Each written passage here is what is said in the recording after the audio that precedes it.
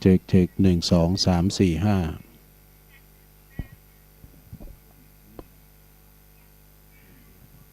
เช็ค1 2 3 4 5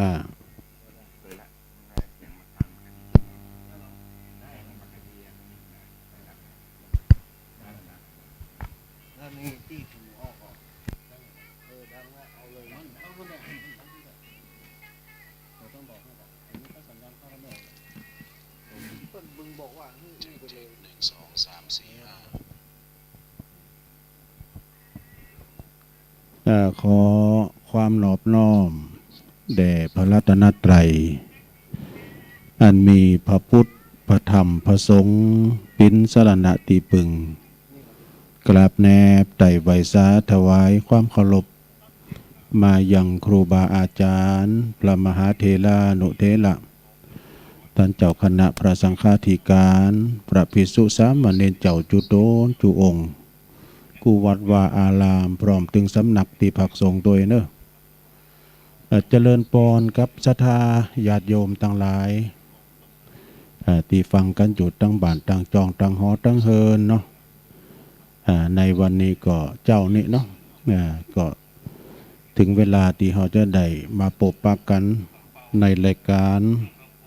สเปเฮละซึ่งก็ดำเนินเป็นรายการบริหารเวลาโดยอาตมาภาพเก่ากับผมตุลุงนันชัยวัฒนาคเสโนวัดประทาดดอยน้อยตำบลดอยหล่ออำเภอดอยหล่อจังหวัดเชียงใหม่วันนี้ก็นอกสถานตีเช่นเคยเนอะศรัทธาญาติโยมทั้งหลายนะตีดอยนางแก้วได้รับความเมตตาจากตุลุงเชาเนอะท่านนากรตุลุงเป็นกดตั้งอกตั้งใจมาเอาทำกล่อมมาตีถึงศรัทธาญาติโยมเนอะก็เดียวจะเป็นถ้ำยังนะก็เดียวก็ขอเมตตาบารมีธรรมตุลุงเชาท่านนากรเนอะสำนักสงฆ์ปางน้ำทุปางน้ำทุเปิ่นก็มาตามสัญญาเนาะลงเลยเวลามานิดหน่อยก่อนเป็นยังเนาะ4 โมงปลายบ่ครูบาอาจารย์ปจะลุกมาสวดมนต์นะในโอกาสนี้ก็เปิดเพื่อเป็นการเสียเวลาจะได้นิมนต์หลวงพ่อ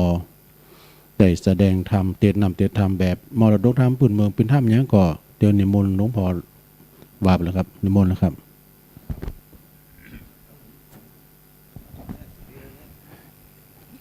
ก็ขอกราบแตะไตไวสาวิญญาปารมีธรรมท่านตุลุงยองที่ได้ให้โอกาสเข้ากับผมได้มานำพระธรรมเทศนามาเทศในเจ้าของวันนี้เป็นเจ้าของวันที่19วันนี้ตุลุงก็จะได้นำเอาพระธรรมเทศนาพื้นเมืองเรื่องบัวสีเหล่าเนาะมาเทศให้บรรดาพ่อแม่พี่น้องศรัทธาได้รับฟังกัน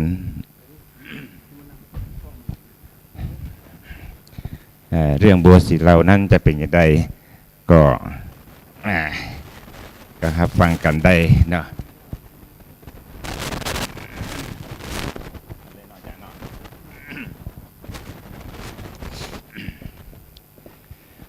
นะโมตัสสะภะคะวะโตอะระหะโตสัมมาสัมพุทธัสสะ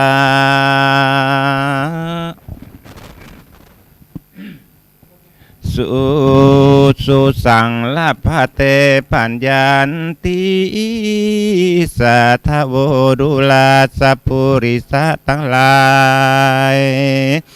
อันนั่งยายมวลหมู่พร้อมหน้าอยู่ฟังธรรมจุ่งดาจามฟังที่เราจักจี้ไขจาถึงการนาโลกไตฮือได้รู้ตามมีฟังดีๆแต่ใส่ยอมจักได้ปัญญาจุมสตามวลหมู่จุงอดทาอยู่ดาฟังหลอมจิตใจมันที่สอดดันตามทามบัดนี้แด่เตอศรัทธาอันว่าสัพพัญญูพระพุทธเจ้าตนเป็นปิ่นเก่าติโลกา ได้เทศนากล่าวจี้แต่ก่อนกี้หัวตีโพดปักปัญจวัคคีย์ทั้งห้าที่กลางป่าอิสิปตามาลึกคทายวันนั้นเล่าก็ได้เป็นเก้าอรหันตาสอนมนุษย์สามวลหมู่ได้พรำรู้ของดีคำสอนมีหลายหลาก84,000คันหากเป็นทลาย่อลงมาแต่ใส่จัดนับใดมี3ลำดับตามแต่9วัดสัพพทาสัพพปาปัสสะอากาลนังบอกกะตำบาปเศร้ามัวดำหลีกเป็นกามถอยจ้ากุศลสัมปทาการไฟห้อยต่างบุญสจิตตวิริโยทะปะนังมีใจหุมผ่องแผ้วตานแล้วยินดีอ่านว่ากรรมสอนมีที่ถอยหากสุขุมบ่น้อยขันอันนาสุดแต่เท้าบุญนามหาพรหมอยู่สุดลวงโกมแหล่งลาตั้งนางฟ้าเทวดาก็ยังมาสากมเก่าขอพระพุทธเจ้าองค์ตนยุดโยดไปภายโพดสอนธรรมพระองค์คำที่ไว้ขนิ่งค่อยพิจารณาว่าจุมสัตตาหลายแหลมีอยู่ยุแง่สถานเปรียบบัวบานดอกไม้อันอยู่ภายใต้โบคลนีพ่องเป็นจีอยู่ปลายต่ำพ่องก็เป็นดอกพลัมทัดไปพ่องก็บานใสใจจ้าดาจักกว่าโป้นน้ำลางพ่องก็โป้นน้ำพลัมดูดีอันว่าอุบลมีหลายหมู่รวมแล้วมี4 หมู่จากเก่าอุปมาดังคนนาน้อยใหญ่บ่เว้นไว้ยิ่งใจลางพ้องมีพระญาภายจบจอดรู้แจ้งรอดกองดีรู้หลีกหนีต่างบาปอันกล้าหยาบนาบ่ลาสาพระมาดมีศีลสะอาดกับตัวบ่มัวเมาถอยไล่บ่มาดไม่มัวดำหลีกเว้นกามกู้เชื่อใจไฟเอื้อกุศลเกิดเป็นคนชาตินี้บุญก่อนกี่ปางหลังมาพระปังช่วยกำได้สุขพร่ำคืนวานพระญาตันดันสอดรู้แจ้งรอดต่างธรรมว่าบุญนำมาเกิดบ่ไม่เดือดเป็นดีข้านิ่งมีคืดขวาดบ่ประมาทลาสานีว่างลาละปล่อยยังกำถอยจุประการได้เจยบานคำเจ้าทลาบต่อเต้ามอลนาอุปมาเปรียบไว้ดังดอกนั้นใส่บัวบาน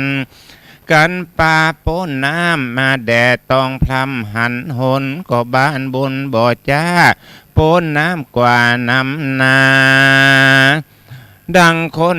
นาลูกลาพระญากราซับเสียวฟังทำหนเดียวกล่าวจี้ก็รู้แจ้งที่หันใสแล้วนำไปปฏิบัติเป็นกิจวัตรกับตนเป็นมงคลพาเสดบ่ฮือเกิดปาฮือเกิดสวัสดีนั่นแหละนา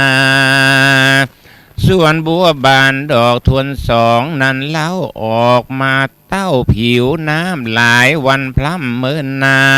นแสงแดดปานถูกดอกจิงโป้น้ำออกบานมาอันนี้นาเปรียบไว้ดังคนโลกใต้ยิ่งใจทุกยากหลายบ่น้อยได้ต่ำก้อยอนาถา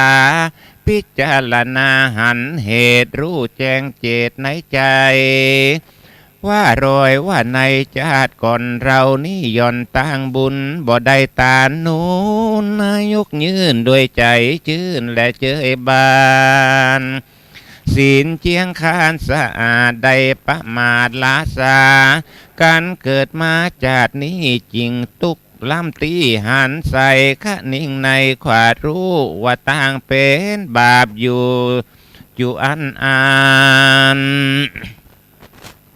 บ่ผายผันเข้าไกลหลีกเว้นไว้ไกลนี้จักกะทำดีก่อสร้างแต่ตาตั้งบุญ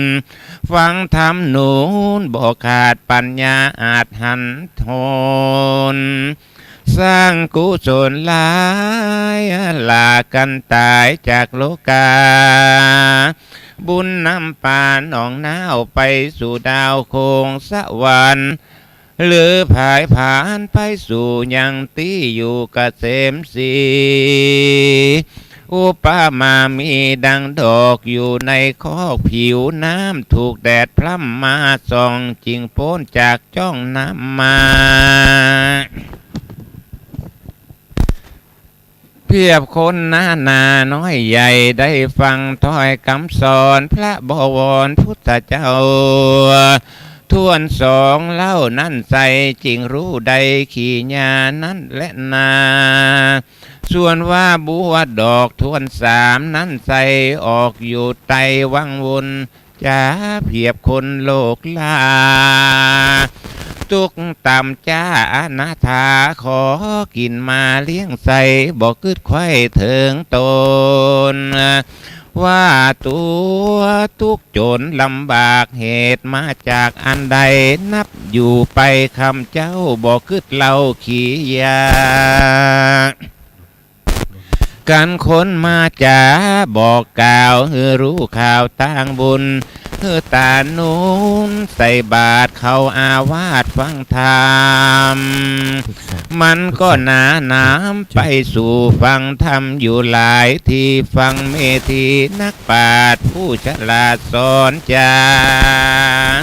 หลายเตื้อนำหนานับบ่ได้จริงรู้ไข่ที่ถอยว่าคนใหญ่น้อยยิ่งใจเขาสุขสบายหลายลากบ่ทุกข์ยากเหมือนเราย้อนบุญเขาสร้างไว้เขาจริงได้เจยบานเราอับผ่านชาตินี้ตุกล้ำตีอนาถารอยว่าปางหลังมาชาติแล้วได้กาดแก้วกองธรรมก็ตามกามมนไม่สร้างบาปไว้นำนาบาปนั่นมาคืนครอบสยองตอบตัวตันทุกจริงวันมาสู่กันขวาดรู้หันใส่ก็ใส่ใจบ่จ้ารักษาศีลห้าดวงงามหือตานตามบ่ขาดกันก้อยกาดวำวายได้พันพายไปเกิดตีผาเสดกเกษมใจ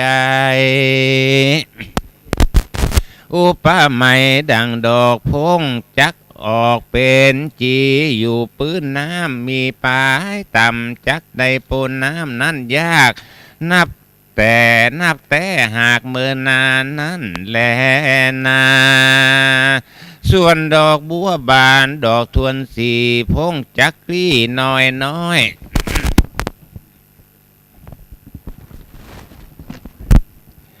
การฟังธรรมนั้น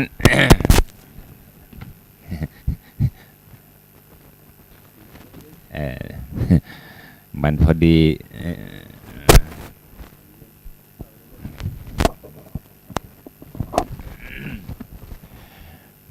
จอจิตจ้อยเจ้าจีเปลือกตมมีลาลามลูอยู่ยังติดอยู่ดินดานจักเป็นอาหารเต่าน้ำสัปปะพลัมปูปา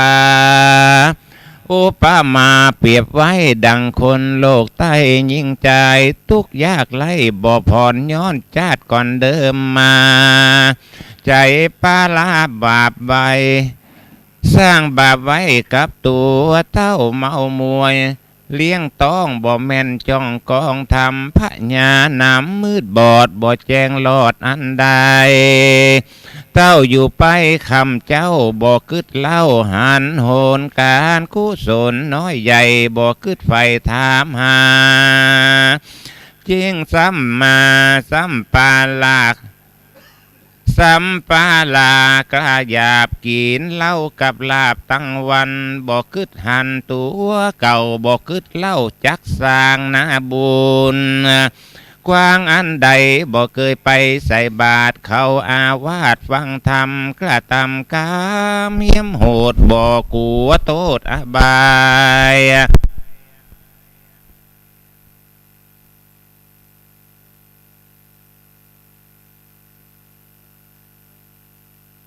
ไอ้มาด500 ชาติเป็นพมารสัทธาหาน้อยใหญ่จุงจำไว้เป็นทลา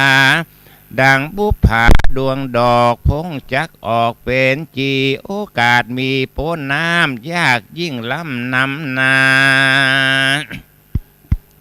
อันจักได้ฟังธรรมโอวาทเป็นบทบาทคำสอนจาดกสอนเปลือกปีอันนักปราชญ์จี้สอนจายากนักหนาแต่เล่าพระพุทธเจ้าตนถ้าลงยานก็เอาบัวบานตั้งสี่มาเป็นที่กฎหมายสอนสัตตาหลายโลกไตอย่าแยกไว้ไผมันพ้องพญาตันไว้วาดพ้องปึกขนาดนำนาดังบัวนั้นนาสีเหล่าอันบอกเล่าปันหมายศรัทธาหลายม้วนหมู่ใดพรำรู้หันใส่ดอกบัวใดนั้นใส่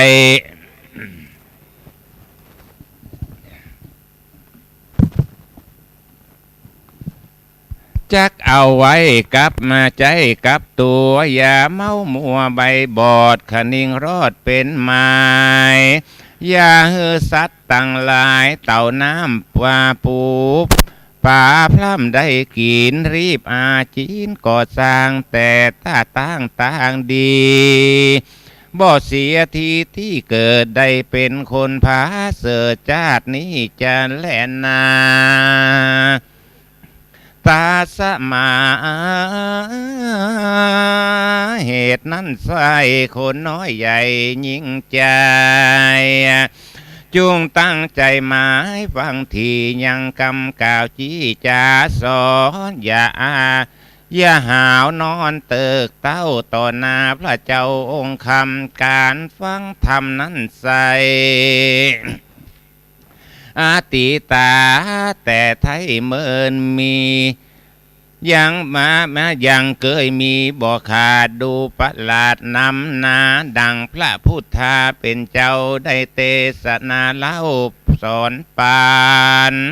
คนฟังธรรมกันเป็นหมู่ที่แก้วกูวิหารมีคนหนึ่งสันดานใบบอดกันเถิงยามลอดฟังธรรมก็นานำลับไหลคนหนึ่งมือไวใจจ้าขุดดินกว่าเปล่าเอ็นไม้แถมคนหนึ่งพันภายจ้าใจสวายกิ่งไม้สาขาคนหนึ่งนาแงนพอฟ้าแถมคนหนึ่งใจจ้านำนาตั้งใจฟังธรรมที่ต่อบ่ฮือขาดคอบทใดอดไว้ไป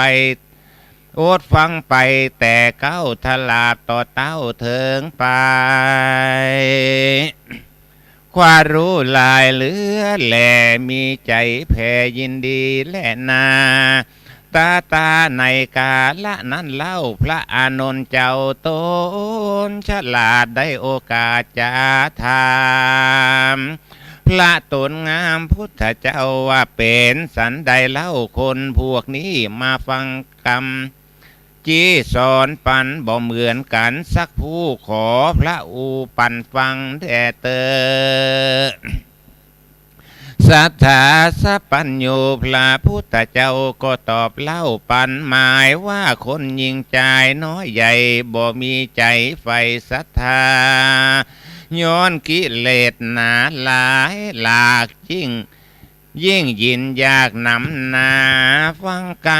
รฟังธรรมนั้นโสดคนที่นั่งรับโคดนั้นเล่าย้อนจาดก่อนเก่านั้นใส่เขาเอากำเนิดใดเป็นงูนิสัยยังจูบอกขาดเกิดมาจาดเดี๋ยวนี้นิสัยก่อนกี้โตยมาแถมคนหนึ่งนั่นนา ฟังธรรมพระเจ้าใครจะได้ขุดดินไปบอกขาดย้อนว่าชาติปางลางอาติตังแต่ไทยได้เกิดเป็นไส้เดือนมากิริยานั้นนาบอกขาดติดมาเถิงชาติปัจจุบันนั้นแหละนา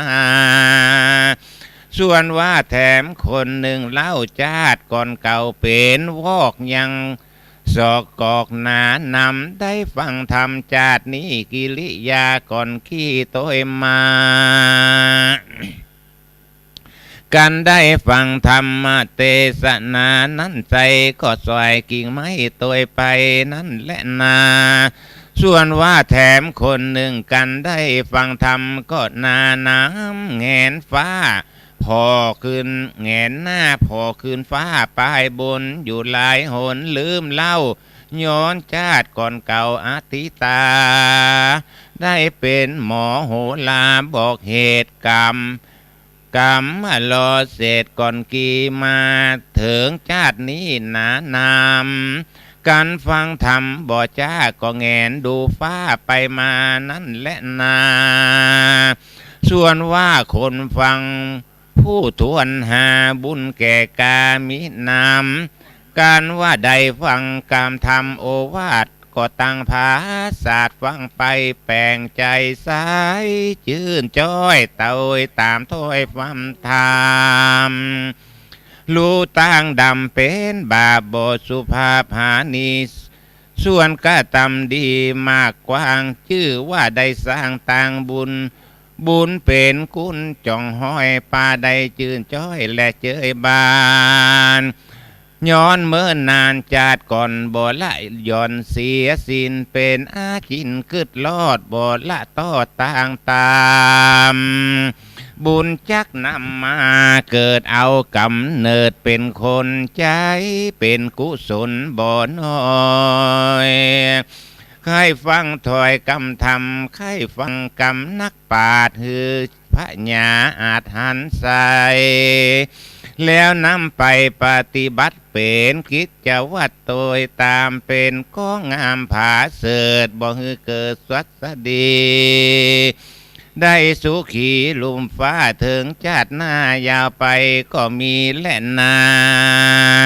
มูลลาสถาตั้งหลายเฮ้ยหนุ่มเท่าฟังธรรมแต่เก้าลอดไปตั้งจะดังจะไม้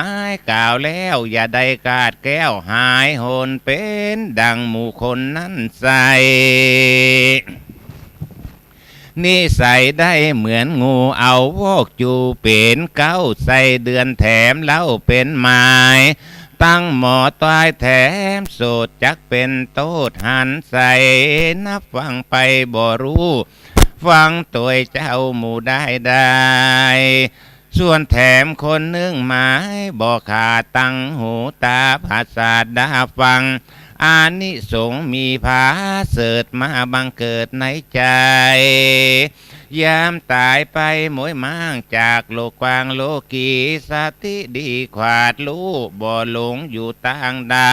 ำบุญย่อมนำไปหลอดเวียงแก้วยอดเนลปานก็มีโดยประการดังกล่าวมานี่แลนะนี่ที่ตั้งขีญาสังวันนาวิเศษจาห้องเหตุบัวสีเหล่าก็บังกรมสมเลสเดสาธุสาธุสาธุเอาแล้วศรัทธาญาติโยมทั้งหลายได้สดับรับฟังมรดกธรรมปืนบ้านล้านนาเฮาเนาะบัวสีเหล่าโดยตุลุงธนกรหรือว่าตุลุงเชาเนอะสำนักสงฆ์ปางน้ำถุนะเปิ้นได้เทศนาไปจบลงไปก็เป็นตีละเมาเอาใจเนอะมาเป็นเจ้าที่สอง วันนี้มาช้าดีกว่าไม่มาเดี๋ยวตุลุงนั่งอยู่ห่างก่อนจะถามตุลุงก่อนทำเนี่ยปิ้นจะได้พองทำมาเนี่ยมันโบสีเหล่ามีอย่างพองมีหาเหล่ากันนะ บัวสีเหล่ามันก็มีสีเหล่าอะครั สีเหล่าเนาะ ก็เหมือนกับอย่างอันที่เคยมีคนถามว่า ครับ ปัจจัยสี่มี5อย่าง6อย่างนะฮะ ศีลห้ามีกี่ข้อเนี่ยนะครับ บางคนก็ว่าปัจจัยสี่มันมี5อย่างกับตุลุงเหรอ เออ ก็ว่าตุลุงก็ถามอันที่5เรามาอันหยังอันที่5กับมือถือ ปัจจัยที่ห้าเนาะ ปัจจัยที่ พ่องก็ว่าปัจจัยที่6กับรถนะจักรยานรถอันเนี้ยยานพาหนะนี่เนาะมันก็มีหลายมุมมอง ครับ หลาย เดี๋ยว มุมมองแล้ว ใคร แต่ ถามตุลุงว่าอันที่เจ้านี่น่าสนใจดีว่าคุณเฮาลักษณะของการฟังธรรมเนี่ยมีอย่างเป็นงูเป็นกบก็มีกันจะได้ อันนี้มันมาตั้งแต่อเนกชาติเนาะ คือว่าแต่ละคนมันบ่เหมือนกัน เพราะว่าไผ่ที่ทำบุญมาเคยเป็นอย่างมาก่อนเนี่ยคือมันจะแสดงออก ครับ มันจะแสดงออกคือหันว่าจัดแล้วเป็นอย่างไอ้นะครับครับ แต่ก็บางคุณเนาะพอแต่อันแต่เนาะก็เวลาเปิดเตทำก็ลุยไล่ด้วยรูปมูด เล่นรับไป ครับ ในวิหารน่ะ อันนั้นน่ะเป็น เป็ เป็นไส้เดือนพ่องเป็นพวกพ่องเป็นอะไรอย่างพ่อง ฟังเหมือนกับเจมฟังเนาะฟังโหนโยนกับจัดแล้วปังหลังกับเป็นบอกเป็นว่านอนเนาะ ครับผม เรื่องอันอย่างสถาเฮานี่ก็เหมือนกับ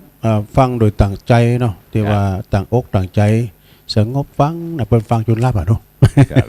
เพราะผมได้รับคืนหงเนาะแต่คือเรานี่ได้รับกันแล้วนะตุลุง ครับ เพราะว่าเพิ่นนี่ ค ก็ รับ โขนเขาติบกรรมสังกาเมตตาบารมีธรรมหลวงพ่อท่านพระครูชลทานพิทักษ์เนี่ยมันได้รับแล้วนะกลางเต้นเป็นอย่างดีอ่ะมันได้รับไปเลยอะ ครั นะ บผม ปรับปรุงสถานตีจนแล้วรอสักกรรมครูบาอาจารย์มากก็เพื่อก็จะสวดไคตาพระเจ้าเนาะ ครับผม ในโอกาสที่เหลือนี่เนาะสถาในโอกาสที่เหลือนี่ฟังธรรมแล้วพี่จะฮื้อพองนี่นะจะได้เปิดสายตุลุงเชาเราบอกเบอร์โทรมันก็แล้วตุลุงเบอร์โทรตุลุงหยังก็พระจะโทรมาเดี๋ยวโทรมาที่ลุงเชาเนอะเปิดอยู่ปางน้ำทุเนาะเบอร์โทรตุลุงเอาเลยโทรเลย เบอร์โทรก็098 278 0561 098 278 0561 พระจะโทรมาตีลุงเชาก่อนที่พระจะสวดมนต์ไขตาพระเจ้าธรรมจักรกับปวัตนสูตรนี่ก็โทรมาเลยเด้อมีเวลาอยู่เนาะ ตุลุงชาวะโทรมาได้จะโทรมายืมยอดตังค์ตุลุงมีเด้อเนอะ โดนแซวแล้ว เอ้าโทรมาที่เบอร์ตุลุงชาวเนอะสถานเนาะปะตุลุงมากี่โมงลุงปูนมากี่โมงอู่กันไปก่อน อ๋อ ก็2:40ใจเปิ้นโฮมเนอะสถานน่ะใจเปิ้นเคยออกรายการเพราะว่าก็เปิ้นเคยออกกันให้ทับเปิ้นโมนน่ะเปิ้นเตทามโมน ก็วันนี้อาจจะบอกให้พร้อมแต่ใดเพราะว่ารู้สึกว่าพักผ่อนน้อย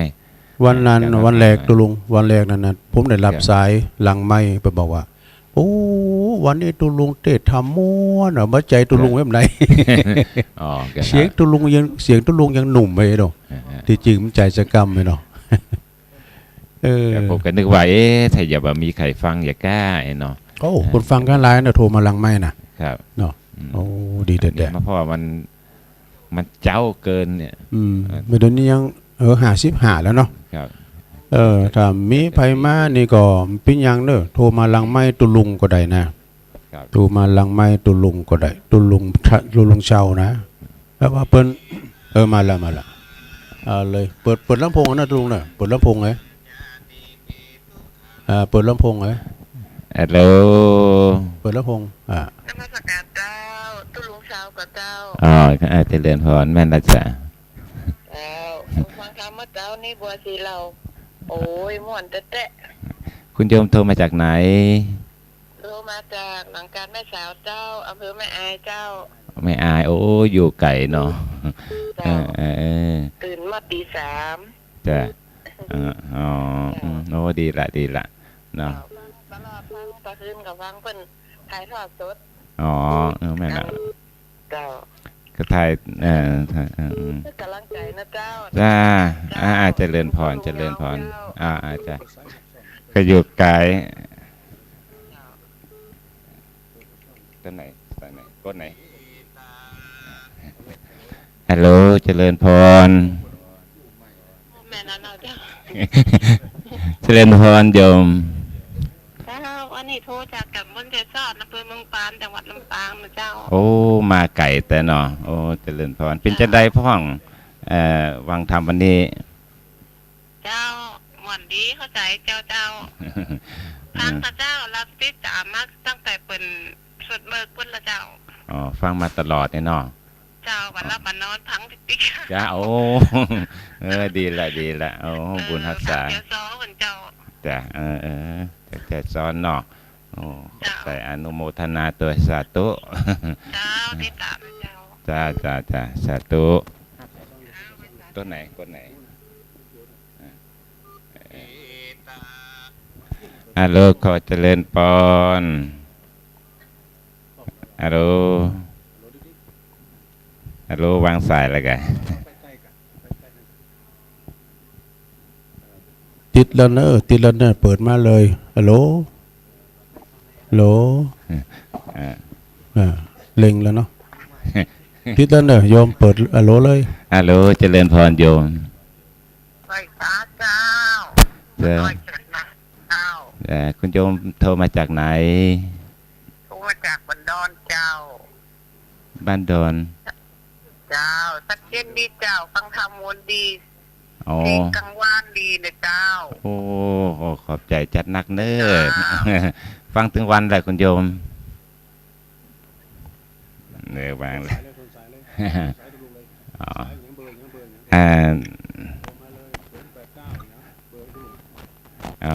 ศูนย์วางสายแล้วฮะขอบใจเน้อโอ้ก็มีพี่น้องศรัทธา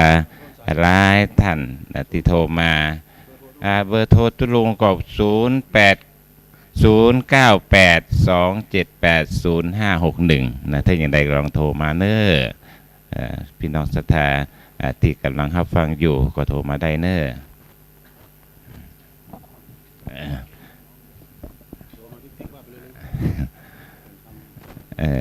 ข้อตุลุงนี่ก็กำลังมาฝึกใหม่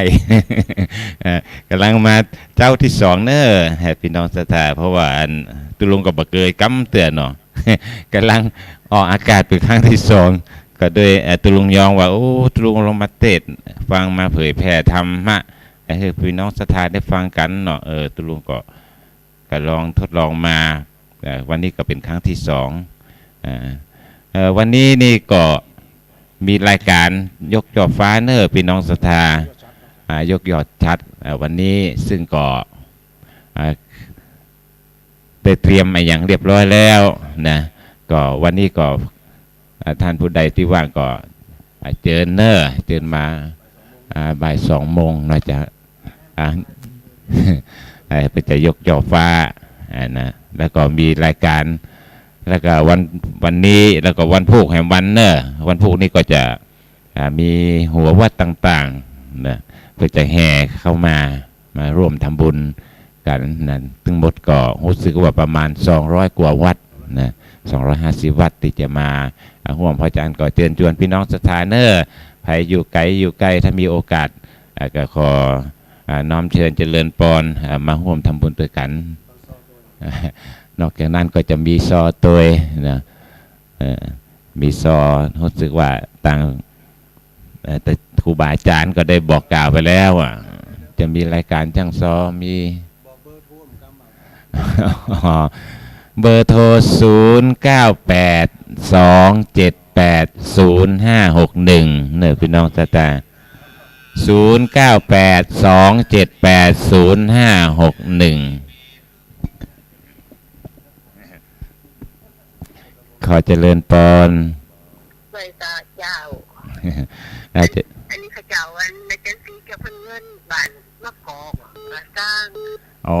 จังหวัดสะบัดตากผ่าเนี่ยเจ้า โอ้อยู่ไกลเนาะพระบาทพาโอ้ดีละที่โทรมา หน่อยนี่บันดอนกว่าเมื่อซ้ำกันนะเจ้าการบันดอนนะการนัดบันดอนนะ อ๋อ การนัดนี่แหละ จ้า ฟังถึงวัน ฟังถึงวันเนาะวันนี้เป็นได้พ่องพระตุลุงก็มาเต็ด เป็นกันนี่เลย พอดีเต็ดใหม่ ตามสายไปฟังหน่อยเยอะกว่านี้เหรอ เออ ฟังไปฟังกันลุงเข้าเลยคือว่าลุงเนี่ยเลยก็คือได้คิดตายหมดเลยนี่เจ้า จ้าโอ้สาธุสาธุบุญรักษาเน้อสายต่อไปขอเจริญพรคุณโยม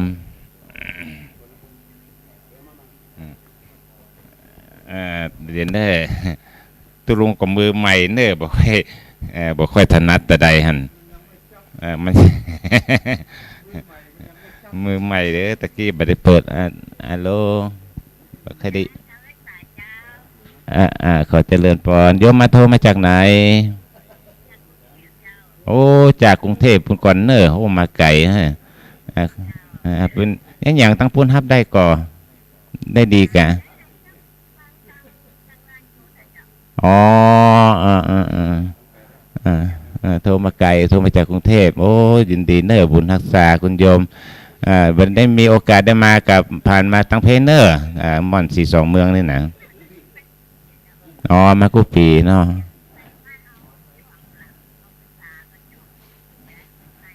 อ๋อ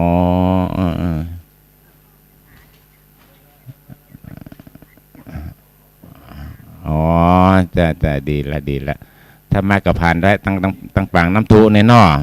ก็ว่าผ่านมาตั้งปางน้ำทุสกัดไดเนอร์ยินดีต้อนรับล่ะจ้าจะเจริญพรเนอร์บุญรักษา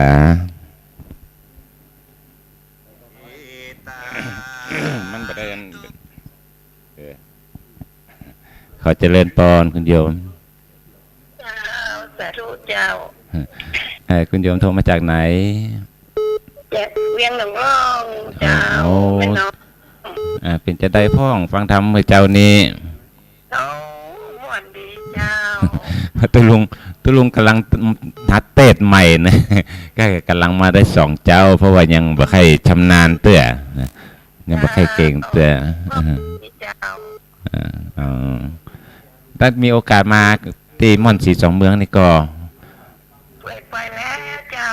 วันพุธก็จะไปอยู่เจ้าอ๋อวันพุธก็จะมาอยู่เนาะดีแล้วมาร่วมทำบุญด้วยกันวันที่3นี่ก็จะมีรายการอย่างหลายอย่างที่ครูบาอาจารย์เพิ่นได้บอกไปแล้วเนาะเนอขอเจริญพรสาธุเนี่ยเปิดกดตัวไหนเนี่ยขอเจริญพรคุณโยม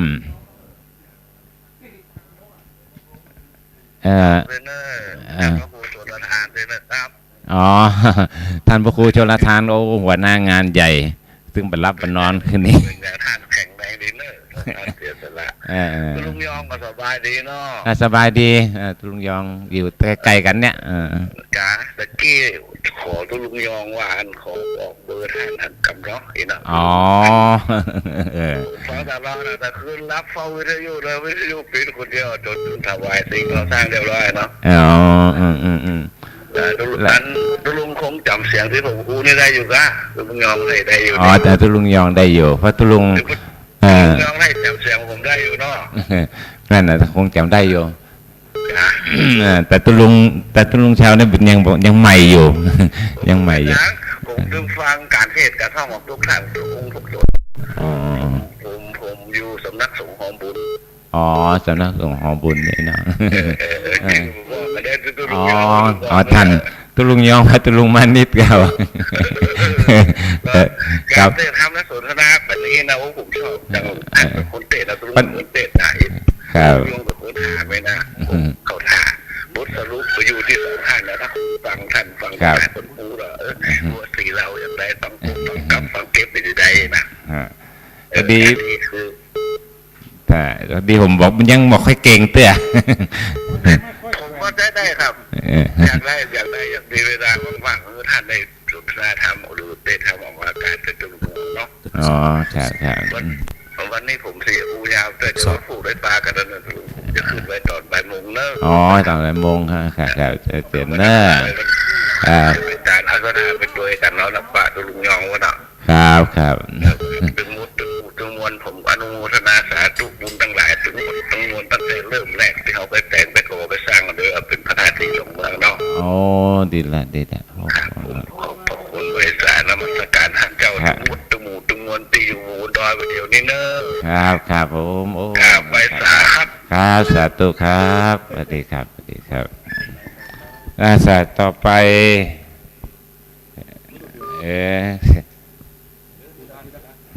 ฮัลโหล เจ้าแกไว้เจ้า เจริญพรคุณโยมโทรมาจากไหน จากแม่สุดแก้วมันศิลาพรสิเตี้ยมะลุงละปูนนะ กันหงละปุน เจ้าติดตามทั้งหมดเจ้านะเนอะ จ้า ทำชัดเจนในเนอะบัวสีเหล่าในนาร้องฟังแล้วม่วนในเจ้า โอ้โหขอบใจจันนักคุณโยมตุลุงก็ไม่อยู่เนาะ หน่อยแล้วก็ฟักตอนฟังชัดเจนดีนะเจ้า ขึ้นรับดีเนาะ เจ้าขึ้น 98.75ไว้ไว้ตองสากเนี่ยชัดเจนนี่เนอะ โอ้ขอบใจจันนัก เจ้ากราบไว้สาธุสาธุ จ้า เจ้า สาธุอาจารย์พรเนอโชคดีอาสาต่อไปขอเจริญพรคุณโยมโทรมาจากไหน บางจังเลยนั่งมันไปยาบางทีเจ้า โอ้โทรมาไก่เนาะเป็นจะได้พ่อฟังธรรมวันนี้ โอ้ยมนดีได้กะทิร้อนใจที่จัง ก็วันรัตวานี่ฟังเนาะคืนตะวันก็ฟังตึงวันกับคุณโยม แต่ว่าก็ฟังมนน่ะนึกว่าเอานั้นมาต่อแล้วได้บ่ อ๋อกะว่าจะเอามาเหมือนกันนะก็เลยลืมไปก็เลยไปเอาบัวสีเหลามา เดี๋ยววันหน้าก่อนเนาะวันหน้าก็มาเตะใหม่มาเตะให้ฟังแหมเนาะ เด็ดเนาะเนาะเด็ดปล่อยดีเจ้า อ๋อโอ้ขอบใจเนอะ เอาแล้วศรัทธาญาติโยมทั้งหลาย เจริญพรเนอะ ต่อเป็นสายสุดท้ายเนาะตุลุงเปิ่นได้หับสายมาเพิ่นว่ามันแขวนแต้เลยเนาะปิดสายเลยตุลุงเพราะว่าตอนนี้ก็จะได้เวลาเจริญพระพุทธมนต์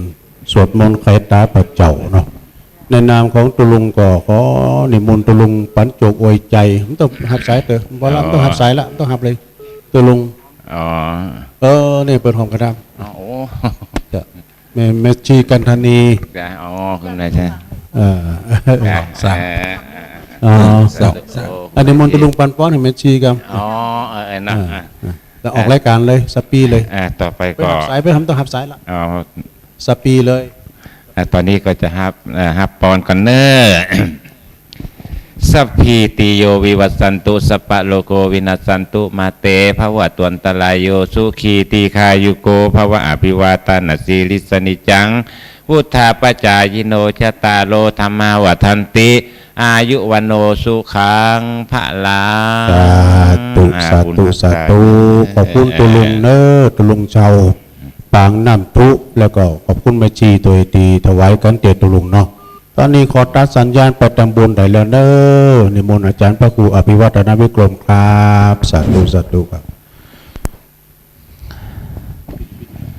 บาปมาเมื่อลุนบุญมาเมื่อล่ากรรมเหยปามาเมื่อซอยจาดพริกขี้หนูเปาะกับพริกน้อยมันหากบะฮ้อนที่ลุนโบราณว่าไว้ตกก่อนเป็นขนพ่องตกที่ลุนกลายเป็นขี้ข้าการทำการสังตีบ่ได้หน้าอย่าฟังตุมลาขว้างละเฮือแปลงใจนิมขันติมานะอดก้อยสร้างทำไปถึงภัยบ่ฮู้เฮาฮู้แก่ใจผลที่ออกไปเหมือนคำหล่อเบ้าเหมือนคำหล่อเบ้าหลับลุกเจ้ากินพักดังปายหลับลุกควายกินพักดังเกาลุกเจ้าได้หลายลุกควายได้น้อยหลับลุกเจ้า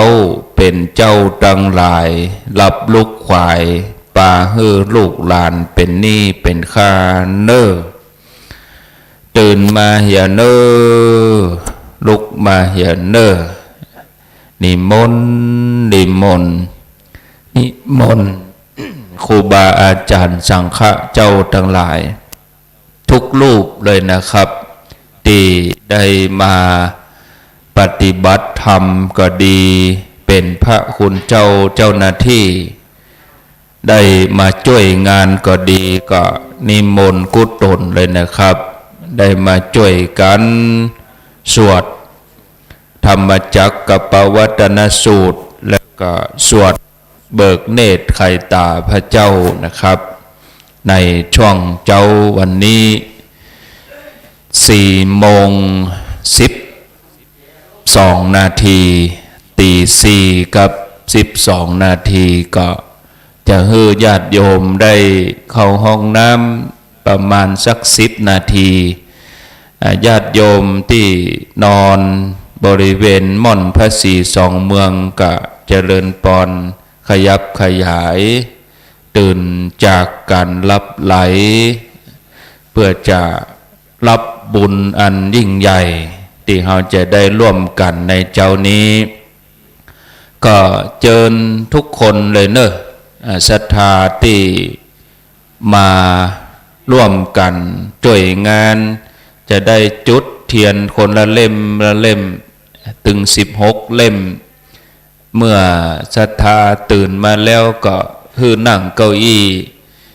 กำเดียวจะมีพระคุณเจ้าหน้าที่ปาไป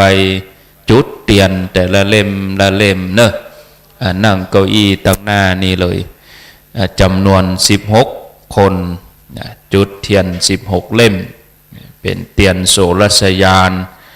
เทียนส่องตาส่องหน้าพระเทียนบาทน้ำมนต์เทียนต่างๆเจ้านี้ก็ท่านพระครูชลทานพิทักษ์วัดแม่ฮองไคจะได้นำสวดพร้อมกับท่านปลัดจำนันสุธีโลแล้วก็มีครูบาอาจารย์พระสงฆ์ที่มาช่วยงานจะได้ช่วยกันประคับประคองได้เจริญพุทธมนต์ยามเจ้าสวดธรรมจักรกับปวัตนสูตรแล้วก็ไข่ตาพระเจ้าในช่วงเจ้านี้นะครับเจิญศรัทธาเฮาทั้งหลายที่อยู่ตั้งบ้านหลายท่านก็ตื่นตั้งแต่ตี 2บางท่านก็บ่ได้หลับนะได้ฟังสวดเบิกก็รวดเลยเดี๋ยวนี้ ถ้าว่าตุลุงเชาเปิดโทรศัพท์ละไว้นี่คงจะฮับโทรศัพท์บ่วันบ่ไหวอะเนาะ นี่มนไปฮับที่ตีนคันใดบุญ วันนี้วันค่ำมาเนอะเตรียมตั้งรับไว้ก็แล้วกันก็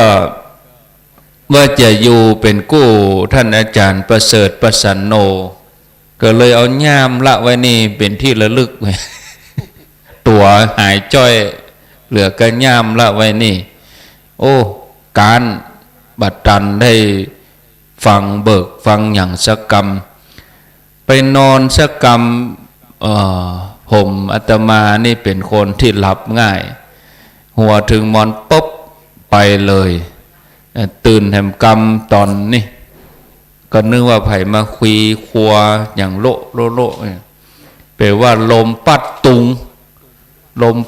งจ่าเจลุกมาท่านพระครูชลทานก็หวังว่าจะได้ฐานที่มั่นอันเหมาะนี่หรอไปกวาดที่ราชวัตรเปิ้นกวนเข้าติบนึกว่าอันเนี้ยเหมาะที่สุดเลยนี่ตี 2เกิงตุลุงยองกับตุลุงเจ้าเปิดลำโพง ลำโพงซะมาจอตัดราชวัตรท่านเนี่ยมันได้รับนะนี่มีเรื่องเล่าเลยมันม่วนเนาะก็นิมนต์นะครับเดี๋ยวเราจะได้สวดไข่ตาพระเจิญญาติโยมโดยนะกุเตื้อนี่ช่างภาพนี่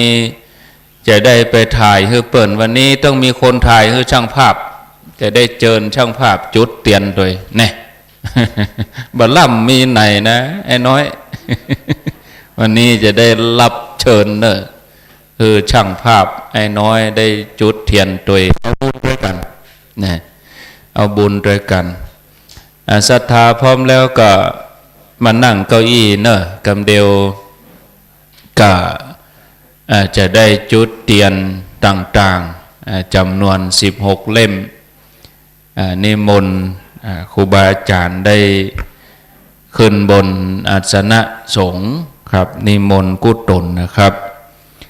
นิมนต์ท่านพระครูสังฆรักษ์สมเหตุได้เกี่ยม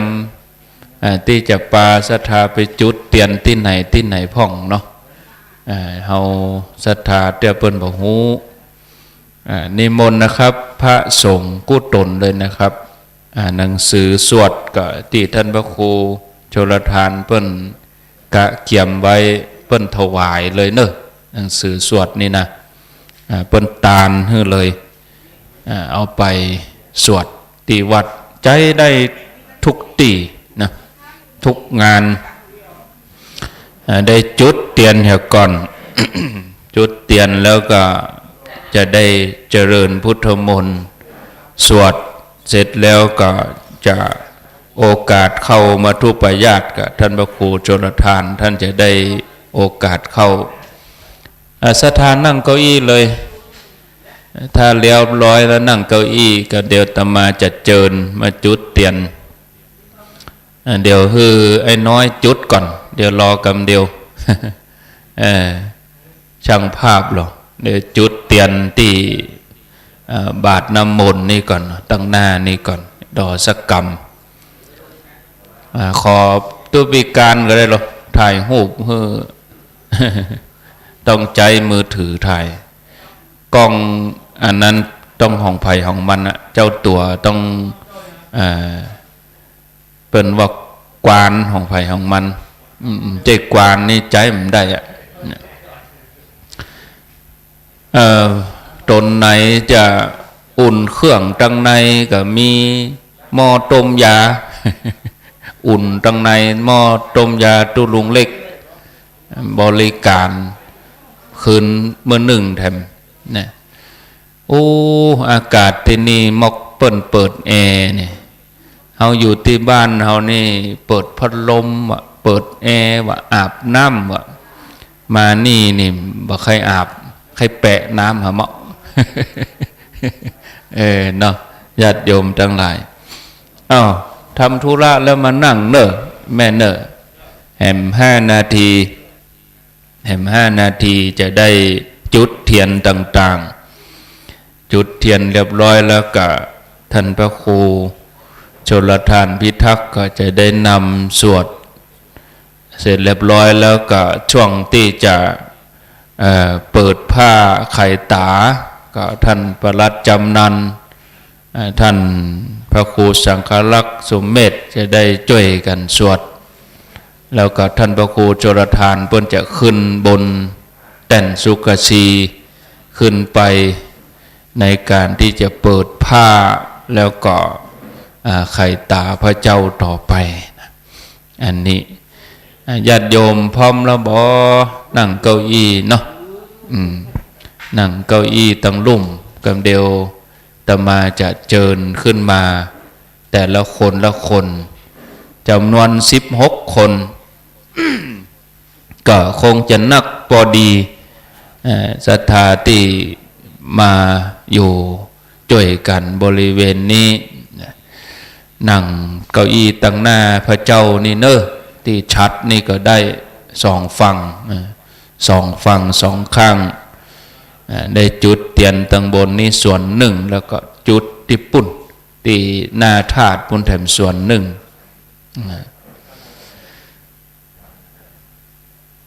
เดี๋ยวรอสักกรรมก่อนเนาะ ศรัทธากำลังทำภาระธุระโยมประจายนี่ง่ายล้างหน้าแล้วก็แล้วแต่โยมสุภาพสตรีนี่บ่แล้วเถอะล้างหน้ามันต้องมีแหม2 ชั้นก่อนนะ เพิ่นต้องละเอียดอ่อนหรอคุณสุภาพสตรีทั้งหลายเนี่ยนะโดยธรรมดาเป็นฮักสวยฮักงามการประดับตกแต่งย่องดอกไม้ก็อย่างการนี่ถ้ามีท่านเขาเหล่านี้ก็บาเรียบร้อยงานประดับ ตกแต่งงานแต่งย่องนี่นะต้องดูแลช่วยกันบางทีก็หมู่สุภาพบุรุษปใจเฮาก็พออย่างมันก็เป็นแบบหยาบๆเนาะเฮาบ่ได้ดูละเอียดเท่ากับแม่หญิงบางทีเปิ้นก็มีความละเอียดมีความตั้งใจนางสุชาดาในเปิ้นแปลงเข้ามาทุปญาติถวายพุทธเจ้านี่โอ้เปิ้นตั้งใจนะ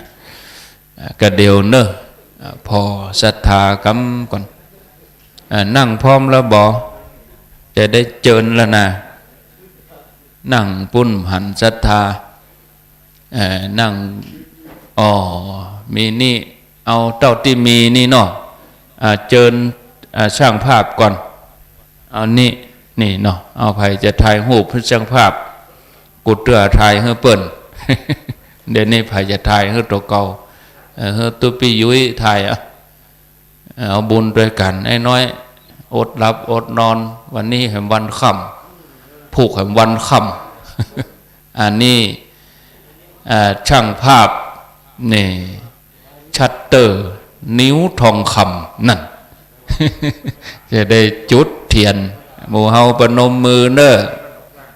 ตึงอยู่ที่นี่แล้วก็ที่อยู่ต่างบ้าน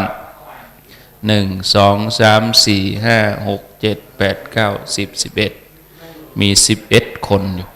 เป็นยังดังนอกคุณได้ใส่อันหัวเจือแล้ววะฮะเรียบร้อยหมดเนาะอันนี้กำลังจุดเทียนตรงที่บาทน้ำมนต์คือจุดเทียนปูชารัตนตรัยปูชาพระพุทธพระธรรมพระสงฆ์นั่นเองถ้าเอาไปตั้งที่พระเจ้าบนกระเดียวขึ้นยากธรรมะมันจะล้นขนหน้าแข่งท่านพระครูไม่ใช่อย่างท่านพระครูขึ้นบนต่อไปตุปิยุ้ยจ่วยเอาเตียนชนวนไปตั้งลุ่มบุญเนาะตั้งลุ่มบุญก็จะมีศรัทธาแถม16ท่านเจิญโยมป้อออกก่อน2ท่านนี้เจริญพรเลยเตรียมไว้ที่พระคุณเจ้าท่านพระครูสังฆลักษณ์สุเมธก็กล้าหามหูจักจืดแต่วันนี้กูเตือก็ท่านยุ้ยอย่าท่านพระครูโชรทานห้องยุ้ยอย่าก็โดยท่านยุ้ยโดยเปิ้นแปลว่าเปิ้นจื่อเปิ้นจัดดีจัดงามไปพระครูสังฆลักษณ์ก่อนพระครูสังฆลักษณ์นี่เป็นพระฐานานุกรม พระราชคณะตั้งแต่พระราชคณะจันราชขึ้นไปนี่เปิ้นจะเป็นพระครูจันสามัญลงไปนี่เป็นพระปลัดนะพระปลัดพระใบดีกาต่อไปก็เจิญคนเฒ่าคนแก่เสียก่อนไล่เลี้ยงตั้งแต่แม่ชีไปเจริญพรแม่ชีกันธนีเจริญพรเลยที่เหลือเอาฝั่งนี้ก่อนฝั่งนี้ตั้งแถวยืนเข้าแถวเรียงไปเลยโอ้คุณแดงกับมาเติกเปิ่นเห็ดเด้มันเป็นยัง มันก็ใครมันที่อยู่มันหรอกเอามาอยู่เต็นมันที่อยู่มันเป็นยังมันนอนมันได้ผ้าเช็ดเท้ามันเหมาะเลยกะดกมันโซนไผ่น่ะได้งอหัวงอเท้าแล้วไอ้แม่ไปเลยเนอะแม่ฝั่งนี้ไปเลยไผ่เป็นไผ่พ่องโมหูจักแม่ลัดดาป่งทีวีสันสลีเวียงหัวเวียงเจริญพรเลยทุกคนเนี่ยฝั่งนี้เดี๋ยวจะเอาฝั่งนี้ไปจุดเตียนต่างๆเนาะโยมป้อที่อยู่ข้างนี้ขยับเข้าในหน่อยนั่งเก้าอี้ในหน่อยนะก้อยตั้งใจเอาแม่โอ้เป็นยังตั้งใจละลมเย็นใจเย็น เย็นจนหนาวสั่นเนาะเหมือนทางบ้านเฮาเป็นหน้าหนาวหมู่เมืองฝางปิกล่ะปิกได้กะหย่องปิกอ่ะ ปิกอย่างผมจะอยู่จนจบวะเนาะเจิญหมู่เมืองฝางมาตัวเนอเมืองฝาง3 คนเจริญพรเลยโอ้ตั้งใจเตะเมืองฝางนี่มันใจของไก่นะไก่นักแกนะปอนะ100 กว่ากิโลก่อนนะเฮาไปนี่ผ่านหลายอำเภอพ่อปัญญามาเลยพ่อปัญญามาบ้านโชคชัยสันสลีหั่นแถมคนที่กินกาแฟนั้นอยู่บ้านไหนฮะพญากหลวงสันชายดอยสะเก็ดเอาต่อแถวนี่เลยต่อแถวแม่นี่เลยได้ก็เดียวทำปอก็เอาเตียนแหวดถาดนั่นไม่เห็น108 เล่มก่อน ถ้ากลัวจำลองไว้หั่นบนนี่แถม3นี่เอา3คนนี่เนอะ3 คนนี่มาจุดบนนี่3 คนนั่นบนกำลังจุดเตียนกันเตียนโสรัสยานจำนวน16 เล่มก็ได้มานอนเนาะช่วยกันช่วยงานช่วยกันวันนี้แถมวันค่ำญาติโยมจะได้ช่วยกันมินเฮาเป็นเจ้าศรัทธาด้วยกันทั้งหมดนี่แหละสถานที่นี่บ่มีศรัทธาประจำก็เลยยากหน่อยถ้าเป็นวัดนี่โอ้บัดนี้ที่นั่งนี่90%ตุหลวงหมดน่ะศรัทธาจะโตมานอนมาอย่างถ้าเป็นวัดนะแบ่งหมวดกันมาเนาะอันนี้เฮามีศรัทธาก็อาศัยหมู่ที่มานอนนี่ช่วย แต่คืนก็เจ้าอาวาสโมดเปิ้นมาสวดมนต์ฮือบ่ต้องฟังแม่เนอะใจเย็นๆเอามือเกิ้งด้วยลมเย็นธรรมดาแสงไฟสว่างตาแสงธรรมะสว่างใจมันดับจุดแล้วดับเป็นอย่างกระเดียวท่านอาจารย์ยุ้ยเพิ่นจะจุดทับเข้าไปแถมกรรมจุดซ้ำเข้าไปเป็นอย่างเหลือนี่แหมเล่มแม่นี่เนาะแม่ที่ถือกระเป๋านี่เสื้อน้ำตาลเจริญพรเลยไปจุดครบกระเดียวเอาเตียนชนวนขึ้นมาบนเพื่อเนอะป่อขึ้นมาบนเพื่อเลยป่อกำขึ้นมาบนเพื่อเลยน่ะอันนั้นเอาละไว้หั่นอันเป็นอย่างดับจังมันจุดเอาบนนี่เป็นอย่างมันหนาวอีกก็ดีไปอย่างนะเย็นเนี่ยดอกมันใบเหี่ยวดีเอาเก็บไว้ตั้งหันเดี๋ยวฟังจุดเจ้านะป่อนั่งอยู่หันไว้ท่าเดี๋ยวรอตั้งลุ่มแล้วหมดก่อนอีก2 เล่มมีแถมก่อไผ่มีไหนตั้งใดมีแหม2 เล่มมาป้าสีดาเร็วๆเลยใส่เกียร์5เข้ามาจุดอีก1 เล่มไผ่แถมฮะป้าสีดาเอาน้ำชาอย่างเลี้ยงแต่คืนที่ในแก้วแล้วเจ้าไข้หัวกันคิกคอกแบบว่าเปิดพรนัยตนที่ฉันเกิน3 แก้วนี่ยิ้มตลอดเลยวันนี้เนี่ยสมุนไพร นั่นรู้ตัวลุงยองไข้หัวต้องมาเจ้ามา เพื่อว่าจะคืนฉันน้ำชา3 แก้วเรียบร้อยแล้วตังบนก็เจิญเลยแม่เอ้ยแม่ฟองแม่นันเจริญพรขึ้นบนป่อขยับไปข้างบนป่อเหลือ3 เล่มสุดท้าย พอขึ้นไปหน้าบนแถมบอกเลื่อนขึ้นไปหน้าบนแถมน่ะเอาไปจุดเต็ม3 เล่มสุดท้ายตรงนี้ไปเพ่แม่เพ่ซ้ายจุด3 เล่มแล้วก็เดี๋ยวเข้าไปเลยเข้าไปเดี๋ยวท่านพระครูเพิ่นจะได้นำสวดต่อไปนะไปนั่งที่เดิมจุดแล้วก็ไปนั่งที่เดิมจุดเลยอนุโมทนาเอาบุญด้วยกันเนาะ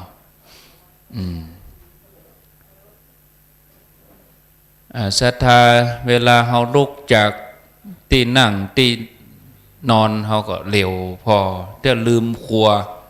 นะคนเฒ่าจังลืมกระเป๋ากะหยังกะแต่ว่าเนี่ยโทรศัพท์วะแว่นตาวะลุกไปแล้วเอาอย่างสักอย่างอ่ะบางทีปิติมันเกิดกรรมเก่าเพิ่นว่าลุกฮือเหลวเดี๋ยวฮือพอ ลุกฮือเหลวเวลาลุกแล้วก็เหลวพอตั้งหลังลืมไปหยังกะเตียวก็พอไปนะพอตั้งลุ่มพอตั้งบนจะเตื้อคนเฒ่าเฮาเตียวพอพันเลิศไปเหียวำลงไปปุ่นเต่าก็หลายอย่างเนาะคันนี้จุดแถม2 เล่มสุดท้ายก็จะได้เจริญพุทธมนต์ก็จับพอดีแจ้งดีขวายงามได้เบิกเนตรไข่ตาพระแล้วก็โอกาสเข้ามัทุปญาตตามลำดับไปเป็นวันลายเหมือนกันรู้ครูบาสังฆะมารวมกันนี่ตังเพมี2 4 6 8 10 12 14 15ดอก15 ตนก่อนนะนี่เนาะเขาเอาฟังเพลงให้เต็มก่อนบอกนิมนต์หลวงพ่อเล็กไปปุ้นไปอิงอันเนี้ยเนาะได้ฐานที่มั่นล่ะอุ่นเลยอุ่นเลยดูลุงเล็กแต่ใจใหญ่ขายหน้ามาแปลงวัดดิฮะขายหน้ามาแปลงพระเจ้าโอ้ใจใหญ่เปิ้นขายหน้าซื้อรถกะดูลุงอันนี้ฮะเนี่ยนี่เปลี่ยนวิธีคิดเนาะเมื่อก่อนนี่เอาไปลงขวดดูลุงบนวานเดี๋ยวนี้เอามาลงบุญมดชีวิตนี้สละเพื่อพุทธศาสนานี่เอาเรียบร้อยเนอ3 เล่มสุดท้ายนิมนต์เลยครับท่านพระครูนิมนต์ครับสมันตาจักวาเลสุอัตราคัญจันตุเทวตาสัทธัมมังมุนิราชัสสะสุนันตุสัคขโมคคทั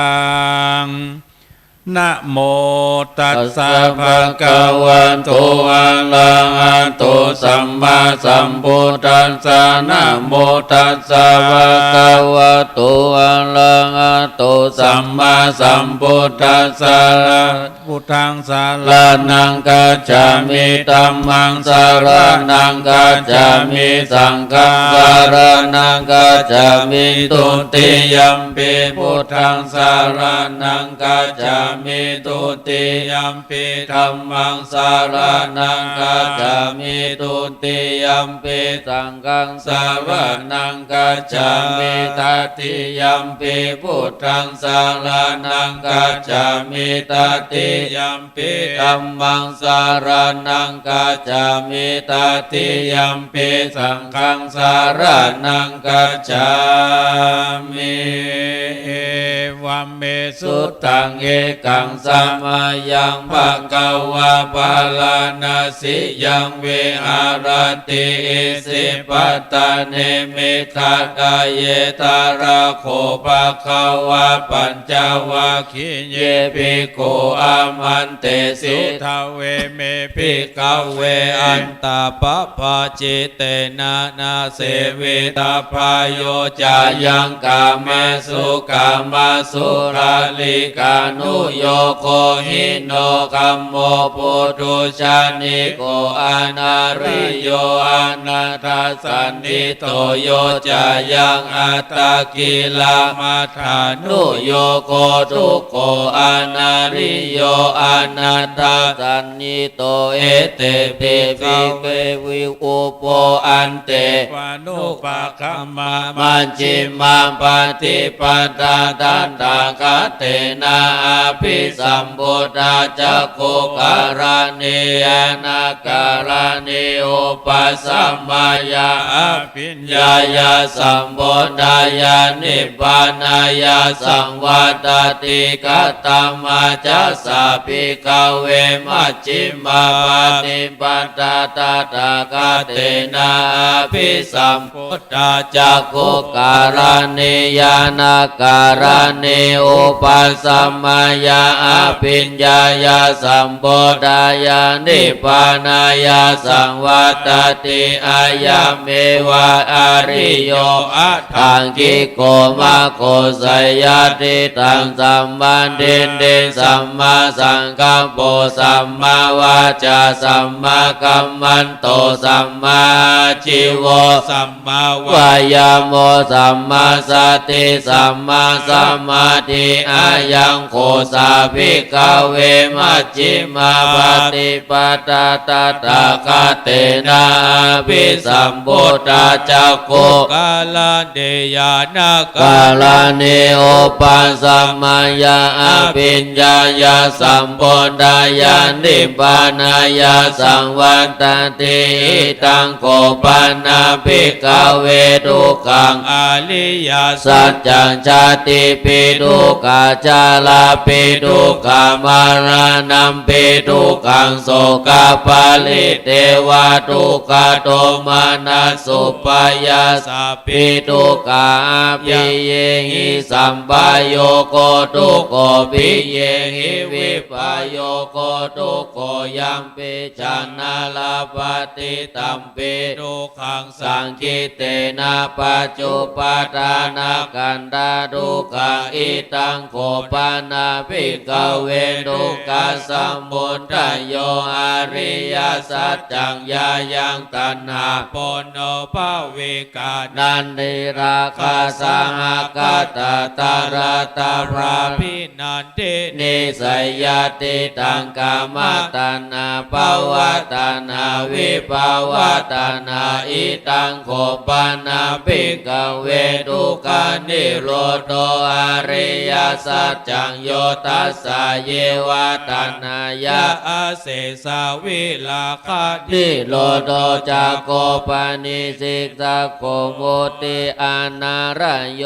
อิตังโกปันนาภิกขเวทุกขานิโรธกามินิปฏิปทาลิยสัจจังอายะเมวะอาริโยอัตถังกิโกมะโคสยติตังสัมมาทิฏฐิสัมมาสังกัปโปสัมมาวาจาสัมมากัมมันโตสัมมาชีวสัมมาวายามโมสัมมาสันติสัมมาสมาธิตังทุกขังอริยสัจจันติเมภิกขเวปุมเปอานานุสุเตสุธัมเมสุจักขุงอุทธัป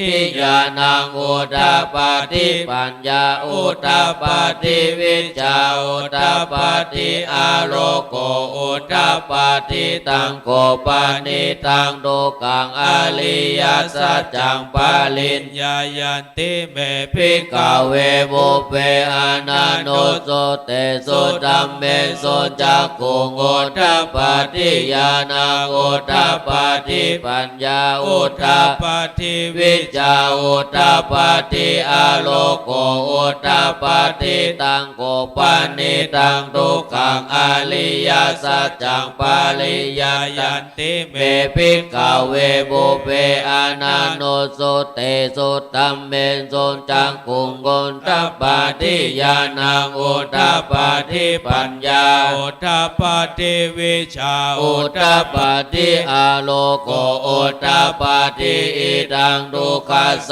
มุทัยโยอาริยสัจจันติเมภิกขเวบุพเพอนันโนสุเตสุธัมเมสุจักขุงอุทธปาติญาณังอุทธปาติปัญญาอุทธปาติวิชาอุทธปาติอาโลโกอุทธปาติตังโกปานิตังทุกขสมุทัยโยอริยสัจจังปะหัตถพันติเมภิกขเวอุเพอนันโนสุเตสุธัมเมสุจักขุงอุทธปาติญาณังอุทธปาติปัญญาอุทธปาติวิชาอุทธปาติอาโลโกอุทธปาติตังโคปานิตังทุกขสมุทัยโยอริยสัจจังปะหินันติเมภิกขเวบุพเพอนันโนสุเตสุธัมเม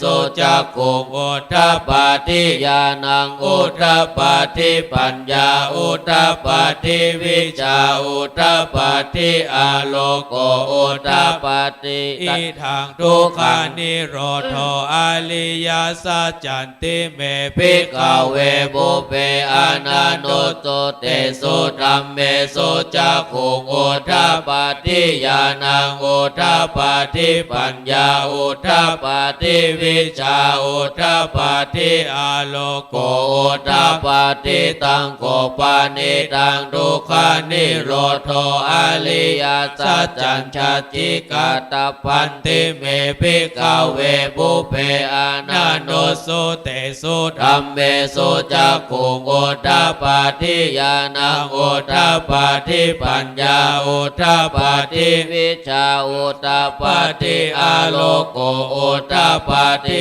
ตังโกปานิตังทุกขานิโรธอริยสัจจัญชาติกาตพันติเมภิกขเวบุพเพอนันโนสุเตสุธัมเมสุจักขุงอุทธปาติญาณังอุทธปาติปัญญาอุทธปาติวิชาอุทธปาติอาโลโกอุทธปาติอิทังทุกขานิโรธคามินิปติปตาอริยสัจจันติเมภิกขเวบุพเพอนันโนสุเตสุธัมเมสุจักขุงอุทธปาติญาณังอุทธปาติปัญญาอุทธปาติวิชาอุทธปาติอาโลโกอุทธปาติตังโกปานิตังทุกขานิโรธกามินิปติปตาอริยสัจจังภาเวตาปันติเม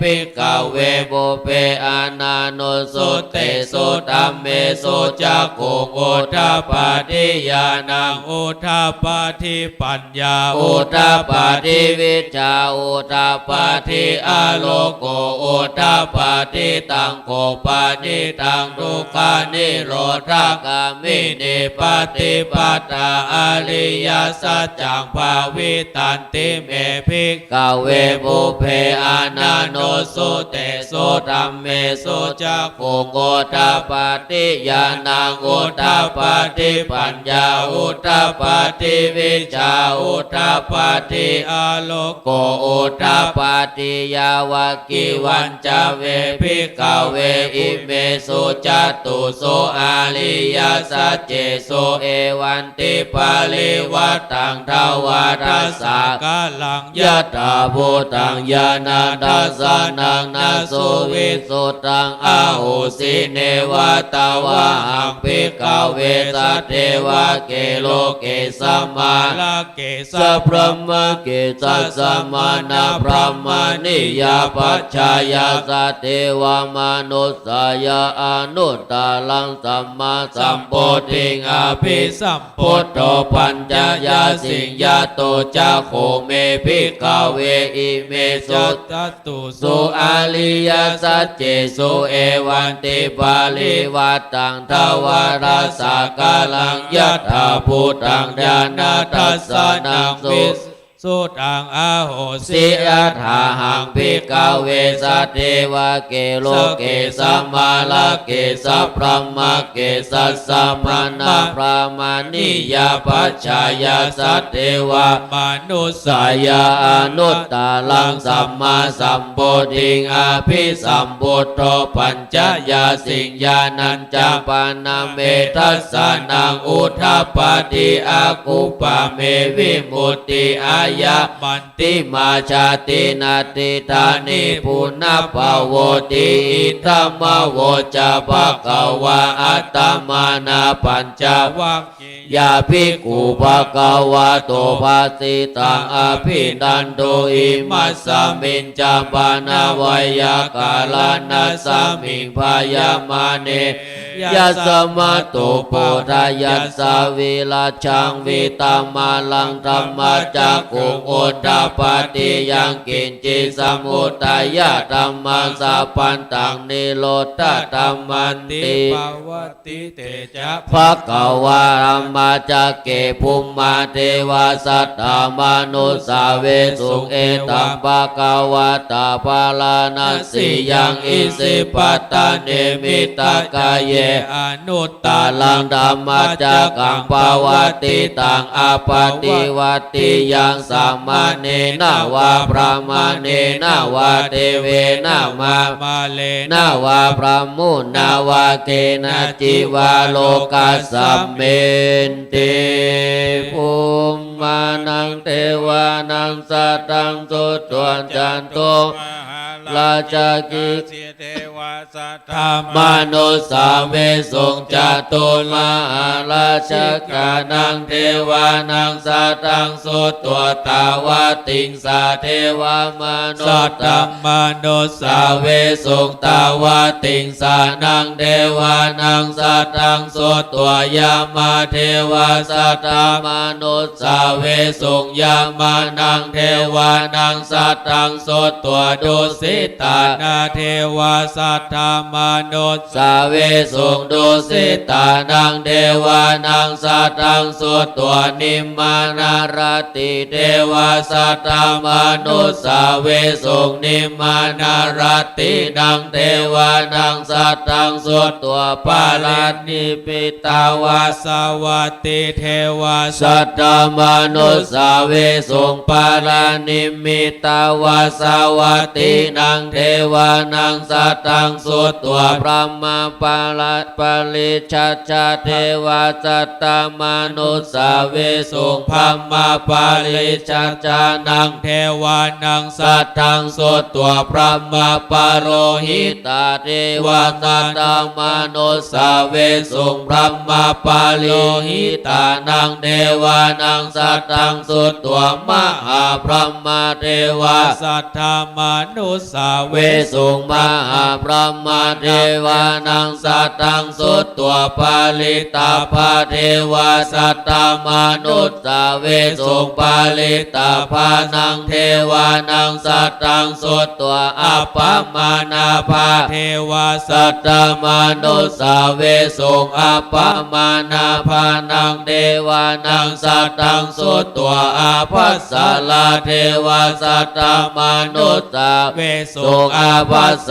ลานังเทวานังสัตตังสุตตัวปาลิตาสุปาเทวาสัตตมนุสสาเวสุงปาลิตาสุปานังเทวานังสัตตังสุตตัวอาปมานาสุปาเทวาสัตตมนุสสาเวสุงอาปมานาสุปานังเทวานังสัตตังสุตตัวสุภากินหากาเทวาสั สั ต ทธามนุส สาเวสุงสุภากินนากานังเทวานัง สัตตังสุตัวเวหะพัลลาเทวาสัทธาม นุสสาเวสุงเวหาปาลานังเทวานังสัตตังสุตตัวอาวิอาเทวาสัตตมนุส สา เว นัง เวเว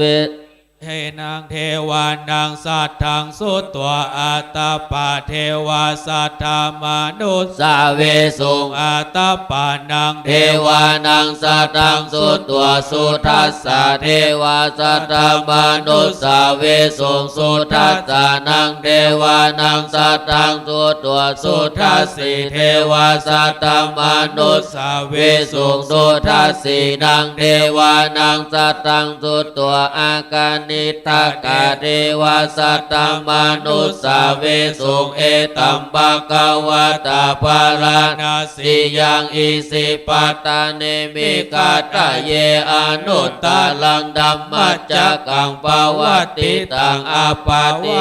ติยังสัมมาเนนะวาพระมะเนนะวาเทเวนะวามาเลนะวาพระมุนะวาเกนะจิวาโลกัสสัมมินติ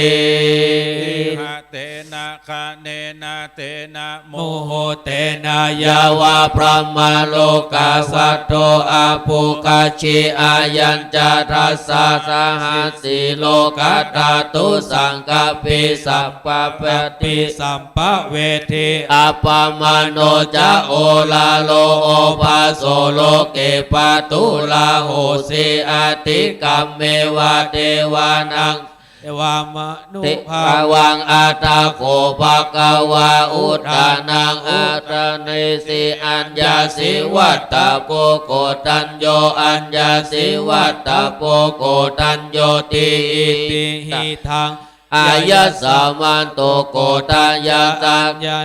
โกตัญโยเทวามามังอาโหสิติจักกัมปวติตังสุตังนิติตั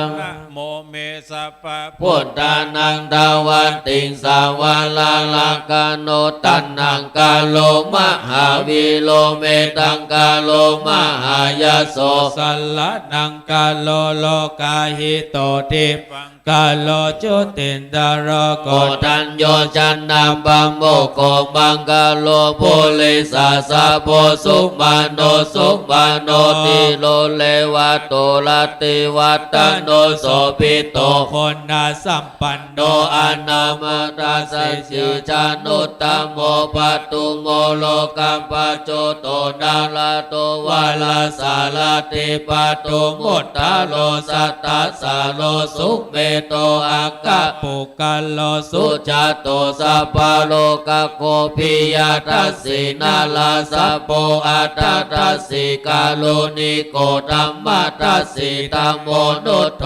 สิตาโตอัตตัมโมโลเกติโสจาวาตาตังวาโลพุโสจาวาราโทพุทโธวิปัสสิจาอนุปโมสิกิสัพพะหิโตตัตถาเวสะปุสุขตายาโกกากุสันโตสัทธาวาโหโกนาคมโนลานันจาโหกัสสะโพเสลิสัมปันโน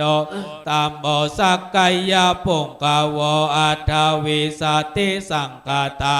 แม่พุทธามาอิติกากาลุณาคุณสัมปันนาสัพพะโลกาภิปุจิตาเอเตทัสสะพะลาพุทธาอุตตมาอัคคปุกาลาติปิสังกคุณาอาสุงปิติเยอามาตังปะทังเอเตพุทธาอติตาจามังกาลาโหติสัพพตาอัฏฐวิสัตติเมพุทเตอาหังวันดามิสัพพตาเตสังญาเนนะสีเลนะกันติเมตตาภาเลนะจาเตปิโนอนุรักขันโตอาโลกาเยนะสุเขนะจาอัตตวิสัตติเมพุทเทโยนะโลสาลานังกาโตกัปปานิสัตตสังอาสานิทุกขติงโสนะกัจจติอัตถวิสัตติพุทธปริตตัง พุทธานุสติเมตตาจาอาสุพังมารานาสติ อิติมาจาตุระกาปิกุภาวยาศิลาวาอนันตวิธาละคุณังคุณโตนุสาลังมุนีภาวยาพุท ติมาภิกขุพุทธานุสติมาทิ สเนกิเลเสโสเจโกสัพพานิคาติยาอาโหสุสุทาสันตโนปูชานัญจะสัตตา ราโหสัพพกาลาคเตธัมเมสัพเพ สั ธั ม ม มาสยัง มุนิสัพพกาเลนะพุทธะเอโกสัพพัญยุตังกโตวิปัสสนาทิวิชัยศีลติจา ละเนหิจะสมุทเทนะสัมปันโนอะหะนาเกหิพายาโกสัมมา คาโตสุนันทานังอโน วาจาโนจะโสติวิทัสสะพิโลลาสายาตานิราวาเสสะโต อเนเกหิคุณโนเกหิสัพพสัตตุกตัมโมอาหุอเนเกหิอุปเยหิ นั นั น น ละธรรมเมธรรมเมสิจาเอโกสัพพะสะโลกั กั ส สสะสัพพะอัตตานุสัตตะโกภะคยาอิสาริ ยาหินั นั ง ง คุ คุณ ณา นา นั นั ง ง ป ปา าร าม โม โม นิธิปัญญาย าสัพสัพพะธรรมเมสุการุณาสัพพะชันตุสุอัตตาตานังปาลาตานังสัตติกา โกนาเจติ ติกาทายะ ยามีจิต ตาปัญญายตานาตมุติตา ริ ริ ทาริสัพพะธรรมเมสุทายายันเยจะโอทาริทิสามาโนปิตาราสารูปกาก าย ย โย โยอาจินตายโยอาสา สาร รา นา นะ นายันนาเทธรรมกายเยกาทาวากาติพุทธานุ นุสติภา ภาว ว นา นา ทุปามายาสพเพสังสัตตา ตา นั นัง ง สุกามาตัง ตัง ป ป ะ ฏิ ติ ตั ตัว ว กาก า มา มา โต โต เม เม ต ตั ตั ง ง สาภาสตติภาวาเยสุกิภาวายะ นิทุโก อา อา หังนิจจังอาหังวิยาหิตาจาเมสุกิโหนตุมาจัตตา จัตตาเอริโนอิมามิคามาเกตามิ สัตตาโหนตุสุกิสัตตาตาโตปารัญจาลเจสุจักกวาเลสุจันตุโนสัมมันตาจักกวาเลสุสัตตานันเตสุปาหิโนสุขิโนปุกาลาปุตตาอัตตาภาวะกาวาสิยุง ตตา อิติปุมาเจวะอาลิยานาลิยาปิจาเทวานาลาอัปปายาตาตัตตาทัสสติสาสุจติเมตตานุสติภาวนา วิญญาณสุภานิสังสะวิญญาณสุพังอิพังกายังอสุภาโตปิโสอสุพังอาวาเยยตินันดาสันธานาคันเทงิอาสโยกาลาคาโตตั ตั ต ต ถา ถาปฏิกุลานิกา เยเมปุณปานิริโสลาสะปฏิตัมมาปิกุณาปาใจโกจังกายังนิสิตังอาทาโรหิอาสุจิตั ตั ส ส ส ส ะ กายเมกุณาปฏิติตัง เอกิเมวะโยกยังอสุจิเมตามุติ ทิโตอันโตอาสุจิสัมปันโนปันนาวัจจังกุติวายาอาสุจิสัตตเตนิจังยะตาเมทากราลิกานานาคิ เม มาว าวาโสปะคาจันเทนิกาวิยากันตาพุโตโลกาพุโตวานาพุโต สมุทยโยอันเตกิจโชติทุต จั ะ ก โก ปะพินังโกนาปูปะโมทิอาสุภานุสติภาวนาภาวะปฏิตัวปะทุรายายัสสะสันตุตยาคะยังปฏิโลปมายาสัมปสัง ปะลุปะมายาสั มารณาสติทัตถาสัมปติสัมปทายาทาสัตตามาตาทิสัตถาอาหังมาเรตมารานังมารานิสติอุปัตยาสะเหเวทังมารานังอาคาตังสัตตามารานาทายาโอกาสังวัตโนวิยาเอสติ ขมานุสกังชีวิตตังอุทายายะ อันสุ สุ ริ โยวิยาธาลาติวิชุราปุโรลาอุสาวังชาลา ชาลิสาขะยังคา ลา ตา ตะ โก โก วะวิปุตตัส ตัส สะ สะสัพพัทอาปิอะ ปริโยสุญญาสันธานาปุญญิธิปุถิปุเทชินานังทาวะยังคา คา เต เต สิ สิ มา มา รา รานังกิปังกาตุมาทิสัจจิกตาปัจจยานังเวกลยาปาหิรานันตุปัตถวามารานัง โน วโน นิสิมาสามะมาระมโนอนุขานันติมารานานุสันติภาวนาภาเวตัวจ จ ตุ ตุ ลา ลา ลา ลา คา คา วั วั จ จยังอนันตลังมหาสังเวกาวัตถุนิอัตตาอาทิต ติวิริ ติ โย โย ชา ชา ติ ติ จา จา รา รา ป ป ยาย า ติ ติ ติ จุ อาตปายาติตาปตัญจวัตตาทุกขัง วัฏทุกขังอิทานิอาหาราคะเวสีทุกขังสังเวย ะถาปะโทจะสายัมปิเจ เจ วะ วะอิมังวิติโยอาเตวิเต สัตตามาตาหิตา อิตา ภา ภา เล เล สิ สิ ปะโพธิโสทิเวปุลาหะปาลิปันโท เตตังสุขังมุนิวาเสธรรมตังสุเขนะตินามามิพุทธังปุณาสาคาลันตังสัตตาสัตตาโหติสุขิ ตาเว เวลากายโยจิกัมบุสักกะกาลุ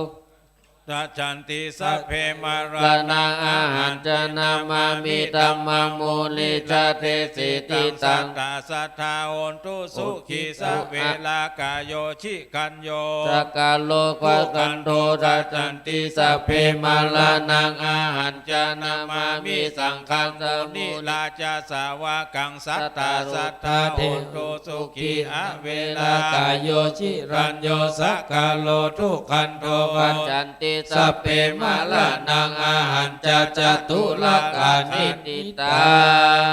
วิชชาปัจจายาสั สั ง ง ขา ขาลาสังกาลาปัจจัยยาวิญญาณังวิญญาณังวิญญาณาปัจจัยยานามาโลปังนามาโลปังปัจจัยยาสาลายตานังยานาตานาปายัตปัจจัยยาปัจโสปัสสะปัจจัยยาเวนตานาเวนตานาปัจจัยยาตันนาปัจจัยยาโอปาทานังปัตานาปัจจัยยาปะวะวะวะปัจจัยยาจันติปัจจัยยาจาลามารานังโสกาปาลิเตวะกาโตมานาสุปายาสาสัมภาวันติเมตัสสะเกวาลาสาตุกากันตัสสะสมุทัยโยโหติอวิชชายเตวะเตเวลาโกนิโลตาสังกานิโลโตสังกานิโลตาวิญญาณานิโลโตวิญญาณาโลตานามาโลโตนามาโลปานิโลตาสาลายตานานิโลโตสาลายตานานิโลโตโลโตภาสานิโลตาเวทนานิโลโตเวทนานิโลตาตัณนานิโลโตตัณนานิโลตาอุปาทานานิโลโตอุปาทานาโลตาภาวานิโลโตวาวานิโลตาชาตินิโลโตโลตาชาลามารานังโสกาปาลิเตวาตุกัตมานาสุปายาสานิลุชาติเอวเตตัสสะเกวาลาสาตุกันตัสสานิโลโหนติอาเนกาชาติสังฆาสังฆาลังสันทาทิทัสสังอานิพิสังเกวาสันโตตุกาชาติปุนังติปุณาเกหังนาคาหาสิสาปะเตภาสตุภากาคากุตังวิสังฆาตังวิสังฆากาลตังติตังตันหานังยาปานันติยะตาหังเวปาตุปาวันติตัมมาตาตาปิโนชายโตปรมาณัสสะอัตตสังกังคา สัพพยาโตปัจจานาติเตหิตุตัมมังยะตาเวปตุปาวันติตัมมาตาปิโนชายาโตปรามานาสาตัสสะกังกาสัพพตายาโตกายังปัจจยานังวะเวทิตาเวปตุปาวันติธัมมาตาปิโนชาตายโยปรามานาสาวิโตปยังติตติลาโวราอาวะโอภาสายามันติลากันติโยติโลสัพพติรันโตสุตโตอาปาติปุกกาโลอาระหังสุขโตโลเกตัสสะปริจาพระโว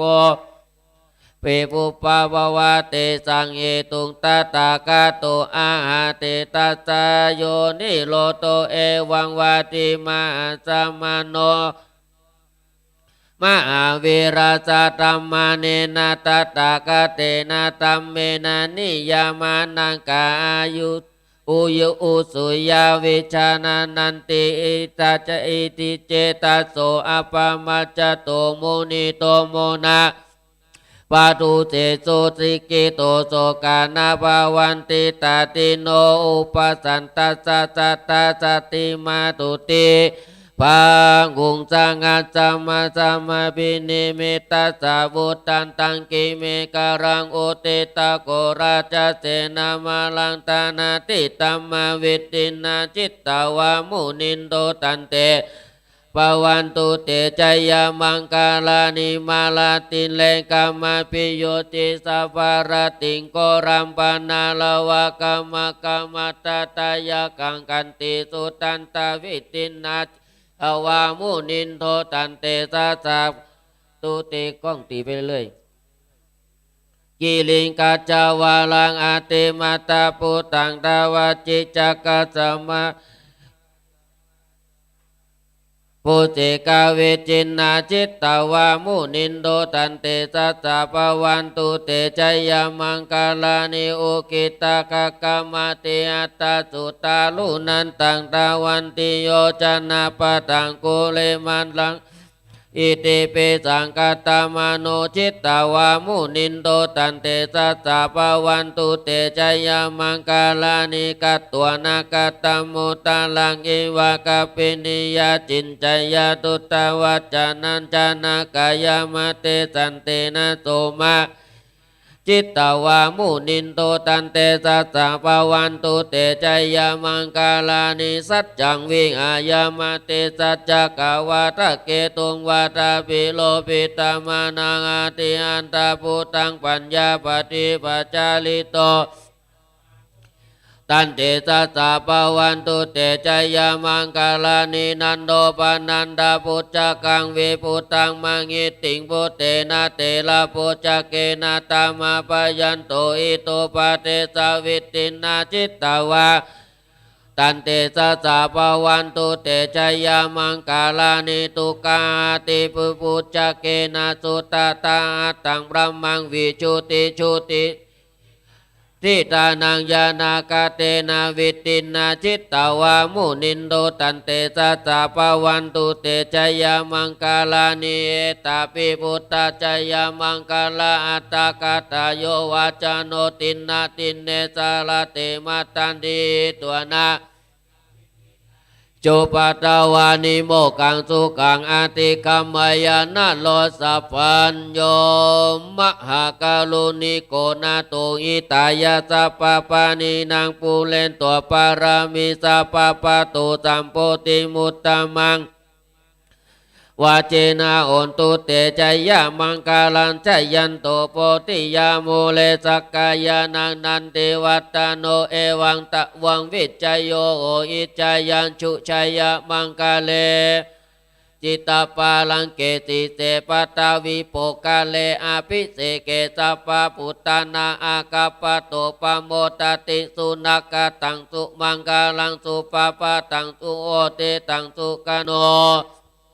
จัตโสเยตังบรมจาริสุปัทักกีนังกายกัมมังวาจากัมมังปัทักกีนังปัทักกีนังมโนกัมมังปานิติเตปัทักกีนา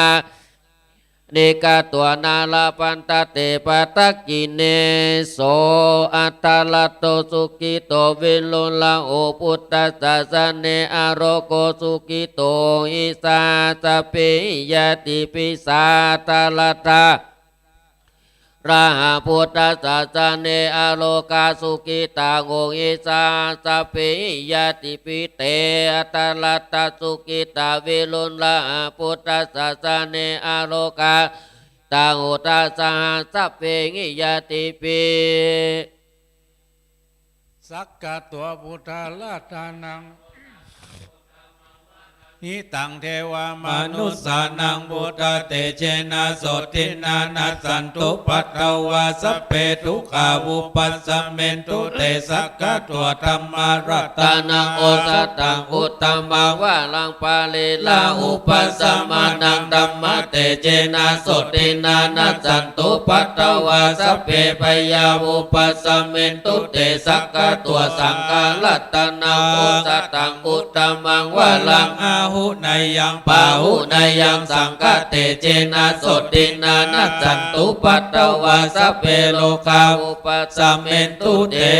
นัตถิเมสาระ ละนังอัญญังพุทโธเมสาละนังวาลังเอเตนะสัจจวัจเจนะหนตุเตจยะมังกาลังนัตถิเมสาละนังอัญญังธัมโมเม สาระนังวาลังเอ เอ เต เตนะสัจจวัจเจนะหนตุเตจยะมังกาลังนัตถิเมสาละนังอัญญังสังโฆเมสาละนังวาลังเอเตนะสัจจวัจเจนะหนตุเตจยะมังกาลัง ยังกินจิรัต ตานังโลเกวิจติวิวิตังพุทธุรัตนังพุทธัสสะมังนาติตัสสะมาสุติภวันตุเตยังกินจิรัตนังโลเกวิจติวิวิตังพุทธุรัตนังธรรมะสัมมังนาติตัสสะมาสุติภวันตุเตยังกินจิรัตนังโลเกวิจติวิวิตังพุทธุรัตนังสังฆัสสะมังนาติตัสสะมาสุติภวันตุเต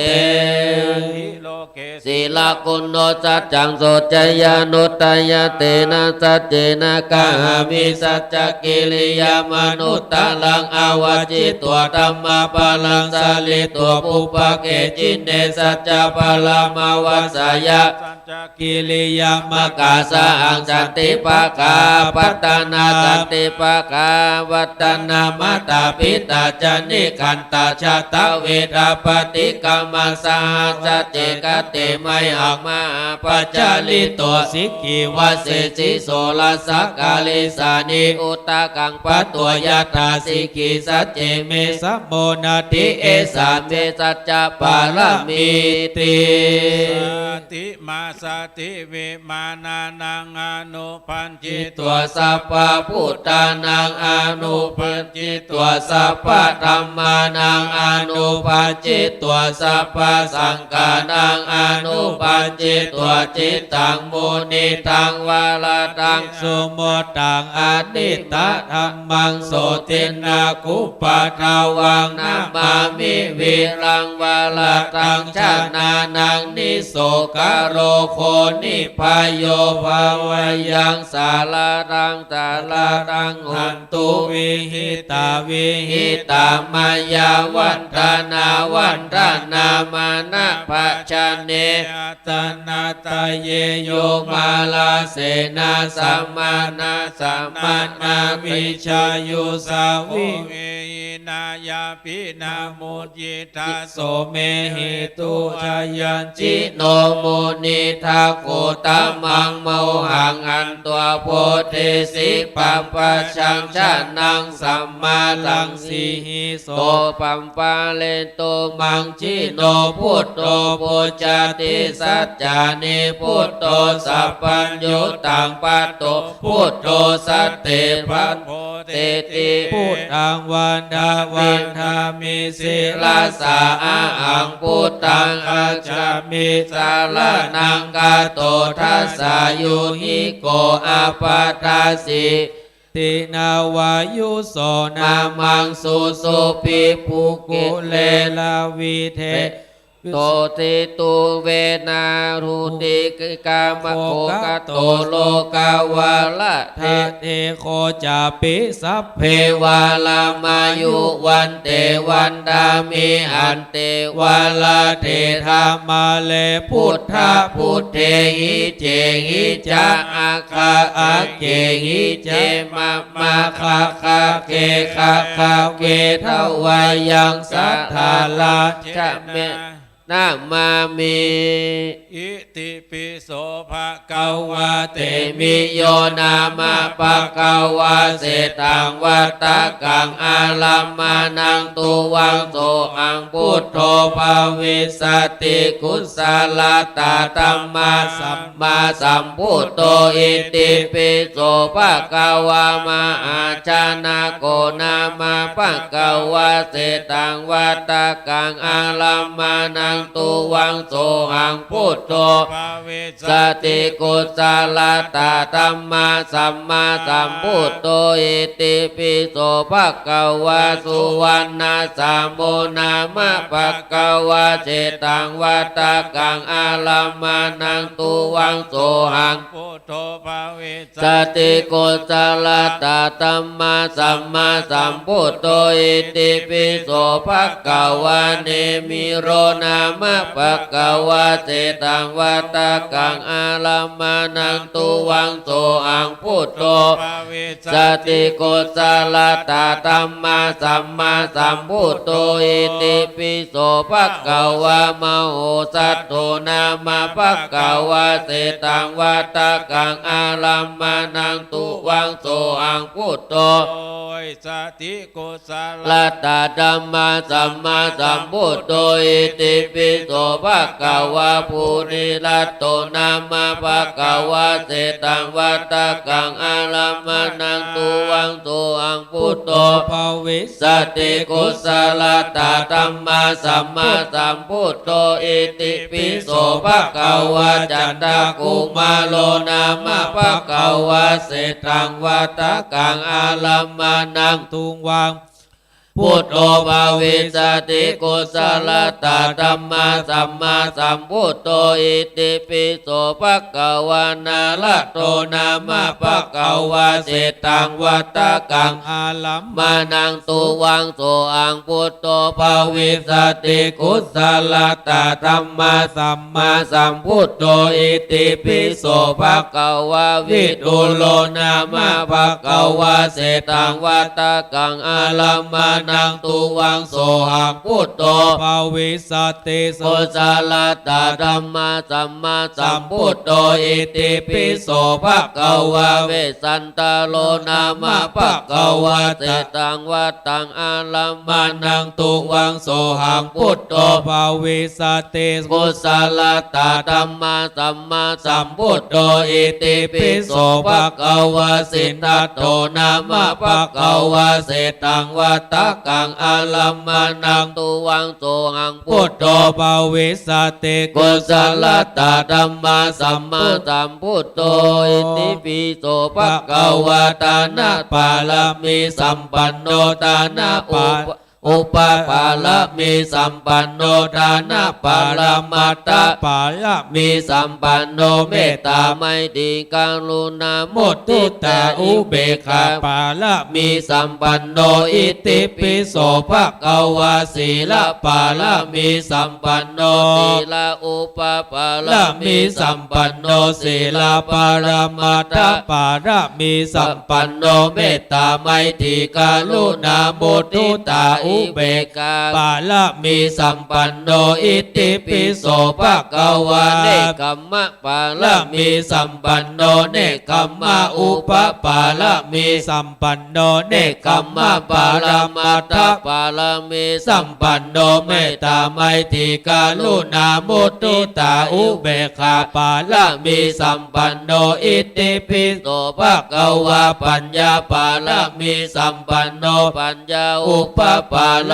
มีสัมปันโนปัญญาปรมัตถปาลมีสัมปันโนเมตตาไมตรีกรุณามุตุตาอุเบกขาปารมีสัมปันโนอิติปิโสภะคะวะวิริยะปาลมีสัมปันโนวิริยะอุปปาลมีสัมปันโนวิริยะปาลมัตถปาลมีสัมปันโนเมตตาไมตรีกรุณามุตุตาอุเบกขาปาลมีสัมปันโนอิติปิโสภะคะวะขันติปาลมีสัมปันโนขันติอุปปาลมีสัมปันโนขันติปาลมัตถปาลมีสัมปันโนเมตตาไมตรีกรุณามุตุตาอุเบกขาปาลมีสัมปันโนอิติปิโสภะคะวะสัจจะปาลมีสัมปันโนสัจจะอุปปาลมีสัมปันโนสัจจะป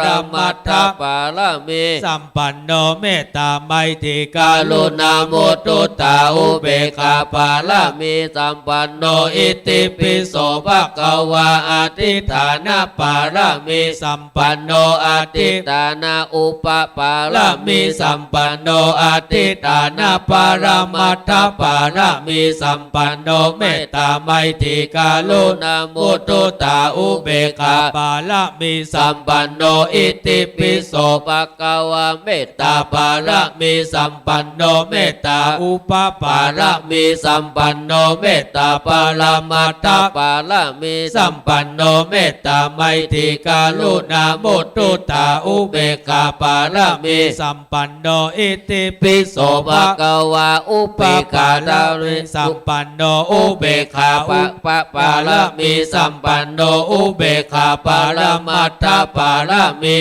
ปันโนเมตตาไมตรีกรุณามุตุตาอุเบกขาปาลมีสัมปันโนอิติปิโสภะคะวะตัสสะปาลมีสัมปันโนตัสสะอุปปาลมีสัมปันโนตัสสะปรมัตถปาลมีสัมปันโนเมตตาไมตรีกรุณามุตุตาอุเบกขาปาลมีสัมปันโนอิติปิโสภะคะวะสัมมาติงสะปาลมีสัมปันโนอิติปิโสปัญจวัคคัปาลิจาคาปาลมีสัมปันโนอิติปิโสภะคะวะทานาปาลิจาคาปาลมีสัมปันโนอิติปิโสภะคะวะอาคาปาลิจาคาปาลมีสัมปันโนอิติปิโสภะคะวะชีวิตาปาลิจาคาปาลมีสัมปันโนอิติปิโสภะคะวะพุทธาปาลิจาคาปาลมีสัมปันโนอิติปิโสภะคะวะภาลิยาปาลิจาคาปาลมีสัมปันโนอิติปิโสภะคะวะกายสุจาริตาปาลมีสัมปันโนอิติปิโสภะคะวะวจีสุจาริตาปาลมีสัมปันโนอิติปิโสภะคะวะมโนสุจาริตาปาลมีสัมปันโนอิติปิโสภะคะวะพุทโธพุทโธอนันตาทิคุณโนวัตตโสภะคะวะอิติปิอุเตนตยัญจักกุมาเอกราชาหาลิสวันโนปัทถวิปปาโสตังตังนามัสสามิหาลิสวันนังปัทถวิปปาตังตยัญจักขุตาวิหาเลโมทิวสังเยพระมานาเวทกุสัพพะธัมเมเตเมนะโมเตจะมังปารายันโตนามาตุพุทธานังนามาตุโมทิยานะโมวิมุตตานังนะโมวิมุตติยาอิมังโสปาลิตังตัวโมโลจะลาติเอสนายโย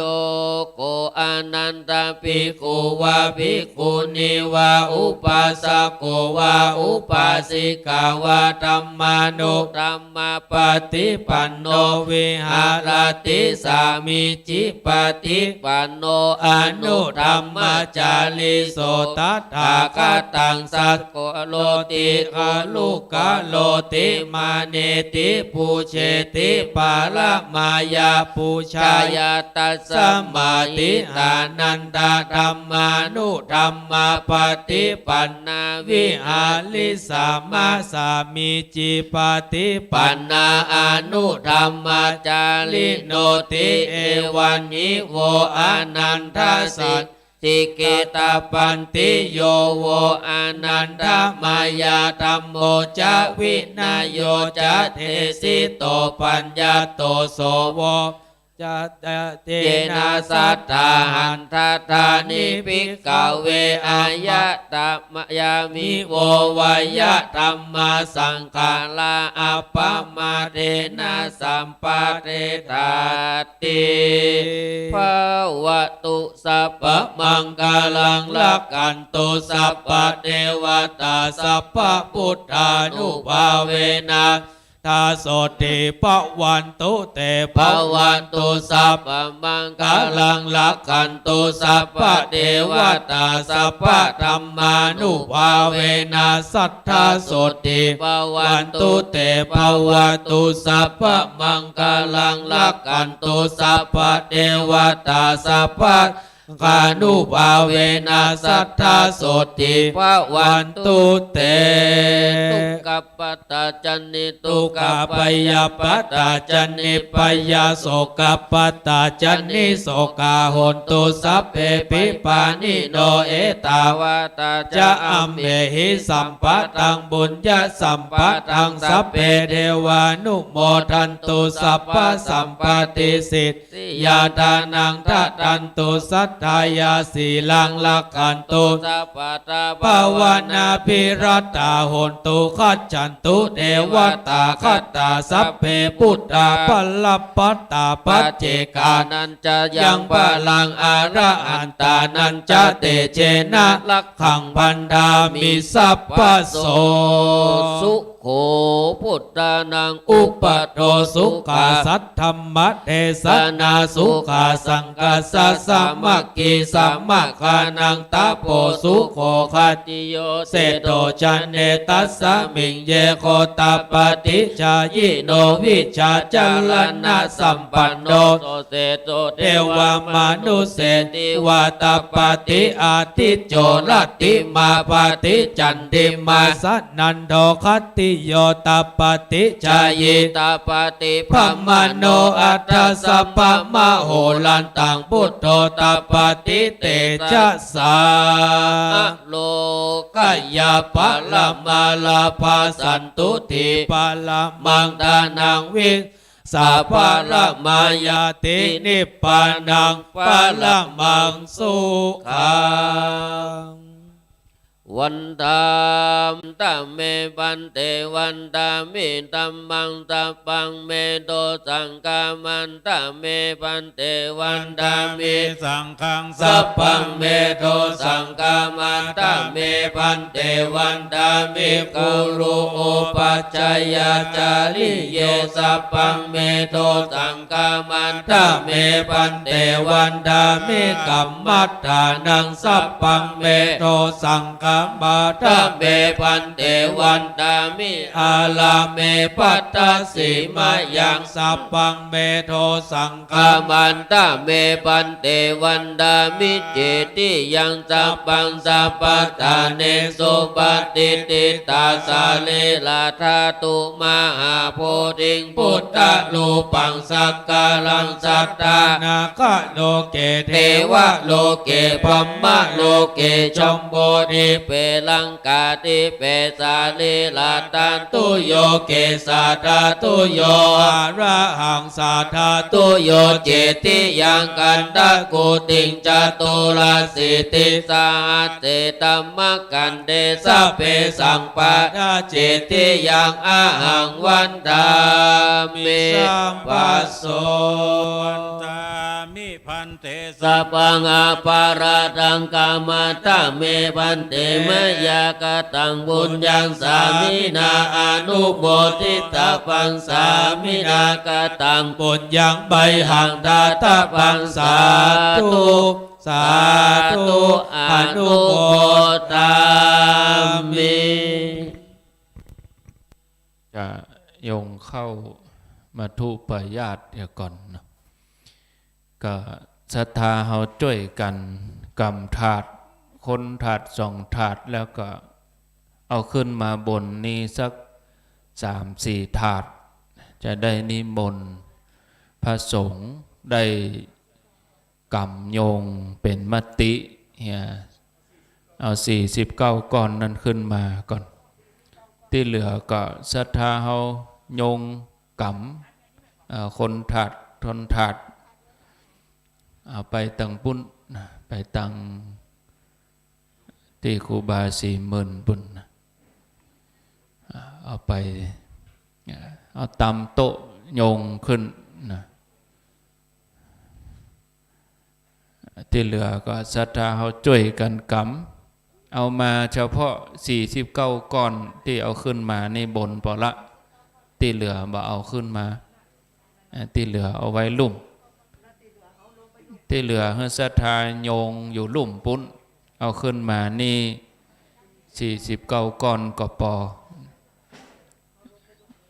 เอาตำโต๊ะเนี่ยแม่เอาตำเนี่ยเดี๋ยวโยงขึ้นก่อนศรัทธากำนั่งเก้าอี้ปุ้นไปนั่งเก้าอี้กำคนถาดยืนอยู่หั่นมันเมินนะเกิงชั่วโมงปุ้นอะเอาใส่โต๊ะเรียบร้อยแล้วกำไปคนถาดกำโยงขึ้นเด้อภาษาไทยเรียกว่าจบขึ้นอะไรเป็นโยงเอาโจ้งขึ้นหรือเปล่าไม่ใจเนี่ย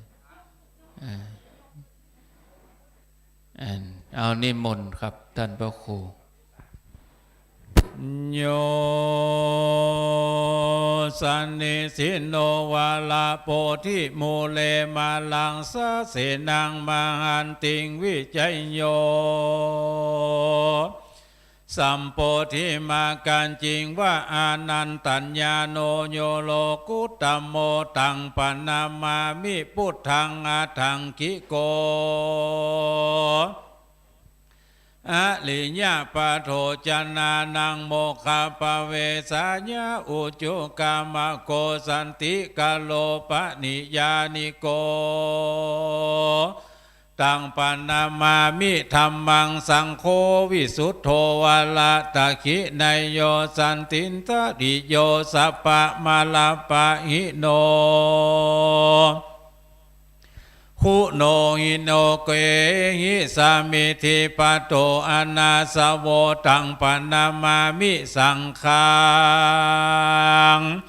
โยโสภะกวาพระเป็นเจ้าเลิศองค์ใดนั่งอยู่หันปับปะแนงเจิงยินสมเปิงเนื้อเต้นแก้วผ่าไปแล้วหมู่บาเล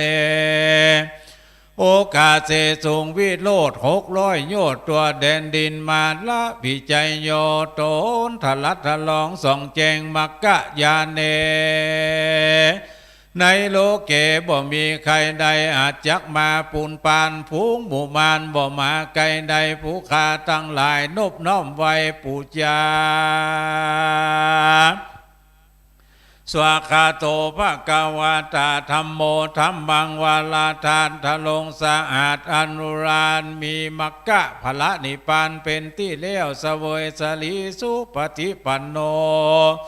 ภะกวาโตสาวกสังโฆสังฆะตัมใหญ่เยที่จมเจย8 องค์คารเลยฉลมเป็นลูกเต้าจินานางสิริติทีเถิงด้วยดีสติสังฆกานานังเหตุนั่นนาเลยผู้ข้าทั้งหลายบ่สลังสังกาตไลรัตนาอนุรานโสดบำบัดโทษเนลปานสลีสัมปติวิธานขอสุขได้ดังใจจงนั่นจุงจักมีเตียงเต้ดีลีสาธุโอกาสะคาเดพระติตไรรัตนะผ่านเพวพระเกี่ยวเจ้าทั้ง3 ประการและพระเกี่ยวเจ้าทั้งอาจำพวกหมายมีองค์สลีสัพพัญญูสัมมาสัมพุทธเจ้า เป็นเก้าเป็นประธานในติคากาละบัดนี้หมายมีสมณศรัทธาและมูลศรัทธาผู้คาตั้งหลายตั้งยิ่งใจใหญ่น้อยปากันใดสนงคงควายตุกแต่งห่างตำดายังมีทุปะบุพาลาจาดวงดอกเขาตอกดอกไม้และลำเตียนพร้อมกับโดยเข้ามาทุปยาต40 เก่าก่อนตั้งหลายมวลฝูงนี้อันเจ้ามวลหมู่มูลศรัทธาตัวสารทิศบางพ้องก็ได้ยังน้ำเพิงบางพ้องก็ได้ยังน้ำอ้อยบางพ้องก็ได้ยังน้ำตาลบางพ้องได้ยังน้ำตะทิสปิบางพ้องก็ได้ยังเนยข้นและเนยหวานบางพ้องก็ได้ยังถั่วและงาบางพ้องก็ได้ยังเข้ามาทะปันนาให้หอมกันตามกำลังไผ่มานเจ้าหน้าที่ผู้ชำนาญการก็กระทำพิธีกลเขาเป็นที่บัวระมวลบัดนี้สมควรอันจักยื่นยอถวายถึงแก่องค์สลีสัพปัญญูพระมุนีนายสัมมาสัมพุทธเจ้าจิ้งปากันเอาเข้ามาทุปยาตไว้ในเหนือขันปันไว้เป็น40 เก่าก่อนจักมาทะปันนาถวายเป็นตาลเถิงแก่องค์สลีสัพปัญญูสัมมาสัมพุทธเจ้าอันใดเสกซอมย่อมยศเป็นที่บัวละมวลกาละกวนขอพระแก้วเจ้าทั้ง3 ประการจงมีธรรมเมตตาวายนาเอายังขาตนียะโปจนียาทั้งหลายมวลฝูงนี้อันสมควรแก่สมณะบริโภคโยกาวจลาปันติตานักผาเจ้าทั้งหลายอันเกิดแล้วเป็นมาปางก่อนได้กระทำมังกละกรรมปูจายังพระแก้วเจ้าทั้ง3 ประการด้วยอามิสะปูจาขาตนียะโปจนียาเข้ามาทุปยาตได้เสวยยังอานิสังสะเวสันตละ100 มากน้อยโดยประการชันได้ดังอันก็ดีก็ขอเฮสมณศรัทธาและมูลศรัทธาบูคาทั้งหลายอันมีส่วนเกี่ยวข้องได้เสวยยังอานิสังสะเวสันตละ104เสมอดังโยกาวจลาปันติตานักผาเจ้าอันเกิดแล้วเป็นมาปางก่อนนั่นจุงจักมีเตียงเต้ดีหลีกุศลบุญเวสันตละ104เยื่องนี่นามีมากเจ้าสมณศรัทธาและมูลศรัทธาทั้งหลายจักถวายฝากไปถึงเทวบุตรเทวดานักษายังวัดวาอารามเสียงจุติอันหักษายังมอนพระเจ้า42 เมืองที่นี่เป็นตนเป็นประธานเทวบุตรเทวดานักษายังกายะอินทรีย์ขันธสันดานแห่งสมณะศรัทธาและมูลศรัทธาบูคาทั้งหลายตนไปก่อนหน้าตามหลังปังซ้ายไปขวาตนหักษายังปีเดือนวันยามและตนหักษายังพุทธปิมปาสารูปเจ้าและม่อนนาดอยที่นี่จุตนจุองขอจุมาพัตตาอนุโมทนาซึ่งวรขีญาตาแห่งเจ้าเก้าเงาปัทมมูลศรัทธาวาปณะภการนึ่งภูคาทั้งหลายกระทำแล้วจักถวายฝากไปหายังพญาอัฏฐป่าประเคาะตั้ง8อันเตียวพัดแวดไปมาในตัวตัสสะ12 ราศีมีตนว่าพระอาทิตย์มีรัศมีแก่นกาพระจันทร์หลากนาสุขุมารนังการวิเศษพุทธเปตเป่าสีพัดสวัสดีเลิศล่ำสุขพั่มผิวขาวโสรีเปล่าหลายสำลาหูพั่มใจดำเกตจำชื่อมันเมียดหมู่นวคาตังเก่านักขัดตะลึกเจ้าทั้ง27 อันมีอัศวนีเป็นตนเลวติเป็นตัวปลายตัวใดตัวหนึ่งเสด็จมาถูกตองปองลักษณาจะตาจั่นตนจั่นกลางจั่นปลายดังอันก็ดีถูกลักแลลักถูกจันแลจันดังอันก็ดีจุงหือกับกายเป็นโสมะตัวใดตัวหนึ่งเป็นโสมะแล้วจุงแนบน้อมนำมายังโจกใจ ลาภสการกิตติอิสริยะอุปธรรมภกะหือผู้คาทั้งหลายดูตั้งกินดูตั้งไว้ดูตั้งใจจ่ายเตตานในศาสนาแห่งพระโกตมะเจ้าเหมือนกันจุผู้จุคนจุใหญ่น้อยใจยิงนั่นจุงจักมีเตียงเต้ดีกุศลบุญเวสันตละ104ส่วนหนึ่งจักอุทิศะส่วนบุญส่วนกุศลเถิงแก่ติปะวิญญาณของพระเดชพระคุณหลวงปู่เจ้าคุณพระเทพวิสุทธิคุณอดีตเจ้าคณะอำเภอดอยสะเก็ดอดีตที่ปรึกษาเจ้าคณะจังหวัดเชียงใหม่อดีตเจ้าอาวาสวัดบุพารามอำเภอเมืองเชียงใหม่และติปะวิญญาณของพระเดชพระคุณพระสุนทรปริยัติวิกรมทรัพย์นรินทร์อดีตเจ้าคณะอำเภอเวียงป่าเปาและดวงวิญญาณของพระครูพิสารนครกิจอดีตเจ้าคณะอำเภอเวียงป่าเปาพร้อมกับโดยเจ้าอาวาสจุโตนผู้มีส่วนเกี่ยวข้องยังม่อนนาสีสองเมืองที่นี้ขอจุ่งมาปัตตาอนุโมทนาฮับเอายังส่วนบุญกุศลทั้งหลายมวลภูงนี่ว่าสันนี่แต่ดีหลีสัพพะสัตตาทั้งหลายอันมีสัตว์4 ตีน2 ตีนตนตัว5 ตีนบ่มีเลี้ยงอินทรีย์ด้วยนาเขาของงาทั้งหลายอันอยู่ในสักการะจุมปูตีแม่นว่าผู้ค้าทั้งหลายได้กระทำการค้าฆ่าชีวิตอินทรีย์ด้วยความตั้งใจก็ดีบ่ตั้งใจก็ตามขอต้านทั้งหลายจุ่งโพดงายกลายเป็นอโหสิกรรมอย่าเฮอได้เป็นนิวรณธรรมกรรมอันแก่นการจากไปหับทับเสียยังเมืองฟ้าและนิพพานแก่สมณะศรัทธาและมูลศรัทธาผู้ค้าทั้งหลายตามดังผู้ค้าจักได้วางเวรเกณฑ์ตามมคถาภาษาบาลีว่าอิมานิมะยังพันเตทุปะบุภาลาจะตานังเอกูณปัญญาสมาทุปาญะสะตานังพุทธัสสะธรรมัสสะสังคัสสะสักกัจจังเตมะปุเจมะทีฆรตังอัฏฐาญะหิตาญะสุขาญะญาวะนิปานาญะปัจจโยโหนตุโนนิจจังสาธุสาธุสาธุกำเดียวก็จะเป็นการเข้าประเคนไทยธรรมดับบายแด่พระสงฆ์ที่เจริญพุทธมนต์ธรรมจักรกับปวัตตนสูตรและเจริญพุทธมนต์เบิกเนตรไข่ตาพระเจ้าในตอนเจ้านี้ก่อนที่จะเชิญญาติโยมเข้าประเคนนั้นกับญาติโยมที่ถือเข้ามาทุปญาตินั้นก็เอาโต๊ะไปเกี่ยมไว้เอามาตั้งไว้ที่เก่านี่ก็ได้เจริญพรเอามาตั้งไว้ที่โต๊ะที่เก่านี่ก็ได้เพราะว่าพระสงฆ์เปิ้นเอาเกณฑ์ที่พระประธานเป็นมติไปแล้วที่เหลือนั่นก็เอาตำไว้นี่ก่อนกำเดียวก็เอาไปไว้ที่ธาตุเกณฑ์แล้วก่อนเกณฑ์สังฆทานเกณฑ์ขวดตังบนนี่ก็เอาไปไว้ที่พระธาตุเดี๋ยวถ้าเราเอาไปตอนนี้มันนานแล้วศรัทธานานได้พักไหนจะต้องเกียมโต๊ะไปแถมไหนจะขนโต๊ะไปแถมมันจะจ้า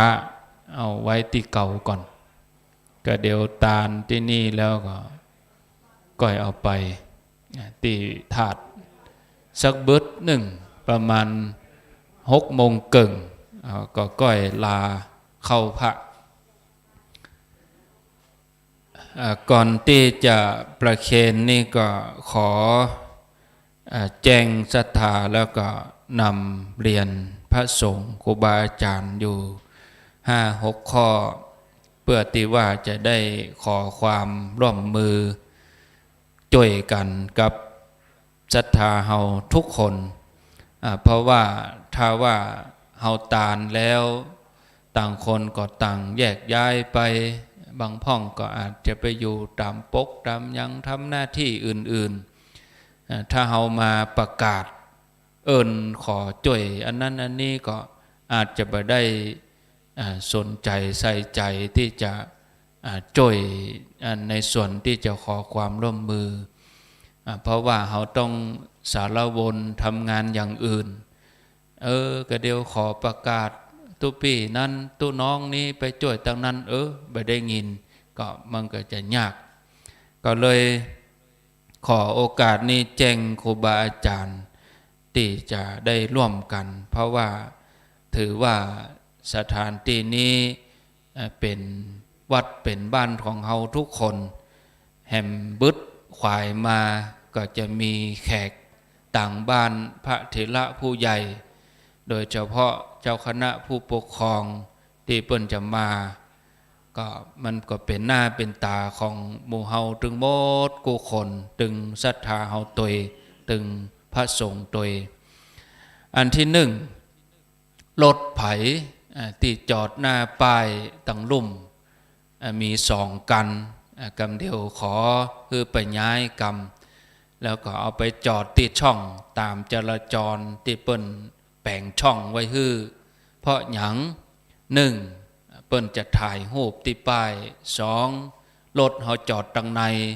ขวายมาบึดรถมาปิดตังหน้าเฮาจะปิกยากเวลาทำพิธีประกาศย้ายรถกำเนิด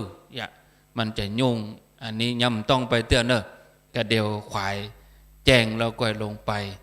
มีรถ2 กันที่1ก็จอดที่หน้าป้ายกันที่2จอดที่บริเวณจุดคัดกรองคือใกล้เต็นท์อสม.ถ้าเขาไปจอดด้านหันก็จะเป็นที่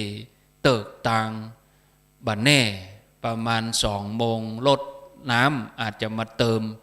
ถ้าเขารถจอดขวางที่หันก็ลำบากแถมเหมาะอันนี้รถของศรัทธาเขาคนไหนท่านใดก็ไปย้ายกรรมเนาะเรื่องที่2ก็ตั้งหลังนี่เดียวจะปรับเป็นที่เลี้ยงเพล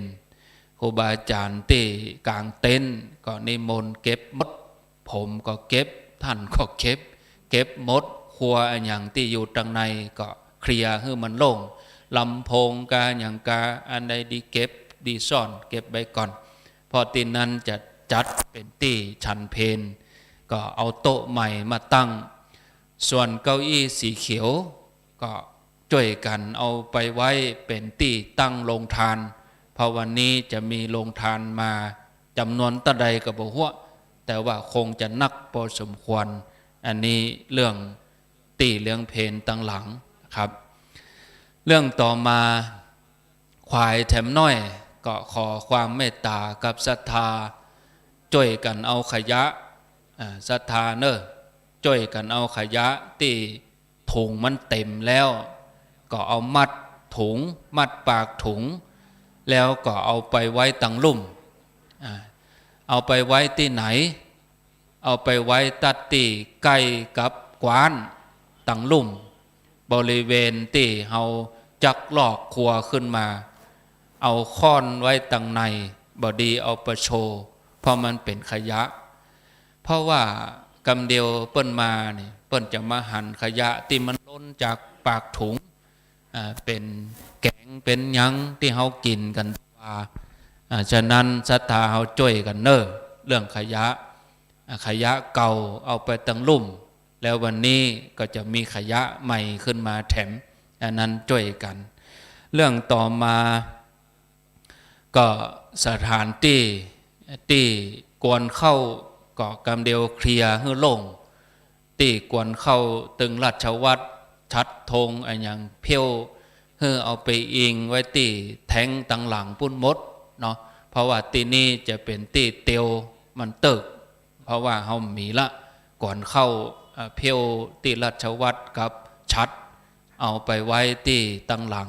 ที่แทงน้ำเอาอิงไว้ตังหลังปุ้นมดนะครับต่อมาก็เราจะได้ย้ายชัดก็คือชัดถึง3 อันนี้จะได้ย้ายไปที่ข้างเวทีได้เอายึดไว้กับ เกาบะม่วงเพราะว่าควายมาแถมน้อยศรัทธาปูจาผ้าแพรเปิ้นก็จะเอาไปมัดที่ปุ้นแล้วศาลาก็จะได้เอาชัดชุดแรกเอาลองก่อนเอาลองว่าขึ้นได้ก็ถ้าขึ้นมาได้จำเป็นได้เอา5 จันเอาไปไว้บนปุ้นก่อนเหลือไว้4 จันกับยอดสุดท้ายอันนั้นก็ยกอันนี้ก็ขอความร่วมมือกับครูบาอาจารย์ตึงมดตึงมวลที่ผมได้บอกได้กล่าวมานี่ก็กึดใจได้ก็ช่วยกันนะครับบางทีชัดเตือกก็หลงลืมเนาะอันนี้เต่าที่ปอจะกึดใจได้ก็เอาตอนนี้ส่วนสถานที่ในบนศาลานี้กล่องพระกล่องอย่างต่างๆนี่เอาทั้งหลายปั่นปอนแล้วก็จะได้ขนออกไปทั้งลุ่มก็เอาไว้ที่ตั้งหลังพระตั้งหลังประธานสงฆ์นะครับจันลุ่มตีข้างคันใดเอาติดผนังนะครับเลียงติดยาวไปแล้วก็บึดเจ้าหน้าที่จะได้มาเบิกเอาเหรียญแต่ละชุดละชุดช่วงเจ้านี่ย่อมต้องเอาไปเตื้อนะครับถ้าเอาไปก็จะหายถ้าขวายมาเจ้าหน้าที่ก็ถึงจะได้มาเบิกเอากับท่านพระครูโจรทานหมายความว่าตั้งในบนศาลานี่ก็จะได้โล่งตั้งกลางนี่โล่งหมดนะครับอันนี้นำเรียนแจ้งสตาเอาตั้งหลายแล้วก็เรียนครูบาอาจารย์ตัวก็เรียบร้อยตึง4 5 6อย่างนี้ก็ช่วยกันจำอันใดทำได้กึดได้ก็เนี่ยกันไปเนาะครับเนาะเพราะว่าบะมีศรัทธาประจำถ้าเป็นวัดเฮานี่เฮาใจศรัทธานายนั่นปัญญานั่นคนนี้ปัญญานี่ได้สะดวกแต่นี่เฮาวัดเป็นส่วนรวมสถานที่ส่วนรวมบะมีศรัทธาเฮาก็บ่ใจศรัทธาเฮาก็บ่จ้างใจเนาะครูบาอาจารย์ก็เก่งใจจะใจตนนั่นก็เก่งใจจะใจตนนี้ก็เก่งใจเอาเป็นว่าเอาใจใส่ใจกันก็แล้วกันเนาะตีอุมามดนี่อาจจะบอกครบถ้วนนะครับก็อันใดดีทำก็ทำไปนะครับผมก็เจริญพรศรัทธาตัวเอาต่อไปขึ้นมาเกณฑ์ตีมาใหม่ชุดใหม่เข้ามาเกณฑ์เลยเจริญพรที่บ่ได้จุดเทียนไผ่ที่หูตัวว่าบ่ได้จุดเทียนขึ้นมาเลยชุดใหม่ที่บ่ได้จุดเทียนตอนแรกเจริญพรเข้ามาเลยมันเป็นยังบ่สิ้นบ่เตียวยังอะคะแนนอย่าไปป่วยตัวมากแล้วกันเถอะเอาขึ้นมาแม่ขึ้นมาเกณฑ์พระเจ้าก่อนแม่เกณฑ์พระเจ้าคนเฒ่าก็ได้คนหนุ่มก็ได้เนอะเอาขึ้นมาเลยเจริญพรไปเขียนตามท่านพระครูเพื่อนจะได้บอกอันนี้หมู่ที่ไหนมาใหม่นี่สันน้ำเมงเอาสันชายพุ่นน่ะเกณฑ์นี่เลยแม่รวดเลยรวดเข้ามาเลยเกณฑ์แม่พาลายเพศแถมแม่ลายเพศแถมมาเลย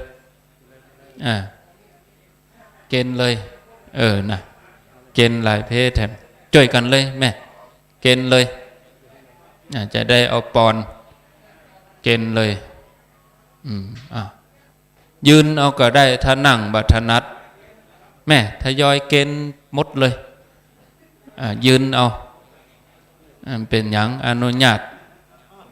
ครั้งนี้แถม2 ตนเกณฑ์ไปขึ้นมาเกณฑ์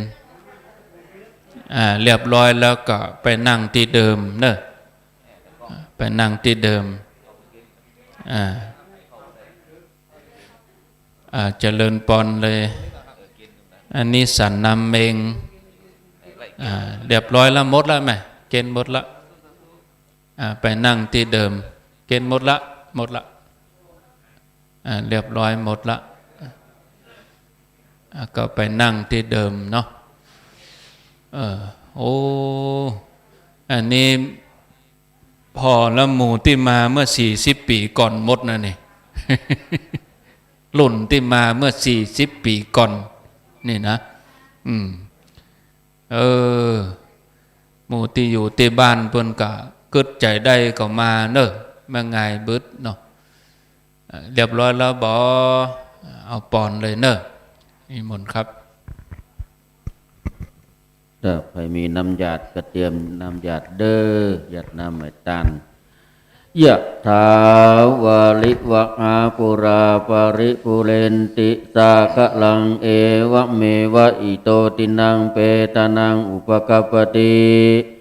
อิจิตังปฏิตังตุมหังคิปะเมวะสมินจันตุสเพปุเรนตุสังกปาจันโดปนารโสยะถามณิโชติรโส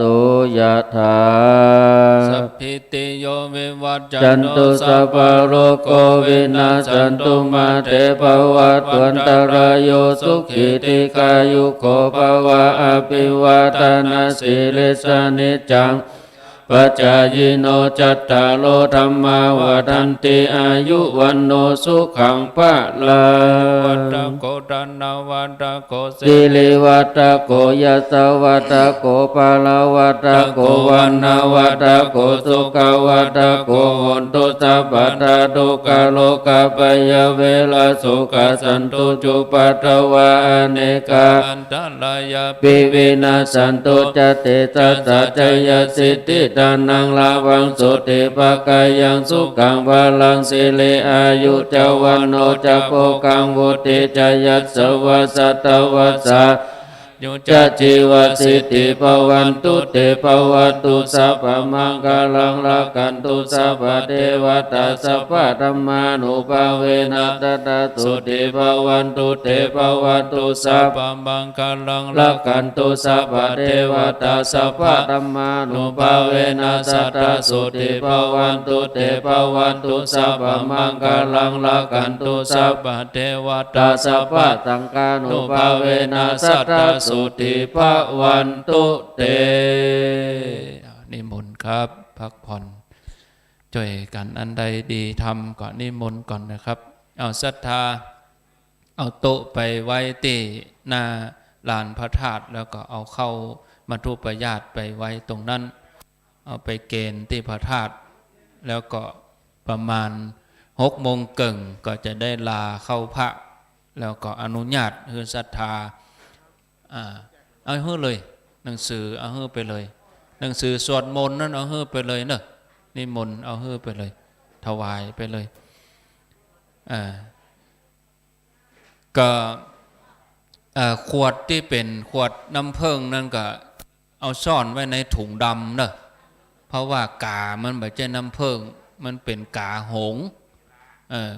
เอาไปกองไว้แล้วเปิ่นมาหั่นก็ใส่มัน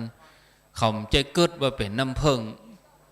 เขาจะเกิดว่าโอ้หมูนี่มักบูบนดอยเนี่ยมาเสี่ยงไปโหลป่ายพวกนี้มันเกิดจีขวดที่เป็นน้ำผึ้งนั้นเอาใส่ถุงดำเนอะมันขวดบรรจุน้ำผึ้งแต่เขาเอาขวด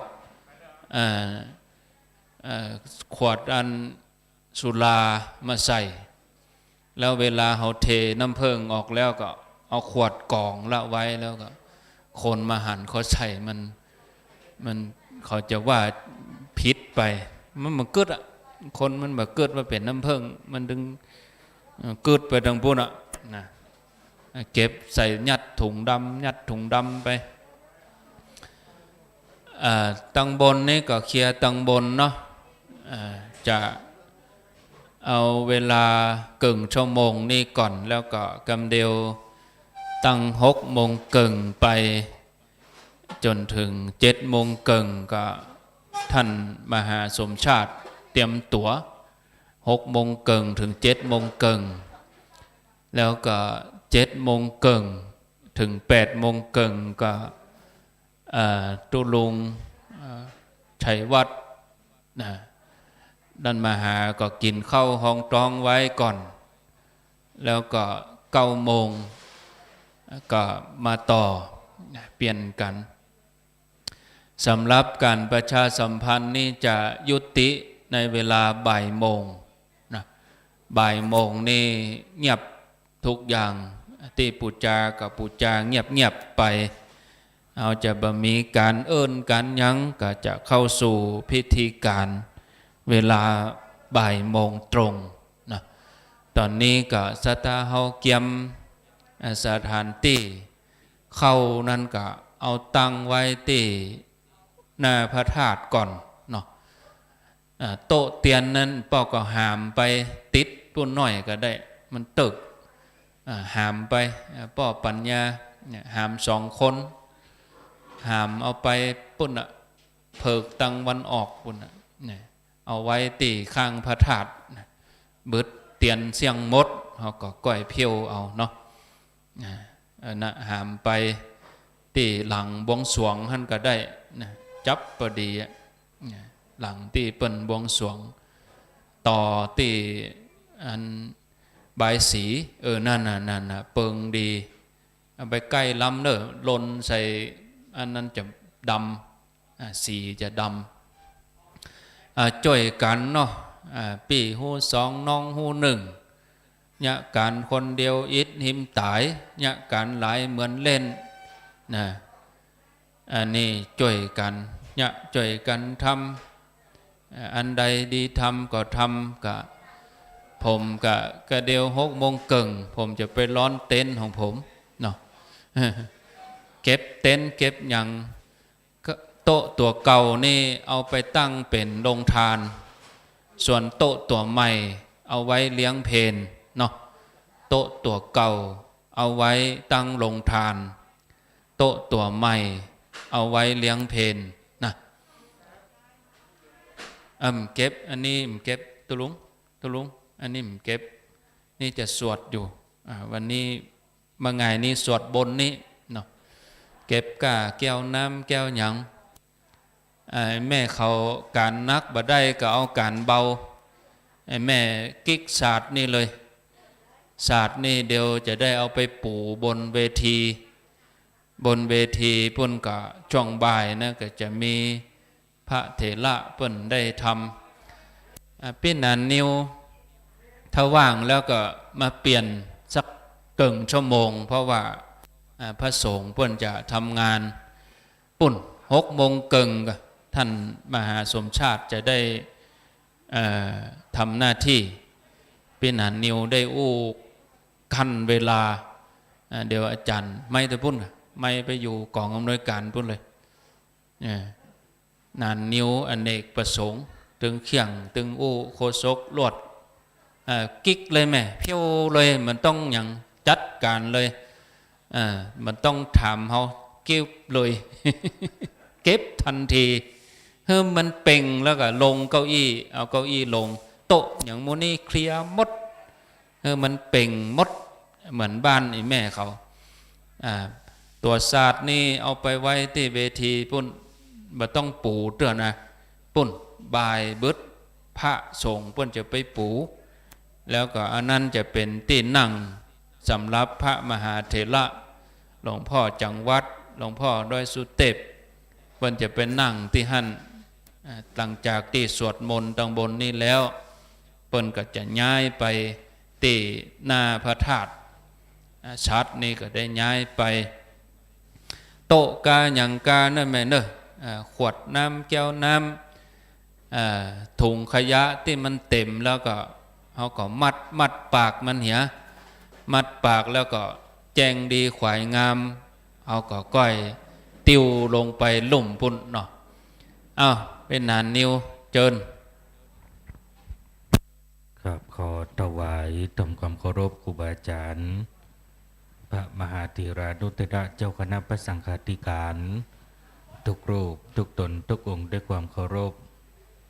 นำเรียนไปยังพ่อแม่สัตธามพี่น้องท่านทั้งหลายทุกท่านตลอดถึงท่านผู้ฟังจากสถานีวิทยุหลายสถานีด้วยกันนะครับที่ได้รับฟังผ่านขึ้นความถี่ต่างๆในวันนี้นะครับซึ่งตามที่ครูบาอาจารย์เปิ่นได้นำเรียนแจ้งให้กับบรรดาพ่อแม่พี่น้องเฮาเป็นที่เรียบร้อยนะครับว่า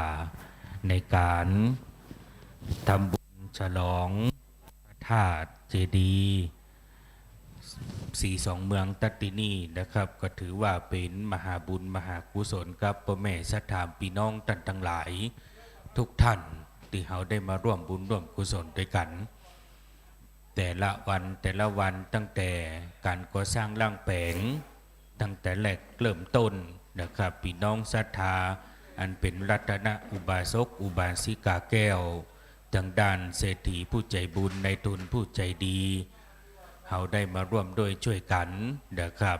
รวมไปถึงขอบพระคุณอนุโมทนานะครับกับพ่อแม่ศรัทธาพี่น้องที่ได้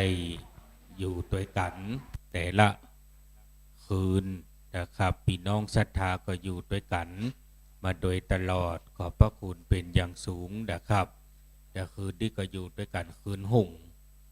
เดาแจ้งนะครับตื่น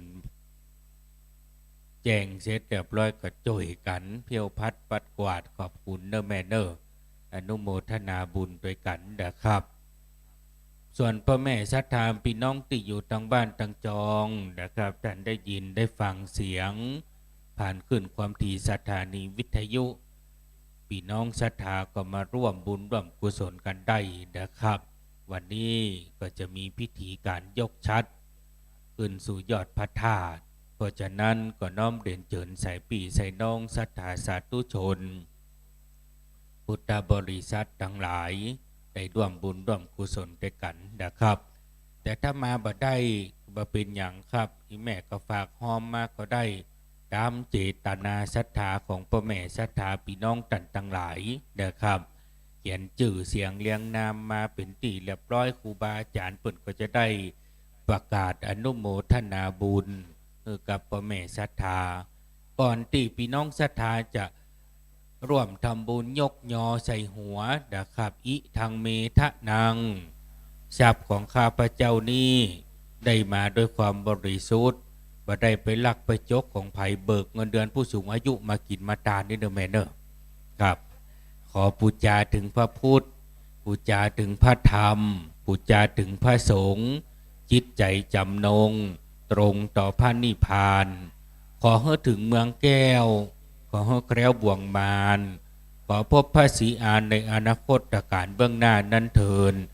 เสร็จเรียบร้อยก็ฝากสตางค์ใส่ซองมาเขียนชื่อให้เรียบร้อยนะครับเราก็จะได้ร่วมบุญร่วมกุศลด้วยกันเพราะว่าบางเตือพี่น้องศรัทธาสาธุชนก็ฟังอยู่หลายตีหลายตังด้วยกันบอกว่าจะเป็นพี่น้องตังเชียงใหม่เชียงไฮ้ลำพูนลำปางเมืองเป้าบางฝางเมืองแป่เมืองน่านสายปีสายน้องหลายตีหลายตังตีรับฟังผ่านขึ้นความถี่สถานีวิทยุต่างๆบางเตือก็มาบ่ได้บ่มีลูกบ่มีหลานมาส่งก็บ่เป็นหยังนะครับบางเตือก็เจ็บแข้งเจ็บขาเจ็บบ้าหัวเข่ามาไก่ก็ลำบากก็บ่เป็นอย่างครับบางเตือก็ฟังทางสถานีวิทยุก็ยกมือสาธุอนุโมทนาบุญด้วยกันเขาก็ได้บุญได้กุศลด้วยกันนะครับในการทำบุญนะครับพี่น้องศรัทธาหลายท่านหลายคนก็ร่วมบุญร่วมกุศลกับครูบาอาจารย์มาครูบาอาจารย์ก็ได้ประกาศได้ชื่อได้นามเป็นที่เรียบร้อยนะครับแต่ละวันถ้าว่าบางเตือพี่น้องฝากมาเป็นที่เรียบร้อยละยังบ่ได้ยินชื่อของตัวเก่าก็บ่เป็นหยังนะครับผู้พระเจตนาเฮาตกอย่างใดเฮาก็ได้บุญได้กุศลเหมือนกันหมดนะครับเพราะฉะนั้นบรรดาศรัทธาสายปีสายน้องอันเป็นรัตนอุบาสกอุบาสิกาแก้วทางด้านเศรษฐีผู้ใจบุญผู้ใจดีนะครับที่ได้ร่วมบุญร่วมกุศลด้วยกันก็ปัตตาอนุโมทนาบางท่านบางคนก็เดินทางมากันละบางท่านบางคนก็กำลังตื่นกันก็มีนะครับก็ถ้าท่านจะมาร่วมบุญร่วมกุศลตีโดยภาษีสองเมืองตัดตินีพ่อแม่ศรัทธาพี่น้องก็มาร่วมบุญร่วมกุศลกันได้เลยนะครับขอบคุณอนุโมทนากับพ่อแม่ศรัทธาพี่น้องที่ได้ช่วยกันนะครับตอนนี้บรรยากาศทางบนดอยม่อนภาษีสองเมืองตัดตินีพ่อแม่ศรัทธาพี่น้องก็ช่วยกันเที่ยวพัดปัดกวาดปัดเต่าแต่นั้นครูบาอาจารย์พระเจ้าประสงค์เฮาก็ช่วยกันนะครับคนละไม้คนละมือขอบพระคุณในความเมตตาบารมีของครูบาอาจารย์ด้วยนะครับขอบพระคุณกับพ่อแม่ศรัทธาพี่น้องสาธุชนหมู่เฮาเราท่านทั้งหลายตัว6 โมงเกิงเฮาจะลาเข้าบรรทุปญาติเนอแม่เนอ เสร็จเรียบร้อยครูบาอาจารย์เปิดจะได้แจกคือพ่อแม่ศรัทธาพี่น้องที่ได้มาร่วมบุญร่วมกุศลด้วยกันในวันนี้เอาให้ลูกให้หลานกินเป็นพญาปัญญาที่ดีนะครับเป็นบุญเป็นกุศลกับพ่อแม่ศรัทธาพี่น้องเฮาเพราะฉะนั้นศรัทธาสายปีใส่น้องตันทั้งหลายตันตีอยู่ทั้งบ้านทั้งจองใครได้เข้ามาทุประญาติที่แม่เขาก็ขับรถมาเลยนะครับเอาบุญเอากุศลไปกันศรัทธาสายปีใส่น้องหมู่เฮาเราตันทั้งหลายนะครับซึ่งในวันนี้นั้นโดยเมตตาครูบาอาจารย์ก็ขอให้นานได้ช่วยอู้ช่วยจากกับพ่อแม่ศรัทธาพี่น้องแห่งกรรมเนาะนะครับเพราะว่าบางเตื้อบางครั้งบางทีฟังกับเสียงครูบาอาจารย์นะครับก็ฟังเสียงดังน้อยนานทหารเก่าให้พ่องนะครับก็ได้อูได้จ๋านะครับกับพ่อแม่ศรัทธาพี่น้องท่านทั้งหลายอาชีพเก่าแต่ก่อนนี่ก็เป็นดีเจนะครับจัดรายการสถานวิทยุกับครูบาอาจารย์เฮานะครับแต่ว่าตั้งแต่ได้ลาสิกขาออกไปก็มาได้มาร่วมจัดรายการสถานีวิทยุนะครับแต่ทั้งนี้ทั้งนั้นก็ได้สนองงานของครูบาอาจารย์มาโดยตลอดก็ต้องขอขอบคุณอนุโมทนา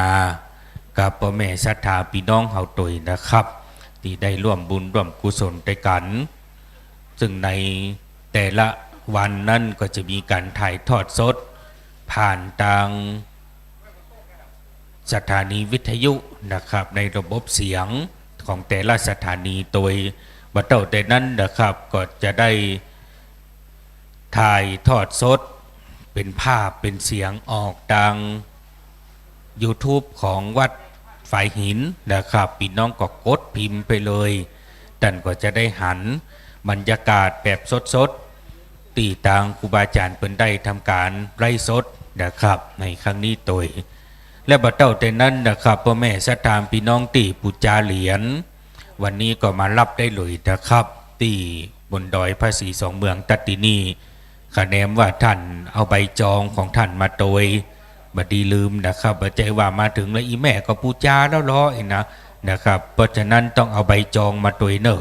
ถ้าบ่มีใบจองนี่ครูบาอาจารย์บ่ฮื้อเตือนนะครับเพราะว่าเหรียญทำมาจำนวนจำกัดตามตีพ่อแม่ศรัทธาพี่น้องได้ปูจากันนะครับได้สั่งจองกันครูบาอาจารย์เปิ่นทำมาจำกัดเพราะฉะนั้นถ้าท่านใดที่สั่งจองก็ให้นำใบจองของท่านมาให้เรียบร้อยส่วนพ่อแม่ศรัทธาพี่น้องที่บ่ได้จองอีแม่บัตันอีแม่อยู่ที่อื่นที่ไกลพี่น้องศรัทธาก็ติดต่อที่ครูบาอาจารย์นะครับทำมาเพื่อบรรณักนะครับมีจำนวนบรรณักเพราะฉะนั้นตันใดตีก็จะได้ไล่ใจตันอยากจะได้เหรียญภาษีสองเมืองเหรียญแม่นางแก้วเอาไว้กับรถกับรางบางครั้งบางทีขึ้นรถลงเรือไปเหนือล่องใต้พ่อแม่ศรัทธาพี่น้องมีไว้ก็อุ่นใจหั่นแหมน้อยนะครับแต่ทั้งนี้ทั้งนั้นก็อยู่ตีสติกับความประมาทอันนี้ก็ครับแจ้งให้พ่อแม่ศรัทธาพี่น้องที่อยู่ทั้งบ้านทั้งจองได้รับผู้รับทราบด้วยนะครับท่านใดที่จะร่วมบุญร่วมกุศลปูจาเหรียญก็น้อมเรียนเชิญกันได้เลยนะครับส่วนพ่อแม่ศรัทธาพี่น้องที่จะร่วมบุญร่วมกุศลในเจ้าวันนี้ก็น้อมเรียนเชิญใส่ปีใส่น้องตัดทั้งหลายเอาเราตั้นนะครับได้ร่วมบุญร่วมกุศลด้วยกันร่วมกินร่วมทานร่วมปัตตาอนุโมทนาเหรียญนี่บึดอีแม่เอาใบจองมาเนอะเดี๋ยวนี้ตุลุงบนกำลังจัดสถานที่อยู่ครับเดี๋ยวรอตุลุงเปิดจัดแล้วก่อนอีแม่ต้องเอาใบมาตัวเนอะแม่เนอะครับเอามาแล้วเนาะอีแม่บะปิกเถอะก็เดี๋ยวชักกรรมใครรับก็ใครรับเลยเนาะไอ้แม่ติดต่อตุลุงชนละทานเลยเนอะท่านอาจารย์พระครูเลยนะครับเพราะว่าแม่อยู่ในชุดคืนละใครปิกไปรับก็ใครปิกเหรียญก็ได้หน่อยแม่เนาะครับเป็นหยังนะครับติดต่อตีตุลุงเลยนะครับครับติดต่อเลยเนอะแม่เนอะเพราะว่าเหรียญตีพ่อแม่ศรัทธาพี่น้องเฮาได้ปูจากันซึ่งก็เป็นเหรียญของพระธาตุสีสองเมืองนะครับพระธาตุดอยสุเทพพระธาตุดอยตุงแล้วก็เหรียญพ ภาษีสองเมืองนะครับพี่น้องศรัทธาที่ได้บูชากันก็ติดต่อเลยนะครับก็พระคุณใส่ปีใส่น้องตันตังหลายดนตาดนตังมากันทยอยมากันนะครับทยอยมากันศรัทธาใส่ปีใส่น้องตีครับครับรถกันหน้านะรถผมนะครับครับกันหน้าเปิดต้มยาอยู่ไรแม่ครับต้มยาต้มอยู่ตังไรพุ่นแม่เนอร์ยาต้มของลุงเล็กนะครับบรรยากาศตังโบนพ่อแม่ศรัทธาพี่น้องก็ช่วยกันนะครับขอบพระคุณเป็นอย่างสูงการเดียวก็ติดต่ออันเนอร์เดียวครูบาอาจารย์เป็นจัดสถานตีกรรมนะครับทีแรกว่าบึดปุณะนะครับแต่ว่าถ้าไผ่ตีมันมีเจ้าหน้าที่เตือนอีแม่ตุลุงอีแม่เปิดกับใครปิกวะแต่ใบเอามาละอีแม่ว่ามันต้องมีเจ้าหน้าที่นะครับบึดจะมีเจ้าหน้าที่เปิดนั้นเข้ามาแหมกรรมนะแม่เนอแม่ไปหาตุลุงพุ่นแม่ครับเนี่ย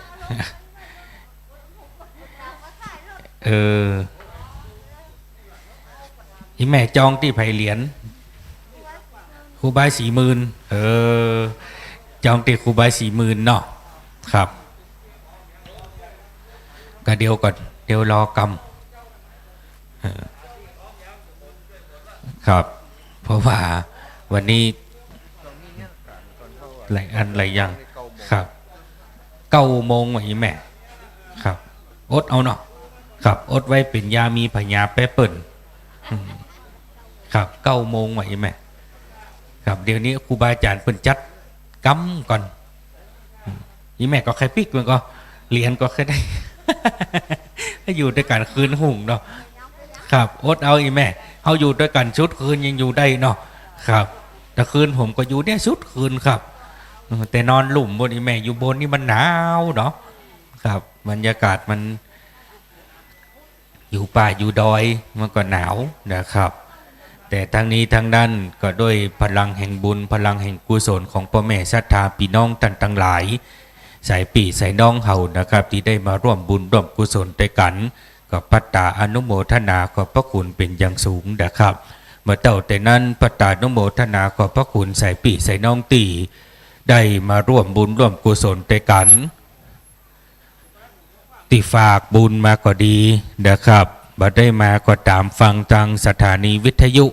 แต่ละตีแต่ละทางก็อนุโมทนาบุญตัวนะครับกับพ่อแม่ศรัทธาพี่น้องเฮาตีได้ร่วมบุญร่วมกุศลด้วยกันปัตตานุโมทนาขอบพระคุณกับพ่อแม่ศรัทธาพี่น้องตีร่วมบุญร่วมกุศลเป็นเจ้าภาพเจ้าศรัทธาลงทานในวันนี้ก็ดีนะครับวันก่อนที่ผ่านมาก็ตามนะครับปัตตานุโมทนาขอบพระคุณเป็นอย่างสูงนะครับพ่อแม่ศรัทธาพี่น้องตีครับอาจารย์สมชาติท่านอาจารย์สมชาติพุทธแม่อาจารย์สมชาติให้จะรับเปียกะ ครับอาจารย์สมชาติครับมาหาอีแม่ที่เครื่องทรงที่เครื่องเสียงกำนะครับอีแม่เปิ่นจะหอมกับน้ำกับไฟถวายครูบาอาจารย์นะครับใจนี้ธรณีสงฆ์กับครูบาอาจารย์นะครับนิมนต์ท่านอาจารย์สมชาติมาให้แม่กำนะครับขอบพระคุณเดี๋ยวรอกำเนอแม่เนอครับเดี๋ยวรอกำท่านอาจารย์เปิ่นน่าจะครับจะอยู่ตั้งหน้าเนาะแม่เนาะครับได้เลยครับเดี๋ยวให้ครูบาอาจารย์เปิ่นไปหานะครับขอบคุณน้ำจิตน้ำใจของพ่อแม่ศรัทธาติอุปธรรมอุปถาครูบาอาจารย์มาโดยตลอดนะครับเนี่ยพี่น้องศรัทธาบุญเกิดจากการให้ทานบุญเกิดจากการรักษาศีลบุญเกิดจากการภาวนาทานบุญเต่านั้นนะครับที่จะอยู่กับหมู่เฮาเดาตันทั้งหลายไปเพราะฉะนั้นเฮาได้อุปถัมภ์อุปถากครูบาอาจารย์พระเจ้าประสงค์ก็ เป็นหน้าบุญของบรรดาพ่อแม่ศรัทธาพี่น้องหมู่เฮาเราตั้นทั้งหลายนะครับปัตตานุโมทนาขอบพระคุณในกุศลและเจตนาของพ่อแม่ศรัทธาพี่น้องตั้นทั้งหลายตัวว่าเต่าแต่นั้นนะครับพ่อแม่ศรัทธาที่ได้ร่วมบุญร่วมกุศลด้วยกันแต่ละวันมาก็ขอบคุณอนุโมทนาโดยอันเป็นเศรษฐีผู้ใจบุญในทุนผู้ใจดีอันเป็นรัตนอุบาสกอุบาสิกาแก้วท่านทั้งหลายนะครับที่ได้ร่วมบุญร่วมกุศลด้วยกันแต่ละวันมาก็อนุโมทนาโดยเดี๋ยวรอสักกรรมนะครับก็ถ้าครูบาอาจารย์เปิ่นจัดสถานที่อย่างเป็นที่เรียบร้อยก็จะได้สลับซับเปลี่ยนหมุนเวียนกันมาอู้มาจาทักทายไปใส่กับพ่อแม่ศรัทธาพี่น้องผ่านขึ้นความถี่สถานีวิทยุแต่ละสถานีโดยบัดเต่าแต่นั้นนะครับก็จะได้ทักทายไปใส่พ่อแม่ศรัทธาพี่น้องที่ผ่านดูผ่าน YouTube ไลฟ์สดตอนนี้อยู่นะครับซึ่งในวันนี้ก็ในช่วงเจ้าที่ผ่านมาตั้งแต่ตี3แล้วนะครับเรามีการไลฟ์สดผ่านสถานีวิทยุก็มีครูบาอาจารย์เป็นได้มาเทศนาธรรมแบบพื้นเมืองเหนือเฮือพ่อแม่ศรัทธาพี่น้องเขาได้รับฟังกันก็ถือว่าเป็นบุญเป็นกุศลกับพ่อแม่ศรัทธาพี่น้องเขาที่เขาได้ฟังเปิ่นตึงบอกว่าเสียงก้องเสียงกองเสียงมองตำเข้าเสียงตุเจ้าเทศธรรมเสียงตุเจ้าสวดมนต์เป็นเสียงสวรรค์พี่น้องศรัทธาเปิดฟังวิทยุอยู่ที่บ้านกันก็ได้บุญเหมือนกันนะครับเปิ่นสาธุเฮาก็สาธุโดยเปิ่นก็ได้บุญเหมือนกันนะครับญาการไปตวยนึ่งเข้าหุงแกงไปตวยเฮาก็ได้บุญได้กุศลเหมือนกันนะครับเพราะฉะนั้นก็ถือว่าเป็นมหาบุญมหากุศลครับพ่อแม่ศรัทธาพี่น้องท่านทั้งหลายใส่ปีใส่น้องเห่านะครับซึ่งในวันนี้นั้นพ่อแม่ศรัทธาพี่น้องก็จะมากันนักกันหลายเพราะว่าจะเป็นพี่น้องต่างบกิแม่ไอสันสายต้นมือปดแผ่วพี่น้องปะเปาภาษาบ้านสาบ้านหนองอับจ้างบ้านปางมะก้อยนาฮีมากันนักมากันหลายขอบพระคุณนะครับตุลุงเอายาดมมาให้นะครับขอบพระคุณเป็นอย่างสูงครับเอาไว้ทากันแมงนะตุลุงแมงนะครบคันขนาดครับ แมงอย่างดำๆนะครับคูนโดยลักโดยนะครับครบคันโดยยังแขวนหน่อยตุลุงเปิดเอายาดมยาหอมมาแจกไปจะกินยาต้มอยู่ตั้งหลายเนอะแม่เนอะครับยาต้มครับยาต้มตุลุงเล็กไปบ่เดียวนี่เราปะครับไปบ่เดียวเนี่ยครับติดอุ้มยาไปตะกี้นะครับตุลุงเล็กครับนี่ปอก็ชอบหาตุลุงเล็กกับชวนตังกันไปชวนตังกันมาหมูจักกันสักเตือพ่อแม่ศรัทธาพี่น้องตีเดิน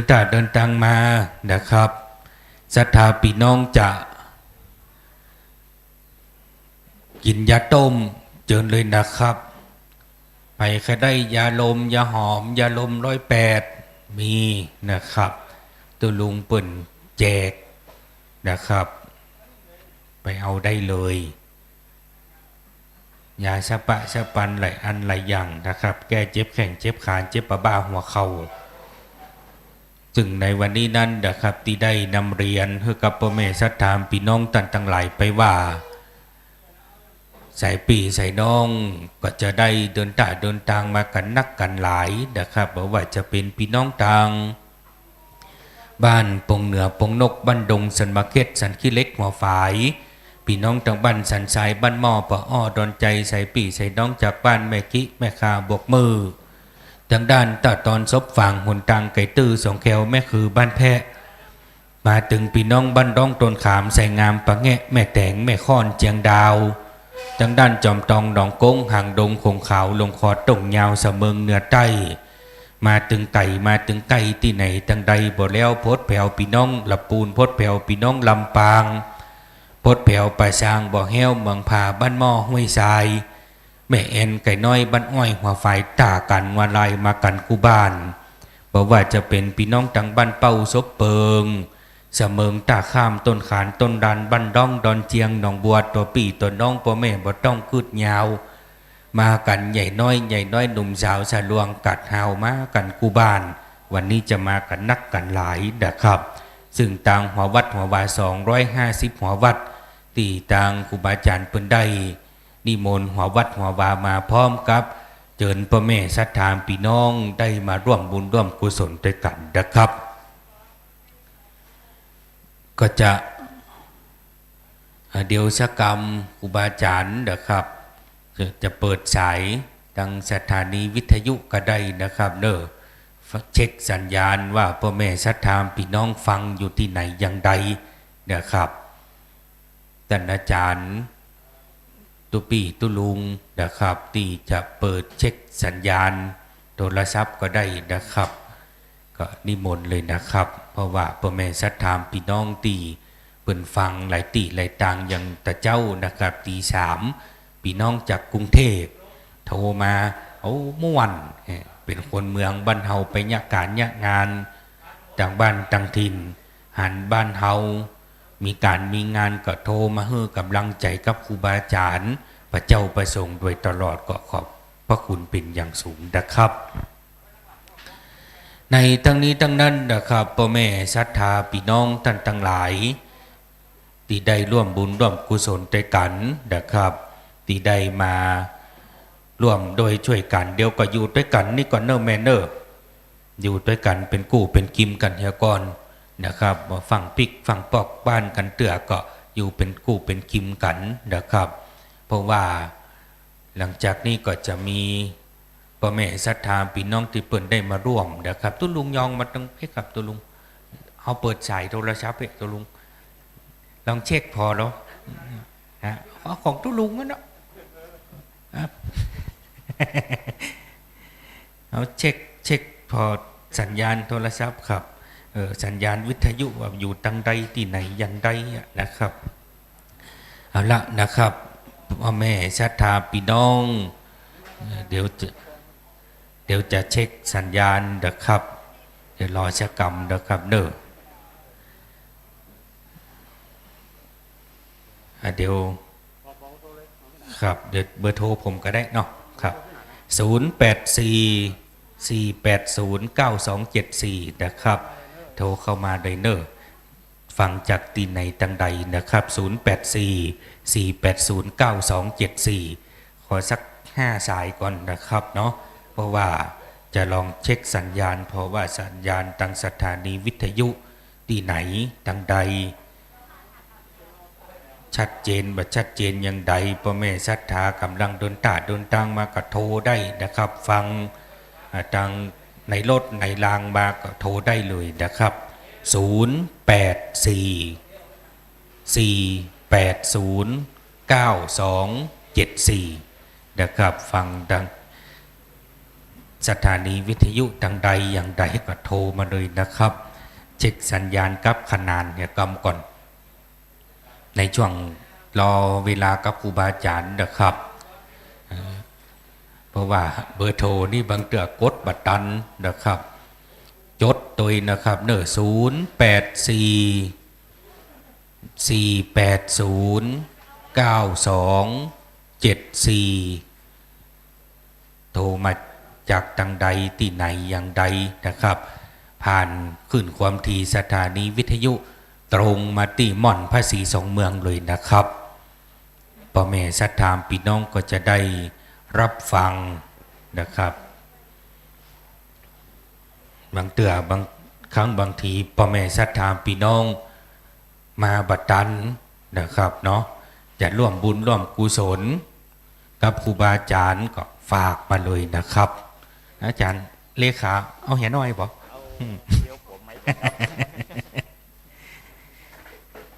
ฟังออกวิทยุพุ่นนะครับครับติดต่อมาเลยนะครับ0844809274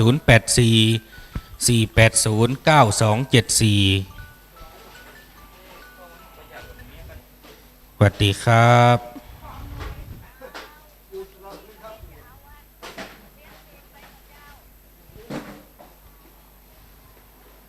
อ๋อศรัทธาตุลุงเล็กกะครับแม่อ๋อเอาแก่งบอลมาน่อครับครับขอบพระคุณนะแม่เนอะ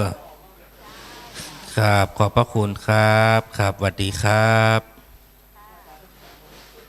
ครับศรัทธาตุลุงเล็กนะครับเอาฮับสายต่อไปจากจังใดแม่บัดตันชกรรมสันกำแพงเนาะครับแม่ได้มาก่อจะดีเจ้าครับแม่ได้มาก่อฮะได้มาก่อครับมาได้มาเจ้าอ๋อฟังตังวิทยุเอาเนาะฟังตังวิทยุตั้งตัวมาแล้วเจ้าครับเจ้าขอบคุณเนอะแม่เนอะติดตามลำตัวครูบาอาจารย์ไปตลอดเลยนะครับเจ้าครับสวัสดีครับแม่สวัสดีเจ้าครับ0844809274ครับมาละสวัสดีครับมาตรการเจ้าอันนี้หนานครับอันนี้หนานเนอะแม่เนอะข้างนาที3แล้วครับอันนี้จากที่ไหนแม่แม่มาได้ไปเราไปแม่มันที่3แล้วเจ้าอ๋อครับขอบคุณเนอะแม่เนอะแต่แม่ได้ไปจองพระแล้วก็อันตามตุงกับถวายยัดฉันครับดีละครับดีละเนาะแม่เนาะครับขอบพระคุณเนอะแม่เนอะ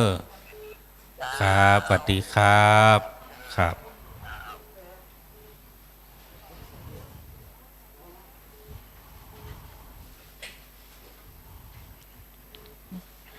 วางสายตัวแม่กดวางสายให้ผมกำครับ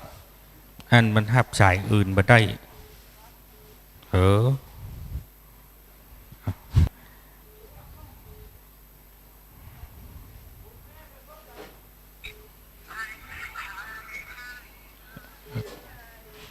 เดี๋ยวก่อนเด้อวางสายก่อนอีแม่วางสายก่อนเอาละยุ่งละ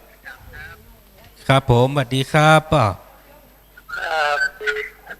จากทางใดครับจากวังเหนือครับลำปางครับครับจากวังเหนือเนาะป่ะได้มาก็ป่ะวันผูกครับได้เข้าไปครับอ๋อครับวันผูกเนาะครับเดี๋ยวครับลองเดี๋ยวหน่อยครับครับยินดีเนอะป่ะเนอะมาร่วมบุญร่วมกุศลด้วยกันนะครับพอเพื่อกำลังใจกันเนาะครับสวัสดีครับป่ะครับป่ะวางสายให้กำเนอะป่ะครับเอาละพ่อแม่จะถามพี่น้องโทรเข้ามาหนักขนาดสวัสดีครับ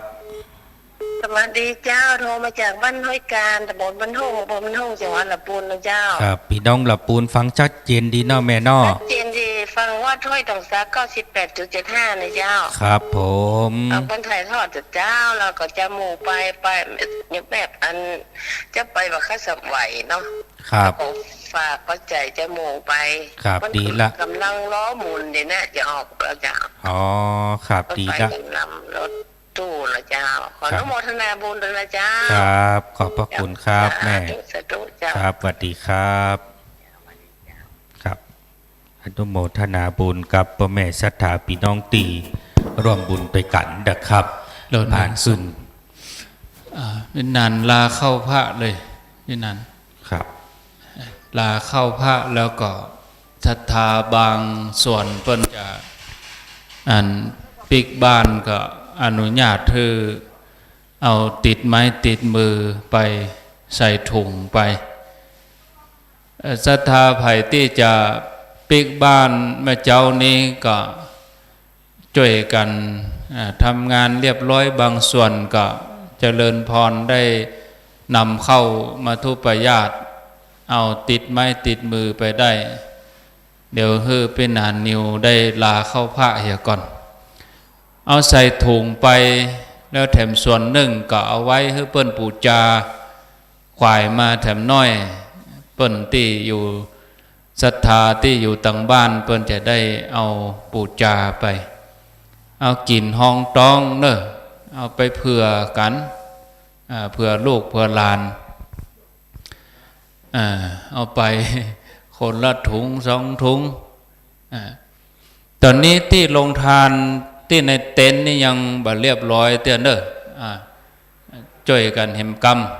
เนาะตั้งหลังนี่ก็ค้างตีเลี้ยงเพนก็ยังค้างหันหน่อยเนี่ยมันนี้เตื้อเนาะไผที่จะลงไปก็ตังปุ้นก็ตุลุงเลินกับตุลุงหนึ่งเป็นธุระได้เอาขยะลงไปขยะลงไปไว้ลุ่มเอาไปกองที่หลังกวานฮันเดอร์หลังกลางกวานบาดีเอาออกมาทางนอกเนาะแล้วรถเก่งน้อยสีดำรถไผ่มโหนอย้ายกำเนิดรถเก่งน้อยสีดำที่จอดข้างเต็นท์อสม.รถเก่งยี่ห้ออย่างก็บ่ได้หันแต่หันสีดำตีหน้าป้ายนี่ย้ายไปละข้างการรถเก่งดำกันน้อยนั่นนะก็เดี๋ยวรถอาหารเพิ่นจะมา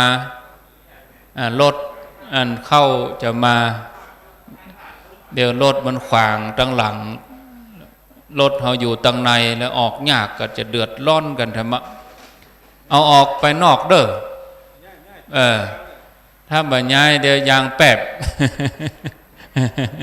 ขอเมตตาย้ายกรรม ก็ย้ายแห่กรรมเด้อเอาไว้ตามช่องเพิ่นน่ะเนาะโยมเนาะช่องที่เพิ่นวางไว้คืออันที่จะเลี้ยงเข้ามาเต้นสีน้ำเงินเพ่นเนอะโยมมาเพ่เลยกลางโต๊ะกลางยังเอามาตั้งเพ่ที่จะเอาพระทหารเจ้ามาเลี้ยงในเต็นท์ถ้าเขาไปเลี้ยงตั้งหลังพวกก็ได้ยุ่งหรอมะได้เพี้ยวหรอมะอย่าอันนี้คือมันไม่เหี้ยอยู่ตั้งนอกเพ่นะทีคนเมืองเขาว่าจะไปขว้างเหี้ยคนไทยเหลวพอหน้าหมับพระอะไรด่ากูวะเพิ่นว่าจะไปขว้างเหี้ยพระอะไรด่ากูเป็นเหี้ย กรรมมันบางกรรมนี่มันหมิ่นเหมือนกันนะเอาใจว่าอาตมาว่าอย่าเอาไปขว้างเหี้ยพระว่าผมเป็นเหี้ยไม่เข้าวัดแล้ววัดนี่ อาตมาว่าอย่าเอาขว้างเหี้ยนะพระว่าผมเป็นเหี้ยตั้งนี้ไปผมไม่มาแล้วพระเหี้ย โยมไปว่าเป็นพระเหี้ยแล้วเนอะอาหารมาแล้วอาจจะเจริญพรอยู่ตังใดเอาตำโต๊ะเนาะตำโต๊ะไว้เดียวก็จะนิมนต์พระเปิ้นไปปั่นปอนเนี่ยตั้งโต๊ะไว้เป็นอย่างก็เดี๋ยวจะได้จัดได้อย่างท่านเรื่องภัตตาหารควายแหมน้อยถ้าเราฉันเข้าแล้วเราก็จะได้ช่วยกันคนชัดไปตัวนี้มันหอนน้อยได้ไม่นานได้ตัวที่ของเราเนี่ยบึดไปนานต้องไปเอาบะเดียวเนี่ยบ่ต้องบึดเอาไม้เตียวไปที่เวทีพุ่นตึงก่อนสัญญาณตึงก่อนบึดนี่เราได้ล่นไปล่นมานะเนี่ยบึดนี่ได้ล่นไปล่นมาเอาไม้ไปปุ้นพอละที่เวทีพุ่นเตียวไปโหลไปเลยไผ่เตียวไปตุ้ลุงยองก็ได้หรอปีนานก็คุมคอนโทรลปีนานก็คุมที่มิกฮะตุ้ลุงกำไม้ไปปุ้นร้องเหี่ยบะเดียวเนี่ยบึดตอนพิธีจะเริ่มมาโหลเองนะตุ้ลุงแดงดึงมันใจขึ้นนะมันดีเนียบบะเดียวเนี่ยบึดตอนที่จะแต้มานี่โอ้เป็นแต้เป็นว่าคนนักคนหลายเอาไปลองเสียงโหลมันเสียบรรยากาศ นิมนต์ท่านอาจารย์ประเสริฐปั่นปอนให้โยมหน่อยเนาะนิมนต์ครับปั่นปอนที่อันภัตตาหารลงทานพี่นันเพิ่นเอามาท่านอาจารย์ประเสริฐวัดดอยสุเทพเป็นธุระเรื่องภัตตาหารฮะเนอะทักทายอูจ๋าถ้าเรียบร้อยก็จะได้ดาคือครูบาอาจารย์ได้ฉันเขาก็จะได้ทำงานกันต่อไปเจ้าหน้าที่แผนกต่างๆที่จะประจำปูจาเหรียญความจริงนี่ต้องมาแล้วนะวันเนี้ยเจ้ามืดนี่ศรัทธาเพิ่นมาแล้วเนี่ยเหรียญยังนาทีได้ปูจาเป็น100เหรียญแล้วก็คนใดก็ใครได้มันนี้เตื้อถ้าฟังอยู่ตังวัดปุ่นก็นิมนต์เด้อ คนเฒ่าเพิ่นมาอดแล้วนะนี่คนใดก็มาถามปูจาเหรียญเพิ่นก็ใครใดเอาไปไว้เมื่อโอ้อีแม่มาอย่างเจ้าก็อีแม่จะเอาอุ่นๆฮ้อนๆเนี่ยกะ อย่างเพิ่นปดให้เข้าเนี่ยนี่ เอาตอนเพิ่นสวดแล้วใหม่ๆนะอุ่นๆฮ้อนๆนะตัวลุงเอาไม้ไปปุ่นเนาะโหลลองไม้ไปที่หน้าเวทีปุ่นพอละเอาใจที่ปุ่นตัวล็อกไว้เลยพี่หนานเอาไม้ตัวใดไปปุ่นเอาเฮือตัวลุงเอาไปที่หน้าเวทีปุ่นน่ะเอาไม้ไปตัวโหลลองเสียงไปตัวศรัทธาหมู่ที่มาเลี้ยงเข้านี่ไปเอาเข้าติบเลยแม่ไปเอาเข้ามาทุบประญาติเปิ้นลาแล้วละไปเอาเลยอนุญาตเข้ามาทุบประญาติตีนาพระธาตุปุ่นน่ะแม่ไปเอาเลยเตียวไปเอาเดี๋ยวจะเสี่ยงก่อนนะเข้ามาทุบประญาติเข้าติบเปิ้นลาแล้วละอนุญาตเอามาคนควัก2 ควักนะตัวนี้มันหอนนะพี่นานฟังหมอม่วนว่องเนี่ยมันเจ็บหูโลตัวปุ้นลองไม้เลยตุลุงเอาไม้เตียวไปปุ้นตุลุงเมาหับโทรศัพท์คนเท่าโทรหาไม่ได้รับคืนหุบพี่นานวันนี้เกียมเด้อหับวันค่ำ ถ้าวิทยุดับนะโทรหา ตุลุงยองวางยาเฮือหนานนิว วางสนุกเฮือหนานนิวเอาเบอร์หนานนิวนะกะ ตั้งปุ้นเอาไม้ไปหรอทดสอบ2 3 4ลองจะรีก็รีจะเล่ง ทดสอบ2 3 4เนื้อรีลงญาติโยมตอนนี้อยู่ตีเวทีเนอะท่านอาจารย์ทดสอบ2 3 4เตียวมาตั้งตีตู้ยาหม้อยา2 3 4ตัดนี้ตั้งหลังตั้งเวทีได้ยินชัดเจนเนาะเอาตียานี่เนอะตีปมหม้อยาตีหม้อยาเอาจุ่มหม้อยาเนอะเอาสาธุหม้อยาตุลุงหม้อยาตอนนี้อยู่ตีหม้อยาอาจารย์ชัดเนาะโอเคหมายไว้เลยเอาตัดใดหนังยืดหัดไว้ หนังยืดหัดไว้ว่าไม้ตัวนี้อยู่ปุ้นได้ครับจบสาธุปิดเลยใจตัวนี้เนอะบึดนะต่อไปแหมตัวนี่เอามาที่กล่องอำนวยการอันนี้อันใดอันนั้นเอาไม้แหมตัวมาที่กล่องอำนวยการก็เดียวนิมนต์ท่านมาหาอันที่มันซดเซ็ตนี่เขาก็เปลี่ยนทานบึดจะได้ซื้อทานมาแถมใหม่ทดสอบนะครับอันตัวนี้กล่องอำนวยการล็อกไว้ตั้งบนนี่มี2 ตัวเอาละนะบึดก็เอาตั้งลุ่มบึดขึ้นมาที่มหานะมาต้องเอาไปศูนย์ของไผ่แล้วเนอะเอาหนังยืดทัดแล้วก็ใส่ย่ามไว้แล้วไปลืมไปลำปางพวกเหี้ยก็จบข่าวอันนั้นเอาไว้ใจในตีศาสนาพิธีตั้งปุ้นบอกกองครูบาอาจารย์เปิ้นสวดที่นี่จบปุ๊บ ย้ายสถานที่เอาพิธีไปไว้ที่ปุ้นไม้ตัวนั้นก็ล็อกไว้หั่นเลยเดี๋ยวเอาฐานใหม่เข้าใส่ศรัทธามาเอาเข้ามาทุบประญาติเด้อเป็นนานลีตัวนี้หน่อยอะลีที่ของเฮาเนี่ยที่เฮาอุ้มเดินมันห่อนฟังแล้วมันว่องว่องว่องเนาะลดลงหน่อยเอาละอย่าหม่อนละนี่พอดีแล้วนะ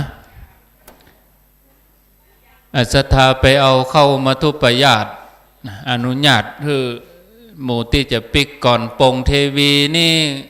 ท่านปลัดจำนันเปิ้นปิกไปเอาข้าวต้มเปิ้นปิกไปเอาข้าวต้มที่สันกูทองเหรียญนี่บ่ได้เตื้อเนาะเหรียญบ่ได้เตื้อเปิ้นปิกไปเอาหมู่ป้อจายคนหนุ่มนะหมู่ที่มาเลี้ยงเข้าขอช่วยเอาน้ำไปใส่ในถังน้ำแข็งไว้กันมั้ยช่วยกันเนอะเอาน้ำไปใส่ไว้ถังน้ำแข็งใส่ไว้ทางในสัก10 ปลาย20 ปลายแพ็คอันนี้บางทีเล็กๆน้อยๆคนเฮามันจกออกแล้วบ่จ้างเอาใส่มีก็คนขินน้ำมีหลังเพเนอร์ที่หลังศาลาหมู่ป้อจายคนหนุ่มเอาน้ำไปใส่ถังน้ำแข็งกำน้ำเอาไปใส่ลุ่มบนตัวบึดก็จะมีอสมชรบเอาน้ำศรัทธาที่เอาน้ำมาตานก็เจตนาเฮาตกแล้วก็ถ้าสมมติว่าเฮาเอามา10 แพ็คเอามาตานบนนี่2 แพ็คพอละเหลือแฮม8 แพ็คเนี่ยใส่น้ำแข็งลุ่มบุเลยเอาใส่ถังลุ่มบุเลยเอามาตานขึ้นมาบนนี่เป็นมติแพ็ค2 แพ็คก็พอแล้วไผ่ตีเอาน้ำมานะบึดเอาใส่ตีลังตีถังน้ำแข็งลุ่มบุเลยถังน้ำแข็งนี่มี2 จุดเอาไว้สำหรับหมู่เจ้าหน้าที่คัดกรองหมู่จราจรชลบอสมแล้วก็คนที่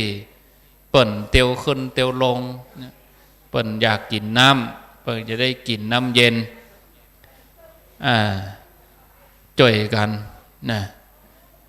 ลงทานก็จะมีโต๊ะสีเขียวมีอยู่2 เพิกตึงตังใต้เพิกตึงตังเหนือเพิกตังใต้นี่ก็จะเป็นในเต็นท์อันนี้เป็นลงทานแต่เมื่อเจ้านี่เขาก็เอาเลี้ยงสังฆะเนาะขอศรัทธาเขาช่วยกันคนละเล็กละน้อยป่อขาวแม่ขาวอุบาสกอุบาสิกาอันเนี้ยได้บุญเต็มเขาเป็นธรรมบริกรธรรมบริการได้จ่วยแม่มต้องเตะเนอะใส่ตึงแพ็คเลยใส่ตึงแพ็คต้องเตะแล้วบึดขอน้ำแข็งมาเถงใส่ตังบนนั่นแถมนะก็จ่วยกันโอ้สะอาดสะอ้านโอ้ทะละกะฮือตุฮือพระนี่บัดแล้วนะนี่กะตุเจ้าพระเนนก็มี10 ปลายการก็นักก็หลายเอาศรัทธาจ่วยกันเปิ้นว่าเนี่ยสามัคคีจ่วยกันมันจึงดีแต่งานลำพังก็ตุเจ้าพระเนนก็ป่วนเนี่ย9 โมงย่ำได้กินข้าวง่ายเดียวการก็บ่แล้วเถอะอันนี้ศรัทธาจ่วยกันให้นึกเหมือนศรัทธาเขาเป็นศรัทธาเจ้าศรัทธาเนาะเหมือนวัดเฮาอีเตอะเกิดอย่างอีเนอะจ่วยกันอย่างอีตั้งห้องน้ำกาล้างห้องน้ำกาอยากนะหลายๆอย่างจ่วยกันสิ่งละอันพละน้อยจ่วยกัน ได้ประคับประคองอันนี้ได้บุญแท้ๆศรัทธามาหาไปห้องต้องก่อนเลยนะฮะปั่นปอนแล้วละเดี๋ยวจะต้องห้องจอกเดี๋ยวจะกั้นเข้าละมาหาสมชาติไปนิมนต์ไปห้องต้องก่อนเดี๋ยวฉันแล้วก็ตุลุงยองจะเปลี่ยนมาปั่นปอนแล้วก็ดาฉันเลยเดี๋ยวเวลบริหารอย่างอี้เดี๋ยวยุ่งแน่คนก็จะสุ่นเดี๋ยวโคศกก็กินเข้าถึงกู้จบข่าว เอามานิมนต์มาฉันก่อนตนได้จะอู้ก่อนตนนั้นฉันมะลุนตนได้จะอู้ก็มาฉันปั่นปอนแล้วละตุลุงประเสริฐประสันโนเปิ้นปั่นปอนแล้วละเดี๋ยวคนจะมาแล้วนะสัก8 โมงป่าย9 โมงนี่เปิ้นจะมากันแล้วนะบริหารจัดการเวลาดีๆนะตอนนี้7 โมงถึง8 โมงเนอะท่านมหาสมชาติ7 โมงถึง8 โมงแล้วก็ตั้ง8 โมงไปก็นิมนต์ตุลุงยองยาวตุลุงยองยาวจนถึงพักเพลตอนเพลก็มาหาเฮือฉันก่อนมหาสมชาติก่อนเพลต้องฉัน10 โมงครึ่ง10 โมง40ต้องฉันละถ้าว่าท่านชัยวัฒน์เปิ้นฉันแล้วเพื่อให้ได้มาเปลี่ยนนิมนต์ก่อนเลย15 นาทีนี่พอดีฉันแล้วก็มาเปลี่ยนศรัทธาดาพระทหารเจ้าก็ดาไปเลยเนอะดาไปกำเดียวพระสงฆ์เปิ้นจะได้ฉันประมาณสัก7 โมงครึ่งเพราะว่ารอข้าวต้มวัดสันกูทองอันนั้นจ่วยกันตั้งน้ำตั้งหยังเนอะจ่วยกันตึงคนหนุ่มคนกำคนเฒ่าคนแก่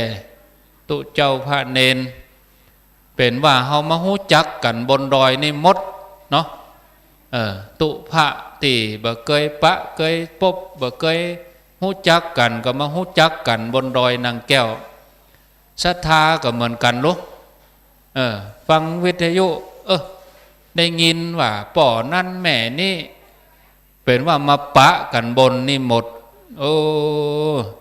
อันนี้เป็นที่ชุมนุมปะกันนัดพบหน้าอำเภอนี่บ่ใจละเป็นนัดพบกันที่สี2 เมืองแต่ละปีนาใจมันจะง่อมนะศรัทธาถ้าเกินวันที่20ไปแล้วนี่ง่อมแล้วดักปิงนี่ง่อมมันนี่เนาะบรรยากาศที่นี่ก็จะเงียบเหงาคืนสู่ธรรมชาติบรรดามดแมงสัตว์สิ่งต่างๆก็จะปิกคืนมาอยู่ที่เก่าประเด็นนี้รับตานี่ใครหันองค์พระธาตุนี่มีขี้ไข่คู่ขึ้นเขียวเนาะหมดกะขี้ไข่คู่ขึ้นถ้าเขียวนี่เหมาะนะอันนี้เขาจะเอาไว้คือมันเขียวธรรมชาตินะเขียวลิ้วเลยเนาะศรัทธาญาติโยมถ้าใบเขียวนี่ก็ใบไม้นะถ้าเป็นใบที่เอาใส่ต้นนี่ก็ถ้าเป็นเขียวหมดก่อนบัดแล้วนะอาจจะมีการจะรอองค์เหมือนหูปเหมือนของพระเดชพระคุณหลวงปู่ทั้ง 2ก็หลังจากงานนี้สักอาทิตย์หนึ่งก็ครูบาอาจารย์เพิ่นก็จะได้ประชุมปรึกษาหารือกันกำหนดที่จะรอหูปเหมือนเสมือนจริงหูปเหมือนของหลวงปู่ถึง 2แล้วก็วันที่เฮาจัดเข้าพรรษานั้นพระสงฆ์ก็จะได้มาเจริญพุทธมนต์ก็คาดว่าหูปเหมือนนี่ก็น่าจะแล้วพอดีก็หุ่นทีก็ว่าจะเอาขี้เพิ่งหุ่นขี้เพิ่งว่ามันบ่อดก็หาโดนไฟโดนหยังก็จะลำบาก จะเอาไฟเบอร์หรือว่าเลซินเอามาเจ็ดยากกับมะถ้าเอาไฟเบอร์เหมือนไปขี้ฝุ่นยัดเต็มตีต่างๆก็เอาผ้าเขาเจ็ดก็เดียวก็จะลุจะผุพังไปแถมตองเนี่ยแน่นอนดีเหมือนไปเอาผ้าเจ็ดก็แหล่งเก่าแหล่งงามตองนี่นะเป็นตองเหลืองนี่รอตองเหลืองเหมือนไปสีค้ำต่อใดดีต่ออันงามโยมที่จะด่าพระทหารเจ้าก็เจริญปอนเลยเนอะด่าพระทหารเจ้าก็เจริญปอนเลยได้เตรียมเดี๋ยวรอข้าวต้มตีเพเนอร์ในเต็นเพเนอร์พระทหารเจ้านาศรัทธาเฮาก็กินข้าวกินน้ำเสร็จสัตว์เรียบร้อยก็อยู่ด้วยกันนี่เนาะสำหรับกำหนดการน้อยเจ้านี่ก็จะมีการได้บวงสรวงเทวดาอันนี้พระเนนวัดป่างิ้วได้เป็นธุระจัดเครื่องต่างๆจัดพิธีแม่เจ้านี่เนี่ยสัก8 โมงครึ่งเนาะจะเริ่มพิธีบวงสรวงอ่านองค์การท่านพระครูชลทานพิทักษ์จะดำเนินการไปแล้วก็เมื่อไงนี้ก็ศรัทธาเฮาก็มูติมารับเหรียญก็มามูติบะมีใบจองก็มาปูจาได้ด้วยตนเองวันนี้นะตลอดแต่ว่าฝ่ายประชาสัมพันธ์นี่จะยุติเวลาบ่ายโมงตรงนะเข้าใจกันตามนี้ตั้งแต่เมื่อไง8 โมงไป9 โมงก็เต็มตีบ่ายโมงปุ๊บก็เข้าสู่พิธีการเพราะว่าบรรยากาศก็จะเป็นการทักทายถวายการต้อนรับพระมหาเถระวันนี้ก็จะมีพระมหาเถระชั้นผู้ใหญ่ระดับเจ้าคณะพระผู้ปกครองก็มีหลายรูปหลายตนหลายองค์ที่เปิ้นจะมาเปิ้นเมตตาต่อคณะสงฆ์อำเภอเวียงป่าเป้าคณะสงฆ์อำเภอดอยสะเก็ดก็มีหลายรูปหลายตนหลายจื่อมีในหุเดี๋ยวกันเนอเอาใส่ยามนี่ไว้แต่คืนเอาตำนี่แมวเนี่ยก็มานั่งตักนี่ฮะเดี๋ยวกันเนาะไปติ๊กวิทยุมันเงียบเนาะจำเป็นได้ไปเรื่อยๆนี่ญาติโยมทั้งหลายเสาะพอลายจื่อเอาใส่ถุงยามไป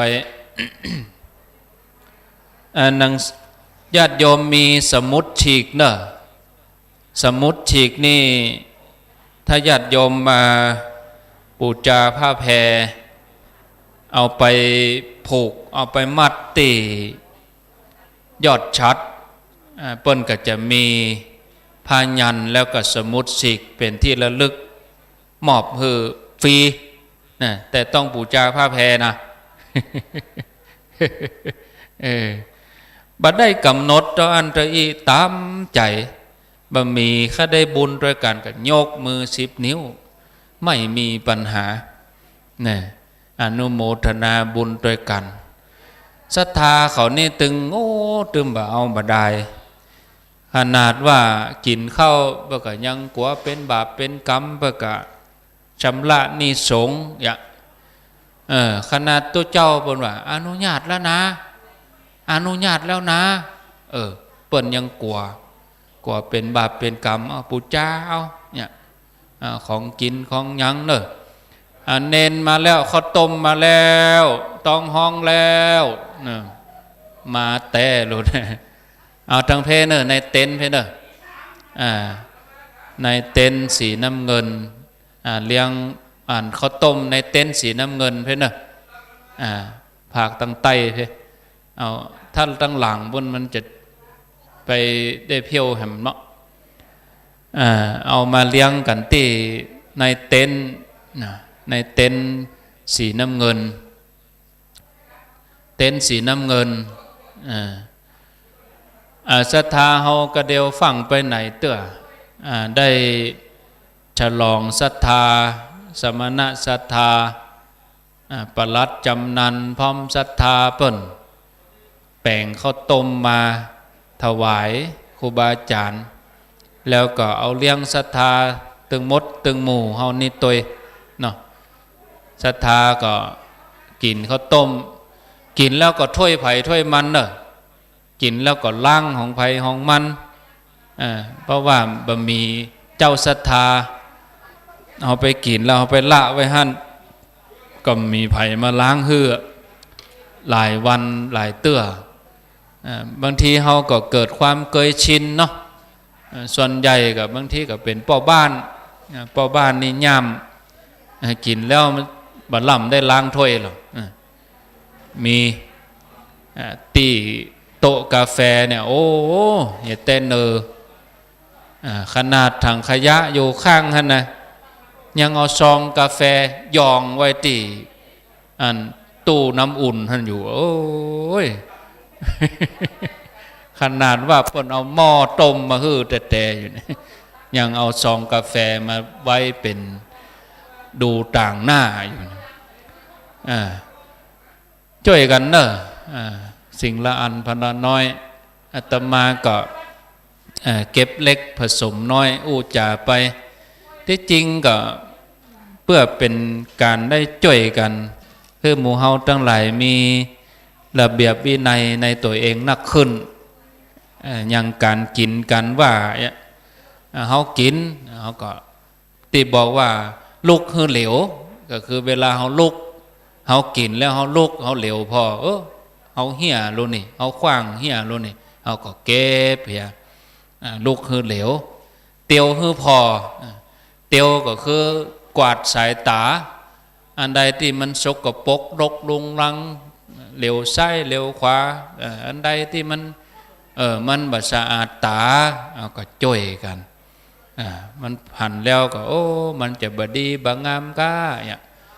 คนอื่นมาหันเข้าใส่แล้วก็จ่วยกันเนี่ยนี่ที่ว่าลูกฮือเหลวเตียวฮือพอคือพอความเรียบร้อยจ่วยกันไปอันนี้มันก็ม่วนเวลาเราเนี่ยการทำงานหันตุเจ้าพระเนนหันศรัทธาจ่วยกันมันม่วนนี่บางทีบางครั้งก็เนนเขานี่ก็ต่อไปนี่เขาก็จะจำเมินไปเขาก็ถ้าบุญพ่อเหลืองเขามีเขาได้เป็นเจ้าอาวาสสมภารเจ้าอาวาสนี่เนาะโอ้เกิดจะหอดมาก่อนตุลุงใจไปแป่งหั่นแป่งนี่แต่ก่อนเป็นเนนก็โอ้ขี้ค้านลุกตุลุงห้องลุกไปช่วยงานโดยนางแก้วน่ะมันหนาใจแต่ว่า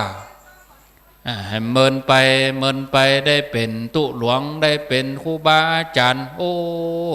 เกิดใจหอดตุลุงเปิ่นห้องลุกเฮาโลนี่ได้มาจัดการจัดงานมันก็อันที่เฮา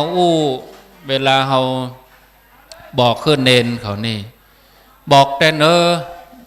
มันการกับเฮาเอาเขามาทำงานนี่สำเร็จรูป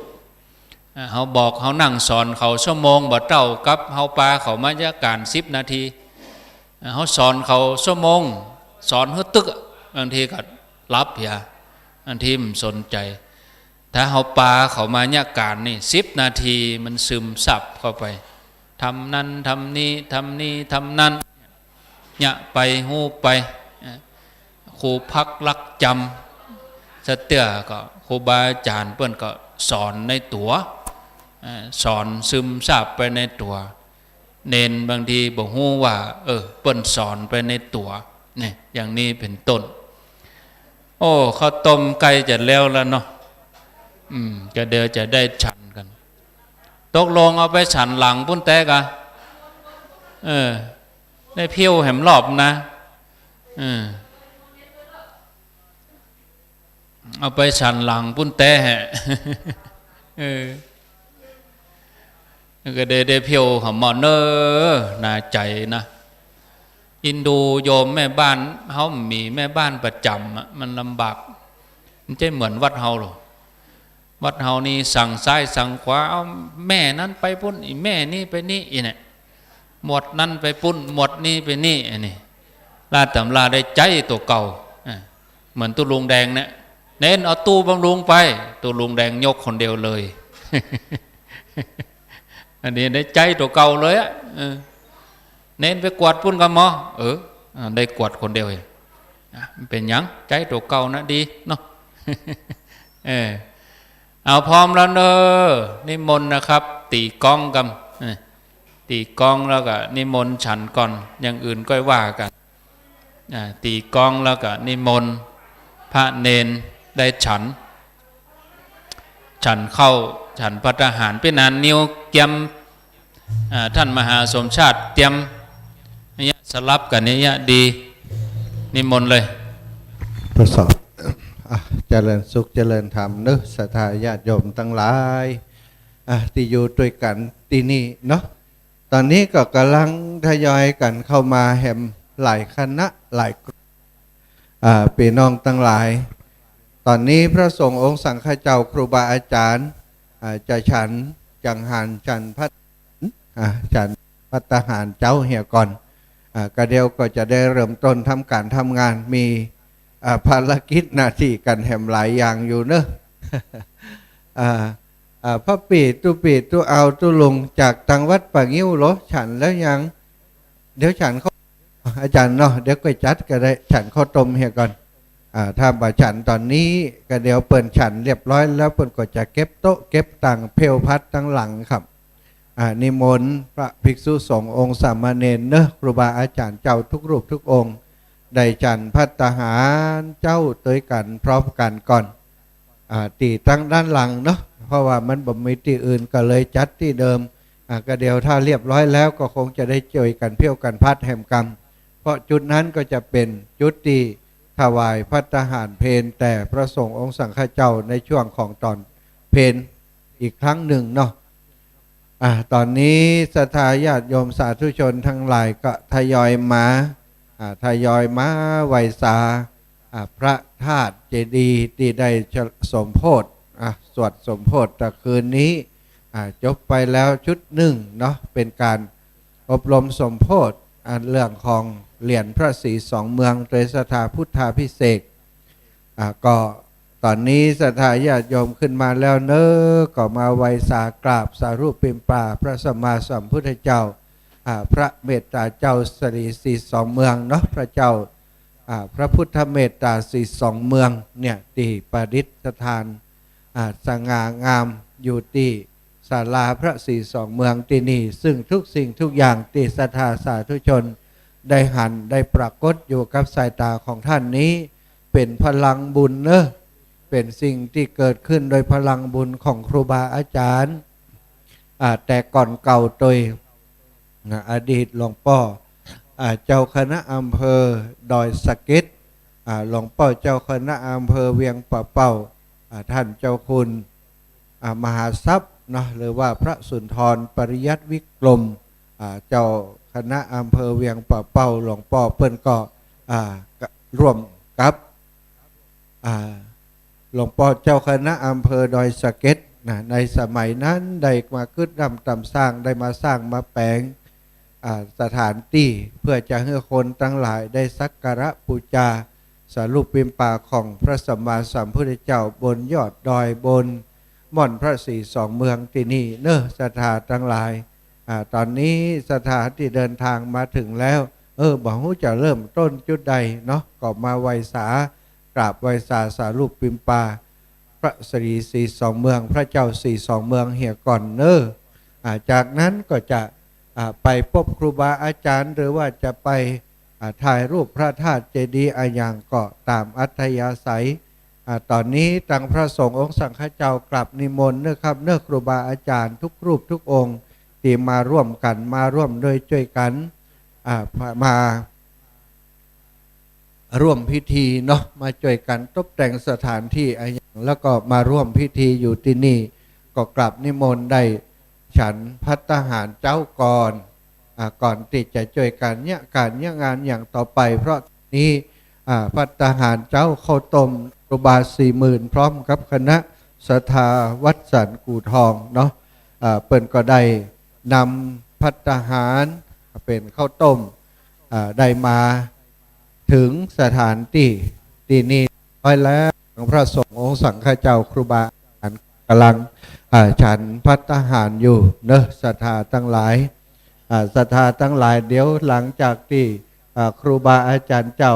ได้ฉันภัตตาหารเรียบร้อยแล้วเนาะก็เป็นรอบของศรัทธาเล่าเนอะอีปออีแม่ที่เดินทางมาจากต่างที่ต่างถิ่นต่างจังหวัดต่างอำเภอมาแต่เจ้าเนาะก็บ่ได้กินข้าวกินป่ามากำเตื้อหลังจากที่พระสงฆ์องค์สังฆเจ้าได้ฉันแล้วก็เป็นหน้าที่ของหมู่เฮากินข้าวกินป่ามีอย่างก็ช่วยกันให้มาก่อนนี่ได้บุญนักเนอะเพราะได้มาช่วยกันที่เปิ่นมาบอลลูนนั้นเฮาจัดเรียบร้อยแล้วกราบได้ขึ้นไปกราบเลยขึ้นไปกราบได้เจ้าตาลแล้วก็ไปถวายเนอะอันนี้เปิ่นเป็นจ้างฟ้อนด้วยเนอะคณะแม่ครูเนาะคณะแม่ครูตอนนี้พระสงฆ์องค์สังฆเจ้าครูบาอาจารย์ฉันภัตตาหารอยู่ญาติโยมจะได้บ่มิตรตุเจ้าอีนะเปิ่นอยู่ตั้งหลังกันเนอะพระภิกษุสงฆ์องค์เนนจะฉันภัตตาหารเรียบร้อยเหี่ยก่อนเพื่อว่าศรัทธาญาติโยมมาถึงแล้วบ่ได้กินข้าวกินป่ามากำเตื้อก็จะได้ภัตตาหารส่วนที่พระสงฆ์องค์สังฆเจ้านั้นเปิ่นฉันเสร็จเรียบร้อยก็ไปถึงญาติโยมตั้งหลายทุกผู้ทุกท่านทุกผู้ทุกคนเนอะเจ้าภาพเปิ้นก็เอามาถวายพระสงฆ์ก่อนจากนั้นก็จะเอามาเป็นโฮงทานให้กับศรัทธาพี่น้องทั้งหลายได้มากินได้มาบริโภคกันก่อนพิธีของเฮาในส่วนของพิธีตอนเจ้านี้มีอย่างพ่องเนาะตอนเจ้านี้พิธีตั้งสงฆ์บ่มีอย่างแต่ว่าศรัทธาพี่น้องมานี่ก็สามารถมาปูจาผ้าแพรเนอะผ้าแพรที่จะมาผูกชัดพระธาตุสามชัดนี่นะพระธาตุ3 องค์ก็มีชัดอยู่3ชัดด้วยกันก็มาผูกเนาะถึง3ก็ได้หรือว่าจะผูกชัดได้ชัด1ก็ได้เหมือนกันแล้วก็ปูจาผ้าแพรนั้นเปิ้นก็บ่ได้กะเกณฑ์ว่าผืนเท่าใดเนาะก็ปูจากันตามอัธยาศัยปูจาเรียบร้อยก็เอามามัดมาผูกตีชัดพระธาตุเนอะเอามาผูกตรงที่เป็นเปิ้นจะต้อยแกะได้แก้ง่ายๆเนอะผูกตั้งหลุ่มในปอดสีแดงตั้งหลุ่มเนี่ยนะตั้งหลุ่มติดกันสีแดงตั้งหลุ่มเนี่ยเวลาตอนที่เปิ้นยกขึ้นเนี่ยถ้าเขาไปผูกในตีมันแกะยากมันแก้ยากมันจะลำบากอันช่างที่เปิ้นอยู่ตั้งบนเนาะก็เดียวจะต้องให้เจ้าหน้าที่มาช่วยพอจิมเนอะตอนที่เปิ้นผูกชัดพระธาตุนั่นนะบ่บึดนี่ก็ต้องมาเอามาผูกติดลักเนอะตัวที่เป็นด้ามสีแดงเนี่ยเวลาเปิ้นถอดเปิ้นเอาออกตอนตียกขึ้นไปประดับพระธาตุตั้งบนก็ต้องเอาออกเหมือนกันศรัทธาก่อนบ่อันปักอยู่บนเปิ้นไผ่จะขึ้นไปเอาออกเนาะทำความเข้าใจกันเนอะไปมัดแน่นจดบ่ได้นะไปมัดแน่นจดนั่นจะลำบากตอนที่เปิ้นยกขึ้นประดับประดาตั้งบนเปิ้นจะต้องแกะออกแหมกำมันก็จะลำบากเปิ้นเนอะ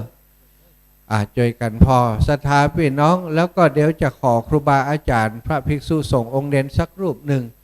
มาคอยพอคอยดูที่เปิ้นผูกนี่นะเฮาจะได้ให้มันสะดวกกับการที่ตั้งช่างเวลาเปิ้นยกขึ้นประดับนะเปิ้นก็จะต้องเอาออกเหี่ยก่อนบ่ใจว่าเอาไปติดไว้ติดบนป่ายพุ่นถึงเวลามาไข่จะขึ้นไปแกะไปเตะเนาะศรัทธาตั้งหลายก็เข้าใจกันตามนี้เนอะเฮาทำได้เป็นพิธีแล้วก็ได้สบายอกสบายใจจตุปัจจัยทายธรรมที่ตั้งหลายได้ ได้มาร่วมบุญร่วมกุศลที่นี่นะมาปูจาเหรียญก็ดีปูจาผ้าแพรก็ดีปูจาทุกสิ่งทุกอย่างที่ครูบาอาจารย์เปิดเอามาให้ปูจาเป็นที่ระลึกนั้นเนาะปัจจัยต่างๆฮักกะใจจ่ายติไปสั่งเปิ่นทำเปิ่นแปลงมาแล้วครูบาอาจารย์บ่ได้เอาไปที่ไหนสักตีเนอะศรัทธาจะเข้าในบัญชีของกองทุนพัฒนาพระศรีสองเมืองที่นี่กองทุนพระศรีสองเมืองเนอะศรัทธา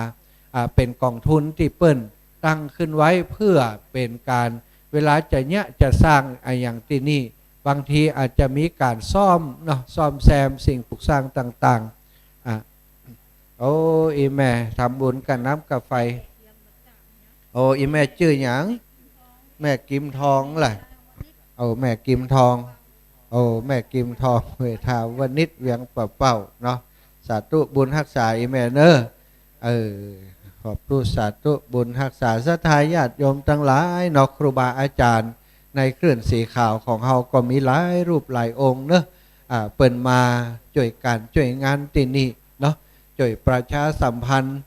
ช่วยจัดการจัดงานที่นี่นำโดยท่านพระครูอภิวัฒนวิกรมตุลุงยองท่านพระครูบาอาจารย์ต่างๆครูบา40,000ตุลุงแดงท่านพระครูชนลทานพิทักษ์แล้วแต่เจ้านี้เนาะน่าจะมีดาวรุ่งดวงใหม่เกิดขึ้นแล้วในทีมงานของพี่น้องหมู่เฮามีตุลุงเฉาเนอะเปิ่นเต็ดกำเมืองอีแม่หอมอย่างจ๊ะกาน้ำกาไฟพระธาตุสีสองเมืองเนาะบัดเดี๋ยวนี้กองอำนวยการเขาถ้าจะได้ย้ายไปทางปุ้นอีแม่บัดเดี๋ยวนี้อันอย่างก็ตู้มันอยู่ปุ้น อีแม่ชื่อหยังแม่คำบ้านไหน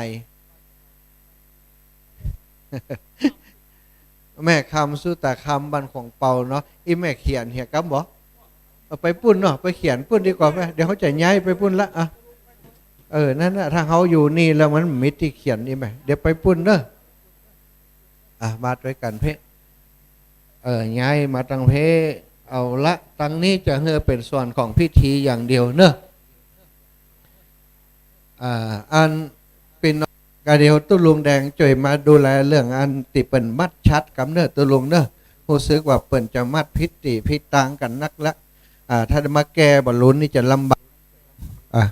ขอเป็นเจ้าหน้าที่เนาะเป็นเจ้าหน้าที่มาพอกอยบอกเปิ่นว่ามัดตรงไหน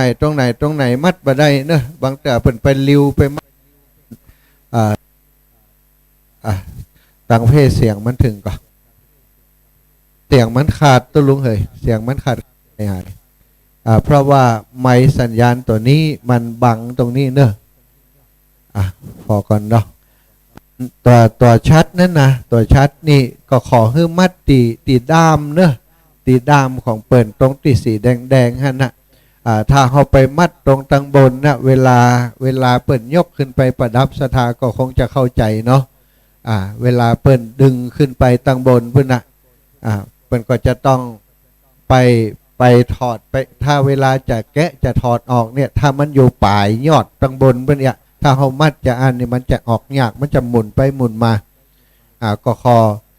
รบกวนครูบาอาจารย์เดี๋ยวมาจัดการเรื่องนี้กันตอนนี้พระแพรก็เริ่มจะมีคนมาปุจจานักขึ้นแล้วก็เดี๋ยวพอเวลาเปิ่นผูกตามใจชอบผูกแต่ได้ก็ได้อีนะก็จะเป็นวุ่นวายอะไรเหมือนกันเนาะอันนี้สัญญาณของอันไมค์ตัวนี้เนอะมันเนื่องจากว่าตัวดูดสัญญาณของเปิ่นมันอยู่ไกลเนาะตัวฐานติดตั้งสัญญาณฮับนะมันอยู่ตั้งหลังพุ่นก็เลยกลายเป็นว่ามันจะขาดเป็นช่วงๆเนอะสถาก็เดี๋ยว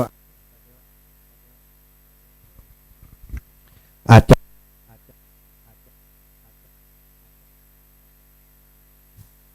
สาธุสอบ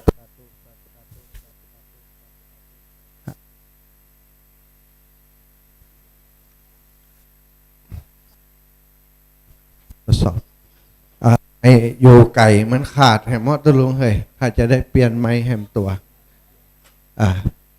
อยู่ทั้งปุ้นก็ไม้ตัวนี้มันดึงสัญญาณไปบ่ถึงขออนุญาตเนอะท่านอาจารย์ถ้าจะได้เปลี่ยนไม้ตัวที่เขาเอาไปทดสอบตะกี้นะครับ เอาลุงหนานเปิ่นเก็บไว้ไหนตะเกียพุ่นอาจารย์จะติดนี่ข้าง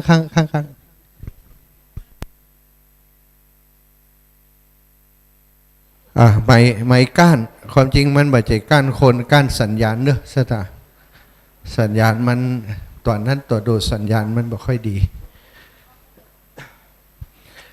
ตอนนี้ครูบาอาจารย์เปิ่นกำลังฉันอยู่สตาบางพ่องก็มาถามหาตุลุงยองบางพ่องก็ถามหาท่านพระครูเนาะตอนนี้เปิ่นฉันอยู่กันเดียวหลังจากที่ครูบาอาจารย์เปิ่นฉันแล้วเนาะก็จะเป็นรอบของศรัทธาญาติโยมนะศรัทธาญาติโยมที่มาที่นี่บ่ได้กินข้าวน้ำจำเข้าไงกำเตื้อก่อนนำมากินข้าวต้มวันนี้ครูบา40,000พร้อมกับคณะศรัทธาวัดสันกูทองเนาะเป็นเจ้าภาพข้าวต้มเนอะศรัทธาทั้งหลายมูลศรัทธาโยมป่อโยมแม่ทั้งหลายที่เดินทางมาถึงแล้วจะร่วมบุญอันหยังเนอะอันอีแม่บอกมีซองสักกรรมอีนะก็มาเอาซองที่นี่ได้เนอะเขียนชื่อเสียงเรียงนามให้ชัดเจนเอามาเขียนตันนี่บางเตือเอามาให้เขาเขียนนี่เขามีเวลานะบางเตือก็อยู่เขียนให้แม่จิมอีนะบ่ได้ถ้าเขียนให้แม่เหียเสียงก็เงียบไปเพราะเสียงตรงนี้มันจะออกอากาศไปถามว่าจะได้หลวงพ่อพระมหาสมชาติสุรชาติบ่มีเนอะทีมงานนี่สาธุหอมอย่างห้องบำรุงก้าน้ำก้าไฟต่างใดเนี่ยเนาะตะกี้นะของอีแม่คำสุตาคำเนอะบำรุงก้าน้ำก้าไฟ42เมืองเปิ่นอยู่ที่หมู่6ตำบลขวางเปาจอมทองเชียงใหม่คนเชียงใหม่บ่พลาดสักคนมีกับคนงามสาธุนาลตะแม่ดวงดีนาลตะแม่จันสมศรีวิชัยพร้อมครอบครัวขวางเปาจอมทองเชียงใหม่ร่วมบุญพระธาตุ42เมืองใส่หื้อแล้วอีแม่ว่ามาก็เดียวกันเด้ออีแม่เด้ออีแม่มีอย่างว่ามาในมาฝากมาทำบุญเจ้าอีแม่วางไว้หันเนอะเจ้าสัตตุสัตสองเนาะเอาละ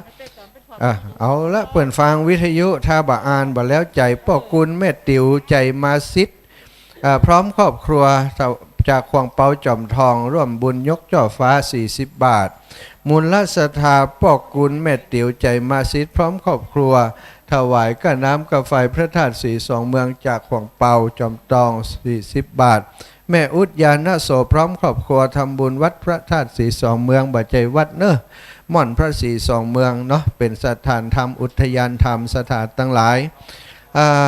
มูลศรัทธาป่ออิฐแม่พันเทพวงอุทิศไปฮือเจ้ากรรมในเวรจอมทองร่วมบุญพระธาตุ42เมืองอุทิศไปฮือเปิ้นมูลศรัทธานายแก้วนางจินดาสุภาอินขวางเปาจอมทองร่วมบุญ100 บาทกับพระธาตุ42เมืองอุทิศส่วนบุญส่วนกุศลไปให้เจ้ากรรมในเวรเทวบุตรเทวดาป่อออนสาแม่ปราณีรักษาเงินพร้อมครอบครัวบ้านน้ำลัดตำบลบ้านหลวงอำเภอจังหวัดบ่บอกเนอะก็หู้กันเอาเนาะคนอ่านบ่หู้นะถวายสมทบสร้างพระธาตุ42เมืองเนาะแม่สมนาสมนาบุญมาเชยเนาะพร้อมครอบครัวร่วมบุญพระธาตุ42เมืองมูลศรัทธาครอบครัวแม่คำสุตาคำบ้านเลขที่26บ้านนอกสันเหมืองเนาะขวางเปาจอมทองร่วมบุญพระธาตุ42เมืองมูลศรัทธาแม่ดวงดีนาลัตตะน้ำลัดจอมทองร่วมบุญพระธาตุ42เมืองเนอะอนุโมทนาบุญโยมแม่ถ้าฟังอยู่ตั้งบ้านเพิ่นละนายสายันนางจำเดือนลำเดือนเนาะนายณรงค์ศักดิ์บุญเรืองบ้านขวางเปาเหนือจอมทองเชียงใหม่ร่วมบุญพระธาตุ42เมืองอุทิศไปให้เจ้ากรรมในเวรมูลศรัทธานายปรีชานางเพ็ญศรีปัญญาเทพบ้านน้ำลัดจอมทองเชียงใหม่ร่วมบุญพระธาตุ42เมือง100 บาทมูลศรัทธา นายอินสอนนางติวใจเชียงก็ว่าใจเฮียงใจเฮียงฮะเอาใจเฮียงนะโอ้หัวอันล้อเลียมันอยู่สูงเป็นท้อทงเป็นหาเขาว่ามันใจอย่างพร้อมครอบครัวทำบุญกับน้ำกับไฟพระธาตุสีสอเมืองนายจงรักนางจันติบจ่ายสายน้ำรัดจอมตองร่วมบุญพระธาตุสีสองเมืองนายอินสอนนางติวใจเรียงพร้อมครอบครัวร่วมบุญพระธาตุสีสองเมืองแห่ม100 บาทมูลศรัทธานายอาคมนางจันหอมจักทรอยู่บ้านเลขที่13น้ำรัดจอมทองร่วมบุญที่พระธาตุสีสองเมืองป้อมมนูนบุญเปงบ้านสันต้นดูปูจาผ้าแพรมัดชัดพระธาตุสีสองเมือง100 บาทป้อมมนูนบุญเปงบ้านสันต้นดูร่วมบุญสร้างพระธาตุสีสองเมือง100 บาทป้อบุญเปงร่วมบุญพระเจ้าสีสองเมืองปิดทองพระเจ้าสีสองเมืองแห่ม100 บาทป้อมนูนบุญเปงสันต้นดูสันปูเลยร่วมบุญสร้างบันไดขึ้นพระธาตุสีสองเมืองแห่ม100 บาทนายพิชัยนางวาสนาผิววันพร้อมครอบครัวอู่พิชัยบริการดอยสะเก็ดเชียงใหม่รอบบุญสร้างพระธาตุสีสองเมืองแม่สีนวลเครือนันตาบ้านเลขที่104ดอยสะเก็ดเชียงใหม่ร่วมบุญพระธาตุสีสองเมืองคุณสิริเพชรเครือนันตาร่วมบุญพระธาตุบ้านสันปูเลยดอยสะเก็ดเชียงใหม่ร่วมบุญพระธาตุสีสองเมือง มูลศรัทธาป่อสมบูรณ์นวลสายบำรุงกับน้ำกับไฟมาจากขวงเปาจอมทองเชียงใหม่เนอะป่อประเสริฐแม่จันเปงจันตาคำหมู่6ร่วมทำบุญมาจากนอกสันเมืองร่วมทำบุญพระธาตุสีสองเมือง100 บาทตามหมื่นยายเต็มมุนตามาร่วมบุญพระธาตุสีสองเมือง40 บาทคนงามใจกำเอานี้ใส่ตุมูลศรัทธาแม่หลวงปันใจวงร่วมบุญมาจากบ้านน้ำรัดร่วมบุญพระธาตุสีสองเมือง100 บาทร่วมบุญสร้างบันไดพระธาตุเจดีย์สีสองเมืองนายปรีชานางเพ็ญศรีปัญญาเทพจากน้ำรัดจอมตอง100 บาทมูลศรัทธานางสาวมาลาเป็นกันทะพร้อมครอบครัวร่วมบุญกันน้ำกับไฟพระธาตุสีสองเมืองแหมเต่าฮือบ่ฮู้อยู่ในซองเด้อขวงเปาเหมือนกันนายทิติพงศ์วังศักดิ์พร้อมครอบครัวร่วมบุญ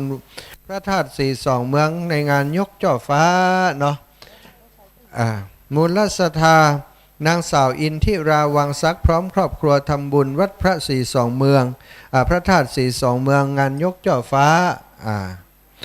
มูลศรัทธานางสาวนิรินปันเปงพร้อมครอบครัวบ้านมะขามหลวงสันปะตองอุทิศไปหานางจันสมปันเปงร่วมบุญที่พระธาตุสีสองเมืองเนอะนางสาวจุรีกวสุรีคำมานางสาวนิรินปันเปงอุทิศไปหาเจ้ากรรมในเบนร่วมบุญที่พระธาตุสีสองเมืองจันสมศรีวิชัยอุทิศไปหน้าจุมาจากขวงเปาจอมตองเจียงใหม่เนอะมูลศรัทธานางชนิดาภานางสาวชัดชนกนางสาวชนทิชาพรมขาวพร้อมครอบครัวบ้านบ่อแม่เฮียอำเภอเมืองเชียงใหม่อุทิศไปเหือเจ้ากรรมในเวรอนุโมทนาบุญเนอศรัทธาสาธุชนญาติโยมทั้งหลายพี่น้องทั้งบ้านเนอแล้วก็เป็นถวายเนาะร่วมสมทบบุญร่วมบุญกับอาตมาภาพที่ทำโครงการธรรมยาตราเพื่อการศึกษามีโยมแม่ดวงดีนารตะโยมแม่เพ็ญศรีปัญญาแดงฟังอยู่ที่บ้านเนอะก็ขอบุญกุศลที่อาตมาได้ปั่มเปงมาก็ดีได้ช่วยเหลือเด็กๆในครั้งนี้ที่ผ่านมาก็ดี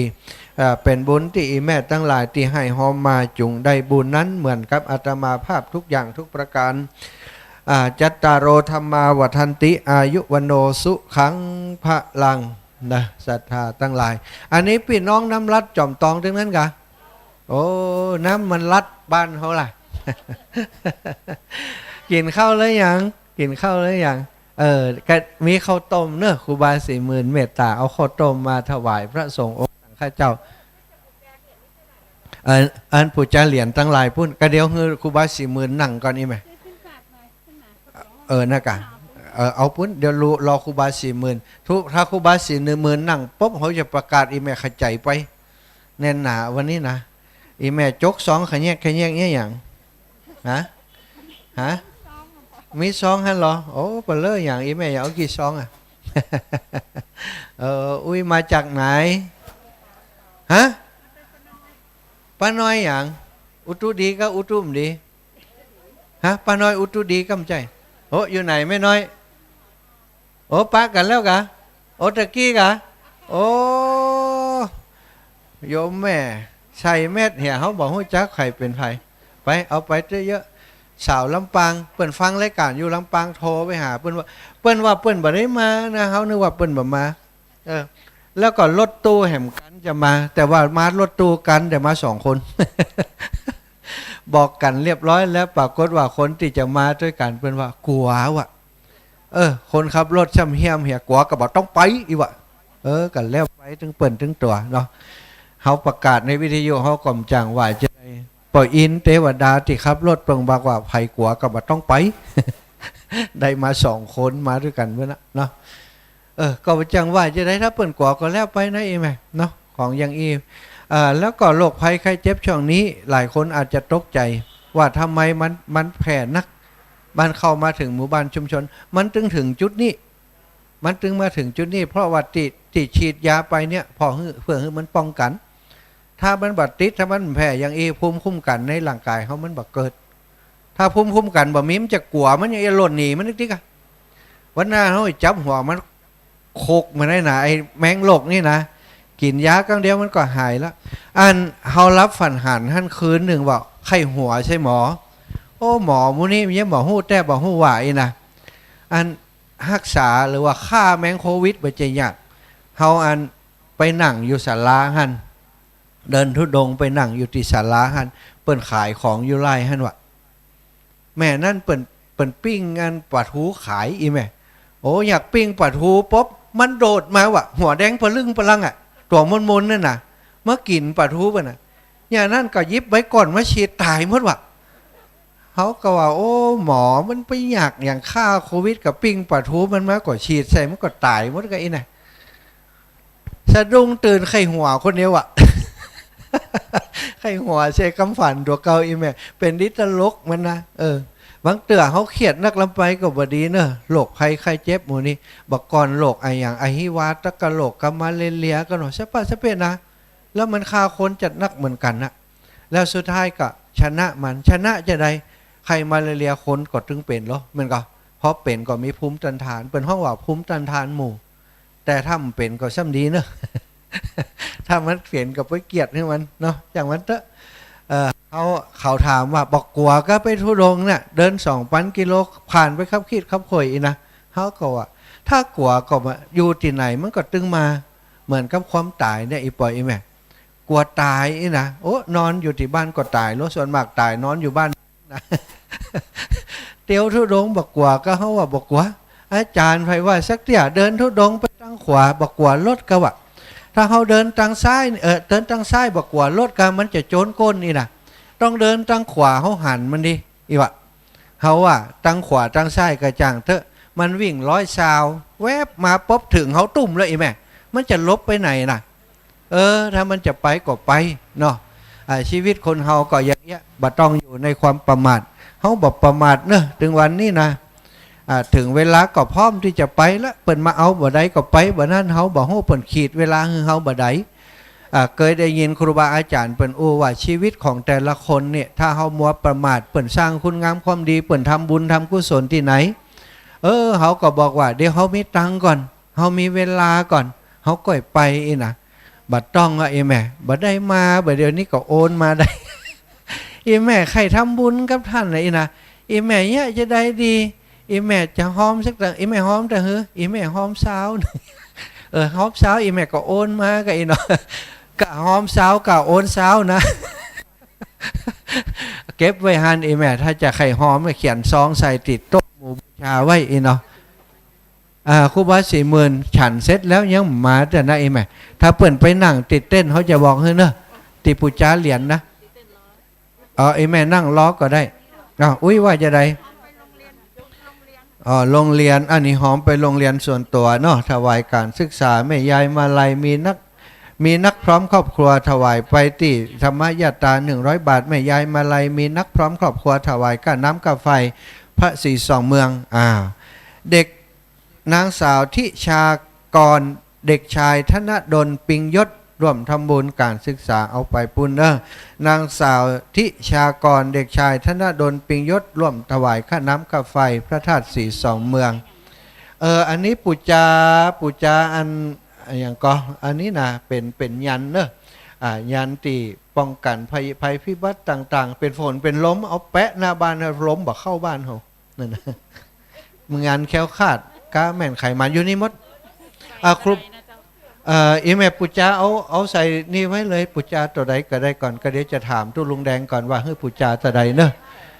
ตอนนี้ปุจจาเอาเหี้ยเด้อปุจจาเอาเหี้ยเขาจะอันมันจะได้บ่เป็นหนี้สงฆ์บ่ได้ได้ไปแล้วโอ้อันสู่เอาอันพายันมาก็บ่ปุจจามิแต่ฮือกับปุจจาใส่ในตู้นี้ก่อนจอมไปหั่นก่อนเนอะผ้าสีนั่นก็ปุจจาหั่นน่ะแม่เอาผูกนั้นนะชัดพระธาตุเนอะอันชัดพระธาตุยังมีไผ่อันมาพอเฮือกำเตือเฮือเปิ่นผูกถ้าใดเนอะติการมันถ้าไปผูกทางบนนี่มันจะลำบากยากเนอะเวลาอันสลาเปิ่นขึ้นไปแกะทางบนเดี๋ยวถ้าไปดึงไปอย่างที่ชัดฮักไปเหี่ยมันจะลำบากเนอะเจริญปอนเนอะใส่เข้าไปเนอะปุจจาเอาไปเองไหมเก็บของอันการศึกษาไว้ก่อนเดี๋ยวจะเปาะกันนี่เห็นไหมอันวังเตือคนมาหลายๆนะเปิ้นห้อมการศึกษาแล้วคนแหมตั้งหลังเปิ้นบอกโห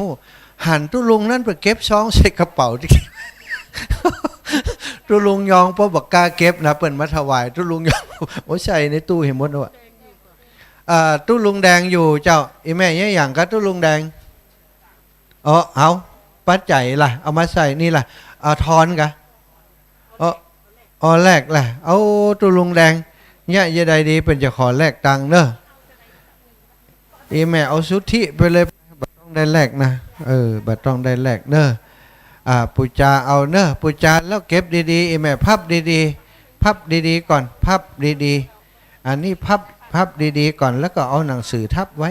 พับให้มันเต่าหนังสือนี้นี่กะละอ่อนน้อยลึกได้น่ะ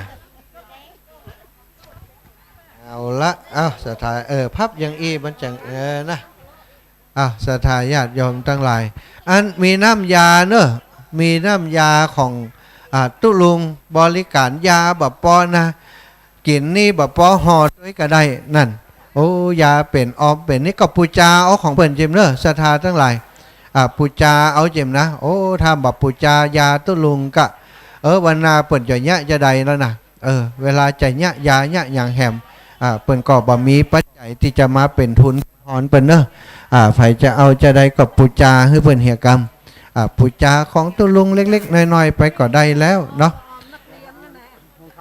เอาหงตาลเนอะคุณโยมชะนิดาภานางสาวชัดชนกนางสาวชนทิชาผมขาวนางสาวนิรันดร์ปันเป่งนางสาวสุรีคำมาเนอะเปิ่นเอาหงตาลมาร่วมบุญแล้วก็ถวายปัจจัยสมทบร่วมบุญสร้างพระธาตุศรีสองเมืองอีแม่มาธรรมยตราแห่งกะแม่จัดนี้จัดหน้าคือมีพญาปัญญาเนาะสาธุบุญรักษาแม่อย่างก็แม่กิมทองคนเดิมเห็นมั้ยเจ้าแม่กิมทองแม่กิมทองเจ้าสาธุแม่กิมทองแม่กิมทองหัวเวียงแม่กิมทองโอ้ดีแล้วหัวเวียงโอ้บ้านปอกกำนันเนาะปอกกำนันศรีทันการศึกษาเนาะโอเคสาธุบุญรักษาแม่เนอะอายุวันโนสู้ขังพลังอีแม่ว่าเกิดมาจัดหน้าจะเอาด็อกเตอร์ไปละป.4 บอกป.อีแม่จะเอาด็อกเตอร์พุ่นนะปีหน้าจัดนาพุ่นเนอะพอเป็นยังแม่จัดได้ก็ได้จัดนี้เขาก็สามารถเลี้ยงลูกเลี้ยงหลานเขาได้ก็ถือว่าดีแล้วท่านครูบา ท่านครูบาถ้าพร้อมแล้วผมจะประกาศให้เนอะครูบาเนอะถ้าครูบาเปิ่นนั่งแล้วก็ไปหาเปิ่นตอนนี้เปิ่นยังมีกิจการการงานต้องทำอยู่สถาเปิ่นก็ฟังเสียงตีเปิ่นนะตื่นตั้งมาตีสามตีสี่โอ้เนี่ยสาธุสาธุโอ้ยแม่ไปเดินอิฐให้เจนกันนั่งพักก่อนอิฐหายใจบัดตันอิฐนั่งพักก่อนนั่งพักก่อนโอ้เดินแอวนั่นน่ะพี่น้องต่างสันทรายเนาะสันนาเมงสันทรายเชียงใหม่แล้วอายุ84เดินข่อยอันบ่อนพระศรีสองเมืองเดินแล้วก็อิฐก่อนนั่งพักก่อนนะหัวใจเฮากับหัวใจคนหนุ่มสูบฉีดบ่เหมือนกันอุ้ยอายุ84แล้วสถาเดินอันพระธาตุศรีสองเมืองเดินขึ้นลง5 รอบแล้ว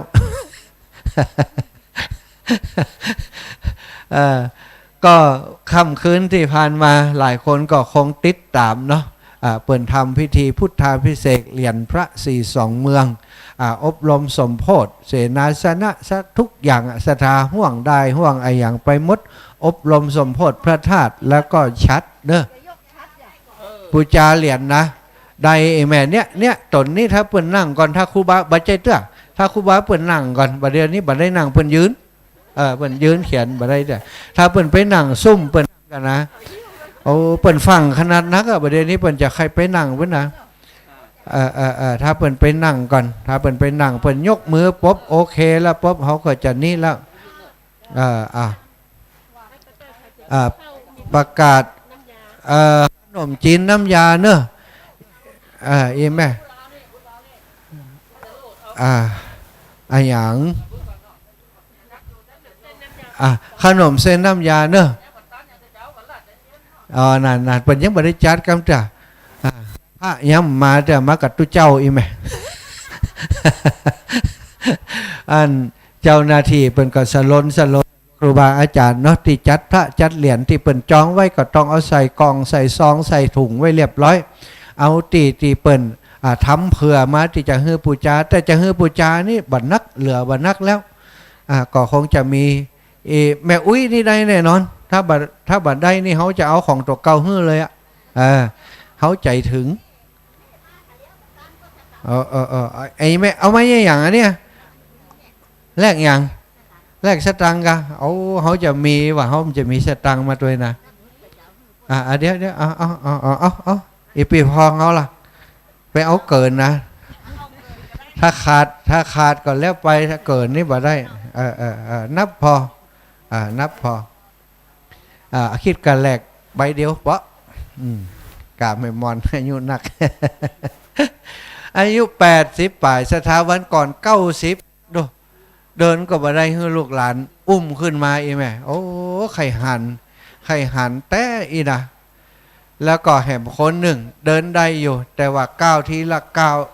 ก่อยลูกหลานแนบหนีบสองข้างเพียขึ้นมาแล้วเอาใบมนใส่แล้วยังไข้หัวอารมณ์ดีอย่างอีกับเป็นอายุยืนนี่สถาเนาะครูบาอาจารย์เพิ่นดีใจเนอะแม่อุ้ยศรัทธาเท่าแก่พี่น้องทั้งหลายเฮามาเนี่ยมาสร้างมาก่อร่างสร้างแปลงที่นี่แล้วก็ทำให้อีปออีแม่ได้มีโอกาสบุญกันโอ้แม่นกะอันนี้ถ้าครูบาอาจารย์แต่ก่อนเก่าเดิมมาเปิ่นบ่เนี่ยไว้เฮามาจะกึดใหม่บ่จะเนี่ยได้นะอันนี้พอดีว่ามันมีตีเก่าเปิ่นเนี่ยอยู่นี่แล้วครูบาอาจารย์ปัจจุบันนี่หันว่าควรจะสืบกำคืดเปิ่นมาช่วยกันเนี่ยกันแปลงก็งามเห็นเนาะนี่จะกุมไปเจนเขาไปแหมกี่รอบบ่ฮู้นะเกิดมาแหมกี่จาดจะมาปะนี่บ่ฮู้เรียนพระศรีสองเมืองแหม100 ปีตั้งหน้าเปิ่นจะเนี่ยแหมใหม่เนอะสถาเพราะฉะนั้นนี่ไผ่ที่บ่ได้จองไว้แน่ดีๆเนอะแน่ดีๆหมายความว่าตอนที่เปิดว่าไผ่ที่บ่ได้จองมาปุจจาอีกขจายไปดิมดีจะมดเหียก่อนเนอะแต่ขออนุญาตว่าเลี้ยงแถวไปดีๆเฮือคนเฒ่าเขาก่อนเนอะคนหนุ่มไปลู่คนเฒ่าแม่มุ้ยแม่อ่อนแม่มอนเปิ้นค่อยได้เปิ้นจะพังกับก็เฮือเปิ้นไปเฮือเปิ้นได้เหียก่อนเนาะอีแม่หล่นลงไปอย่างลุ่มแหมอตะกี้ไปไวแม่นางแก้วกะได้อย่างได้เลขอย่าง ใครได้ขี้เพิ่งอย่าง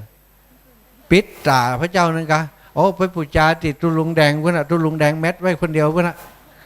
เขายังเหมือนได้ไอ้แม่จะเอาที่ใครไอ้แม่ทับปะตุลุงแดงขอเพื่อนชักน้อยเนอะเพื่อนถ้าจะเก็บไว้อยู่ฮะตุลุงแดงไปใจเหมือนไผ่สูงเลยเพื่อนบดอะแล้วอูดุเนอะเขามีน้อยเดี๋ยวเอากะเอ็มอะไปหาเพื่อนอะตุลุงแดงญาติโยมจากอันสันน้ำเมงเนอะลูกอันสันทรายมาตั้งแต่ตีสี่มาถึงนี่6 โมงปลายเปิ่นใครได้ตีปิดตาเตียนอีกอะปิดตาพระเจ้านั่นนะถ้ามีก็เพื่อเปิ่นปูจาสักน้อยก็ได้เนอะสักน้อยก็ได้อีแม่จะเอาไปเข้ายา มูลสถาแม่คำปวนปวงสมานถวายบำรุงพระธาตุสีสองเมือง100 บาทมาจากลำปางเนอะโอ้อนุโมทนาสาธุคนลำปางส่วนมากจะใจดีใจบุญเนอะ เขาคนลำปางอ่ะพระปีมาอยู่ตังเพเขาจะยืนห่างน้อยก็ได้นั่งเขียนเน้นอยู่ตังปุ้นเขาอยู่หิมตู้นี่บ่เอาอยู่ไปแล้วครูบาอาจารย์ใครจิ้มน้ำอัญญานะอันประจารย์ที่นั่งนี่นะเอาน้ำยามาเอาถ้วยล่ะเนี่ยไปหาติดตู้ลุงตักมาน้ำยามาถ้วยเนอะตอนนี้ครูบาสีพ่อจะนั่งแล้วแม่อุ้ยไปรอพุ่นเลยปะไปรอพุ่นเป็นนั่งพุ่นว่าใจอย่างเพื่อนอายุนักเขากว่าว่าคเดียวพอเปิดป๊บเนี่ยคนอื่นจะไปลูกอุ้ยเนอะไปนั่งรอฮะนะถ้าเปิ่นถามมาไหมอย่างนี้ก็นั่งเล่นได้เด้อไม่ว่าเขาบอกนะศรัทธาตั้งหลายเนอะอีปล่อยอีแม่ติดกำลังเดินทางก็ดีติดฟังวิทยุอยู่เนอะบัดต้องหีบต้องพังตอนนี้ตีบนพระธาตุสีสองเมืองก็มีศรัทธาญาติโยมทยอยมาเรื่อยๆเหมือนกันเนาะมาถึงที่นี่พิธีการตั้งศาสนาเปิ่นจะเริ่มปุ้นเวลาบ่าย 2 โมงปุ้นแต่ว่าช่วงเจ้านี้ไผ่มาถึงก่อนกับประจุปูจาผ้าแพรไปผูกไปมัดไปผูกที่ยอดชัดเนอะ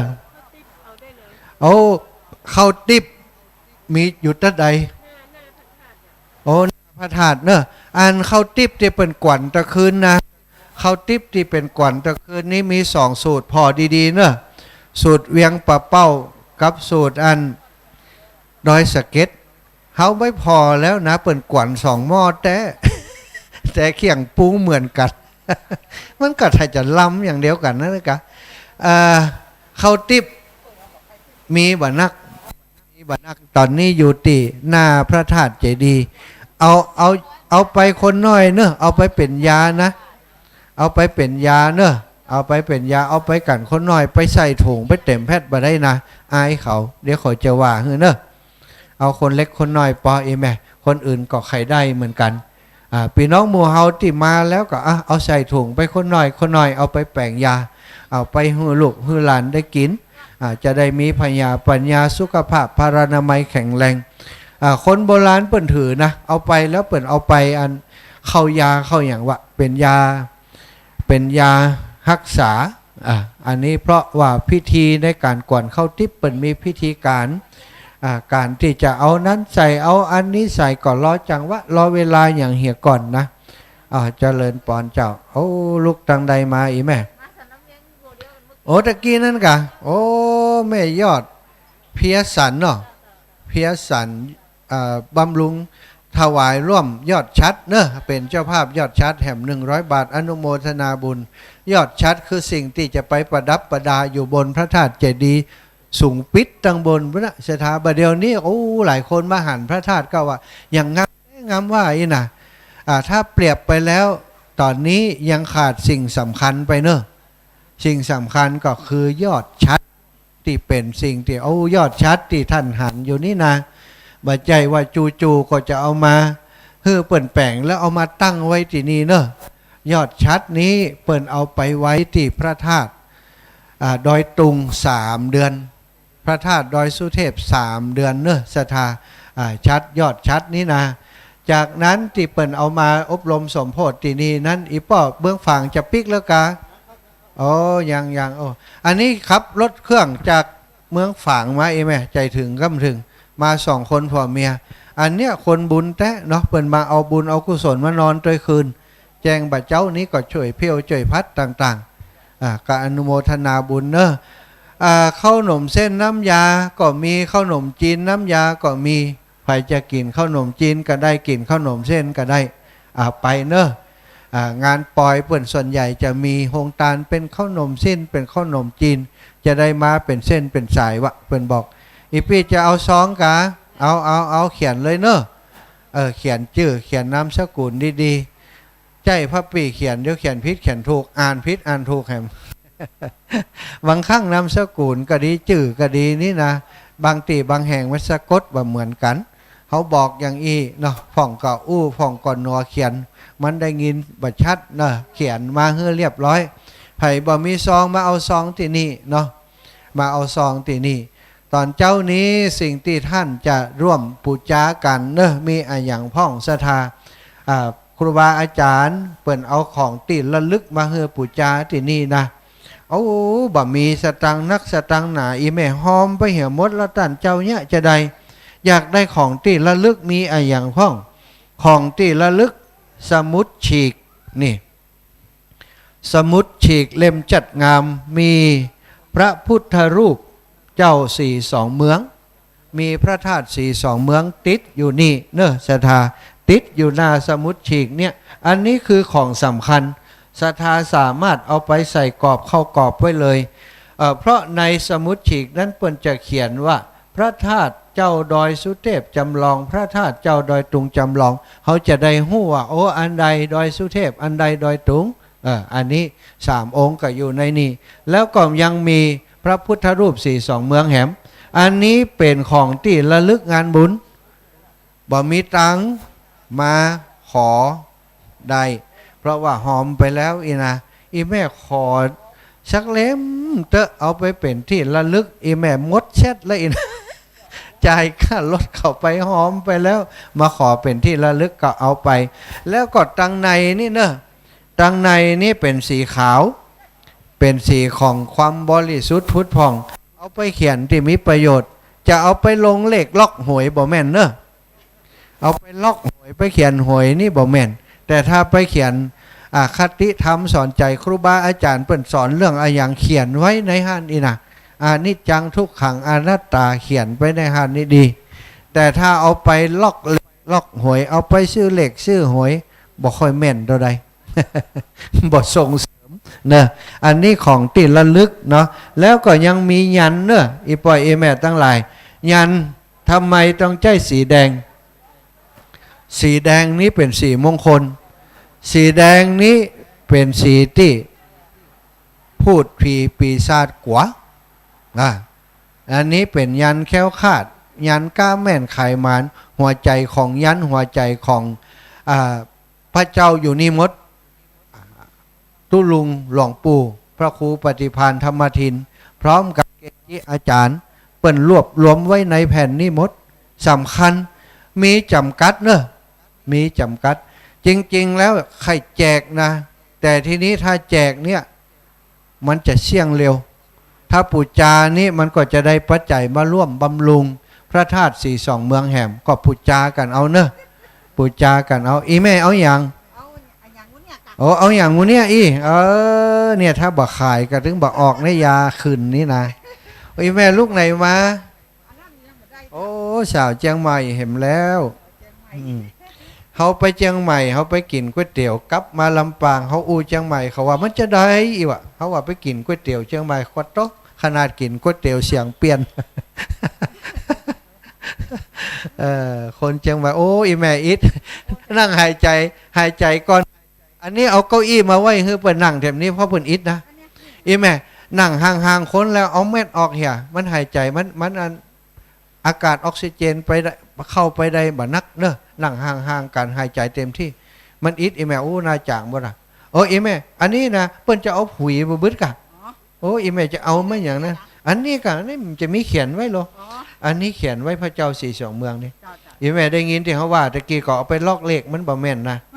ไปจดคาถานี่เน็ตคาถาขังเนอะแม่ครูอันเขาหันอย่างก็ โปรยทานเนี่ยเอาเฮือเปิ้นปูจาก็ว่าใดบ่ใจเนาะอันนั้นอาหารเอาตังไว้ตั้งหน้าเปิ้นก็จะยิบนะอันน่ะฮะนั่นกะเฮาบ่ตั้งหน้าเนาะเปิ้นจะยิบเห็นแล้วน่ะเฮาก็จะยิบเฮานึกว่าเปิ้นปูจาเหมือนกันนะมาเนอะอีแม่ไผ่มีซองมีปัจจัยยังมาจะร่วมบุญร่วมกุศลจะไปแนหาครูบาอาจารย์ไปหาหลวงปู่ด้อยก็ดีไปหาท่านพระครูอภิวัตรก็ดีนั้นบัดตันแล้วถ้ามาที่นี่เขาจะได้อนุโมทนาให้อีแม่เนอะหายใจให้เรียบร้อยก่อนไปพังไปไหนจ้ะใจเย็นๆเขาบัดต้องพังโอ้เดินขึ้นนะอีแม่เอาออกเห็นนะนั่งห่างๆกันแล้วออกเหี่ยมันหายใจบ่ออกนะแล้วก็อันเขาหายใจสุดนี้มันจะเป็นลมแล้วก็อากาศที่มันครอบไว้นี่นะมันเป็นอันมันบาดใจออกซิเจนนะตันนี่เมื่อละเข้าไปในตู้นี่เมื่อละเป็นไปแยกแหมกรรมสาธุอันนี้เป็นไอ้อย่างของตาลแหละเฮ้ยพุทธเฮ้ยตุปีอันนี้กระถาดีนี่เฮานี่กระถาไม่ใช่ดีปั่นป้อนเฮ้ยเปิ้นโอ้ยอีแม่โอ้กำลังผ่าตัดแล้วโอ้สาธุเดี๋ยวเขาจะอ่านให้โอ้สาธุอันนี้ปันหนึ่งนี่200เป็นปัน2อ่านตามนี้เนาะโอ้สาธุโอ้อันนี้อีแม่เนี่ยอย่างอันนี้ปุจจาเหรียญกะโอ้เดี๋ยวเขาจะพอกันนะเดี๋ยวพออันนี้แม่ปุจจาเหรียญกะพระธาตุแม่เดี๋ยวนะเขาจะอ่านก่อนนะอยู่นี่แม่กองคำวงแสงล้านเชียงใหม่นบอย่างนบพระเก้าโอ้ล้านใหญ่นี่โอ้แม่เลี้ยงใหญ่มาเห็นซ้ำเนี่ยแม่กองคำวงแสงล้านเชียงใหม่นบพระเก้าพร้อมครอบครัวทำบุญพระธาตุสีสองเมืองถวายไว้ไปนาอีแม่เกิดปีกุล100 บาทเอาใส่ตู้เลยเนาะไอ้แม่ใส่เลยเขาอ่านแล้วไอ้แม่เป็นคนใส่นั่นได้บุญเต็มแม่กองคำวงแสงล้านเชียงใหม่นพเก่าพร้อมครอบครัวร่วมทำบุญราวบันไดพระธาตุสีสองเมืองใส่ตีเดียวกันอีแม่ใส่ไปเลยมูลศรัทธาแม่กองคำวงแสงล้านเชียงใหม่พร้อมครอบครัวทำบุญตุงถวายพระธาตุสีสองเมือง200 บาทเอาใส่ไปเลยแม่กองคำวงแสงล้านเชียงใหม่นพเก่าเหรียญพระธาตุ3 เหรียญอันนี้เก็บไว้ที่แม่ก่อนเดี๋ยวแม่ไปปูนเดี๋ยวเขาจะบอกเนอะอันนี้แม่เก็บไว้ก่อนนางสาวปณิสาหงพงศ์ถวายตุงพระธาตุถวายร่วมสมทบทุนราวบันไดอีแม่เอาใส่เลยมูลศรัทธานางสาวกันนิกาหงพงศ์ถวายตุงพระธาตุราวบันไดตานไว้ไปนาอีแม่ใส่เลยเรียบร้อยอันที่2นั้นอีแม่ไปที่หันเลยเนอะแม่เนี่ยท่านครูบา40,000อยู่พุ่นนะตีเต้นสีเขียวเนี่ยก็เดี๋ยวก่อยไปสาธุอีแม่นั่งก่อนพักผ่อนก่อนเจ้าจ่าถ้าอีแม่เดี๋ยวเขาจะอ่านให้ก่อนแล้วก็เอาปอนมาลุนแม่พ่อจรูนสิทธิปราณีถวายราวบันไดพระธาตุเจ้าสีสองเมืองเนอะอีแม่ใส่เนอะแม่สายฝนนางสาวนิติพรเบนนางสาวเบญจพรเดทีคุณเคที่คุณสมิทธิ์สิทธิปราณีถวายร่วมบุญราวบันไดถวายตานเอาไว้ไปนาแม่สายฝนนางสาวนิติพรนางสาวเบญจพรเคที่สมิทธิ์สิทธิปราณีถวายตุงเนอะนางสาวนิติพรแม่สายฝนนางสาวนิติพรนางสาวเบญจพรเคที่สมิทธิ์สิทธิปราณีถวายพระธาตุสีสองเมือง150 บาทตานไว้ไปนาแม่สายฝนสิทธิปราณีถวายตุลุงยองอันนี้แปะไว้นี้อันนี้ท่านสมชาติตุลุงยองไว้นี้ยักไว้ก่อนนะแม่นินรัตน์คล้ายพงถวายพระธาตุสีสองเมือง300 บาทตานไว้ไปนาแม่นินรัตน์คล้ายพงสายบุญเชียงใหม่เด้อถวายตานตุงเชียงตุงเชียงตุงเนาะ300 บาทเนออนุโมทนาบุญแม่นินรัตน์คล้ายพงจากกรุงเทพมหานครสายบุญจากเชียงใหม่เชียงตุงทำบุญราวบันได300 บาทอันนี้ทำบุญคนเดียวบอกปอจนพี่น้องเชียงตุงครับเป็นสายบุญอันนี้ก็แม่สายฝนสิทธิปราณีถวายร่วมบุญกับท่านมหาสมชาติธรรมยตรา200 บาทถวายกะน้ำกะไฟตุลุงยอง200 บาทเนอะครับแล้วตุลุงมาเอาเพเนอะมาเบิกตีเฮาเพตานขวาอีไม่เอาอย่างบ้าพ่อง เอามาเอาน้ำพริกอย่างสาธุโยมแม่มาจองนี่วะมาจองที่เฮากะมาจองอย่างนี้จองเหรียญนะโอ้จองอะไรอย่างโอ้ใจเดี๋ยวสุบัติอันที่บัตรได้จองนี่เดี๋ยวจะมานี่เนอะตอนนี้เดี๋ยวเอาเหรียญมาถูกต้องแล้วอีแม่นั่งรอตุ้ลุงแดงถ้าพร้อมแล้วเอาเหรียญมาได้เนอะเดี๋ยวมีพระปีเปิ่นอยู่นี่แล้วเดี๋ยวที่จองเหรียญกำไว้ก่อนนั่งก่อนใจเย็นๆเดี๋ยวจะให้ตุ้ลุงแดงมาอธิบายตรงนี้กำตังก็เข้ามาอีแม่เข้าใจไหม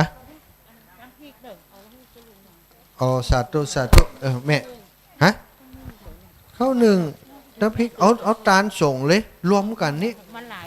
นี่เหรอนี่ของแม่นี่เอามาหยาดน้ำเลยเอาไปเก็บที่หลังนู้นเลยพี่อันนี้ของแม่สันก็เดี๋ยวต้องตีเปิ่นถวายอันตาลเนอะกับเข้ากับป่าเนี่ยเดี๋ยวเขาใจเต้นสีน้ำเงินเนอะขออันพระปีไปนั่งอยู่หันตนนึงถ้าตีกล่องอำนวยการนี้จะลำบากอีแม่เดี๋ยวเขาจะปั่นให้อีแม่ก่อนปั่นป้อนชุดนี้จะปั่นป้อนนี้นะสาธุดีหลีจะในวันนี้ก็เป็นวันดีสลีสุปบังคละอันประเสริฐล้ำเลิศยิ่งกว่าวันและยามตั้งหลายมูลสถายมแม่จันดีคำฝนเนาะร่วมทำบุญถวายพระธาตุสีสองเมือง200 บาทและนำข้าวน้ำโภชนาอาหารภิกขหารทานทุกอย่างทุกประการเม็ดแล้วก็เตียนทุกสิ่งทุกอย่างทุกประการนี้มายื่นโยงต่อตนตัวอามัตภาพและครูบาอาจารย์ที่อยู่ที่พระธาตุที่สองเมืองที่นี้บัดนี้ตนตัวของผู้คาปฏิคาหารับเอาแล้วก็ขออำนวยไว้ใจให้โยมแม่ทั้งหลายมีความสุขความเจริญดังสลิสัพปัญโยพระพุทธเจ้าได้โมทนาเอาไว้ว่าชยสิทธิธนังลาพังสุถิงพระขยังสุขลังสิริอายุจวันโนจะโพคังวุติจะยัสวาสตาวสาจะอายุจะชีวสิทธิภวันตุเตอายุวันโนสุขังพลังนิปปานังปรามังสุขังอายุวันสุขังพลังเนอเอาเรียบร้อยอุ้ยอันนี้ใจได้เลยอันนี้ใจได้เลยเอามาโอ้ตะกี้บัดตันได้ยินกะปั่นไปแล้วเหรอนะมาเอาเกณฑ์อันนี้นะตุลุงเดี๋ยวนี้มนต์ตุลุงอันนั่งปั่นปอนสักทีเนาะเพราะว่าอาจจะมีกับข้าวมาถวายอยู่เยอะอยู่สาธุคุณจะในวันนี้ก็เป็นวันนี้คุณสรีสุปมังคละอันประเสริฐคุณสุกิจคุณสมศรีหอมทรัพย์ได้ถวายข้าวน้ำโภชนาอาหารภิกขหารทานนำมาถวายต่อพระสงฆ์องค์สังฆเจ้าที่มาร่วมบุญงานกุศลเฉลิมฉลองพระธาตุที่นี้บัดนี้ตนตัวผู้ข้าได้ปฏิฆาหารับเอาแล้วก็ขออำนวยใจท่านเจ้าทั้งหลายมีความสุขความเจริญ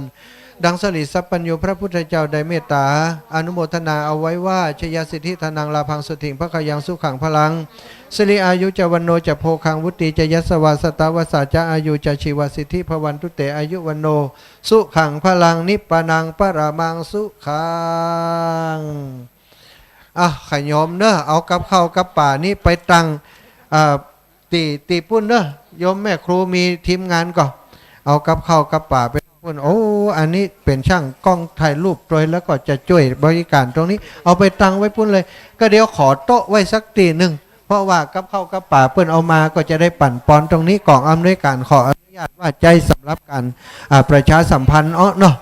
ถ้ามาปั่นปอนที่นี่ก็บ่ได้อู้ได้จ่าทักทายสทายญาติโยมเห็นมั้ยอีปอยอีแม่เฮ้ยอีแม่ว่าจะได้เหรียญแหละอีแม่นั่งรอกำนั่งนี่รอกำเขาจะเอิ้นหาเนอะเจ้าบ่ได้ติดกะจำไว้เจ้าสาธุสันแก้วทั้ง3นะ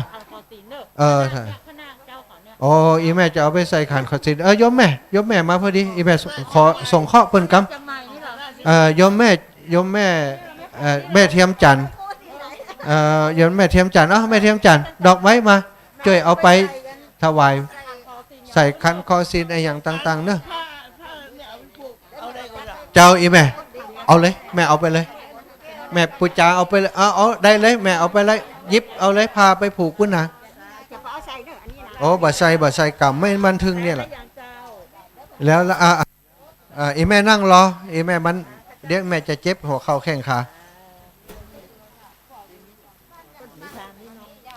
แบบวางรถมาสาธุเอาละก็เดี๋ยวเขาขออนุญาตแม่ครูเนอะเอาโต๊ะวางสักจุดหนึ่งเอาวางหันบ่อันเปิดปั่นป้อนเท่านั้นเดี๋ยวเอาตู้เจ้าพระเนรมานั่งหันตนหนึ่งแล้วก็เวลาเปิดปั่นป้อนแล้วก็ยกไว้ในปุ่นเลยอีแม่กำไว้หันก่อนใบหยังเขียนก็กำไว้หันกันอีแม่กำไว้หันเหรียญพังเอามาเตื้อก็เดี๋ยวเขาจะงงนะเขาจะเริ่มงงแล้วเดี๋ยวเขาจะปั่นป้อนก่อนสาธุชยสิทธิดิลิจะในวันนี้ก็เป็นวันดีสลิสุภมังคละอันประเสริฐล้ำเลิศยิ่งกว่าวันและยามทั้งหลายมูลรัศธาแม่อานงพรนาราธิตระกูลร่วมบุญถวายพระธาตุ42เมือง1,000 บาทเนอะมูลรัศธาโยมแม่นันทพรนาราธิตระกูลร่วมบุญถวายพระธาตุ42เมืองในงานบุญงานกุศลสมโภชพระธาตุในครั้งนี้แห่ม500 บาทพร้อมกำนำข้าวน้ำโภชนาอาหารภิกขหารทานมาถวายเป็นโรงทานมอบไว้ที่ถวายไว้ที่อาตมาภาพที่นี้บัดนี้ปฏิฆาหารับเอาแล้วก็ขออำนวยใจให้ท่านเจ้ามีความสุขความเจริญดังสลิดสัพพัญญูพระพุทธเจ้าได้เมตตาประทานพรอันประเสริฐเอาไว้ว่าอภิวาทนาสิริสนิจังพุทธาปจายโนจัตตารโรธรรมาวัฏันติอายุวโนสุขังพลังนิพพานังปรมังสุขังแม่ลุกตั้งใดมาโอ้คนเชียงใหม่ใส่เสื้อเชียงใหม่ มูลศรัทธาแม่จันจีนอกแก้วร้านมิตรใหม่ถวายพระธาตุรอบบันไดพระธาตุ42เมือง200 บาทเนอะ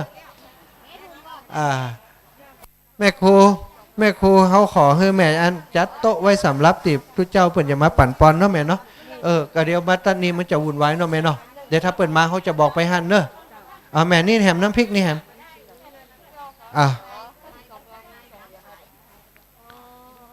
เหรียญที่จะปูจาเหรียญนะก็เดี๋ยวรอเหรียญที่ตู้ลุงแดงเปิ่นจัดมานี่แล้วเขาก่อให้เปิ่นปูจาเนาะ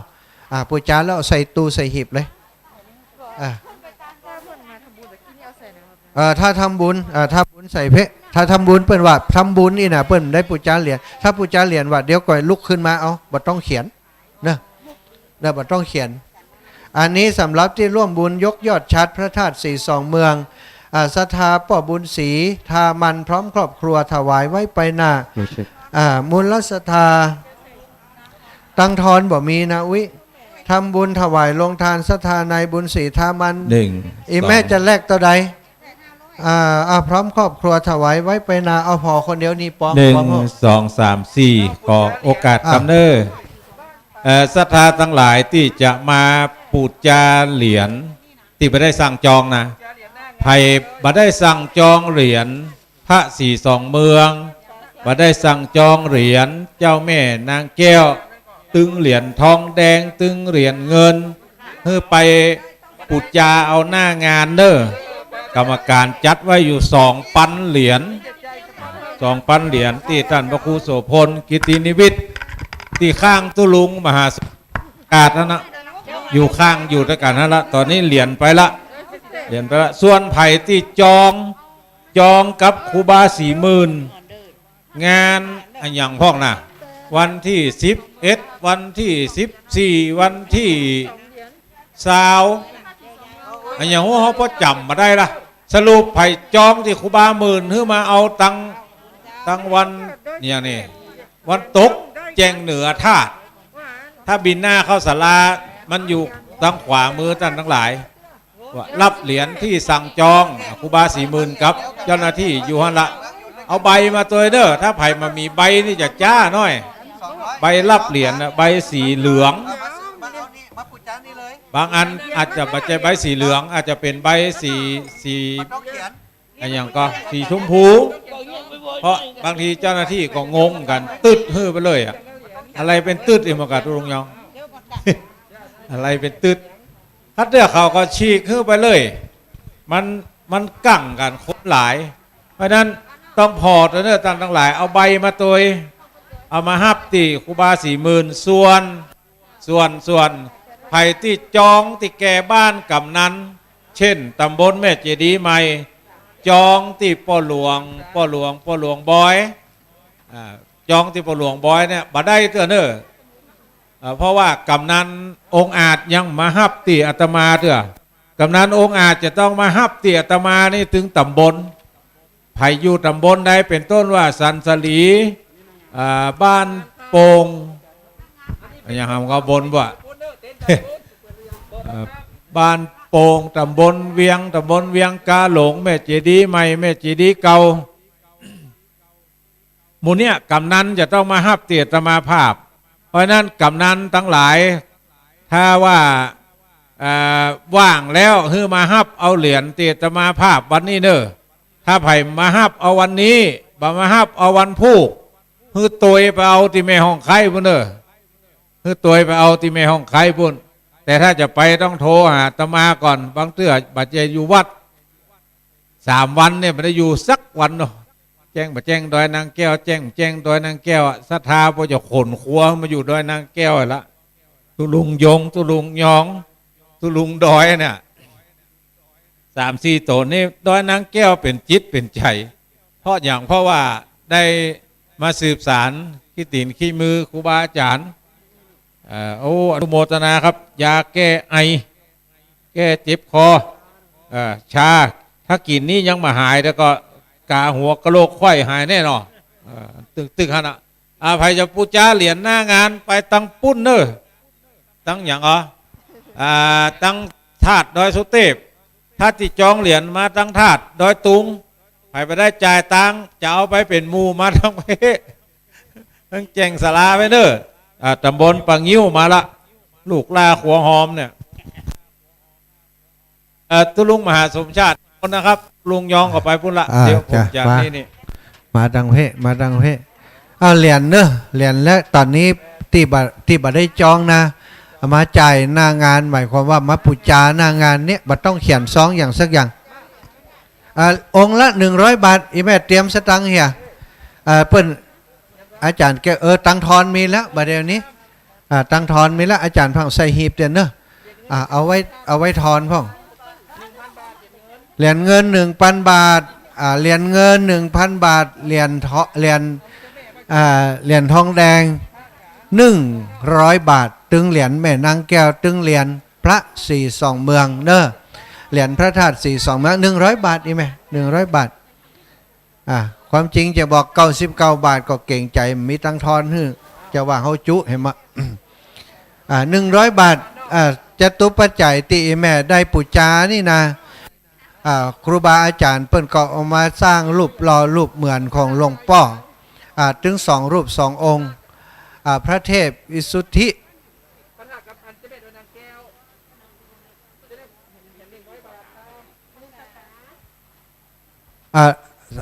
เอาตัดบัตรต้องจดเนอะตีจะเอาเหรียญนะเอแม่อันนี้อย่างมาหอมมานี้เขาจะอ่านให้ก่อนนั่นจะได้แล้วใจเจ้ารวมกันนี่นาแม่นายอนันต์นางวันเพ็ญยะทิชัยบ้านยาวิชัยบ้านอย่างท่าข้ามเนาะเจียงใหม่พุ่นเนาะหวมยอดชัดพระธาตุ42 เมืองแล้วก็หอมราวบันไดโอเคไม่เอาใส่ตู้เลยสาธุเอาศรัทธาลูกตังใดมาแม่มากันวนแล้วตาข้ามกะท่านประกาศกันไม่จ่ฝากอันปูจาเนี่ยนะเจ้าปูจาเขาเรียบร้อยแล้วเด้อเปิดฟังแม่คำปอกุลนันนะที่อยู่แม่แจมเชียงใหม่เด้อที่แม่ฝากอันนี้ก็เอาไว้ที่แม่ครูเลยกะได้แล้วปูจาให้เรียบร้อยแล้วเนอะแล้วเอาสตังค์ให้เพื่อนยังแล้วอันนี้ค่ะส่งเจริญปอนร่วมบุญพระธาตุ42 เมืองเนอะแม่สารศิลปัญญาพรกะสายศิลปัญญาปัญญาอย่างปัญญาราชมาวัดให้ตัวเจ้าอ่านวัดนะปัญญาราชเนาะร่วมบุญอะไรอย่างมาก็ร่วมบุญพระธาตุ42 เมืองอันนี้ก็ร่วมบุญแม่ฟ้าหลวงบุญหรออันนี้หมายความว่าดอยตุงกันนะแม่นก็แล้วก็ ร่วมบุญบันไดพระธาตุสี่สองเมืองแหมเอาใส่เลยเอาแม่คุณเนอะอันนี้อันนี้ของเจ้าเจ้ามูลสถานางจันทรเมืองฮะกันนวลจะได้นี่มันบัดนวลสักหน่อยนะ มันแบบมีนวลน่ะเอากับว่าจันทรน่ะนี่นะเมืองอย่างเมืองทรายคำด้วยตัดโตตายละเทวดาจะไปแกะทางบนจะได้เพราะมันชื่ออย่างอีล่ะร่วมบุญพระธาตุสี่สองเมืองเอาแม่เอาใส่เนอะ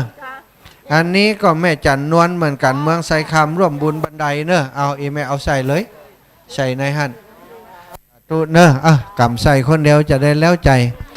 ไผ่ที่ฮับฝากมาจะต้องประกาศเธอก็เอาส่งมานี่เนอะมูลสถานายดำรงนางสมบูรณ์ชัยวงศ์อินพร้อมลูกหลานร่วมบุญพระธาตุสี่สองเมือง100 บาทมาจากบ้านพร้าวล้อมสันปะตองเชียงใหม่ยกเอาใส่ตู้เนอะจ่าตู้อีแม่โอ้ดีกะอีแม่ลูกไหนมาเจ้ายกชัดหมดเลยยกชัดหมดเลยจะอ่านยกชัดแม่บุญปันแม่บุญปันอุปคำ32 หมู่ 1ทุ่งต้อมสันปะตองเชียงใหม่ร่วมบุญราวบันไดนางแก้วพระสี่สองเมือง500 บาทแม่บุญปันอุปคำอันไหนอันนี้ร่วมบุญราวบันไดนายพานุวัฒน์จะจุธามาศร่วมนวมเกตเนาะน่วมเกตกะสันปะตองเชียงใหม่ร่วมบุญยกชัดเนอะนายสรัญญพงศ์นวมเกตร่วมบุญสันปะตองเชียงใหม่ร่วมบุญยกชัดคุณน้ำกะน้องเบนจ้ะน้องบัมเด็กชายกิตนพลน่วมเกตน้องเบนสันปะตองเชียงใหม่โอ้น้องเบนน้องบัมหลานเป็นกันเนี่ยร่วมบุญยกชัดเนอะเหรนโอ้ดูทำบุญคือเหรนโดย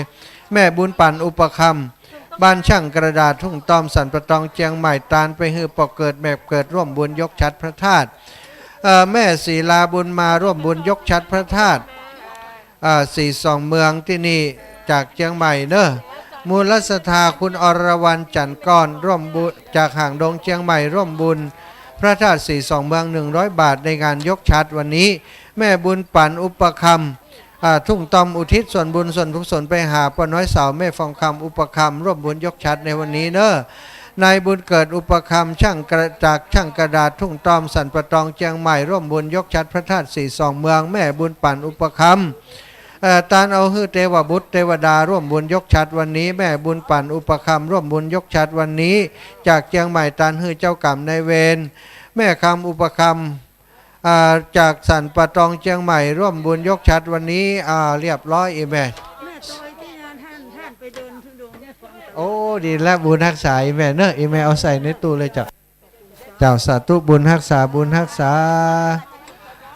ศรัทธาญาติโยมเหรียญเนอะเหรียญเนอะเป็นปูจาเหรียญปูจาเหรียญก็ปูจาได้เลยเนอะสาธุทุลุงนุ่มที่จองนี่แม่ตั้งไปหลังหลายพุ่นน่ะมีเอาใบจองมาแล้วเนาะเจ้าเอาใบไปหาท่านครูบา40,000เลยตอนนี้ที่บัดได้จองเอาที่นี่เลย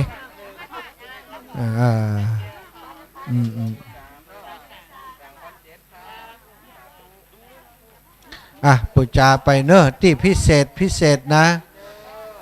เขาบัดได้จองสักกรรมมาปูจานี่จะได้เร็วกว่าหมู่ปูจาก่อนนะ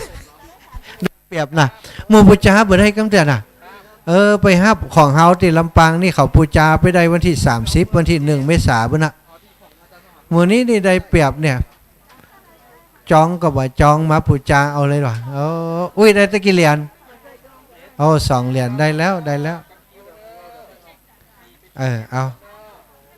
อันนี้ก็เปิดสั่งมาแน่นหนาแล้วนะทุดงเนอะไผ่ไข่หันทุเจ้าแข่งท้องมาพอเนอะแข่งดำคลิปอยู่นี่แล้วเดินทุดงธรรมญาตรามาได้ปัจจัยจากสถาญาติโยมหมู่ปีน้องขึ้นสีขาวนี่กันห้องอยากหอมนะท่านอีแม่อยากหอมท่านสักน้อย1 น้อยจะได้อีแม่สัก100นี่ได้ก็ได้แล้วแม่จะหอมจะได้อีแม่จดเลขไว้เนอะอีเนาะเปิดนึกว่าเลขอันที่จะถูกหวยกันเขาชื่อบัญชีโทรอันบัญชีไปจดแล้วเนี่ยจะได้แหมท่าน อีแม่เอาฮื้อลูกฮื้อหลานเนอะฮื้อเขาแล้วเขาฮื้อวะ เขาก็โอนไปที่โรงเรียนอีแม่เรียบร้อยไปฮะโอ้เบอร์โทรมาได้เรื่องอ่ะโอ้เอาเหียกะจดเหียกะจดเหียอันยังหอมยอดอีแม่เฮ้ยพระปีเขียนเฮ้ยเหียเขาจะได้อ่านเป็นอย่างเขียนให้เปิ่นกำอันศรัทธาญาติโยมที่จะให้หอมอย่างเนอะบ่มีซองมาขอซองที่นี่เอาซองไปเขียนชื่อเอาซองไปเขียนชื่อแล้วก็ตั้งกรรมการที่อยู่ตรงนี้เปิ่นจะได้อนุโมทนาเฮ้ยแล้วเขาก็จะได้ยื่นโยงเข้าไปใส่ในตู้ในหีบเนาะเปิ่นก็จะได้บันทึกไว้จดจานเอาไว้ไผ่พ่องเปิ่นได้ร่วมบุญร่วมกุศลที่นี่เนาะศรัทธาญาติโยมทั้งหลายโอ้อันนั้นพอใส่กรอบแล้วกะฮะใส่ไหนมิที่ใส่กะโอ้พร้อมเลยนะโอ้เข้าหน้าน่ะโอ้ใส่กรอบตัวหื้อนะโอ้ใส่กรอบแบ่งเกิงเนอะใส่กรอบนี้แบ่งเกิงนะโอ้เปิ่นจะเอาปัจจัยถวายนี่ตัวลูกโอ้งามได้ขอพ่อยิ้มแล้วแม่ขอพ่อที่ใส่กรอบยิ้มป่ะศรัทธาเปิ่นมาบริการถึงนี่หรอเอาเดี๋ยวเขาขอใส่อันนะอีแม่ไปใส่เอาสักอันละโอ้งามอีแม่โอ้ศรัทธาเนาะโอ้มันมีคุณค่ามาแหมจัดนักนะใส่กรอบเรียบร้อยนะโอ้กรอบเล็กกรอบอย่างเรียบร้อยนะโอ้งามเนอะฮะเน้นนั่งใส่อยู่ฮั่นแหละโอ้ไปกะเท่าใดก่อโอ้70ว่ะไปใส่ที่อื่นมันก็200มั้งกะโอ้70กับบอมกันเนี่ยใส่กรอบผ้า70โอ้อีแม่ก็มาใจเฮาแหมละพับปีเขียนเฮ้ยยัง098เนอะ098เข้าใจโอ้อันนี้เขาเอาเหี่ยตู้ลุงของฮะ0980052515โอ้หายใจก่อนมานั่งหายใจก่อนนั่งเก้าอี้ได้เอาเก้าอี้ไปนั่งแล้วหายใจเอาผ้านั่งห่างๆกันแล้วเอาผ้าเม็ดออกเหี่ยมันจะเป็นลมนะไปนั่งตังเพนั่งห่างๆกันเหี่ยกันนั่งหายใจสักกำแล้วก็ไป0980052515พระมหาสมชาติชาตปัญโยโอ้อินโดได้เนอะที่ขึ้นมานี่นะเปิ้นจะแยกกันอย่างอีเมื่อละไปซอดที่นั่งหายใจเหี่ยกำก่อนเอาผ้าออกเหี่ยเต้าก้อนอันมันจะเป็นลมนะอีแม่เฮายังนามืดเป็นเตี่ยขึ้นมาเนี่ยเนอะเอาขึ้นมาแล้วก็ซอดที่นั่งเหี่ยกำพอหน้าพอตากันเอาผ้าออกเหี่ยกำหายใจสูดหายใจเข้าไปเอาใส่เอาปิดเอาเข้าเอาออกเอาเข้าเอาออกหายใจให้มันโล่งๆเหี่ยกำเนอะก้อนอันจะเป็นลมได้ไหนแม่ไปซ้อนั่งก่อนไผ่ที่นั่งเย็นแล้วกาจองผ้าแล้วก็หนีไปที่อื่นเหี่ยพ่องก็ได้เนอะ เดินแอวไปอย่างไปกะเนอะตู้ลุงผมขอพิเศษละครับพี่เอาสตังค์ออก2 ปันเอาเหรียญมาอย่างละ10เดี๋ยวจะไปใส่กรอบมาอวดเขาเอาออก2 ปันเอาตังค์ใหญ่ออกของไปนี่ไปนับตังค์ใหญ่เอาอันนั้นใบหนึ่งเอาตังค์ใหญ่ออกสักปันเพราะมีก่อนนับถึงปันก่อนนับพอละถึงก่อนเอานับพอเด้อศรัทธาญาติโยมตั้งหลายไผ่จับปูจานเหรียญตอนนี้เปิดแล้วนะเอาใส่ไว้ฮะตู้ลุงใส่ถุงให้ผมด้วยมีก่อน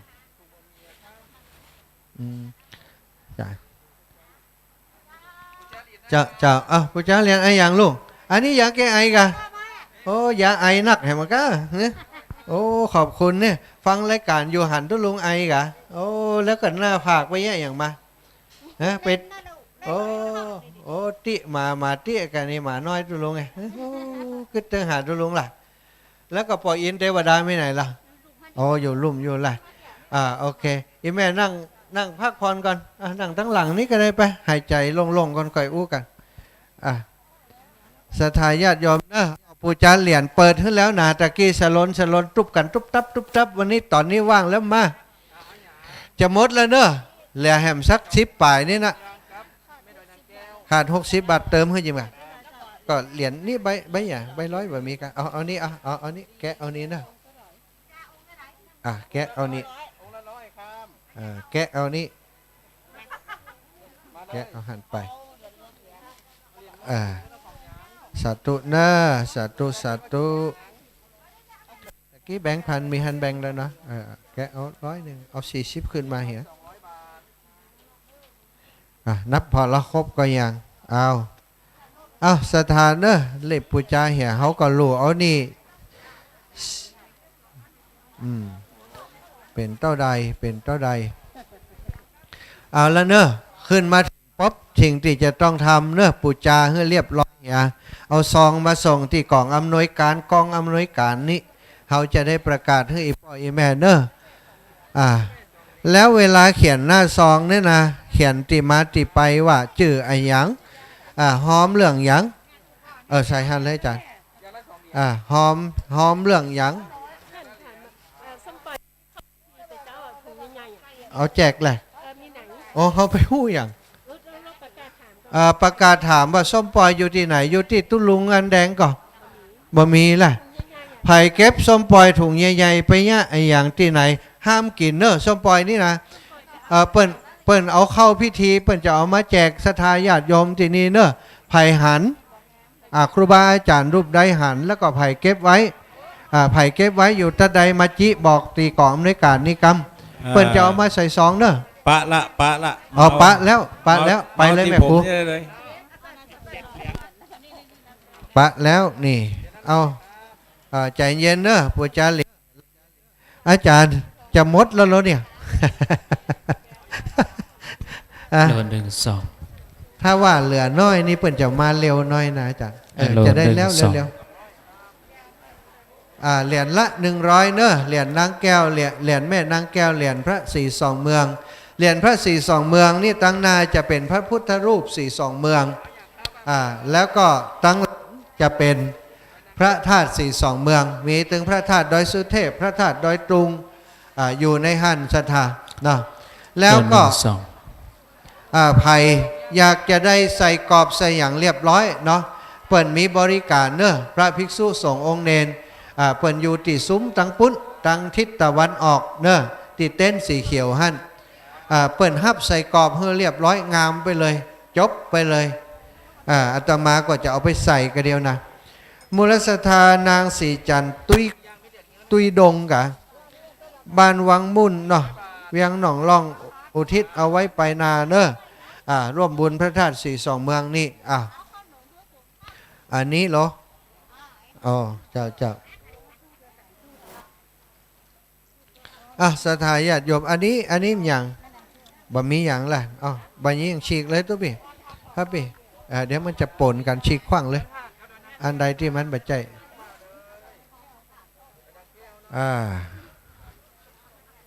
เหรียญเนอะเป็นบริการกันที่นี่หายใจแล้วเนาะ อินดูคนเรา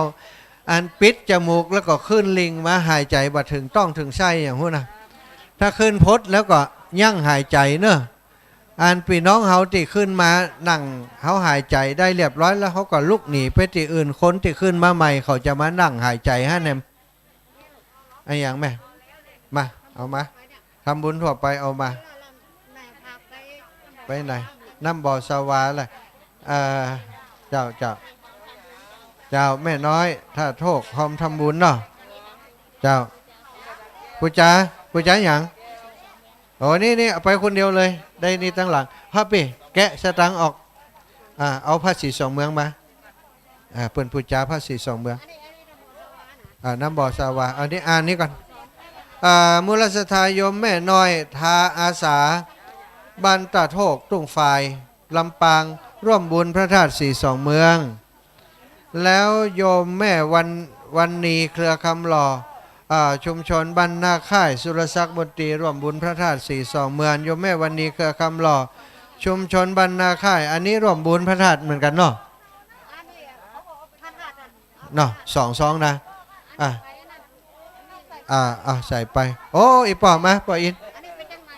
ไปเชียงใหม่แม่วันนี้เครือคำรอไปรู้ปีเขียนน้ำบ่อสาวากับละน้ำบ่อสาวาเขียนน้ำบ่อสาวาติดกันไปน้ำบ่อสาวาอันนี้ไปไหนนี่เหรอ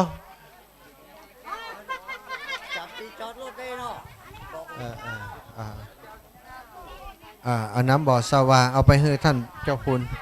เจ้าอีแม่หมอนมาตานล่ะอีแม่อันไปที่บนท่านเลยไปตู้ท่านพระอาจารย์อยู่ท่านท่านอาจารย์บรรยงเนอะไปหาไปเป็นเอาหมอนมาเนอะท่านอาจารย์ไปหาตีอันบนเลยตอนนี้ยังว่างอยู่เนี่ยแม่ฮะแม่สีดาคนงามเนอะแม่สีดาคนงามพี่น้องตังลำปางแม่วันนี้เอาของมาฝากนี่แน่นหนาแม่สีดาคนงามมาที่กองอำนวยการนี่เนอะพี่น้องลำปางเปิ่นเอาของมาฝากพี่น้องเวียงปะเป้าเปิ่นเติงกันแล้วสถาพี่น้องลำปางแม่วันนี้เครือคำหล่อมาหาแม่สีดาคนงามเวียงปะเป้าเอาของมาฝากเปิ่นอยู่ที่กองอำนวยการเนอะสถาญาติโยมที่จิปูจาเหรียญก็ดีปูจาผ้าแพรไปผูกเนาะยอดชัดที่จะขึ้นประดิษฐานที่พระธาตุสีสองเมืองตอนบ่ายนี้เนอะไอ้อย่างก็แม่โอ้อันนี้เปิ่นบรรจุไปแล้วนะอีแม่เก็บไว้บรรจุตีใบได้อยู่กะโอ้เอาใส่เองบ่อีแม่ไปตีพระเจ้าสีสองเมืองเลยเนาะเอาไปแม่ไปกราบพระแล้วก็ไปหาพระท่านเฮาบ่แน่เจ้าโอ้เปิ่นมีปองอยู่กะอาจารย์ใส่ได้อยู่เนอะโอ้ยอย่างโอ้บัดนาวเฮ้ยหลวงตาบัดนี้เขามาเป็นก๋วยเพิ่นละเฮ้ยตายละมีสองช่องกันตุลุงใส่ได้อยู่ทางเหนือพี่นะได้อยู่เนาะสาธุอีเมย์อยู่ไหนโอ้ดีกะกระโทรมาหาพ่องก่อนโอ้ดีโอ้ดีแล้วสาธุเนอะบุญรักษาเปิ่นมาพอหน้าอันคนที่อู้นักแหละเปิ่นให้เป็นพายอีนะครูบาอาจารย์เปิ่นฮื้อเข้ารายการแตนฮื้ออู้ฮื้อจ่าทำหน้าที่แตนตรงนี้เนอะศรัทธาทั้งหลายอาตมาภาพพระมหาสมชาติชาตะปัญโยบรรพ่องก็มาซ้อหาว่าบัจใจติ๊กฮะโอ้ไออย่างพระเจ้าอันนี้ปลูกเดินดงกะแม่ใส่หันชื่อเขากำละเขาจะบอกหัวของไผ่เป็นของไผ่ประกาศอยู่ให้ในแม่เขียนคนเดียวเลยแล้วก็เดินดงเดินธรรมญาตราเพื่อการศึกษาเนอะก็จะไปมอบเพื่อละออนอยู่อีแม่หลายคนเปิดก่อนนัดมาปะกันติเพศเนอะเหรียญพระศรีสองเมืองเหรียญแม่นางแก้วเนอะเหรียญละ100 บาทศรัทธาทั้งหลายไอ้แน่ร่วมทำบุญพระธาตุสีสองเมืองเนอะบ้านนางราวันสิงห์คำบ้านแม่เตาไหเนาะเชียงใหม่ร่วมทำบุญพระธาตุสีสองเมืองเนอะป่อวิชัยแม่บุญเทียนจันทิพย์บ้านแม่เตาไหเชียงใหม่ร่วมทำบุญพระธาตุสีสองเมือง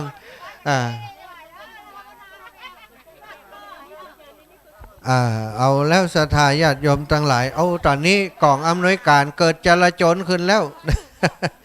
ผลโรงเรียนเนาะรวมบุญเอาแสกเข้ามาหน่อยเนอะแม่สมนากันทาดงบ้านกันทาบ้านดงเหนืออีกกันเนาะดงเหนือบ้านดงเหนือกันทาดงบ้านดงเหนือลำปูนอีแม่ร่วมบุญกับการศึกษาเนอะอนุโมทนาบุญกับอีแม่แม่สีดามาลังกับไปขายน้ำเห็นละก้าอีแม่เขานี่ถ้าอยู่เต็มนี้เนอะแม่สีดาคนงามแม่วันนี้เครือคำหล่อมาที่นี่แม่วันดีแม่วันนี้เครือคำหล่อเนอะหลายคนซ้อหาตุ้ลุงยองตะกี้ตุ้ลุงยองอยู่ที่กองอำนวยการนะ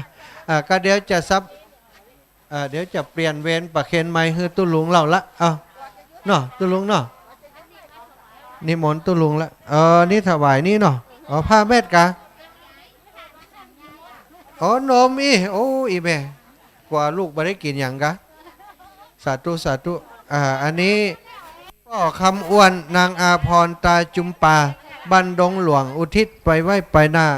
แม่ยาสีอุดดงบ้านดงหลวงอุทิศไปไว้ไปหน้าให้เจ้ากรรมนายเวรเนอะเอาแล้วจะมอบเวรประเคนไม้ให้ครูบาอาจารย์เพื่อปีไอเก้าของอาตมาตุลุง ยองท่านอาจารย์ชัยวัฒน์นาคเสโนทำหน้าที่ตรงนี้เปลี่ยนการเหตุกรรมก่อนเนอะอันนี้เหรอเนี่ยหอมนี่แหละอุทิศพ่อหลวงแปงแม่หลวงแก้วเนอะคำป้อสมบูรณ์แล้วก็นายอุ่นเรือนนางบัวเงินอุทิศพ่อหลวงแก้วแม่หลวงเอ้ยนายประเสริฐปอปันแม่เจียงอีเนาะเอาละเรียบร้อยเอาใส่ตู้กันเอาละเนอะเอาเปียดหมอบเวนประเคนใหม่ตู้ลุงแล้วสาธุตู้ลุงอยู่นะเป๊ะ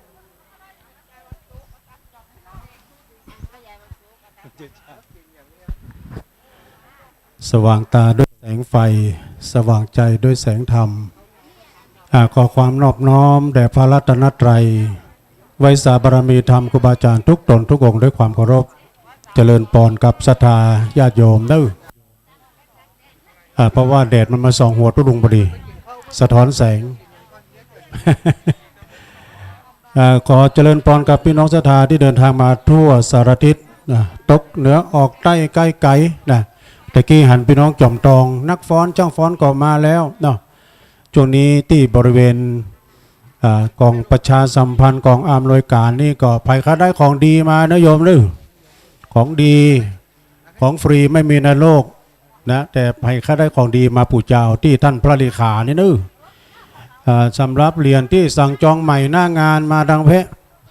ท่านพระครูชลทานเพิ่นบอกว่าสั่งเพิ่มเติมมาแค่ 2,000 เบิดนี้มดไปปันป่ายแล้ว เอาเลยนะฮะมาเลยภัยไข้จิบน้ำยาก่อที่ตังตุลุงเล็กเนอตะกี้หันแวบๆลูกเนนสมณเณรลักเนาะสมณเณรเอาลักปัญโยนันมาแล้วน้องเจฮะเจอดำแล้วเปิ้นนั่งทางใดหมูนะพี่น้องลำปางใครปะตัวไอ้ลูก เอาพี่น้องถ้าหากว่าขึ้นทางนี้มันยากกว่าขึ้นทางเหนือแล้วนึกทางปุ่นนี่โอ้พี่น้องตุ้งโป่งมาแล้วก็คุณพ่อสะอิ่งจากลายแก้วดีเจการก็มา เจริญปอนต้อนรับเนอะพี่น้องทางบ้านห้องละปูนมากันแล้วแม่สีดาคนงามประกาศว2ว8ทราบแล้วเปลี่ยนหอมแดงเรียกหอมขาว กระเพราเรียกกอมก็แม่สีดาเปิ้ลเอาเขากล่องมานี่เขากล่องมาฝากวันนี้นะมาแล้วเอาเกณฑ์เอาปอนเปิ้ล มาแล้วแม่สีดานี่เปิ้ลเอาบะเขือมาขายด้วยญาติโยมไผ่ค้าได้ของดีเนอะเปิ้นจัดเธอที่นี่มันจะมีผ้ายันแล้วแต่นะโยมเนอะบัดได้บักบัดได้แบนแล้วแต่มีอยู่3อย่างมียันแคล้วคลาดปลอดภัยแล้วก็มีมาแล้วเจ้ามานอนนี่ได้2 คืนแล้วหรอ แม่กาบแก้วบุญมาดงพี่น้องดงเหนือเนี่ยร่วมทำบุญจำนวนแหลม1-2เนาะฮับของดีนะโยมเด้อไปค่อยปูจาของดีบ่ใจปูจาเนาะมีผ้ายันมีผ้ายันมีผ้าแพรตัว3 อย่างเนอะบ่ได้เรียกร้องตามเจตนาศรัทธาเนาะตอนนี้บุญบารมีของครูบาอาจารย์ได้เมตตาเดินทางมาไหว้ศาลนะครับเนาะหลวงพ่อเจ้าคณะตำบลสุมาด้วยครับ หลวงพ่อเจ้าคณะอำเภอแม่สวยได้มีสมณะเมตตาเดินทางมาถึงนะครับเนาะแล้วก็เมตตาบารมีธรรมหลวงพ่อท่านพระครูนิวิตศรีละสังวรหลวงพ่อเจ้าคณะอำเภอเวียงป่าเป้านะได้มีเมตตาเดินทางมาถึงนะครับเนาะเอามาเลยญาติโยมของดีหมดแล้วก็เอามาแถมมีอะไรอีก เดี๋ยวจ้างฟ้อนจากเชียงใหม่ก็มาแล้วเนาะลูกศิษย์ลูกหาของแม่ครูธนวันรอสักกรรมเนาะแต่เดี๋ยวพอจะฟ้อนกันอยู่วันนี้นี่การประชาสัมพันธ์ตึกแค่เที่ยงเนอะหลังจากนั้นจะเข้าสู่พิธีนะ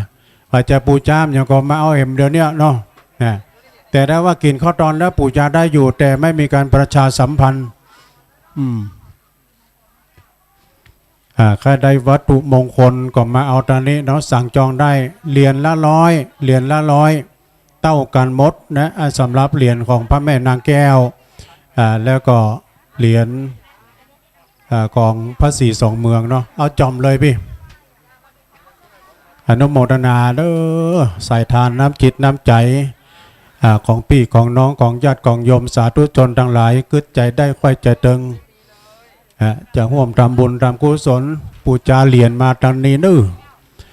ปูจาเหรียญและจะมาทำบุญยอดชัดเงินชัดทองปูจาทางผ้าแพร7 สี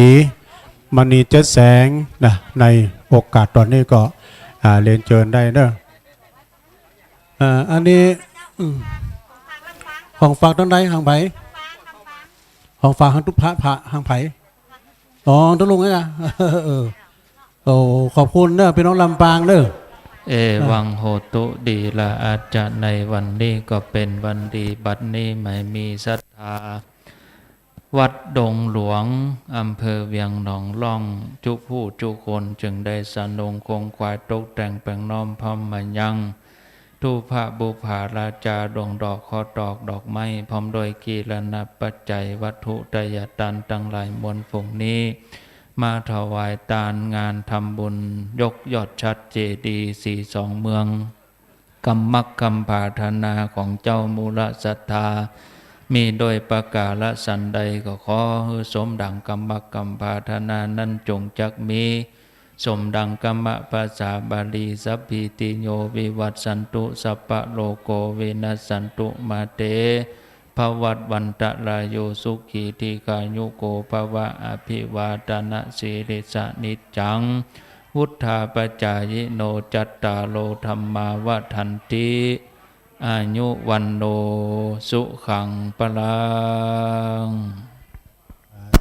สาธุสาธุพี่น้องดงหลวงมากันบุกเดี่ยว4 ลำรถตู้ แล้วก็พี่น้องดงเหนือตัวดงหลวงตัวเดี๋ยวพี่น้องดงหลวงมาทางเบเนอร์เขาได้ของดีมาทางเบ แล้วก็ตอนนี้สมณเณรเอาลักปัญโยนันวัดสันเมืองได้เมตตาเดินทางโอ้แม่บุญปั่นอุบคำนี่มาเนี่ยใส่ไปละตู้ลุงก็ใส่ขึ้นไปละใส่แม่ละไปยังแล้วไปยังเอาบุญด้วยกันการเทศนี่มาบูชาหน้างานนี่ใบมันหายเลยใบเสียหายอันนี้โปรยทานเนาะแม่โปรยทานเดี๋ยวก่อนแม่หลวงบัวแก้วใจมูลเนาะแม่เข้ามาแม่บุญปั่นไหมมาที่พระเนนห้วยทรายปักต่างตะลี่เดี๋ยวเอาปอนดีกว่าเนาะเนี่ยเปิ้นโปรยทานมาด้วยสปิติโยวิวัจันตุสัพพะโรโกวินัสสตุมาเตภวัตวันตรายโยสุขีติขายุโกภวะอภิวาทานาสีลิสานิจังวุธาปัจจายโนจัตตารโรธรรมาวทันติอายุวันโนสุขังปะลังอันเดียวกันเด้อเนี่ยเขาแล้วก็อีแม่มานะฝากตุลุงมานะมาเพิ่มเติมเดี๋ยวเนาะคุณแม่บัวแก้วใจมวลพี่น้องบ้านห้วยทรายปักทางทะลี่ร่วมทำบุญมาโดยยอดสั่งยอดอันนี้โดยนะฮะตอนนี้ก็เอาโปรยทานไปพี่จ้างฟ้อนจะฟ้อนแล้วกันเดี๋ยวก่อน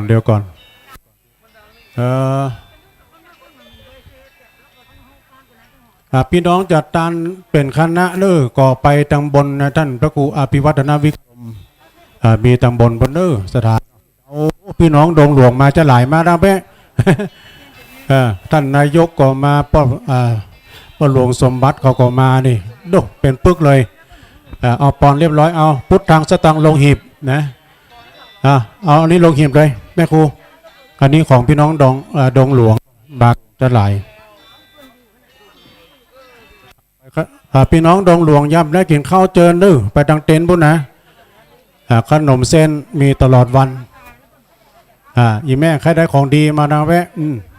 ปู่จมปู่จ๋าอันนี้ลายใหม่มาดังแวะดื้อเหรียญมาลายใหม่ที่ท่านพระเลขาเอาอย่างละต่อใดแต่เก้ตุลุงก็เมาไปแล้ว10 เหรียญแต่ยะจะตังมีแล้ว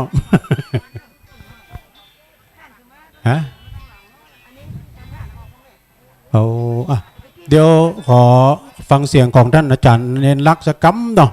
เปิ้นถามมาหลายวันด้วยเพิ่นกำลังขึ้นมานิมนต์ทักทายตึงทางบ้านตึงในนี่ตัวเนอร์นิมนต์ครับ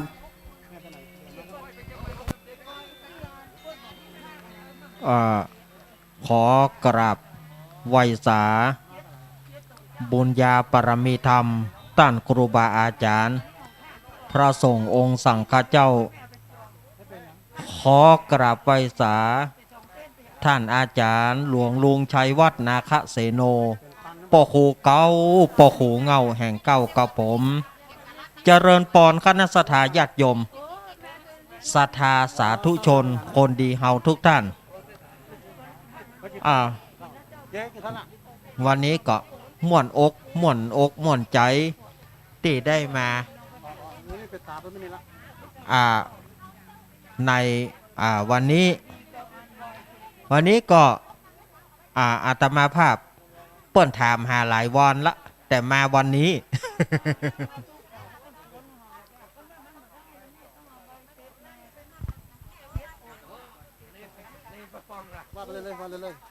ศรัทธาญาติโยมตั้งหลายก็วันนี้ก็มาอากาศในวันนี้ก็อาตมาภาพก็ภูมิอกภูมิใจเนาะถ้าครูบาอาจารย์หลายๆรูปหลายๆองค์เปิ้นก็ได้ได้จ่าไปเนาะวันนี้ศรัทธาญาติโยมมากหน้าหลายตาได้มาในวันนี้นะฮะตุลุงก็ได้หยุดทั้งหลังเขาเด้อเอาไหว้สาตุลุงเอวังโหตุดีละอาจารย์ในวันนี้ก็เป็นวันดีบัดนี้ไม่มีเจ้าศรัทธาแม่ปานีแก้วนาหลวงพร้อมกับด้วยนางสาวเปรมจิตอุณาภาคนางสาวนาริศาลาแดงมั่นคงพร้อมกับด้วยลูกเต่าดันเลนตั้งหลายครอบครัวจุผู้จุคนนางสาวพรพันธ์ผูกจิตแม่บุญปุกผูกจิตและแม่แสงจันทร์ผูกจิตและศรัทธาได้ร่วมกันชุมชน5 ธันวาเมื่อมาถวายทานปิดทองพระศรีสองเมืองและทำบุญยกทรัพย์เจดีย์โดยตุงโดยสุเทพจำลองร่วมสร้างบันไดขึ้นม่อนพระศรีสองเมืองและจัดซื้อโต๊ะเก้าอี้และตาลตุงไว้กับม่อนพระศรีสองเมืองกำมักกำผาธนาของเจ้ามูลศรัทธามีด้วยประกาศสันใดก็ขอเฮือสมดังกำมักกำผาธนานั้นจงจักมียะถาวาลิบหาปุราปริปุเรนติสาคะลังเอวะเมวะอิโตทินังเปตานังอุปกปปติอิสิตังปฏิตังตุมหังกิปะเมวะสมิสันตุสัพเพปุเรนตุสังกปาจันโทปนะระโสยะถามณิโจติระโสยะถาสัพพิติโยวิวัจจันตุสัพพะโลโกวินัสสันตุมาเตภวัตวันตรายโยสุขีทีคายุโกภวะอภิวาตานะสีเลสะนิจังอุทาปจายโนจัตตาโลธรรมาวทันติอายุวันโนสุขังปลาสาธุสาธุสาธุได้ฮับปอนเป็นที่เรียบร้อยเนอะวันนี้เป็นวันวันรองวันห้างหลวงถ้าจะเอาตามปืนบ้านปืนเมืองกับวันห้างหลวงงานปล่อยหลวงในครั้งนี้ตุลุงเนาะมาก็ตุลุงมาgiao như chú dùng mà giao nhưมาแล้วกะมาเยี่ยวมาgiao như anh dùng aiก็มาnhưลุงไอ้เสนอตัวไปว่ายุงกะพี่ไอ้อีกะพี่ไอ้อีเนาะโอ้ยจะไปว่าไปเยอะไงไอ้เฮ้ปนไงพี่ไอ้อีกะปอกะไผ่ห้ามว่าช่วยเนอะพี่ไอ้อีกะปอฮะไม่มีอยู่เนี่ยโอ้ยเดี๋ยวกูจะไปยากูกูอยู่ยะลุงไอ้เปิ้นห้องลุงไอ้บ่สู้กะห้องพี่ไอ้อีบ่แม่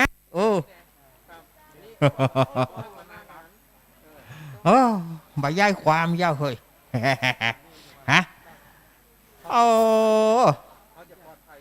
เพราะว่าจะได้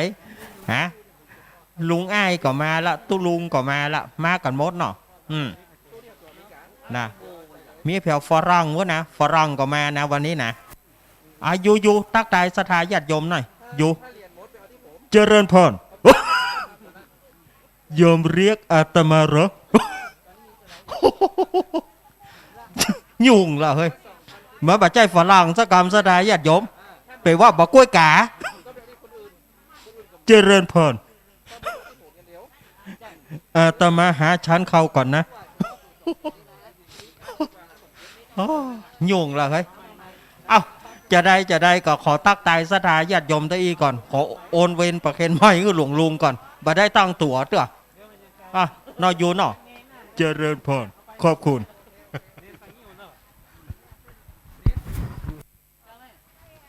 อันนี้เป็นสีสันของสมณเณรเอารักปัญโยนันท์แห่งวัดสันเหมืองเปิ้นได้ออกรายการสถานีวิทยุเฮาขึ้นสีขาวคืนวันอังคารแล้ว2 ทุ่มถึง4 ทุ่มฮะว่ามาเลยเจ้าได้อันนี้ปุจจากันเตศเนาะขอบคุณแม่เนอสถานเนอพี่น้องสถาจากดงหลวงก็ดีเนอ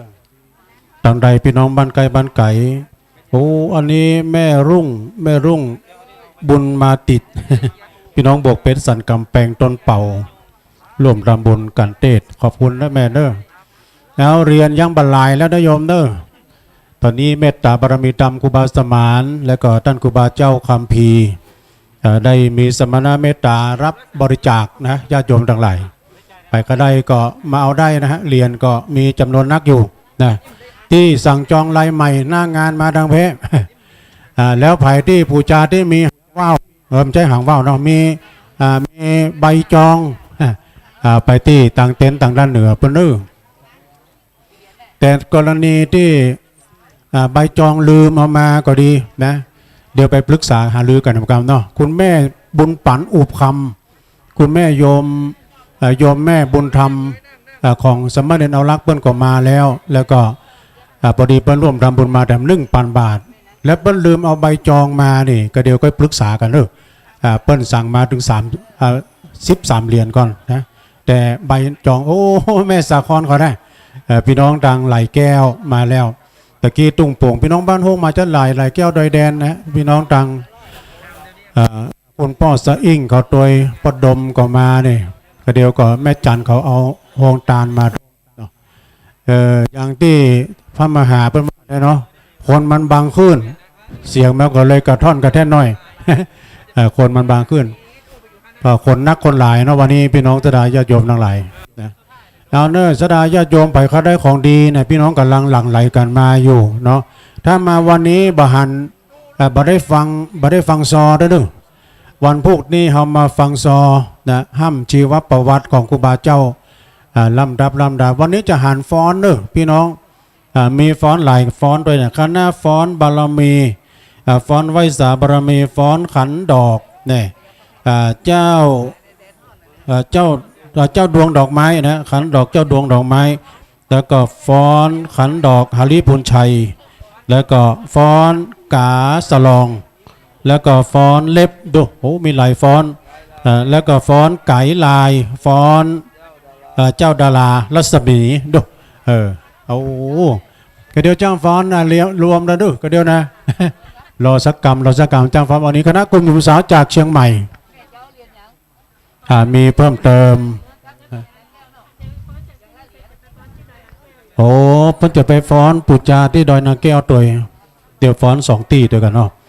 นางทองสุขพิกุลฮะสืบชะตาถวายตาลเจ้ากรรมนายเวรเนาะยอดจะดีตัวแล้วก็มีแม่อุ้ยน้อยพิกุลนะอุทิศบุญกุศลแด่ดวงวิญญาณของพ่ออุ้ยอ้ายแม่อุ้ยใจมานะฮะวงมูลตัวเนาะแล้วก็มีเพิ่มเติมนายเสาพิกุลร่วมทำบุญตามไปหาอุ้ยพุทธอุ้ยเกียงแล้วก็ป้อมมาพิกุลแล้วก็ยอดจะดีตัวเต็ม1 นะอีแม่เขามาแล้วบ้านไหนโอ้ได้เข้าทิปมีปุ่นแม่ด้วยใครได้เข้าทิปนะเข้ามัตตุปญาตนะท่านครูบา40,000ว่ายิบเอาไปเลยคนละอันกินแล้วมีพยาไผ่เจ็บแข้งเจ็บขาผ่าธนาของมันหายปวด พ่อบุญธรรมแม่จันเป็นขึ้นแสนพี่น้องหลวงลงไตนะบันเกิดของครูบาเจ้า40,000แล้วก็มีครอบครัวของแม่พวงเพชรสะอาดล้วนนะร่วมทำบุญยอดพระธาตุเจ้าศรีสองเมืองดอยสะเก็ดเนอะลวงใต้แถม12แม่คำแปงสะอาดล้วนจากลวงใต้ดอยสะเก็ดแถม12แม่อุ้ยไลเขื่อนล้อมนะลวงใต้แถม12เนอะพี่น้องลวงใต้มากันจะไหลมีเพิ่มเติมใหม่มีนางดวงจันทร์นะเขียวแก้วเขียวลวงใต้ดอยสะเก็ดแถม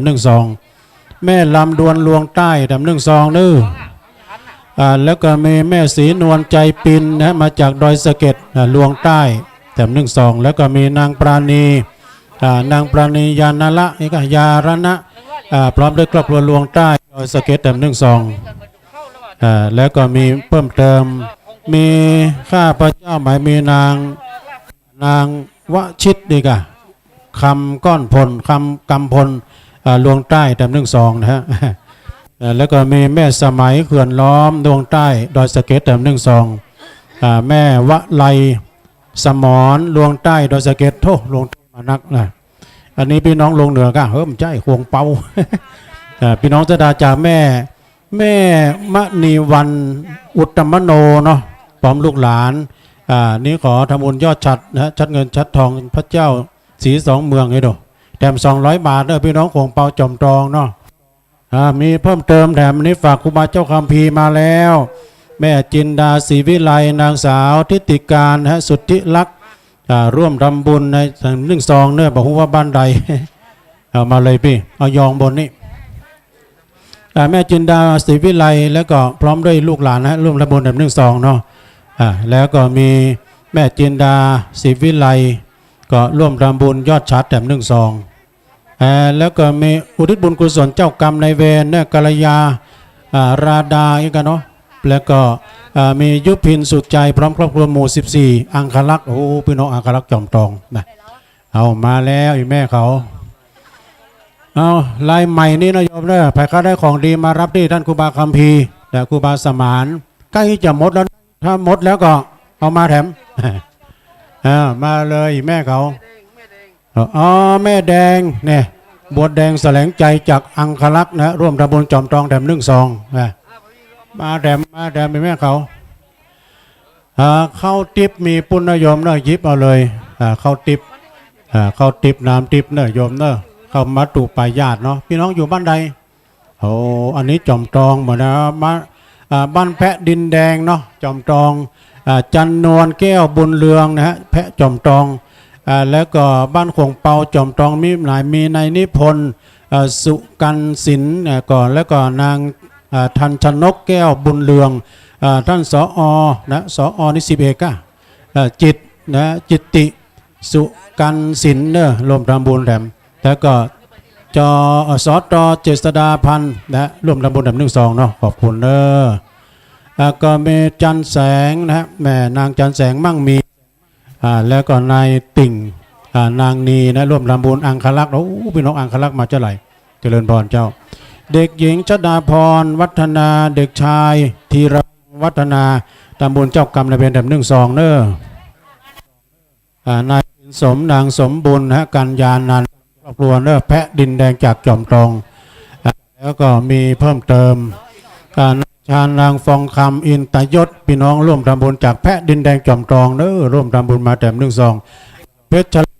จินอาโนเพชรจินโนบ้านเมืองวะอำเภอสันทรายเนอะร่วมทำบุญ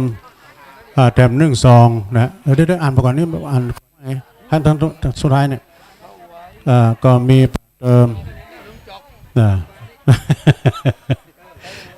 มีพี่น้องจากอุโมงค์เนี่ยเพิ่มว่าทำบุญปล่อยหลวงพระธาตุเจ้าสีจอมพระธาตุเจ้าสีสองเมืองมันจะไปตรองไปไหนจากอุโมงค์เนี่ยร่วมทำบุญแถมเอามาเลยแม่เขาได้ของดีมาโอ้ดีแล้วขอบคุณเนอะเนี่ยขอบคุณนักเนอะท่านมาหาเพื่อนเอาของหวานมาขึ้นดิแม่วันนะพ่อน้อยนันก็ร่วมทำบุญเจ้ากรรมในเวรจากบ้านขวงเปาจอมตองเนอะไอ้นงปีอ้อยไอ้นงปีอ้อยร่วมทำบุญเจ้ากรรมในขวงเปาเนอะแต่12 แล้วก็มีพี่หน่อยนะอ้ายดอนตานไปหาเจ้ากรรมนายเวรพี่น้องห่วงเป่าจอมตรองแถม1-2เนาะก็ได้ของดีมานะโยมเนอะเปิ้นจัดแจกคือฟรีนะแล้วแต่จะปูจา มีผ้ายันเนอะผ้ายันก็ผ้ายันแล้วก็มีกระดาษฉีกตัวแล้วก็มีผ้าแพร7 สีไปผูกที่ยอดฉัตรเนอะญาติโยมทั้งหลายวันนี้เป็นวันมงคลวันเพ็ญก็สดใสวันไตรก็มดปอดเป็นยอดมหาทนังวันนี้จะมีการยกยอดฉัตรเวลาบ่าย2ก็บ่ต้องฟังบ่ต้องฟาวเนอะพี่น้องก็กำลังทยอยกันมาอยู่เนาะภายที่จะสั่งจองลายใหม่หรือว่าปูจาหน้างานก็มาตอนนี้เนอะสำหรับได้บุญบางการถึง2นะโยมนะเอาเหรียญหยังเอาเหรียญ10เอาเหรียญ5 แต่กี้ลูกเนสมรักษ์ป้อนยมบัตันตั้งตัวเตื้อนะถึงอยู่ด้วยกันวันค่ำพุทโธแผ่เมื่อค่ำพุทนะวันนี้ได้ความเมตตาจากคุณแม่บุญปันคำนะเป็นโยมแม่อุปถัมภ์สมณเณรเอารักเพิ่นอยู่จังกระดาษพุ่นนะป้อนหน่อตัวเนาะป้อนหน่อตัวมากินมาตานด้วยกันจะได้ให้เพิ่นอู้แหลมนะขึ้นไม่ค่อยดีขาดหายไปยังเนาะก็เดียวดีแล้วตอนนี้จ้างฟ้อนกำลังถ่ายรูปอยู่แต่เพื่อจะฟ้อนมีหลายอย่างด้วยกันวันนี้การประกอบไปด้วยฟ้อนไวยสาบารมีนะแล้วก็ฟ้อนขันดอกเจ้าดวงดอกไม้นะฟ้อนขันดอกหาริปุญใจฟ้อนกาสะลองแล้วก็ฟ้อนเล็บฟ้อนเล็บนี่เป็นประจำเลยเนี่ยแล้วก็ฟ้อนไก่ลายฟ้อนเจ้าดารารัศมีมีฟ้อนโตได้ ถ้าฟ้อนโตนี่พี่น้องไตนะพี่น้องกำลังหลั่งไหลกันมาถ้าหากว่าไผ่ที่มีของนักเอาขึ้นประตูเหนือดื้อเพราะว่ามันมีกวานเอาใส่ในกวานมาเลยวันนั้นพี่น้องมากันเป็นแกนเป็นลำได้เอามีเพิ่มเติมแถมนะญาติโยมทั้งหลายมาหลายเขียนชื่อเขียนเสียงได้เลยเนอะ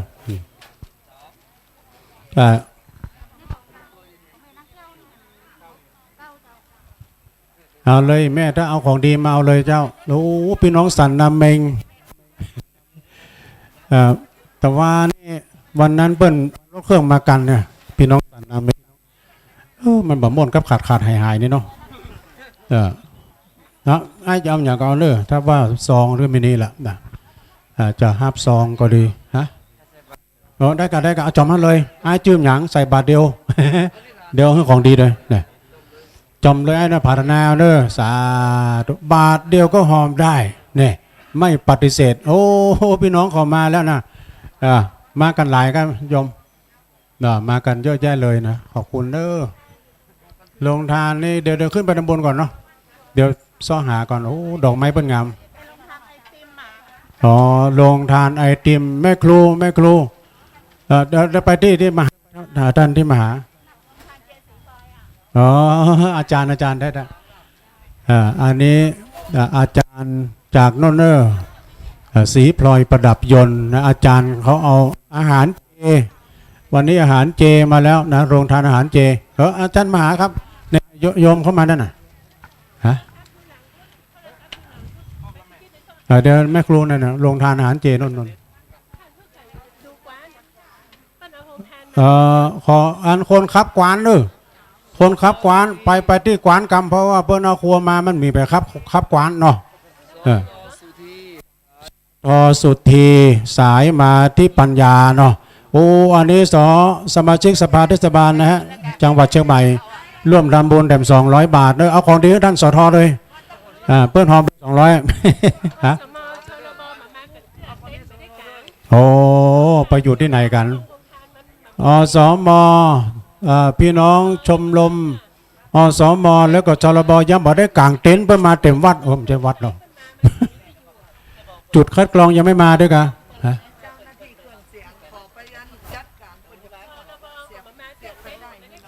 ก็เดียวเจ้าหน้าที่เครื่องเสียงนะดีเจก็เดี๋ยวขอไปที่เครื่องเสียงกันเพราะว่าเพิ่นจะเอาแฮนดี้ไดนะ เพิ่นจะเอาเสียบออกมันจะอ่านหรือไม่อ่านนี่นะ ล้างว่าเต้าละลาด้วยโอ้ยไอติมมาแล้วฮะไอติมมาแต่ถามอันนี้ก็ไอติมเจเจ้าของเจนะไอติมเจ เดี๋ยวเจ้าหน้าที่ดีเจพูดนะเดี๋ยวเจไปพอกันเนาะถ้าว่าเปิ้นเอาแฮนดี้ไดใส่อ่านหรือไม่เดี๋ยวเปิ้นจะฟ้อนแล้วดูเปิ้นตั้งแถวแล้วจังฟ้อนเดี๋ยวพี่นานพอด้วยดูสำหรับอันดีเจนะเปิ้นจะลองเสียบพอพี่นานนิวเครื่องเสียงพี่นานนิวนะเสียงดังฟังชัดดีนะเมี่ยงฮะสลีมอมชื่นนิมนต์นะครับขอบคุณสดาญาโยมที่เอาเมี่ยงมาฝาก สลีมอมจื่นนะอันนี้เมี่ยงแถมแล้วเนาะแม่สลีจมจื่นมาแถมแล้วน้ำพริกตาแดงที่บะลำนี่ จัตตารโอธรรมาวัฏันติอายุวันโนสุขังพลังนิพพานังพละมังสุขัง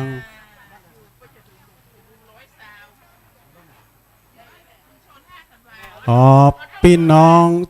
ชุมชน5 ธันวาเนาะในกังเวียงเชียงใหม่เอาเมี่ยงมาโดยแล้วเอา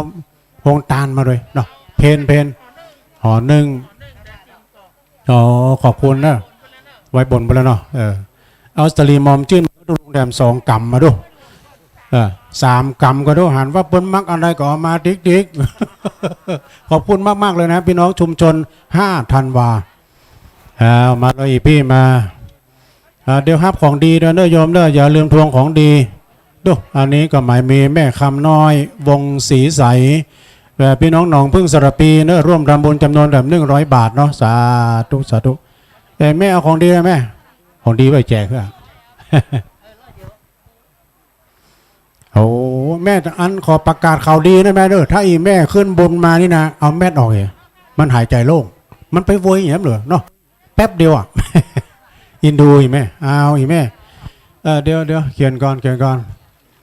ยนชื่อก่อนเนาะสาธุอันนี้เพิ่งเขียนแล้วก็แล้วไปพี่เขียนชื่อก่อน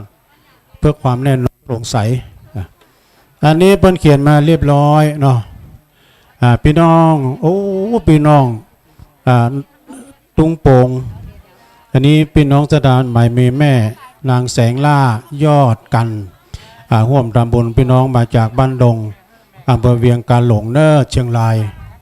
ร่วมทำบุญแหลม1 ซองนะแม่สำรวยนะกันทวนาเนาะพี่น้องจากเวียงกาหลงใหม่เจริญนะร่วมทำบุญแหลม1 ซองตามบนนี่แล้วก็มีแม่ปานมณีชัยมาจากใหม่เจริญเวียงกาหลงร่วมทำบุญจากเชียงรายแหลม1 ซองเนาะมาเลยญาติโยมทั้งหลายมีเพิ่มเติมใหม่มีอันนี้อาจารย์อย่างนี้มณีกะโชตินันถ้าอ่านพิพัฒน์ประกันไดสุมาโอ้แม่นะกะพี่น้องไหลแก้วบ้านห้องร่วมทำบุญมาแต่1 ซองแล้วบัดต่อจากนั้นก็หมายมียอดทำบุญยกยอดฉัดนะแม่จันสมสุวรรณวงศ์พี่น้องตุงโป่งเนื้อเหล่ายาวบ้านห้องรวมทำบุญแ1 ซองนะพ่อสะอิ่งคุณแม่สาครพลกลางพี่น้องบ้านหลายแก้วร่วมทำบุญยอดฉัดแถม1 ซองนะฮะโยมพอตอนนี้จอมฮั่นมีพ่อพันลบแม่เกศรอินทนุเนี่ยพี่น้องจากบ้านดงร่วมทำบุญเนอะพี่น้องเหล่ายาวนะเนาะบ้านทุ่งโป่งตำบลเหล่ายาวแถม1 ซองมาเลยแม่ดูอันนี้อย่างมาฮะเนี่ยแม่ฟองคำยารังสีบอกว่าอยู่บ้านใดเขียนชื่อบ้านด้วยกันเนาะมีเพิ่มเติมอะไรแม่มาตอนนี้ถ้าใครได้ของดีมานี่ แม่น้อยป้อนน้อยศิลป์นะฮะแม่สาบุญตะเนี่ยบุญตะเลิงอะบุญตะเลิงเนาะก็ทำ1 ซองนะสาธุเอามาแต่ญาติโยมมีพ่อคำแม่คำรวมกันเป็นดับเบิลคำแม่คำน้อยเนาะเตจาพี่น้องแสนกันทาเนาะไม่วางนะแม่เนาะไม่วางมีเพิ่มเติมแถมมาเขาได้ของดีก็มาเอานะโยมเด้อมีนางมะลิวัน นะวิทุรัตน์นะก็แล้วก็เด็กนายเดชาธรเนาะวิทุรัตน์ก็ร่วมทำบุญนะพี่น้องบ้านสามห้องไหมกะฮะ3 ห้องร่วมทำบุญจากโรงพยาบาลหางดง200 บาทเนอะอ๋ออันนี้ปุจจากันเทศลุงเนาะขอบคุณสาธุแล้วก็มีเพิ่มเติมแม่คำปินนะชัยมณีนางสาวจุรีชัยมณีนะบ้านพี่น้องบ้านแสนคันธานะแม่วางร่วมทำบุญแด่1 2ป้อหลวงป้อหลวยแม่บัวพัน100 บาทบอกว่าอยู่บ้านใดเอามาดามีแม่มาเว้แม่น้อยกวนแก้วคำมีบ้านดงเด้อร่วมทำบุญแด่1 2ขออนุญาตขั้นรายการจำล่ำเนี่ยตัวลง นิมนต์เลยครับผมจะเอาจำล่ำมาได้พี่น้องที่เอาอาหารกล่องมาบะหมี่ติดวางติดตำบะหมี่ติดเจ้าเอามาตั้งโต๊ะตั้งเหนือไปเด้อตั้งเหนือศาลานี่นะโต๊ะ4-5 โต๊ะนี่ได้แล้วก็บะแตงนั่นหมายความว่าจะได้เอามาแจกบะเขือแจกเนาะนึกว่าขายถ้าขายจะไล่ลงไปขายลุ่มมั้งนะ ใครต้องการบะแตะบะเขือมาเอาได้เนอะบะเขือยังก็โมจักบะเขือยังแม่สีดาบะใจชื่อมันมะเขือพวงบะใจบะแข้งอ่ะเอาบะเขือม่วงบะเขือม่วงใครเอาเข้ากล่องมาถ้าจะตานก่อนเอาไปตานทั้งบนถ้าบะตานก็ตำมี2 อย่างต่อเตาเหมือนกันตานกับตำ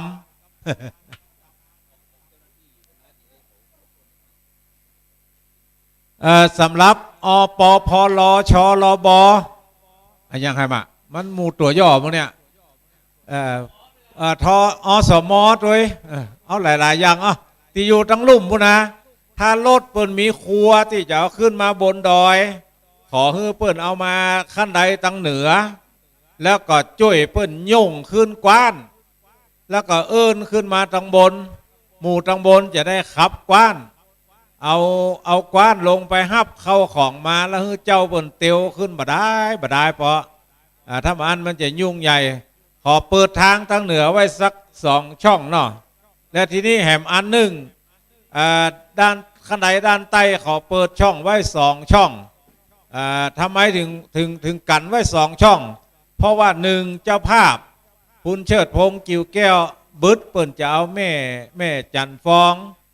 ซึ่งแม่จันฟองเปิ่นขึ้นมาได้ละ90ปลายละ96 97เปิ่นขึ้นมาได้เปิ่นจะเอาแม่เปิ่นนั่งในรถเปิ่นจะเอาแม่เปิ่นนั่งในรถเวลาตาลเปิ่นจะตาลถาดเปิ่นออกสตางค์แปลงถาดถึง3 หลังนี่แล้วของเฮานี่ช่วยหอมด้วยเปิ่นหอมปูนหอมหินหอมทรายกันไว้2 ห้อมแฮมห้อม1หลวงพ่อพระธรรมปัญญาบดีเจ้ารองเจ้าคณะภาค7เจ้าวาดวัดพระธาตุดอยสุเทพราชวรวิหารกันตี้ไว้ให้เปิ่นกรรมและตั้งเหนือกันไว้3 ตี้กันไว้ให้เจ้าคณะจังหวัดเชียงใหม่เจ้าคณะจังหวัดลำพูนเจ้าคณะจังหวัดเชียงรายเหลือนั่นเขาจอดตามอัธยาศัยแต่ห้ามจอดขวางถ้าจอดขวางยางเปิบเคิบเลิบแน่ จะไปจอดขวางเขาแปลงช่องไว้แล้วนะวันที่16เอาปูนขาวลูกแต่เจียงใหม่มาเอามาอุ่ยเจียงไฮ้ไปดอกเป็นห้อมละเอารถเขาจอดตามนั้นสำหรับหมู่ที่สอบใบขับขี่มาแล้วมันมีปัญหาเพราะมันสอบมาแล้วไอ้หมู่ฝากเพิ่นซื้อเนี่ยยุ่งพ่องซื้อคนเดียวยังมาซื้อนะฝากเพิ่นซื้อกำนี่ยุ่งมันจอดประตรงช่องจอดขวางพ่องฮั่นนี่เหมาะสำหรับรถปิกอัพรถเก๋งรถ6 ล้อไปได้เนอะรถ4 ล้อนี่ได้พอแปลงห้อมไปละไขประตูก็ได้ทั้งซ้ายก็ได้ทั้งขวาก็ได้เพราะนั้นก็ช่วยพ่อช่วยก้อยครับเนาะไอ้แม่เขาตีเอาปอนเข้ากล่องแล้วเอาตำบนโต๊ะนี่เลยเนอะตำบนโต๊ะเลยตำบนโต๊ะเลยเนาะเดี๋ยวถ้าโต๊ะบ่พอมาเอาตั้งหลังนี่ไปแถมเก้าอี้มีตั้งหลังศาลานี่อยู่เด้อพี่น้องทั้งหลายไผ่บะมีที่นั่งที่เจ้าตั้งเหนือถาดนี่ก็มีถอดออกนั่งได้เลยเนอะอีพ่ออีแม่บ่ต้องเก่งใจไผ่ละเก้าอี้เฮาหอมด้วยเปิ้นแล้วหรอ บางคนบ่หอมก็นั่งได้อยู่ทุกเจ้าว่าล่ำไปรู้ข้ามได้หอมสักบาทแบบได้นั่งได้อยู่เนอะใครจะนั่งเก้าอี้สีน้ำเงินสีเขียวสีอันอย่างนี้สีอึดเนี่ยตุลุงยองสีตับหมูอ่ะ สีตับหมูนี่ก็นั่งได้เนอะส่วนจังฟ้อนถ้าพร้อมแล้วก็เอาอันอย่างก็อันอย่างได้เด้อๆนะมาเสียบให้ด้วย คนเปิดมีไหนนานนิ้ว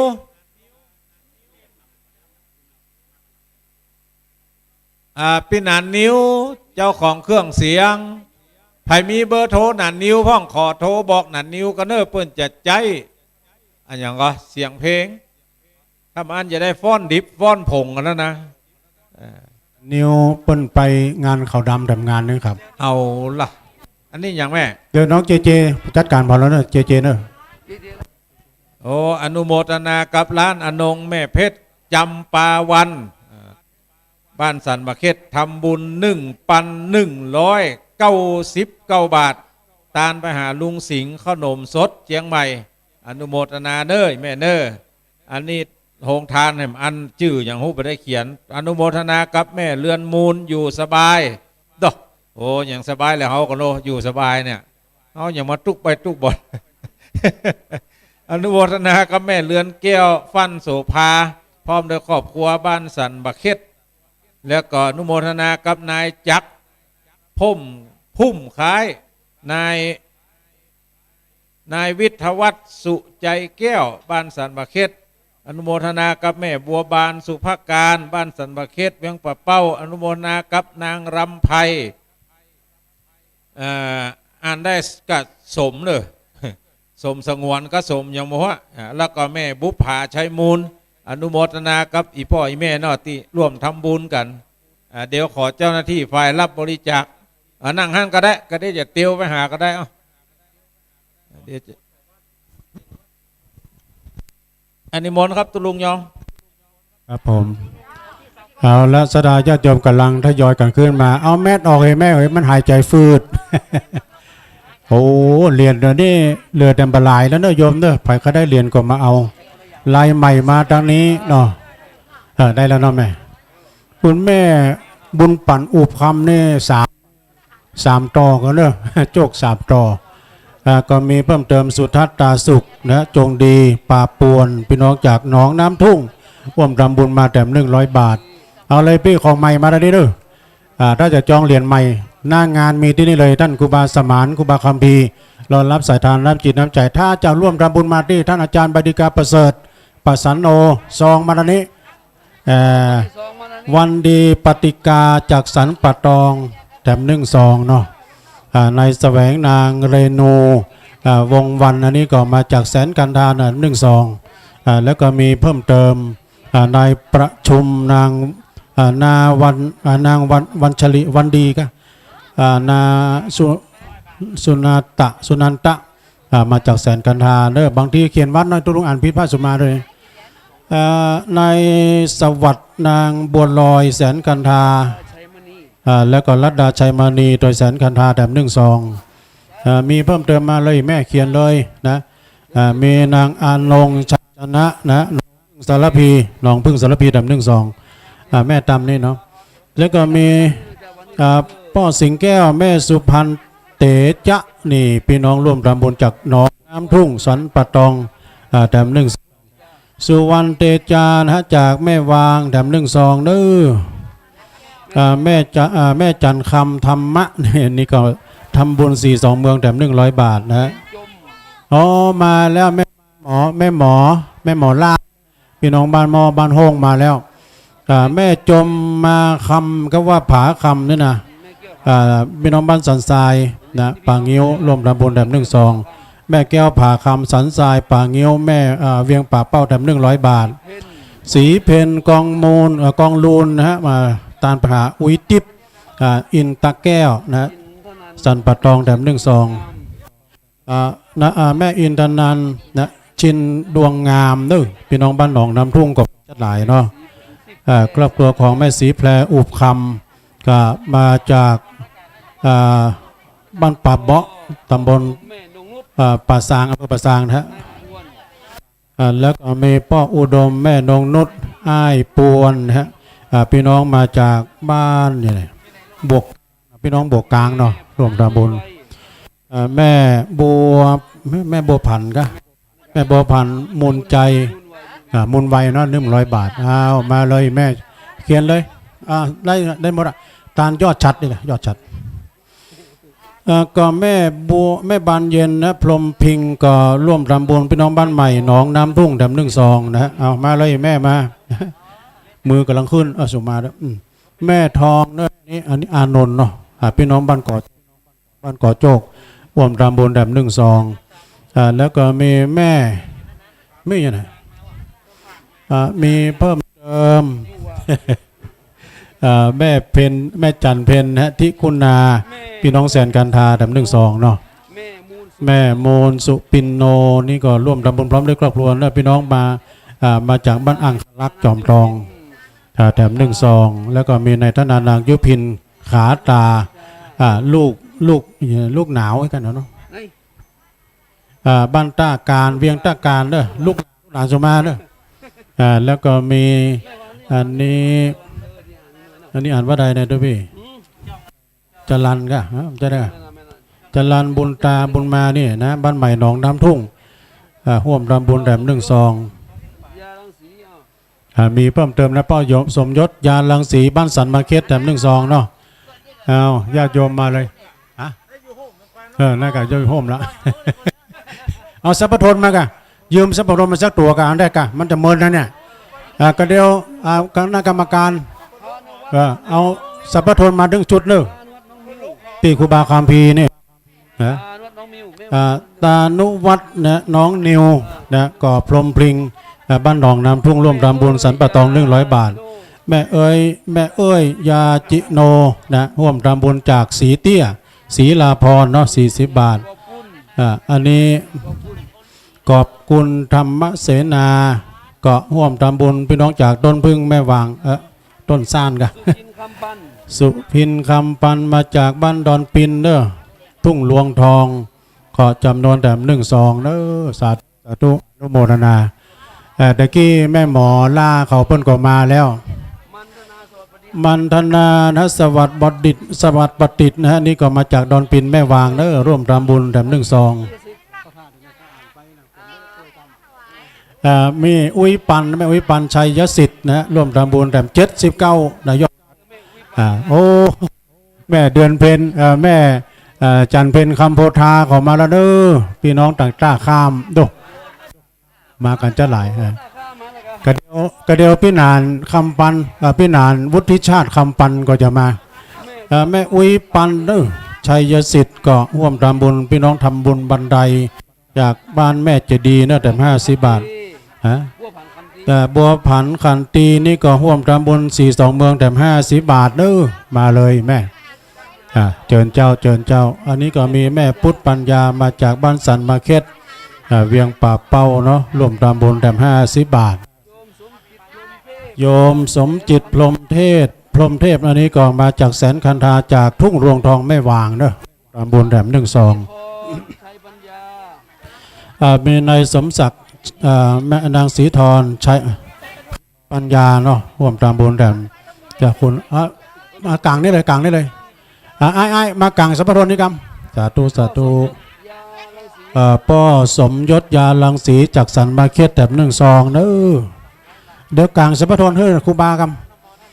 ก็มีเพิ่มเติมโอ้แม่ฟองอันนี้แม่ฟองเดี๋ยว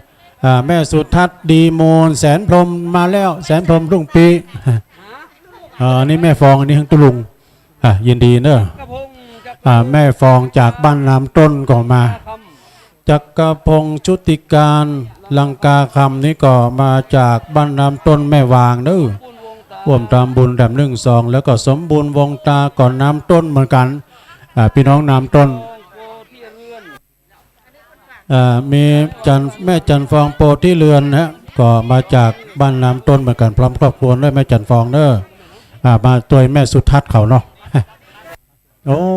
มากันหลายก็สันน้ำเองสันทรายเนาะ เดี๋ยวแม่แก้วลีเนอะทำบุญยกยอดชัดแถม100 บาทเนาะขอบคุณเนอะเจ้าขอบคุณเนอะนี่ก็พี่น้องจากปุนเนอร์สันทรายเนาะแม่จันหอมยาวิชัยเนาะร่วมทำบุญมามีเพิ่มเติมแถมก็มีสมยศนางล่ำมายาลังสีพี่น้องสันมาเก็ตเวียงป่าเป้าร่วมทำบุญแถม100 บาทแล้วก็มีสมศรีอินแหลงมาจากบ้านร้องแย่ง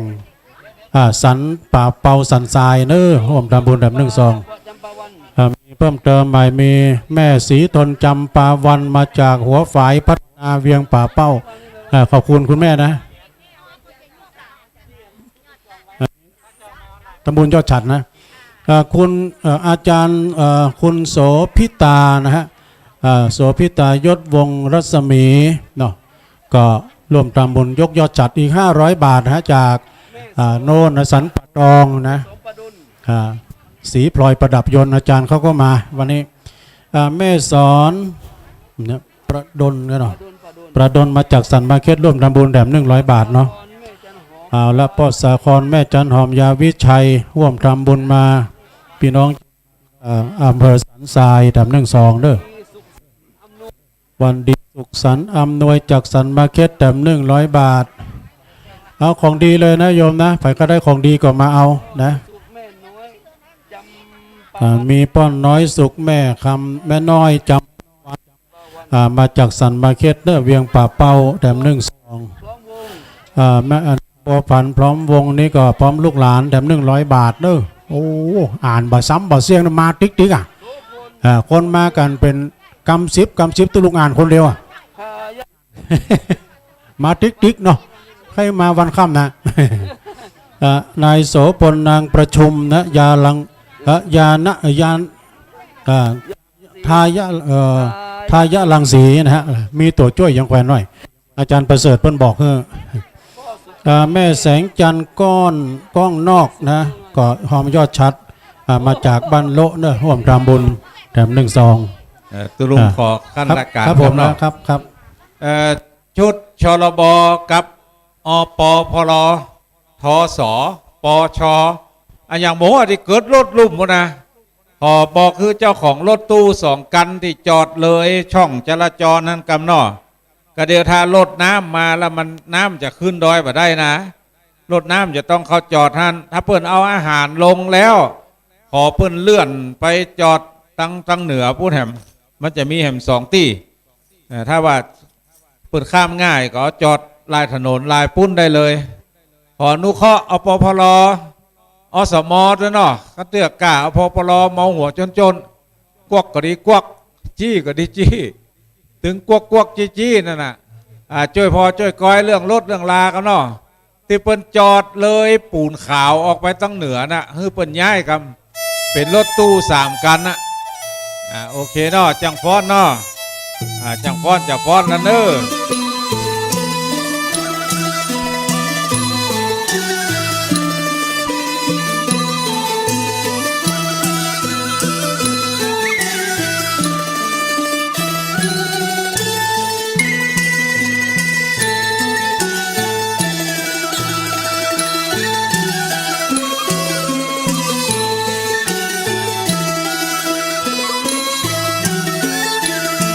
วันเพิ่มเติมเนอะไม่เถอะโยมแม่แสงจันทร์ก้องนอกอีกกันเนาะทานยอดฉัดบ้านโละพร้อมครอบครัว1 ซองอนุโมทนากับคุณสุดใจสุขันตปรีพร้อมลูกหลานบ้านดอนชัยอำเภอแม่ริม500 บาทสาธุ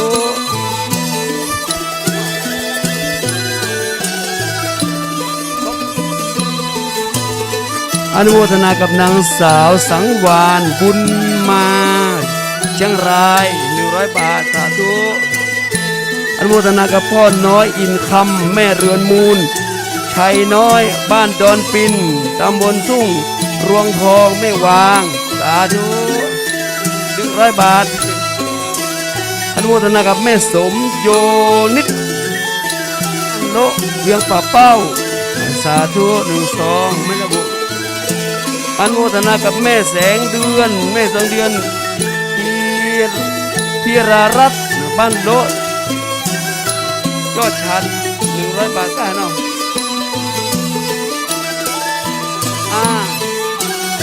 อนุโมทนากับพ่อเกตเนาะแม่สีนวลติยะบ้านมักกายอมักกายองเนาะแม่วาง200 บาทอนุโมทนากับแม่วิลูอิวางพร้อมบุตรหลานบ้านมักกายอเป็นแม่วางเหมือนกัน200 บาทเนาะ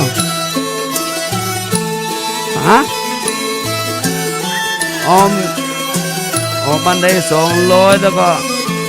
ปิดทองพระธาตุ200ปิดทองพระธาตุสีสองมือ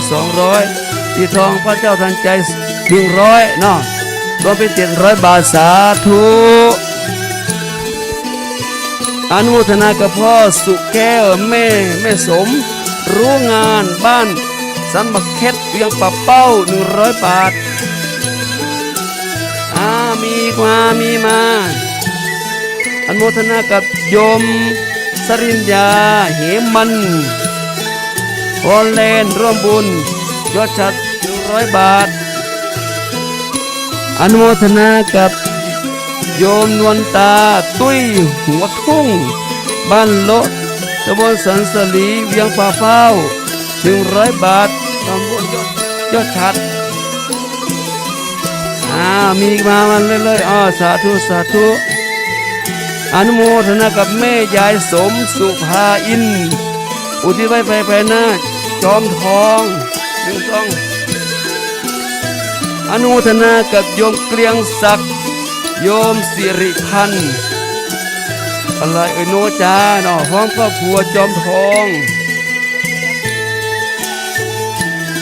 ไม่วันนี้เลยจ้าอนุโมทนากับป้าใสสีเขียวแม่ขจารเวียงปะเป้า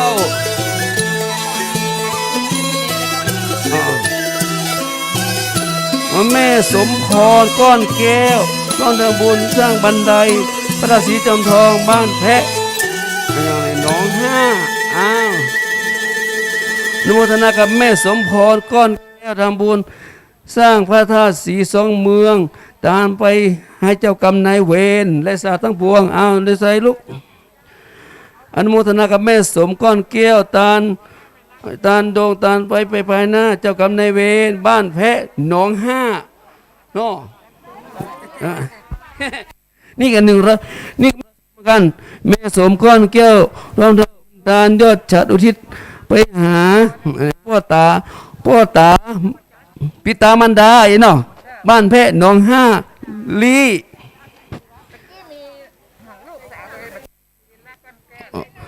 โยมทัศนีอรุณสว่าง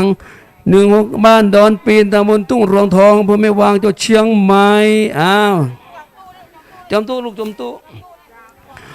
เงินสดจำตู้เลยเด้อถ้า2กองวันนี้ดีจะอนุโมทนาจื่อเนาะรองตำบลยอดฉัดวัดพระธาตุสีสองเมืองจันเพนคำปัวทาไม่จันเพนหรอพร้อมลูกหลานบ้าน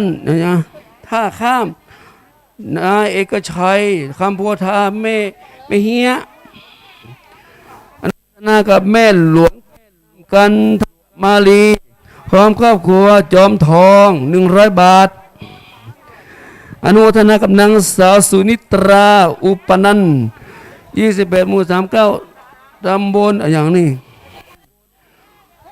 ตำบลตมทองจังหวัดเชียงใหม่ต้นเปา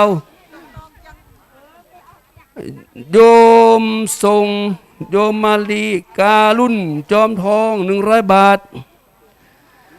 อนุโมทนากับแม่น้อยวิเคราะห์งามบ้านเจ้าเฮแม่แตง200 บาทอนุโมทนากับโยมฟองนวลเส้นแก้วเนาะบ้านสันต้นเปาบ้านห้องลำพูนอนุโมทนากับโยมสมบูรณ์โยมสมพร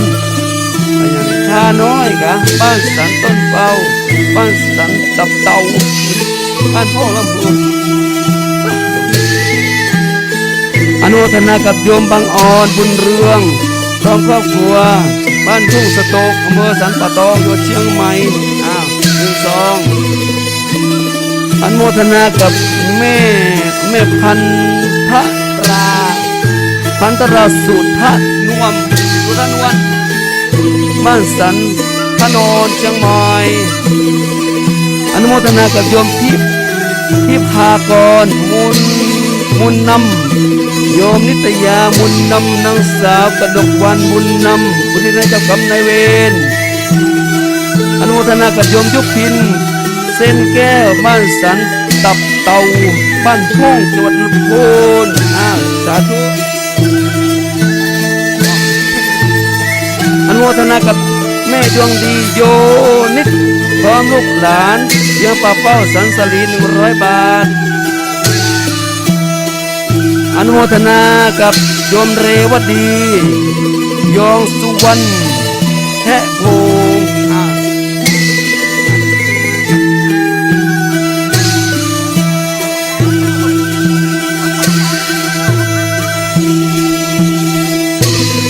อนุโมทนากับโยมนิลาวันฮิรันรัตน์พร้อมลูกหลานไม่เกี่ยวภาพอาตมามีรายเขียนเนอะนิราวันฮิรันรัตน์พร้อมลูกหลานร่วมทำบุญพระราชสีสองเมือง100 บาทแม่นวลเชื้อ7 ต้นยังป่าเป้าสันสลี1 ซองอนุโมทนากับพวงศรีธิรารัตน์เนาะนิสยารัตน์วงประเสริฐอันเดียวกันเลยไม่ใส่2เขียนชื่อจ้าชื่อเลยอนุโมทนากับโยมแม่แสงจันทร์สุรินทร์แก้วบ้านหลวงใต้โดยสะเก็ดเอาเล่นอนุโมทนากับโยมทับทิมวันติยาเวียงป่าเป้าสันสลีมีซองมานี่เลยเนอะจะประกาศชื่ออนุโมทนาให้เนาะอนุโมทนากับพ่อปันแม่บานมะโนวงเนาะพร้อมลูกหลานเที่ยวห้องกะอยู่คนลำปางกะลำปางหนาเนี่ยกะอันเดียวกันนะกันเนาะนี่ก็ลำปางเหมือนกันเหรอนี่อ่านแล้วลูกอ่านนี่อ่านแล้วจะใส่ซองไม่ใส่ซองอนุโมทนากับโยมมานพโยมอุษาตาคำพร้อมลูกหลานแก้โฮมเหมือนกันโอ้พี่น้องลำปางมันนักเนิบเดี๋ยวนี้ขอโทษมาสมชาติกับลำปางอาตมากับลำปางเนอะโยมบันเย็นพรหมบงเนาะอุทิศน้อยมาแม่วันยี่แท่นก็ยี่แก่นพ่อสุธรรมพรหมวงศ์สันป่าตองเชียงใหม่100 บาทซองไม่ซองเอาวางนี่ไม่ต้องอ่านชื่อนะแม่เนาะอนุโมทนากับโยมแม่สุวินเนาะพระนาวาบ้านจำบอน200 บาทอนุโมทนากับโยมสุทัศน์มีศีลงามทำบ้านขุนราวแม่วันนี้เลยอนุโมทนาชื่อไปเนาะอนุโมทนากับพ่อศิลป์เมษาบุญตะเลิศ55 หมู่ 2ทุ่งรวงทองแม่วางจุดจะแม่วางนี่จะมาอ่านชื่อนะแม่เนาะเจ้าอนุโมทนากับโยมแม่คำเอายังไงคุยแก้วเหรอคุยแก้วนะจ้าโดยอะไรโดยลินต้นบุญ100 บาทตะบุญเพื่อหลวงพระนครศรีจอมทองสีสองเมืองสาธุเขียนชื่อพ่อเขียนชื่อเด้อจะใครอ่านชื่ออนุโมทนาเขียนซอกเขียนตัวใหญ่ๆเด้อ ตัวใหญ่อันง่ายๆเด้อถ้าตัวน้อยอันยากบ่ได้แว่นตามาตัวเองมี2แกนปกติจะใส่4แกนเดี๋ยวเอามา2แกน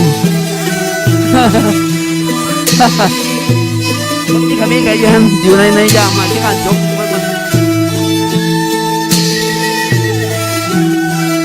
สาธุสาธุอนุโมทนาเนอะยกมืออธิษฐานเลยยกเด้อเรียบร้อยแล้วเนาะมาอนุโมทนากับโยอันนี้นะบ้านสันหลวงเวียงป่าเป้าพ่อบุญปันเมธพันจงท่านจวนบุญสม100 บาทเนาะสาธุไม่เขียนชื่อเลยแม่เสียมบ้าโอ้ฟังแม่สมเนี่ยมโนวางแ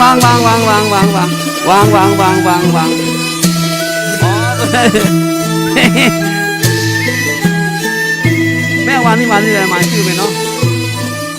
สาธุอนุโมทนากับแม่นีอะไรทุ่งล่องช้างเนาะหมู่15ห้วยตองสักตำบลขวังเปาอำเภอจำทองอนุโมทนากับแม่สายคำแหบ้านห้วยตองสักหมู่15ตำบลขวังเปาจอมทองเหมือนกันสาธุอนุโมทนากับแม่ยายจันใจคำหมู่4ขวังเปาจอมทองตามไปหน้าสาธุอนุโมทนากับโยมภูวันในคำปิ่นคำโยมสมพรคำปิ่นคำเด็กหญิงภาวะพรคำปิ่นคำบ้านทุนลาวบ้านขุนลาว100 บาทอนุโมทนากับโยมเหรียญทองแก้ววันดีหมู่14อังครักษ์ตำบลขวางเปาอำเภอจอมทอง100 บาทอนุโมทนากับพ่อน้อยสวัสดิ์แม่บัวเร็วปินตาแก้วบ้านทุ่ง5ตำบลสันสลีเวียงเป้าเชียงใหม่เชียงรายแกล้งบ่ได้เยอะเป็นตาอนุโมทนากับโยมสุภาพหลวงพัดเนาะลมตำบลวังขามป้อมเนาะดอนเชียงใหม่100 บาทอนุโมทนากับพ่อจำนงแม่แก้วกันทะวังและลูกหลานที่ได้ภูแก้วยันทะวังจอมทอง100 บาทอนุโมทนากับโยมแก้วณอุโมงค์บ้านรอตำบลรอ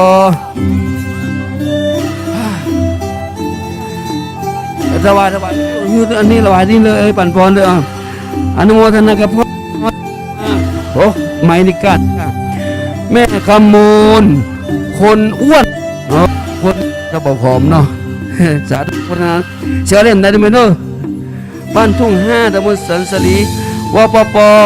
เวียงป่าเป้าเชียงรายอนุโมทนากับแม่อุยแก้วนางสาวเรืองจิรพรเป็งปันบ้านวังขามป้อมดอลลอ200 บาทอนุโมทนากับพ่อจำนงแม่แก้วกันตะวังวันนี้อ่านนี่เราเน้นอะไร200 บาทจอมทองอนุโมทนากับแม่น้อยนงทาปิมปัญญาทำบุญสร้างบันไดจอมทองวันนี้อนุโมทนาไม่หนักมี2วันนี้แล้วไม่เด้ออนุโมทนากับพ่อวสันต์แม่กัลยาชัยวงศ์หวันตักทางบันไดจอมทองอนุโมทนากับพ่ออาทิตย์แม่พิมพาสร้อยสังวานหางดงเชียงใหม่เอาวางเลยพวกวางเลยนะB2มาวางเลยเด้อโยม อันอย่างสสิปภาเนาะสสิปภาการเพียรถวายทานบ้านขุนลาว100 บาทเอาลูกนิน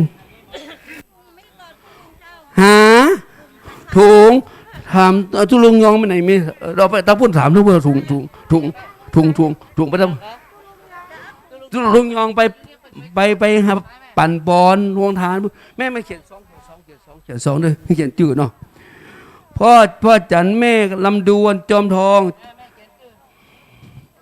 ปู่จะได้ไปรวบรวมกันไปเนาะ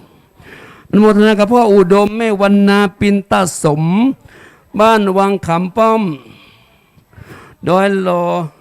เชียงใหม่100 บาทเอาลูกเน้นไว้ที่จะเลี้ยงเพลงขอนำอาหารไปทางหลังมีความประสงค์ที่นำอาหารมาจะถวายเพลงนะครับขอเชิญไปด้านหลังนะครับนำอาหารไปทางด้านหลังเลยนะครับอาหารเลี้ยงเพลงหลังอาคารเลยเด้อโยมเด้ออนุโมทนากับแม่บัวไหลอินทนนท์ร่วมตะบุญวังขำป้อมดอยหล่อเชียงใหม่อนุโมทนากับแม่ปราณีปันสิริบ้านวังขำป้อมดอยหล่อโอ้ขำป้อมมันนะฮะแม่นแล้วรู้จำได้กะออกสถานี104 190 บอกออกกะไม่ต้องพอต้องฟัง104เนอะขึ้นสีขาวแต่นี่ขึ้น96นี่ขึ้น96นี่ขึ้น96.0ออกกะไม่เขียนชื่อชัดนะใช้ชัดเด้ออนุโมทนากับแม่แสงคำปูจานบ้านวังขำป้อมสาธุอนุโมทนากับโยมดาราทองนางสาวกนกวันสินทุใสเนาะบ้านวังขำป้อมตำบลดอยหล่ออนุโมทนากับโยมปันโยมแสงอินทยศนางสาวไพรินอินทยศบ้านวังบะขามป้อมตำบลดอยหล่ออำเภอดอยหล่อจังหวัดเชียงใหม่อนุโมทนากับแม่ทับทิมเนาะแม่ทับทิมทองยาวกระทองขาวน่ะขาวบินย่อยยักไปเหียมันซ้ำมาเนาะบ้านหนองปากข้าวเนาะสันทรายแม่โจ้500 บาทอุทิศไปหาพ่อวิพรมคำนามสกุลสุวรรณ500 บาทลูกเนนเอาสิให้เจ้ากำนายเวรตัวอนุโมทนากับแม่น้อยสุวรรณบ้านหนองเตาคำสันทรายแม่โจ้200 บาทเจ้ากำนายเวรตัว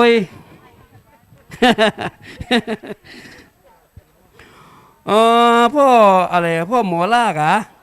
พ่อหมอล่าศิระเพนเนาะบ้านห้องลำพูน100 บาทแม่สมกรแสง100 บาทอนุโมทนากับแม่ศรีลาไพพิไลป่าป้อง200 บาทสาธุ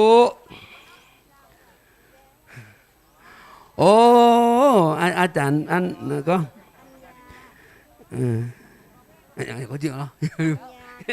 กันยาสัตแม่คุยาศรัทธานางสาวสิริวัล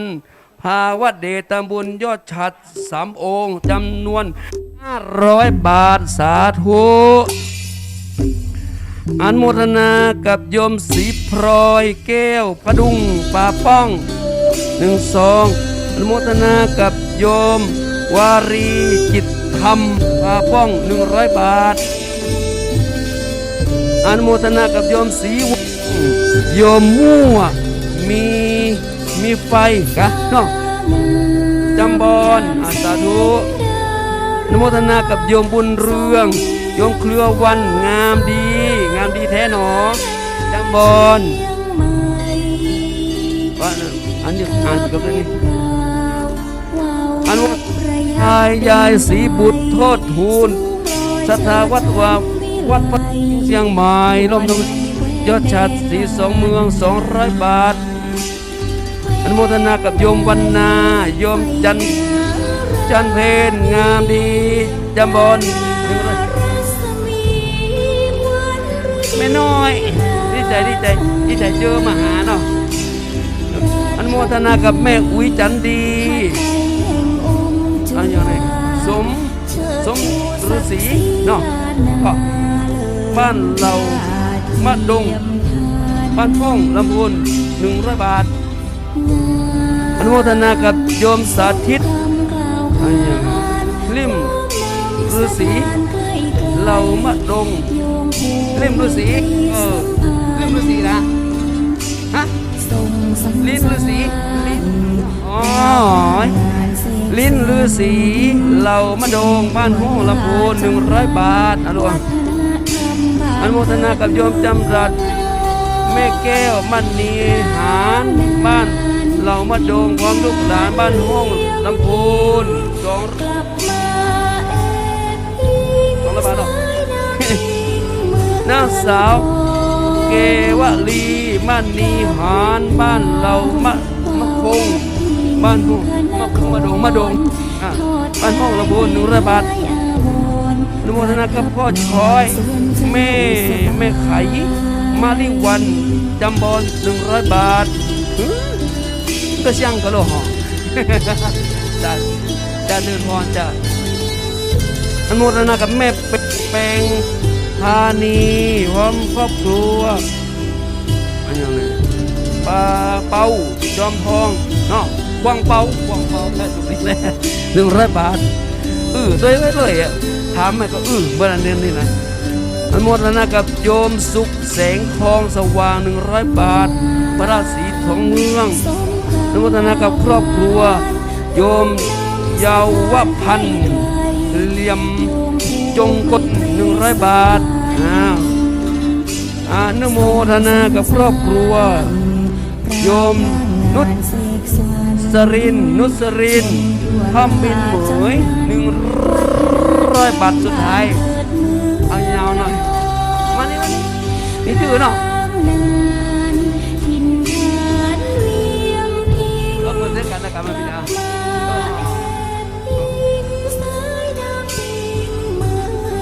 สถาญาติโยมก็ได้หายใจหายคอแล้วเนี่ย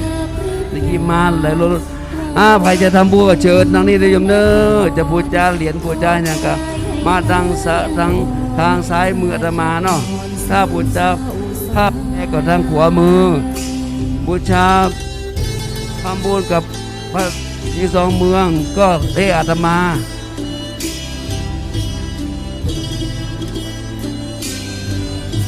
เชิญเนสดาญาติโยมเนอะไปจะร่วมทำบุญในอย่างก็เชิญ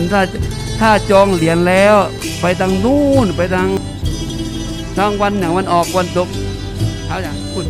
ตะวันออกวันตกทางเหนือเอาไปทางเหนือเนาะทางแบบอุบาสีหมื่นเนอะที่จองเหรียญเขาแล้วนะตุพี่ยองมาแล้วเจ้าของไม้มาแล้วตุพี่ยองเจ้าของไม้มาแล้ว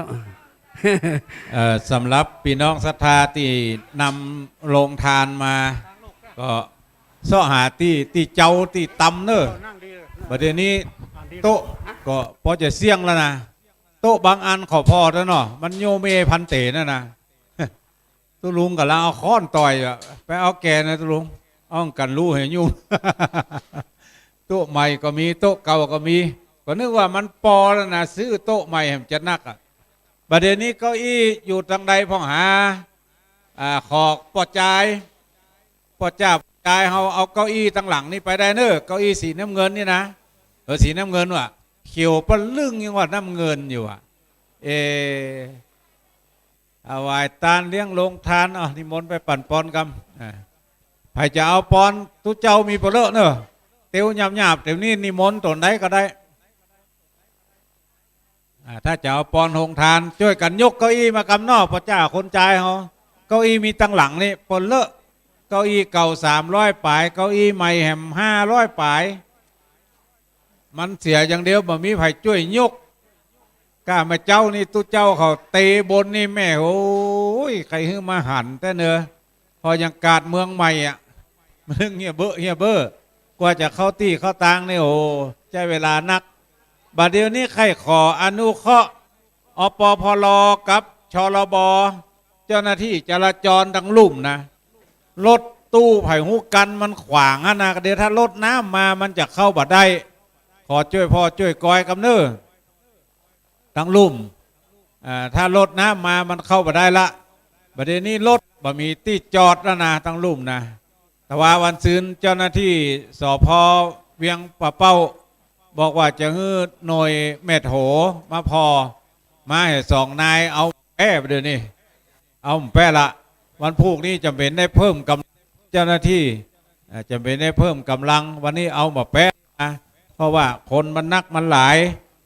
บางกันก็มา2 คนรถตึงกันน่ะมา2 คนมากินมาตานก็บ่ได้ว่ากันเนาะพี่น้องที่อยู่แต่ข้างตางทหารคนเท่าเตียวขึ้นดอยมาขออนุเคราะห์เอาเก้าอี้ให้เป็นยอบนั่งก่อนเนาะเปิ้นบอกเข้าใจใส่แมทขึ้นดอยมาแม่เอ้ยบ่เหลือเฮานุ่มแท้ๆหิมตายใส่ผ้าแมทขึ้นมาบนดอยนะ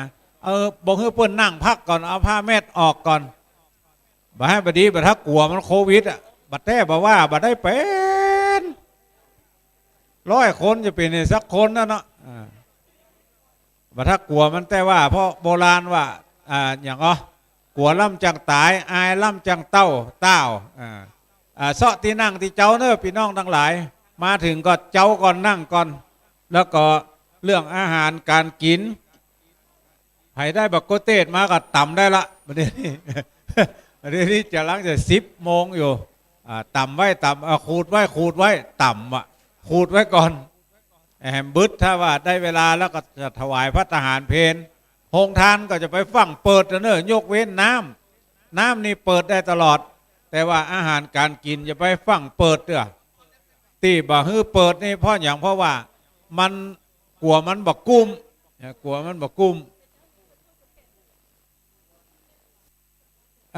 แต่เจ้าคนเท่าแก่จังฟ้อนเก่า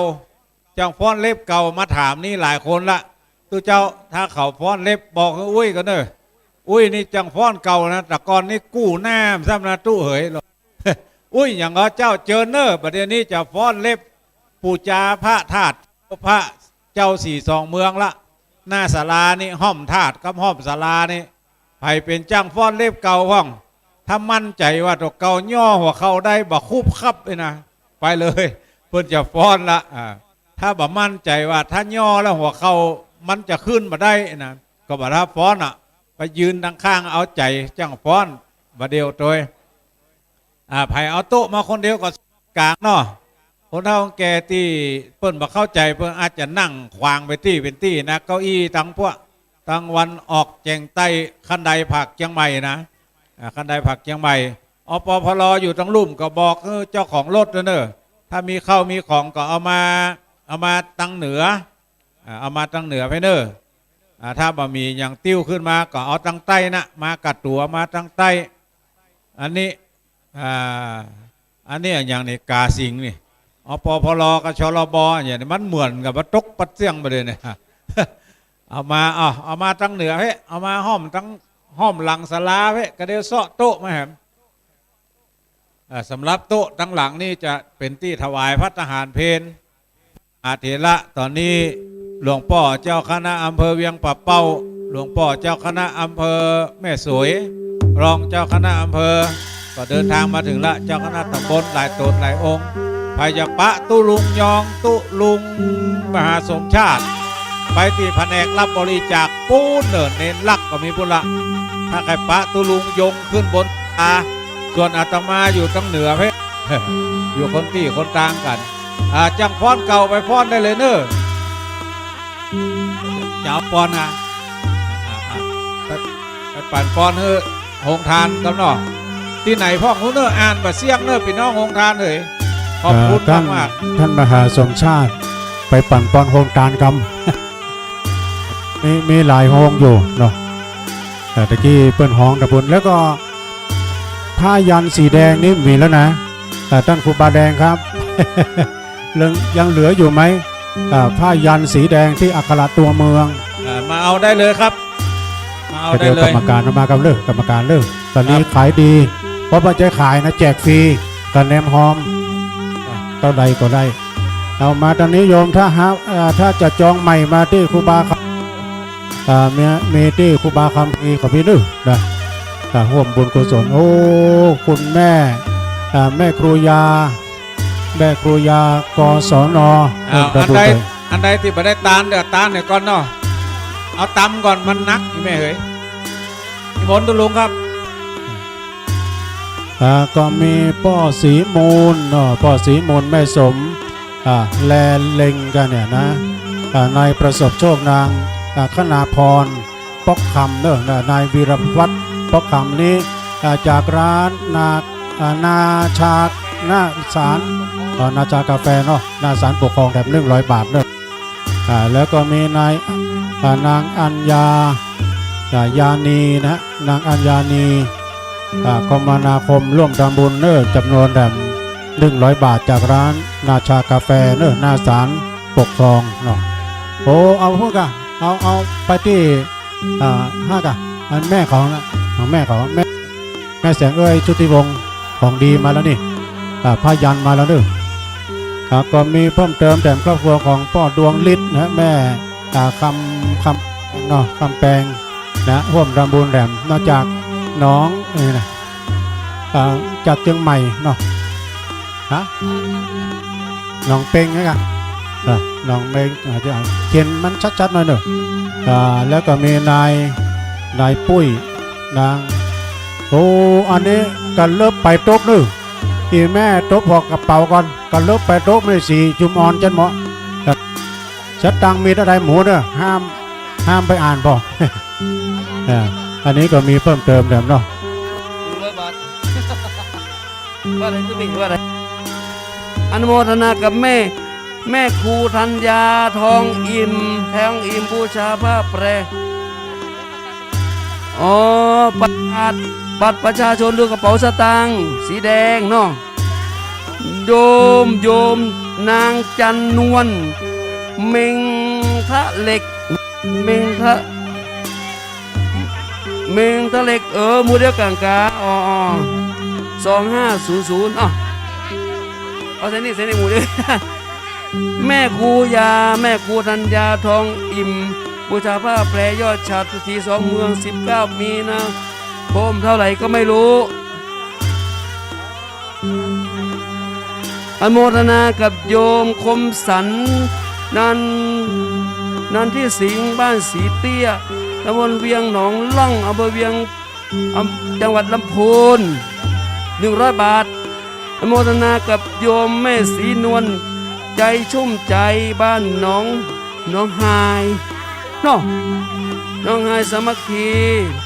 100 บาทจอมทองอ่านไปยังบางคนหนักมาเนาะอนุโมทนากับโยมพันนีชัยอาสาบ้านไร่หลวงท่าทุ่งหลวงทองแม่วางอนุโมทนากับแม่ทองใบวงหลวงบ้านไร่หลวง100 บาท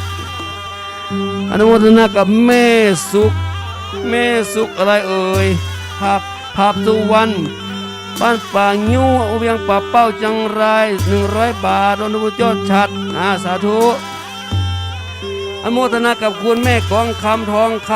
ำแม่น้องบ้านสันสลีเวียงป่าเป้าเนี่ยน้อง500 บาทสาธุเอาว่าแม่วางเลยคนเดียวถึงอ่านคนเดียวเนาะวางเสพานเลยเสพานเจ้าเสพานเรื่องอ่านต้องกลมมือเหลือสักอย่างอนุโมทนากับแม่อุ้ยวันนาพี่โรมบ้านสันสลีเวียงป่าเป้าค่าน้ำกาไฟมอนที่2 เมือง100 บาทเอาลูกเลยเนาะอนุโมทนากับแม่อุ้ยวันนาพี่โรมบ้านสันนี่อ่านละกี่200 บาทแม่สุกเนาะภาพสุวรรณร่วมทำบุญยอดจัด100 บาทเอาลูกหูหนักเลยแม่สุขภาพสุวรรณเหมือนกันเวียงป่าเป้าบางงิ้วเวียงป่าเป้า100 บาท อนุโมทนากับแม่จันดีเหี่ยวสิงกระเทวะเทวสิงอะก็เหี่ยวสิงเทวสิทธิ์นอรมระบุญ100 บาทอนุโมทนากับสถาพ่อสมบูรณ์แม่บัวคำวงศาบ้านสันหลวงวงเวียงปะเป้านี่โยมพ่อทวีแม่สุมาลังกาพินบ้านป่าห้าจังหวัดลำพูนโมทนากับแม่จันทอง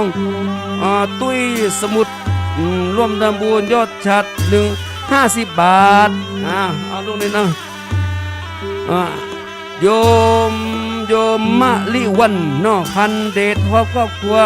ร่วมทำบุญยอดฉัด50 บาททำบุญอุทิศไปหาพ่อผัดตุ้ยสมุทร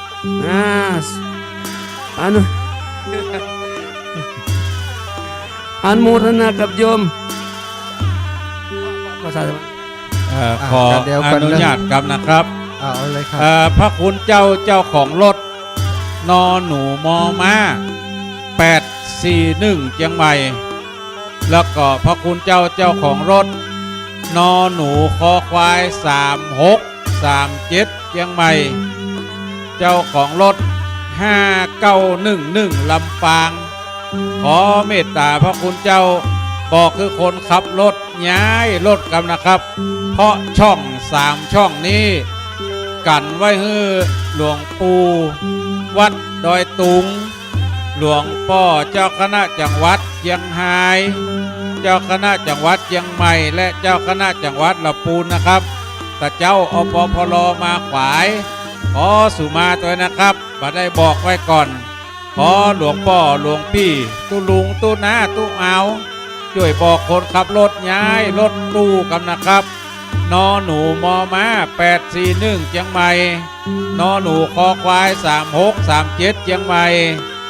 5911ลำปางขอเมตตาย้ายรถกำเนิดเอาปอนั้นยัง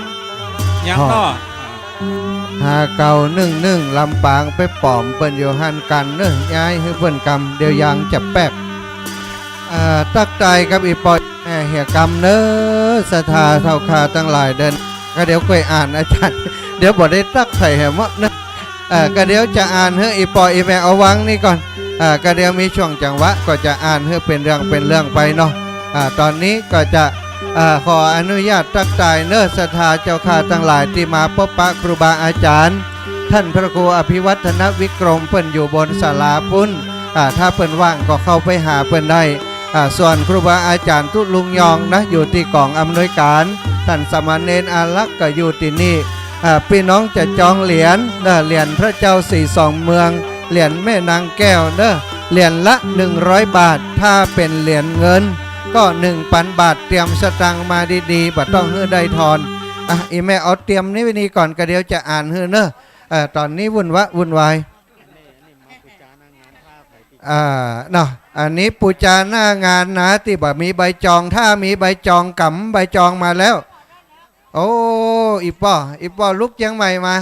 โอ้พี่น้องเชียงใหม่พี่น้องสันทรายพี่น้องสารปีพี่น้องละปูนพี่น้องเมืองฝั่งชัยประการมากันแน่นหนาตอนนี้ขออนุญาตก็เดี๋ยวจะอ่านเฮ้อเนอะถ้าอ่านอย่างเดียวจะบ่ได้ตักกันอันนี้อย่างก็โอ้เหรียญอย่างปุ่นเนอะอีเป้ทางปุ่นเนอะเหรียญนางแก้วเหรียญแม่นางแก้วเหรียญพระ42เมืองเหรียญทองแดงเหรียญละ100 บาทอีแม่เตรียมสตังค์มาเหียจะเอากี่เหรียญเนอะเหรียญตอนนี้เหลือบรรนักแล้วก็ถ้ามันหมดแล้วก็หมดเลยเนอะก็ต้องขอสุมาอภัยว่าเขาบ่ได้สำรองไว้นักถ้ามันหมดแล้วก็หมดเลยไผ่ที่ตัดสินใจจะเอาวันนี้เพิ่มเติมแหมบางห้องเปิ้นจองมามีใบจองแล้วก็ไปหาที่ครูบา40,000ดันเต้นสีเขียวอยู่ตั้งปื้นห่มตั้งปุ้นเนาะมูติบอกค่อยมีผมนี่ขอให้มาอยู่ตั้งเต้นตะวันตกแดดกับซองเหี่ยพี่น้องตั้งปุ้นแดดตั้งทิศวันออกบ่ซองที่ก็ไม้สีเขียวเต้นสีเขียวเนอะมีใบจองไปหาที่ครูบา40,000ที่บ่มีใบจองอีแม่จะเอาวันนี้นะ ใจฮ้อนเอามาปูจาที่นี่เหรียญละ100 บาทเหรียญพระเจ้าสี่สองเมืองตั้งหน้าเป็นพระเจ้าสี่สองเมืองตั้งหลังก็เป็นพระธาตุสลีสี่สองเมืองเอาวางเลยอีแม่สาธุเนก็เดี๋ยวจะอ่านเจอฮือแล้วก็ปั่นป้อนเป็นมูเป็นจุ้มไปเนาะตอนนี้ขออนุญาตประชาสัมพันธ์รถดาที่เปิ่นบอกให้ย้ายช่วยขยับขยายกันอินดูอปพลตะกี้เขาจะยกแล้วมันยกบ่แปะเนอะช่วยกันยกโอ้นี่ภาษาฝรั่งเฮียโอ้ชื่ออย่างเจ็บเป็นฮะญี่ปุ่นโอ้มิสเตอร์อย่างอ่านให้อาตมากำลังเอาอ่านคนเดียวนากามุระครับนากามุระนะครับนากามุระหอมเท่าใดโอ้หอมเท่าใดบอกฮู้อีน้องนากามุระญี่ปุ่นเนอะโอ้ญี่ปุ่นยังมานะโอ้ยังเหมือนปนานมีบ้านเฮาอยู่นะอย่างนี้น่ะปนานมีก็มาเปิ้นคนญี่ปุ่นเนอะศรัทธาพี่น้องอันนี้นะฝรั่งก็มาญี่ปุ่นก็มาเนอะศรัทธาทั้งหลายคนจีนเปิ้นผ่านไปผ่านมาอาจจะเอาอย่างเป็นที่ระลึกกะวันนี้วันเกิดอายุ70แล้วโอ้วันเกิดอายุ70นึกว่า30ปลายโอ้เปิ้นเอาอารมณ์ดีและอายุหนุ่มอยู่นี่โอ้70แล้วโอ้อายุ70แล้ววันนี้วันเกิดว่ะโอ้ศรัทธาดบเปิ้นได้มาทำบุญเนอะอันนี้นะศรัทธาเจ้าข้าทั้งหลายเจ้าพุทธจากหลายที่หลายแห่งอีป้อพุจาพระแหละพุจาเหรียญตอนนี้เหลือแห่งบรรนักแล้วเนอะมาเหรียญพระศรีสองเมืองเหรียญละ100 บาทเหรียญแม่นางแก้วก็100 บาทตู้ลุงน้องเปิ้นมาอย่างก็สมุดแหละอ๋อสมุดหมดแล้วเนอะอันขยมพระพี่มีตุลุงคือเขามาเบิกที่ผมไปเบิกติดพุ่นเนอะเอาพระหน่อยพระพี่ไปเบิกสมุดทางพุ่นเอากรรมการมาเบิกไปหาติดตุลุงแดงสาธุอีแม่ใช่แล้วเจ้าฝากทำบุญกับมหาสมชาติพ่อทวีพวงโพพันป่าไม้แดงหมู่50 บาทถวายธรรมยาตราใส่ถุงเลยแม่4,000ทำบุญอย่างว่ามากึดก่อนวัดนี้เอาอีเมลใส่ตู้นี้แม่4,000ใส่เลยเต้าหือตู้ลุงเอาใส่ให้แม่ใส่ท็อปใส่100 ซาวใส่ไปเลยอันนี้เปิ่นฝากมากะของแม่ก็ได้อ่านเฮ้ออีแม่วางก่อนแม่4,000นะแม่4,000ตัดแก้วเจ้ากรรมนายเวรเจ้ากรรมนายเกณฑ์เอาไปสาวนึงเอามาน้องหมาน้ำโชคก็เอาไปสาวนึงอีแม่ร่วมบุญขึ้นแล้วเอามาส่ง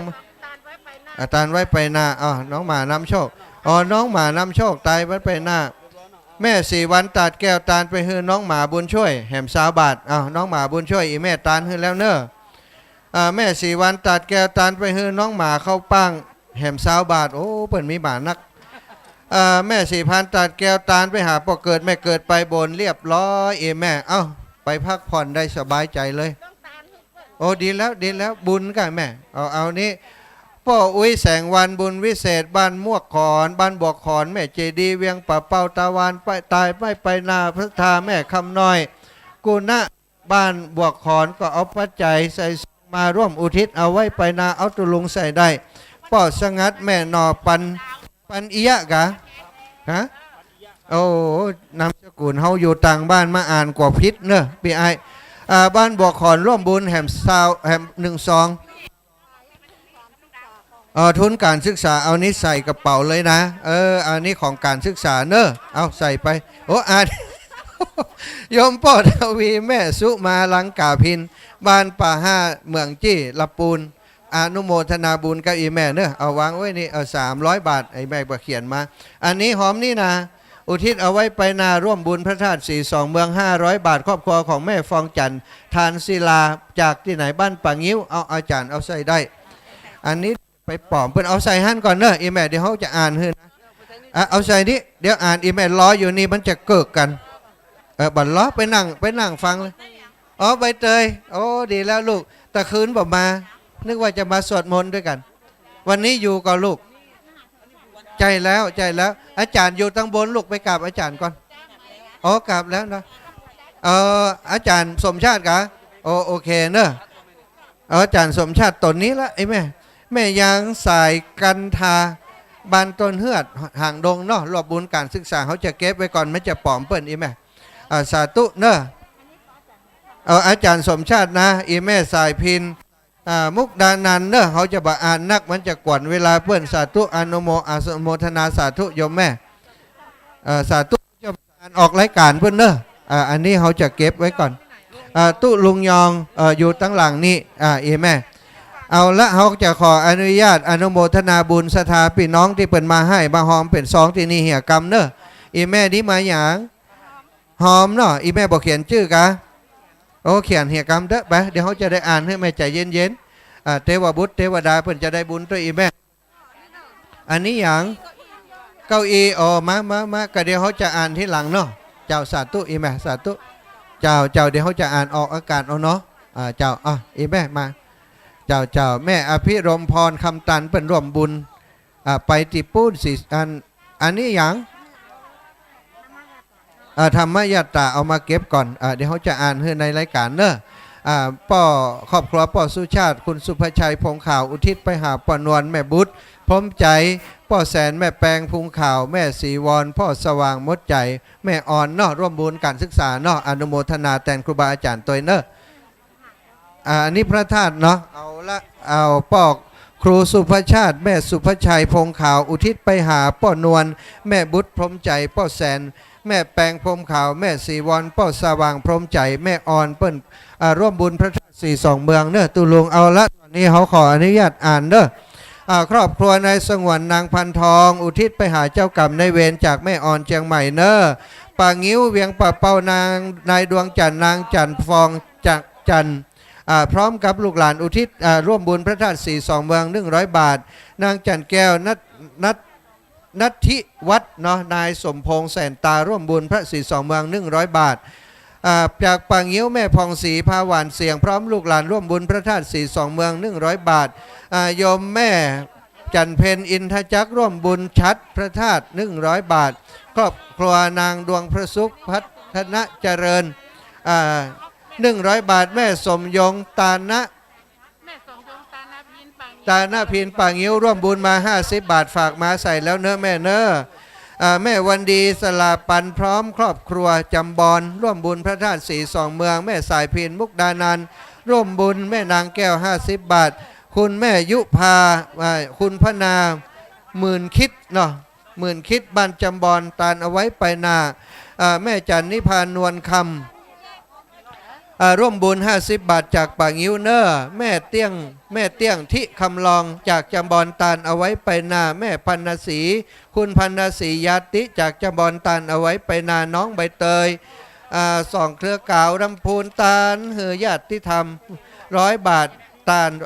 แม่คุณสีวันเป่งป้อร่วมบุญองค์พระธาตุสี่สองเมือง100 บาทคุณพันวิภาพิพัฒชัยพร้อมครอบครัวร่วมบุญพระธาตุ100 บาทนางประนอมกันทาเปงพร้อมครอบครัวร่วมบุญพระธาตุ100 บาทนางสนองสุพนางสุภลักษณ์พร้อมครอบครัวร่วมบุญพระธาตุ100 บาทสาธุอีแม่โอ้แม่น้องทองคำมากุลเปงนางบัวพัฒสุมามานกิ่วแลดอยสะเก็ต200 บาทนางสายฝนเทศนาบ้านแม่ห้องไทรดอยสะเก็ต200 บาทนางวิชัยติปปะละบ้านแม่ห้อยเงินร่วมบุญพระธาตุสีสองเมืองนางอัมพรชัยวงศ์พร้อมครอบครัวบ้านหนองบ่อเย็นบ้านห้องไคร้ร่วมบุญพระธาตุสีสองเมืองนายทรงธรรมนางอัมพรมโนนันท์บ้านหนองบ่อเย็นร่วมบุญพระธาตุสีสองเมืองแม่วิสีแก้วชาติเนาะบ้านห้องไคร้ร่วมบุญพระธาตุสีสองเมืองพ่อมาแม่จันคำมูลดีพร้อมครอบครัว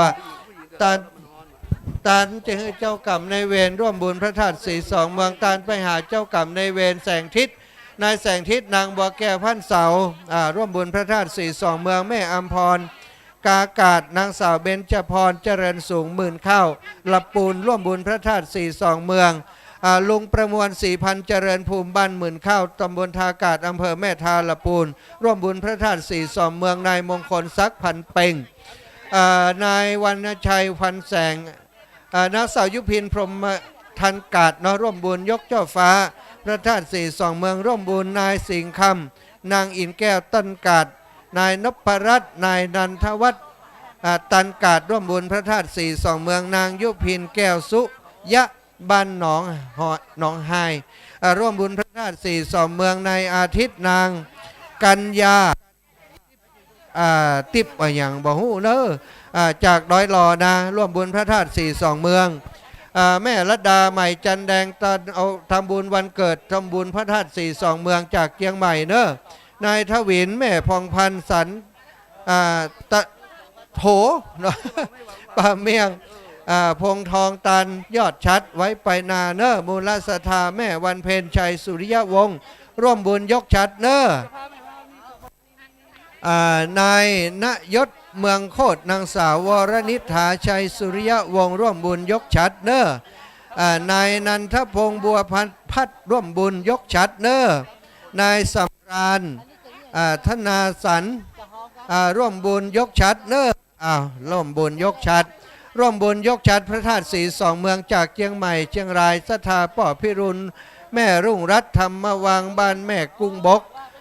สันกลางสันปะตองเชียงใหม่อุทิศไปฮือยังป่อวิทิพแม่อุยอ่อนแม่ป่อวิมุนแม่อุย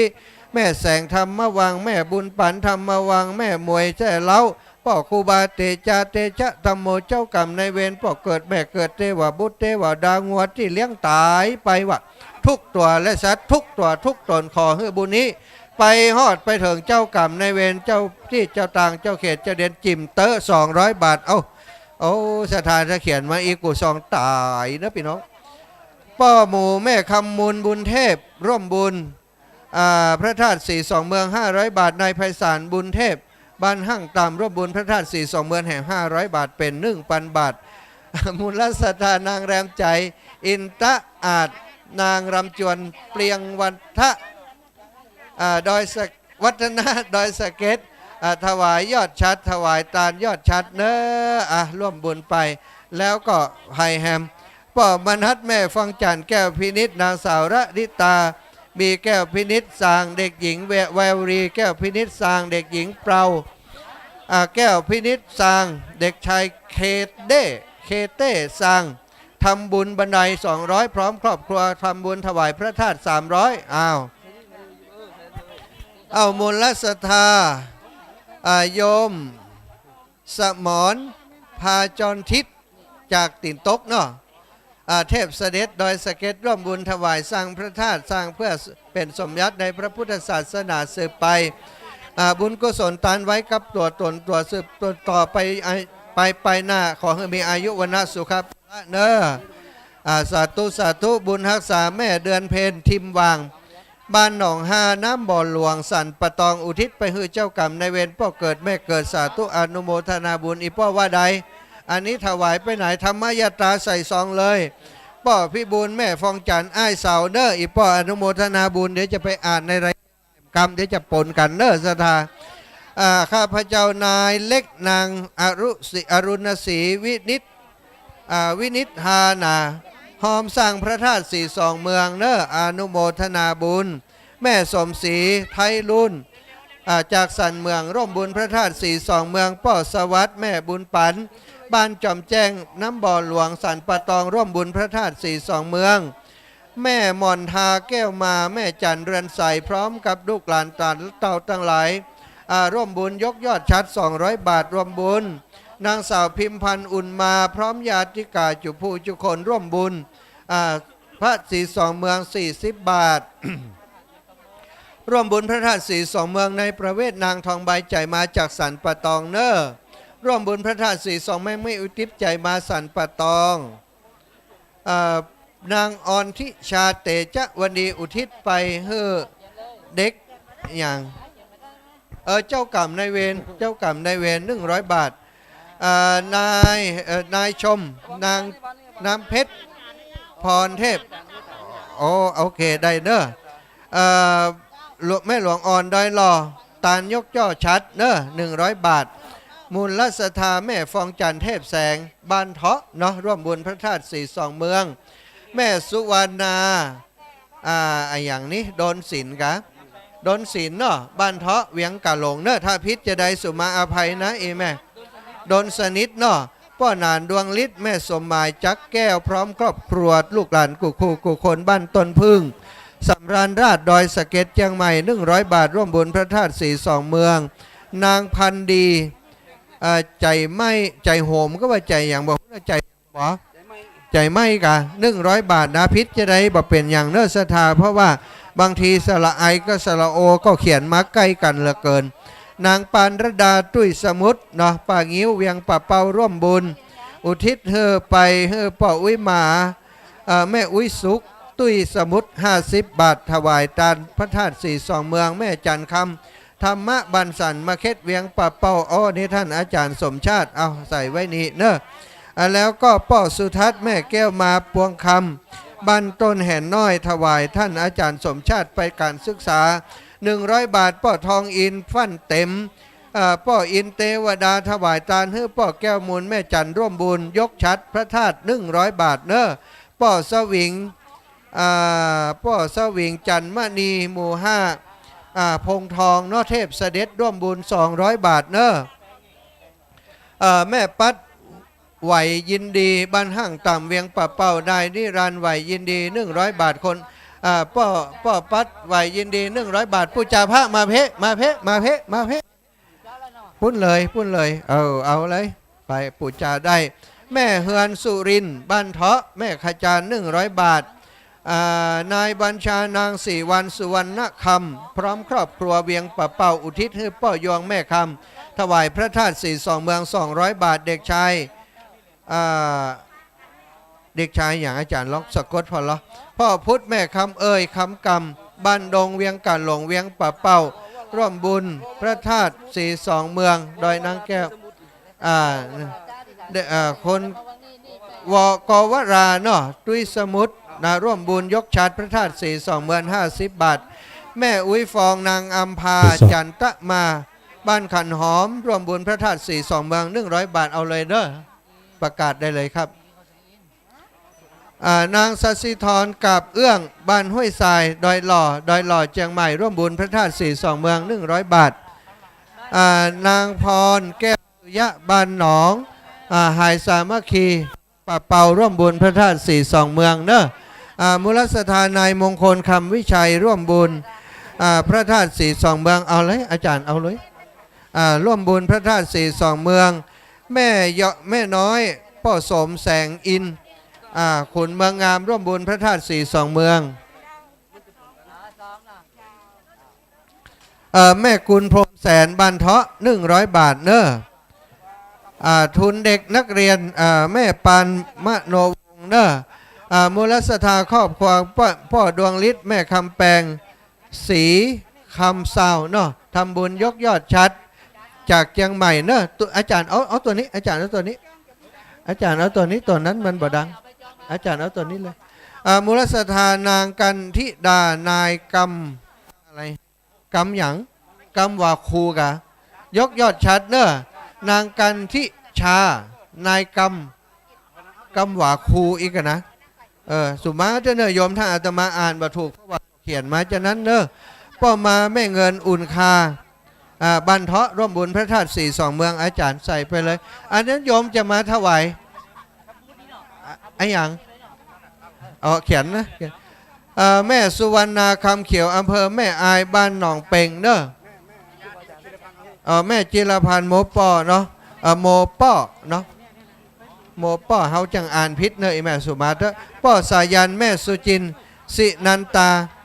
ร่วมบุญพระธาตุสีสองเมืองตัวลุงเอาตัวนี้เปลี่ยนมันเสียงผมแห้งแล้วตัวลุงมานิมนต์อันครูบาอาจารย์เสา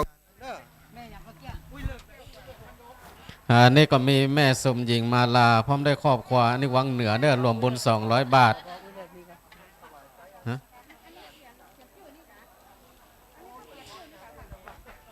นี่นายสมบันพรมเชื้อพร้อมโดยครอบครัวนี่มาหนองบัวรวมบุญมา200 บาทครอบครัวนางอนันต์นางแสงล่าใจปินร่วมทำบุญยกชัดภาษี2 มนหนองบัว200 บาทนางอนันต์นางแสงล่าใจปินอันนี้ร่วมบุญสร้างบันไดบ้านหนองบัวเวียงเป้า200 บาทแม่น้อยแก้วพรมเท่าแม่วรรณาพรม เชื้อบ้านหนองบัวร่วมบุญยกยอดชัด200 บาทแม่ไผ่ธรรมชัยบ้านหนองบัวอันนี้ก็ร่วมบุญยกชัด100 บาทก็ขอสาธุอนุโมทนาแล้วนี่ก็มีนางนายพงพัฒนาหุยตะไพเนาะนางพงทองเทพเสด็จเทพเสด็จอันนี้รวมทั้งหมดยกชัดมา100 บาทนางทัชกรพงพิษพิสูจน์อันนี้เจ๊ก้อยและก็พนักงานบจก.ไทยแม็กนี่900 บาทเนาะแม่กองคำทองมีน้องสาววะไลลักษ์ทองมีอันนี้รวมทั้งหมดยกชัดอันนี้บ้านหนองเต็งเชียงใหม่1 ซองและแม่เสาแม่ทองดีสุดาจันทร์บ้านปางงิ้วร่วมทำบุญยกยอดชัด100 บาทแม่เพ็ญจันทร์สุนทรประเสริฐอันนี้ก็เขาที่สมบูรณ์ส่วนไปหายังธรรมเสนาแม่อุ้ยคำนางนันทนาวงเล็บนุวงตาก1 ซองแล้วก็นายสว่างเตะเป็นนางสุธิยาอินทรีนสนสอนอินทรีลมทำบุญ1 ซองแล้วก็มีพ่อตาแม่แดงวงพรแม่สาวอันนี้อำเภอแม่อายเชียงใหม่ก็รวมทำบุญ1 ซองแม่พองพันธ์ล้านนวลอันนี้บ้านสันหลวงเวียงป่าเป้า50 บาทคุณยายจันแก้วพมมาพร้อมโดยลูกหลานทุกๆคนทำบุญยกยอดชัด1 ซองป้ออิงแม่จันคำกาวิโลพร้อมโดยครอบครัวบ้านแม่ห้างอันนี้ก็ร่วมทำบุญเนาะพร้อมกันนั้นก็มีนางตารุณีตันแจ้อันนี้ดอยสะเก็ตก็รวมทำบุญยกยอดชัดมา300 บาทพร้อมกันนั้นก็มีนายสุทัศน์นางศรีพันธ์สุวภาพพร้อมด้วยครอบครัวอันนี้บ้านคันคลองดอยสะเก็ตเชียงใหม่200 บาทสสาธุอนุโมทนานางจันหอมบัวไพจิตอันนี้บ้านข้างน้ำก็นี่รวมทำบุญมาก็ขอสาธุอนุโมทนานายยุทธนันท์มหันตธนพันธ์อันนี้ก็เขาที่ส่วนบนส่วนกุศลไปหายังเจ้ากรรมนายเวร50 บาทพร้อมกันนั้นก็มีนางทาตีคาแม่เกตน้อยสันทรายเจียงใหม่200 บาทนี่ก็รวมทำบุญนางวราพรสุกเกษมบ้านเวียงทองดอยหล่อ1 ซองสาธุอนุโมทนาพร้อมกันนั้นก็มีนางบุญศรีป่าน้อยบ้านเวียงทองดอยหล่ออันนี้ก็รวมทำบุญมา100 บาท1 ซองเนาะว่าที่ร้อยตรีศักดานางวรางคณาจีรัตอันนี้บ้านทามื่นเข้าตำบลทากาดอำเภอแม่ทาจังหวัดลำพูนอันนี้ก็รวมทำบุญยกช่อฟ้าสาธุอนุโมทนาอันนี้ก็มีอาจารย์พงศักดิ์นางรัตดาจีรัตทามื่นเข้าอำเภอแม่ทาลำพูนอันนี้ก็รวมทำบุญยกจ่อฟ้าขอที่สมบูรณ์ส่วนกุศลไปหายังป่อสุกแก้วแม่สังสีโยกาสนางสาวธนิสราจิรัตน์1 ซองก็ขอสาธุอนุโมทนาแล้วก็มีแม่อุ้ยแดงเขือน้อยพร้อมด้วยครอบครัวอันนี้ก็บ้านแม่ห่างก็มาร่วมทำบุญยกยอดชัดก็ขอสาธุอนุโมทนากับบรรดาศรัทธาญาติโยมที่ร่วมกินร่วมทานร่วมอนุโมทนาวันนี้ก็เป็นวันที่เราจะได้ยกยอดชัดขึ้นไปประดิษฐานณพระธาตุเจดีย์ดอยตุงดอยสุเทพเนาะแต่หลังจากนี้ไปก็คงจะครบบริบูรณ์ว่าพระธาตุทั้งสองเนาะที่เป็นสัญลักษณ์ของเจียงใหม่แล้วก็ดอยสุเทพก็จะได้ประดิษฐานยอดชัดครบบริบูรณ์ทุกอย่างวันพุธก็จะเป็นวันที่หัววัดหัววาที่เพิ่นจะเข้ามาตานกัน200 กว่าหัววัดเด้อสำหรับบรรดาศรัทธาญาติโยมที่เดินทางมาถึงแล้วก็พักผ่อนตามอัธยาศัยไปก่อนเด้อถ้าว่าท่านมีความประสงค์ที่จะมาปูจาเหรียญหน้างานปูจาเหรียญหน้างานก็มาทางด้านทิศตะวันตกนี่เด้ออันนี้ก็มีตังครูบาเปิ้นคอยบริการให้บรรดาศรัทธาญาติโยมที่จะมาปูจาเหรียญพระธาตุ42 เมืองก็ดีเหรียญเจ้าแม่นางแก้วก็ดีอันนี้ก็มาจองหน้างานส่วนท่านที่มีใบจองแล้วอันนี้ก็ไปทางด้านทิศเหนือ ตีครูบา40,000เปิ้นเด้อก็เอาใบจองใบจองของท่านตีเอามาตัวนะเอามาตัวก็เอาไปแลกเอาเหรียญเนาะเอาไปแลกเอาเหรียญใบจองของท่านส่วนศรัทธาญาติโยมตีตังเวียงป่าเป้าเนาะตังเวียงป่าเป้าตีท่านได้จองกับแก่บ้านกำนันเนาะตังแก่บ้านกำนันอันนี้ก็ขอฮื้อตังปอกกำนันแต่ละตำบลอันนี้ก็มาติดต่อรับเอาที่พระครูชลทานพิทักษ์หรือตุลุงแดงได้เนาะอันนี้สำหรับเวียงป่าเป้าที่ได้จองกับแก่บ้านกำนันอันนั้นท่านก็บ่ต้องมาเอาตีหน้างานนี้เนาะแล้วก็สำหรับศรัทธาญาติโยมที่อยู่ตังฝั่งชัยประการแม่อายอันนั้นท่านก็บ่ต้องมารับเอาดิตินี้เพราะว่าในวันที่22คณะพระทำงานนี่ก็จะได้เดินทางไปร่วมงานทำบุญอายุวัฒนมงคลของหลวงพ่อเจ้าคณะอำเภอตีฝางเนาะตีฝางวัดน้ำบ่อสาวาก็จะเอาไปมอบให้แก่ท่านทั้งหลายที่ในงานในวันที่22นั่นคือท่านไปรับเอาที่หั่นก็บ่ต้องมาที่หน้างานนี่เนาะนี่ก็มีผู้ที่มาให้มาหอมเพิ่มเติมก็มีป้าไลโกมาดแม่กวงสันทราย200 บาทก็ขอสาธุอนุโมทนาป้อตาอินชีอาจแม่กองอำเภอสันทรายก็ร่วมบุญไม้นี้อีก100 บาทสำหรับบรรดาญาติโยมเด้อที่เดินทางมาถึงแล้วก็ก้อยขึ้นคันใดมันเด้อบ่ต้องฟังถ้าขึ้นก็ถอดผ้าแมทออกอย่าก่อนหมายบ่ต้องเอาใส่เตื้อ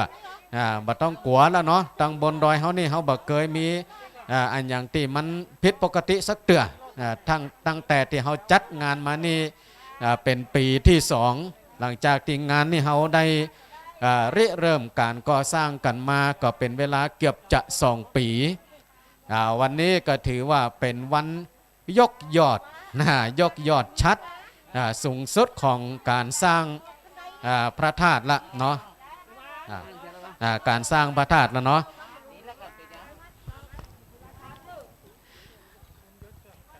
นี่ก็มีแม่วรรณาเทศนำบ้านแม่ห้องไข่นี่ก็รวมบุญพระธาตุเจ้า80 บาทสาธุอนุโมทนานี่ก็มีนายยนต์เขยกลางสันทรายจังหวัดเชียงใหม่ก็ร่วมบุญมาอีก100 บาท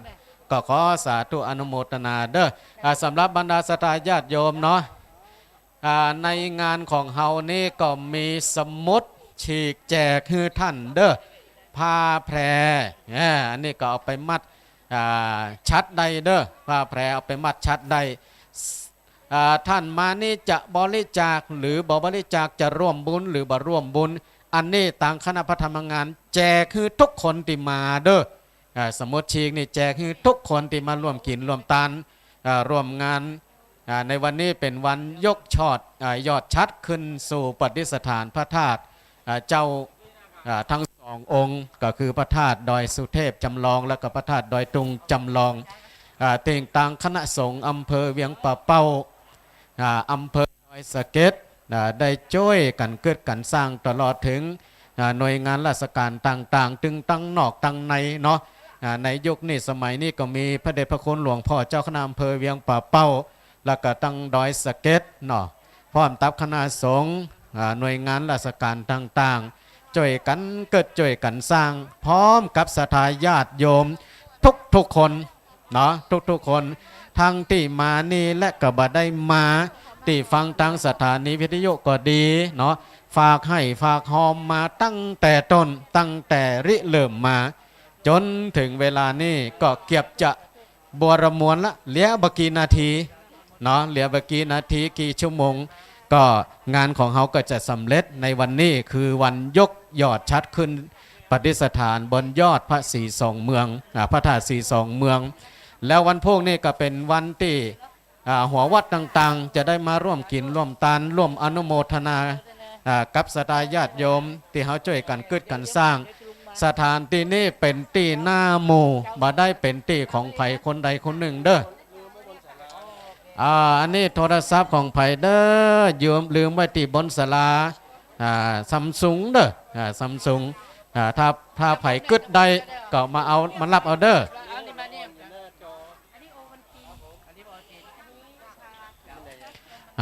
มีรูปละอ่อนน้อยๆอยู่หน้าจอเด้อถ้าว่าเป็นของไผก็ขอมารับเอาได้เด้อโทรศัพท์เนาะที่กองอำนวยการนี่เด้อบรรดาศรัทธาญาติโยม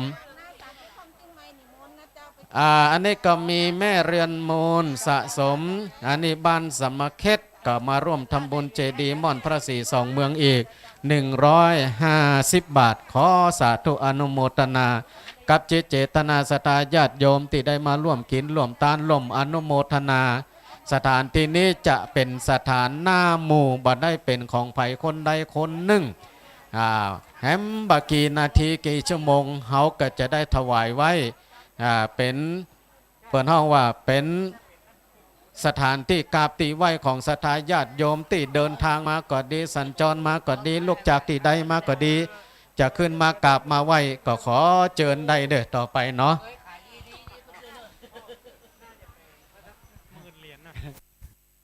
พี่น้องทั้งหลายไผ่ที่สั่งจองเหรียญมีใบสั่งจองคือไปตังเอาบินหน้าเข้าหาศาลาเนาะคือไปตังขวาศาลาเนอะตั้งเหนือศาลาตีหันจะมีเจ้าหน้าที่รับจองเหรียญเฉพาะหน้างานนี่นะตีจองตีไผ่จองตีครูบา40,000คือไปเอาปุ้น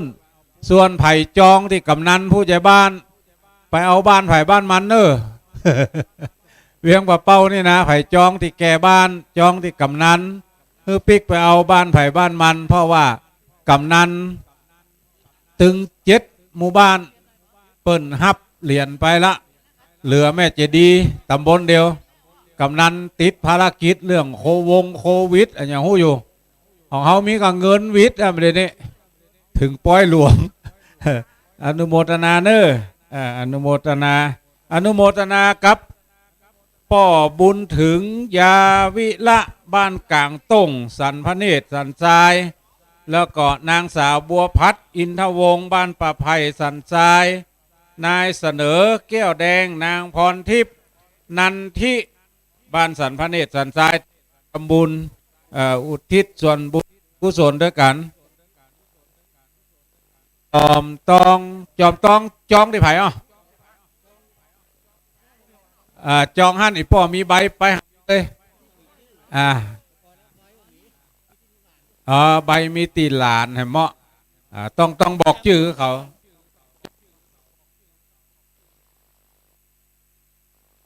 จัดมันยงนี่จะใกล้จอมไปโทรศัพท์หายพ่องลองสวามพอถงติวถงเสื้อมีรูปละอ่อนเนี่ยไข่ยังได้ก็บ่ได้เนี่ยใจลายนิ้วมือเท่านั้นวะรูปละอ่อนพอใจห้องไผ่นี่มาเอาที่หน่วยประชาสัมพันธ์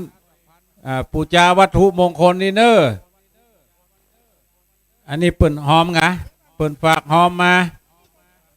ฝากมากี่คนเฮ้ยแม่ไปฮับอันนั้นเนอฮับสมุดฉีกกับผ้ายันไผ่หอมแล้วพ่องกี่มาฮับได้แปลงผ้ายันมา1 ปันสมุดฉีกมา2 ปันเพื่อมอบฮับอัพปันให้ท่านทั้งหลายก็เดี๋ยวขอนิมนต์ท่านพระครูปริยัติอ่านนะครับเดี๋ยวผมจะไปงานอื่นต่อ สวัสดไปสวัสดมาแบบนี้นิมนต์นะครับอาหารพัฒหารเพนไผ่นำมาพ่องไผ่นำโฮงทานมาจะเอาไปเปาะเป็นอาหารเพนถวายทุกเจ้าเอาใส่ถ้วยไปสัก4-5 ถ้วยเอาไปดังหลังศาลาเนอตีหันเป็นที่ถวายพัฒหารเพนส่วนพี่น้องศรัทธาทั้งหลายก็ตามมัธยาใส่ก่อนตอนนี้บ่เปิดเตื้อรอแถมสักบึดสักกรรมเขาจะเปิดพร้อมกันแต่ว่าไผ่หอมาแต่เจ้าบ่ได้ใส่ข้างไงสักกรรมนี่นะบ่ไหวแล้วตู้เหยเหือไฟออกนะเอาเลยเอาเต็มที่อนุโมทนาเนออันนี้หอมพระธาตุนี่เนาะนิมนต์ท่านพระครูอ่านนะครับนางออนทิชาเตจะวันดีบ้านสันสลีตานไปหาป่ออุ้ยเป่งแม่คำมูลเตจะวันขออนุโมทนาเนอนิมนต์นะครับประกาศเนอตะกี้แม่ มูเนอร์ที่ปูจาพระแล้วบัดได้เอาพระไปตัว2 เหรียญเนอที่ปูจาแล้วแต่บัดได้เอาพระไปเพื่อมาเอาที่เนอเพราะว่าเอาสตางค์วางนี่เรียบร้อยแล้วเนี่ย200 บาทแล้วก็บัดได้เอาพระไปตัวเนาะก็ประกาศอนุโมทนาครับนางเจริญทำขันแสงร่วมทำบุญพระธาตุเนาะแล้วก็แม่นวลยอดคำปันกำแพงหินร่วมบุญร่วมสร้างพระธาตุนายสุรชัยเทพรักษ์นางไพรวันใจคำวังอนุโมทนาครับครอบครัวนายอนันต์นางอุไรศรีทาบ้านกำแพงหินประกาศอนุโมทนาตัวครอบครัวนายอนันต์นางอุไรศรีทากำแพงหินแล้วก็มีแม่จันพลอยโปธาพร้อมลูกหลานเนาะถวายเป็นทานในอันนี้เปิดมาตั้งโรงทานตัวครอบครัวนางอุไรนายอนันต์นางอุไรที่เป็นลงทานแล้วก็ถวายเพลพระเนาะแล้วก็มีแม่จันพลอยโปธาแม่จันพลอยโปธา2 ซองเนาะ3 ซองแหมซ้ำเป็นจันพลอย4 ซองเนาะแม่พุทธทำยศร่วมทำบุญพระธาตุปเลิศสมยศตานไปหาปอจัน100 บาทปเลิศสมยศบุญทำบุญสร้างพระธาตุตัวเองเนาะอันนี้ก็ประทานโมทนาแล้วก็ญาติโยมอย่างก็แม่เขียนเส้นนี้เลยแม่จะอันนี้มันต้องจองนะแม่ท่านนี้มันต้องจองพระนะมันต้องจองเลยที่โยมที่บัดได้จองพระเนอะไม่เนอะเพื่อมาเอาที่ตังวันยกทางใต้เนี่ยทางใต้ข้างถาดเนี่ยเป็นอย่างเอากับปูจาเอาใหม่เนาะแล้วก็โยมที่บัดได้สั่งจองไว้นะแม่ก็มาปูจาเอาที่นี่เนอะที่นี่ได้เลยข้างทางใต้ข้างทางตกประมาณการทางใต้ถาดมาเอาทางนี้ได้เลยเนาะอันนี้ของแม่นี่ลงทานเศรษฐีรวมใจนะไหมเนาะวัดเกศการามอาจารย์อรวรรณนี่เนาะอาจารย์อรวรรณนางชัยนันท์พองดีครอบครัวรักวงวริศร้านจอมเวสป้าเนาะนางมนพรอริยานางสุริมาศจีนประเสริฐนางวิมลวันดิคิดเอกราชนางพิมพรจันดาธนรักษ์นสบุชยาธานีเนียมอาจารย์ดาวประกายกะบัวร้อมเนาะนสวีระวิชยานีแก้วมานางจิรามาพันเพชรพันธ์นสสุวรรณอินแปลงเนาะอันนี้เป็นรายชื่อรายนามของญาติโยมที่เป็นร่วมเป็นเจ้าภาพพับลงมานิ่มได้แต่กันแล้วก็มีนายนิคมนางจินดาติบมาเนาะบ้านเมืองกลางจอมทองเชียงใหม่แล้วก็ป้าแอดแม่โสมคิดอ่านแม่แสงทองคำเจริญแล้วก็มีร่วมทำบุญพระศรีสองเมืองแม่สายพินบ้านปากกองสารปีเชียงใหม่ป้อมมอนสีสองเมืองแม่พวงพกาล่าคำแดงบ้านอุโมงค์ละปูนเนาะแล้วก็มีถวายการน้ำกับไฟแม่พวงพกาล่าคำแดงอุโมงค์อันนี้เป็นรายชื่ออะไรนะเซให้เลยป่ะปัตตานุโมทนาแล้วก็มีนวิลาลำพูน200 บาทร่วมสร้างบุญพระธาตุอาจารย์ธนทิพย์มงคล200 บาทแม่อุ้ยบัวพัดสมสวย500 บาทร่วมทำบุญยกจอบฟ้าปอยหลวงนสวันนานครจินดาชุมชนวัดธาตุเนาะแล้วก็มีแม่จันทราธุรเซต125หมู่4เชียงดอยสะเก็ดเชียงใหม่ ปอบุญแม่สุดางามช่วงบ้านกองแขกอำเภอแม่แจ่มจังหวัดเชียงใหม่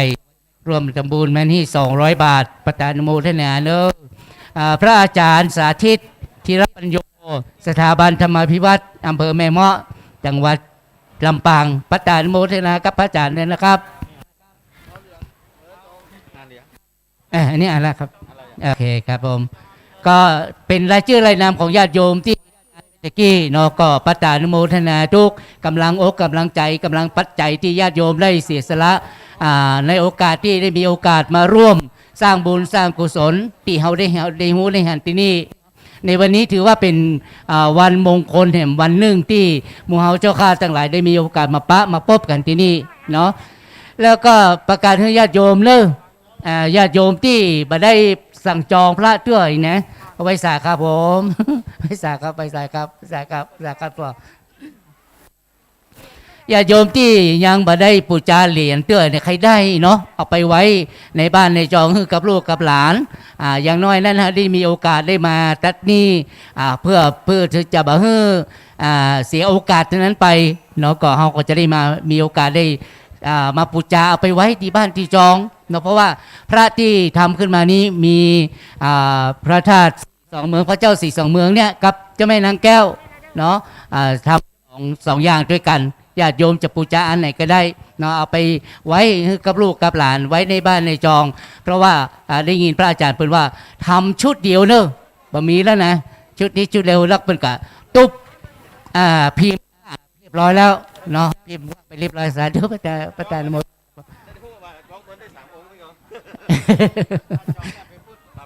มีใบจองแล้วกันมีใบจองพุ่นเนอะมีใบจองก็ไปเอาที่ครูบา10,000เนอะประจานนโมทนานะครับอันนี้ลงทานหมดแล้วปะเนาะตุลุงต้องย้ายมาอยู่ทางซ้ายมือแหมน้อยตุลุงขยับมาอยู่ซ้ายมือแหมน้อยขึ้นมันแบบแป้คนแต่ครับมันแป้คนตอนนี้พระเดชพระคุณหลวงปู่พระพุทธิวงศ์วิวัฒน์เจ้าวาดวัดพระธาตุดอยตุงได้เดินทางมาถึงละพระเจ้าพระสงฆ์ที่จะไหว้สาปารมีธรรมหลวงปู่ก็ขอนิมนต์บนศาลาได้นะครับครับกับไหว้สาหลวงปู่เลยครับเนอะพระอาจารย์อนุโมทนาของกับญาติโยมที่ได้ร่วมบุญในครั้งนี้เนาะนายชาตรีนางพิมพรกัญจนะร่วมทำบุญบันไดพร้อมอุทิศส่วนกุศลไปให้กับปอจื้นแม่โสภาแล้วก็มีนายคมกฤษชัยวงศ์นางสาวอภิญญาชัยวงศ์นายบุญมีชัยวงศ์นางเบญญานิชชัยวงศ์นป้อนรงค์ท่าดีบ้านจำบอนแล้วก็มีครอบครัวของคุณแม่บุตรนะพร้อมครอบครัวรวมทำบุญบันไดพระธาตุพร้อมราวบันไดพระธาตุไว้ไปหน้าบ้านเหล่าสันกำแพงเชียงใหม่แล้วก็มีแม่ขันแก้วนฤเปรมปรีพร้อมครอบครัวทำบุญสร้างบันไดพระธาตุพร้อมราวบันไดยอดพระธาตุไว้ไปหน้าบ้านเหล่าสันกำแพงพระอาจารย์อนุโมทนาเนอะญาติโยมดังสันกำแพงเชียงใหม่วันนี้พี่น้องตังเชียงใหม่ตังละปูนตังแม่แจ่มมานักมาหลายก็รู้สึกดีใจที่หมู่เจ้าข้าทั้งหลายที่ได้ยินข่าวประชาสัมพันธ์ทางสถานีวิทยุก็ดีนะก็ครูบาอาจารย์ที่เปิ้นได้จัดรายการวิทยุก็ประชาสัมพันธ์ให้ญาติโยมนะครับทราบว่าพระธาตุที่นี่เป็นพระธาตุถึง2 เมืองด้วยกันเมืองเชียงไฮ้แล้วก็เมืองเชียงใหม่ซึ่งถึง2 เมืองนี้ก็เป็นบ้านพี่เมืองน้องเนาะกันมาโดยตลอดแล้วก็เลยเอาเป็นจุดเขตแดนที่สถานที่มีเจ้าแม่นางแก้วที่นี่เป็นจุดกลางเนาะระหว่างถึง2 เมืองนี้แล้วก็เลยได้สร้างครูบาอาจารย์เปิดได้สร้างสถานติดตั้งนี้ไว้ได้ครั้งหนึ่งละเนาะก็แต่ก่อนนั้นก็เป็นมีพระศรี2 เมืองอย่างเดียวที่ตั้งไว้ครูบาอาจารย์พระสงฆ์ข้าเจ้าแล้วก็ตลอดถึงคณะสัตยาติโยมได้ตั้งอกตั้งใจกันว่าเขาอยากจะกืดกินกืดตานสืบสารหอยของครูบาอาจารย์ที่เป็นได้สร้างไว้เนาะได้สร้างไว้ก็ มาช่วยกันกึดกันสร้างบัดเดี๋ยวนี้ก็สำเร็จลุล่วงไปด้วยดี เป็นตีเรียบร้อยแล้วใช้เวลาแบบเมินเท่าไรเนาะก็ด้วยอาศัยกำลังของพระสงฆ์องค์ข้าเจ้าครูบาอาจารย์ตลอดถึงกำลังทรัพย์ของญาติโยมที่ได้ช่วยกันเสียสละครูบาอาจารย์เพื่อก็ได้บอกกล่าวไปต่างๆแน่ๆเกี่ยวกับท่านนี้เกี่ยวกับสร้างท่านนี้เนาะก็เลยได้ประกาศกันไปญาติโยมได้เข้าใจแล้วก็ได้ช่วยกันอย่างเต็มที่เนาะนี่ก็เป็นเนื้อหน้าบุญที่หมู่เฮาเจ้าข้าทั้งหลายได้ร่วมกันปัจจานโมทนาแม่เจ้า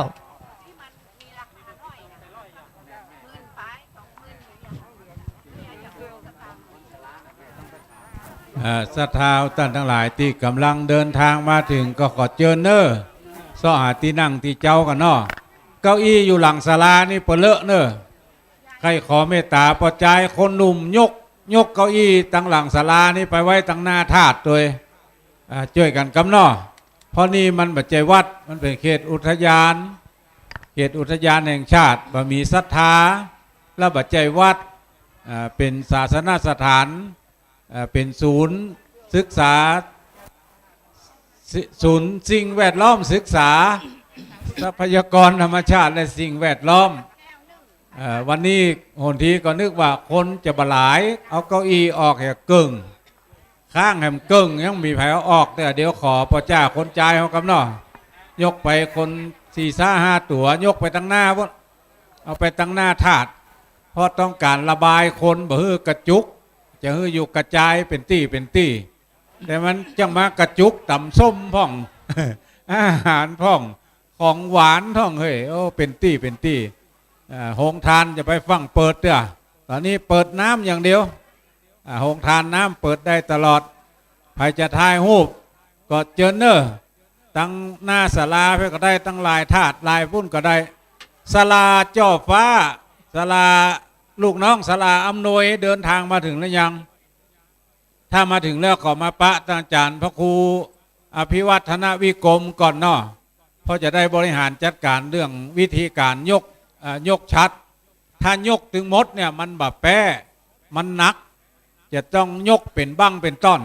ทีนี้จะเอาบั้งใดต้นใดขึ้นก่อนจะต้องมามาจ่ามาหาลือกันก่อนขอเชิญเนอมาถ้ามาแล้วก็ขอเชิญมาปะท่านอาจารย์พระครูอภิวัฒนวิกรมก่อนและไผ่ที่ต้องการปะตุลุงดอยตะกี้ตุลุงยังอยู่ระหว่างการเดินทางอยู่เนอะยังบัดถึงเตื้อตุลุงก็บอกพอสบายแต่ว่าวันซืนก็มาบนนี้มาถ้าใครตึงวันมาตึงวันก็จมเจ็บหัวเข่าตึงวัน เพราะว่าจำเป็นต้องมาวันนี้จะมาขวายน้อยหนึ่งแต่ว่าตุลุงยองตุลุงยงท่านมหาสมชาติเน้นลักอยู่บนนี่มดละหมู่ที่ออกรายการวิทยุมีบนนี่มดละแต่ว่าอยู่กระจัดกระจายกันแบบเป็นตี้เป็นโหนเนอะอาตมาภาพสมัยจกโลกขึ้นจกโลกล่องเพราะทั้งใดก็ดีพออันใดก็ดีพอดีกอยตอนทั้งหลายมาแล้วซ่อหาที่นั่งที่เจ้าคนเดียวกำเนาะห้องน้ำห้องส้วมอยู่ตั้งหลังศาลานี่หลังยาวๆปุ่นเท้าบินหน้าเข้าหาศาลาผักทางซ้ายอันนั้นเป็นห้องน้ำคารวะญาติโยมหน้าข้างศาลานี่มี2 ห้องแล้วก็ตั้งหลังศาลามีแห่ม8 ห้องแล้วตั้งเหนือศาลานี่เป็นของพระภิกษุสงฆ์องค์เนนมี4 ห้องก็ขอท่านทั้งหลายอำนวยความสะดวกซึ่งกันและกันนะครับเนอห้องใดมันบ่มีกระดาษชำระเพื่อมาเอาที่หลังศาลานี่เนอในซิงนี้ขอแม่ครูอันอย่างก็จำกระนามสกุลชัยวงศ์แม่สีดาเนอพอกระดาษชำระออกเขาเปิ้นกำกระดาษชำระพอห้องใดบ่มีเฮือศรัทธามาเอาไปบริหารจัดการช่วยกันกำเนาะโต๊ะหมดละเดี๋ยวนี้เหลือกับเก้าอี้ตั้งหลังนี่เก้าอี้สีเขียวนี่เอาไปใช้ได้เลยเนอะเก้าอี้สีเขียวเนี่ยไปใช้ได้เลยเอากินข้าวตอนก่อนแล้วบึดจะว่าการทำกรรมว่าเรื่องสถานที่การบริหารจัดการจะทำจะได้นะบึดก็จะว่ากันกรรมหนึ่งรอกินข้าวกินน้ำแล้วก่อนตั้งเหนือนี่จะเอาเป็นที่นั่งที่เจ้าของตู้เจ้า ตู้เจ้าอนุจรตู้เจ้าแขกตู้เจ้าที่มาร่วมทำบุญสุนทานด้วยกันท่านพระครูอภิวัตมีบนเนอะสลาสิทธิ์มาละเดี๋ยวนิมนต์ท่านพระครูชี้แจงให้เปิ่นกรรมมาพอละสลาอู้กันนึงท่านอาจารย์บรรยงแต่ว่าละท่านยกขึ้นนี่แบบแป้แน่ต้องเอาไปเป็นบ้างเป็นต้นเอาต้นเก้าไปเหียแล้วเหลือกระต้นปลายสุดก็ได้ยกกระต้นปลายมันยกยอดมันแล้วหรอยกยอดมันละแต่ว่าถ้ามันเอาขึ้นได้อยู่ก็ลองบริหารจัดการกันแต่มันนักนะยกสองคนนี่ถ้าปวนขึ้นไปบนมันแบบไข่แป้ละมันจะลำบากดังนั้นก็ขอช่วยพอช่วยก้อยปรึกษาหารือกันเพราะศาลาทำมาบ่ฮู้สักกี่หลังละแปลงธาตุติกุฏิกุฏางในดอยสะเก็ดนี่ก็แปลงจะนักละดังนั้นก็ช่วยพอช่วยก้อยเนี่ยมันจะขึ้นได้บ่ได้นะส่วนไผ่ที่จองเหรียญแล้วจองที่ครูบาสีมือนึกมาตั้งเหนือศาลาไผ่บ่ได้จองแต่จะเอาอะมีอยู่เนอะตั้งไตบนไปปูจาเอาตั้งไตบนเนอะแล้วไผ่จะหอมกลิ่นหอมตาลก็พวกฝ่ายรับบริจาคอยู่ปุ้นโมดอาตมาภาพก็จะได้จ่ายสมุดฉีกจ่ายผ้ายันเวลากรรมการจะเบิกก็มาเบิกที่นี่กำนันตำบลแม่เจดีมาแล้วยังถ้ามาแล้วมาเอาเหรียญไปกำหนอโอ้เปลี่ยนกันเฝ้าวงเลยเหรียญตำบลในเป็น3-400เนี่ยถึงหมดกันสั่งที่ศรัทธาจองมาก็4,000 กว่าเหรียญตั้งหน้าเป็นพระเจ้าสี่สองเมืองตั้งหลังเป็นพระธาตุดอยสุเทพพระธาตุดอยตุงถึง3 หลังเนี่ยแล้วก็แถมเหรียญนึงเป็นแม่นางแก้วตั้งหน้าเป็นหูปแม่นางแก้วตั้งหลังเป็นยันก้าแม่นขายหมานหลายท่านอาจจะฟังทางวิทยุฟังกับพระสีสองเมืองพระสีสองเมืองนึกว่าเปิ้นแปลงเหรียญเดียวบึดปิกไปบ้านมึงเขายังบอกกูว่าเปิ้นแปลง2 ยังนี่นะเปิ้นแปลง2 เหรียญก็เด้ออีพ่ออีแม่ทั้งหลายแปลง2 เหรียญทองแดงนี่มีเจ้าแม่กับพระสีสองเมืองทองแดงนี่เหรียญละ100 บาทเหรียญเงินก็เหมือนกันมีเหรียญเจ้าแม่กับเหรียญพระสีสองเมืองเหรียญเงินนี่เหรียญละ 1,000 บาทไผ่เปิงใจจะปูจาอันใดเอาไปไว้กับตนกับตัวกับครอบกับครัวเอาไว้ให้ลูกให้หลานวันหน้าก็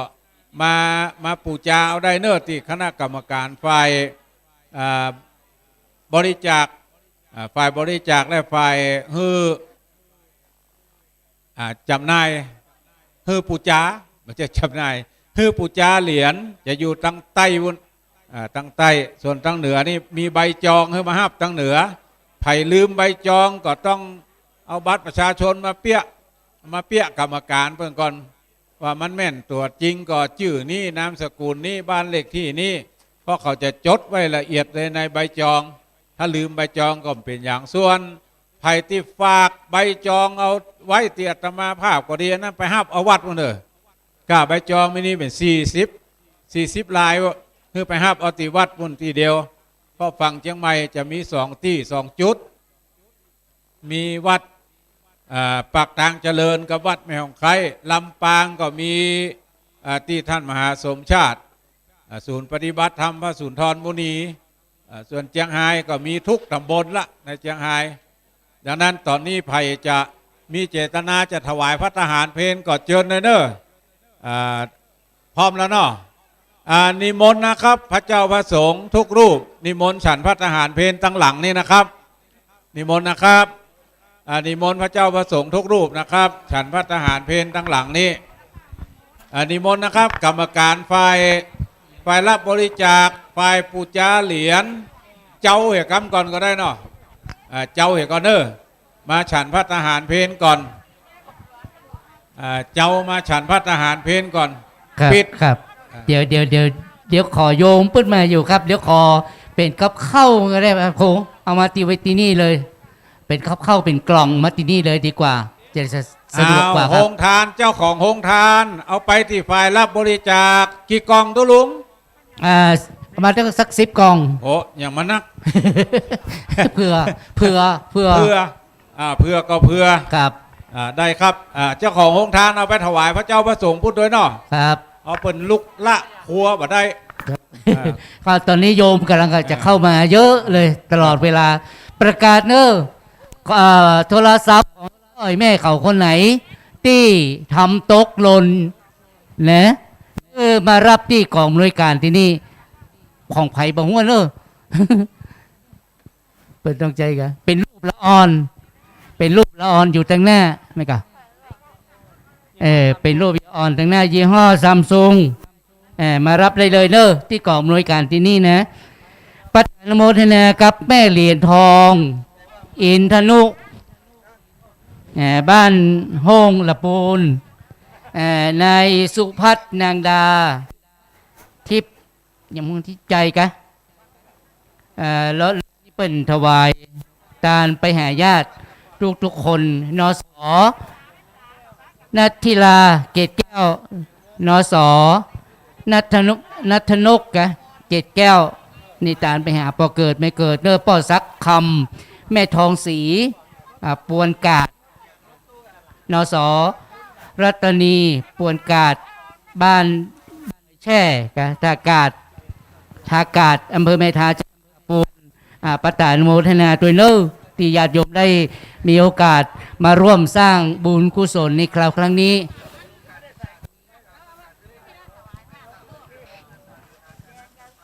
ปัตตานโมทนาไม่เนอปัตตานโมทนากับเข้าที่ได้เอามาร่วมที่นี่แล้วก็แม่เขาป้อเขาที่ยังบัดได้ทานเข้าทานป่าด้วยเนาะก็เดี๋ยวก็จะได้ทานกันละก็ลงทานเปิดละมีเจ้าภาพลงทานรับหลายตั้งด้วยกันเนาะก็ปัตตานโมทนาครับเจ้าภาพลงทานตัวเนอได้ดีโอเคมีหลานลูกเจ้า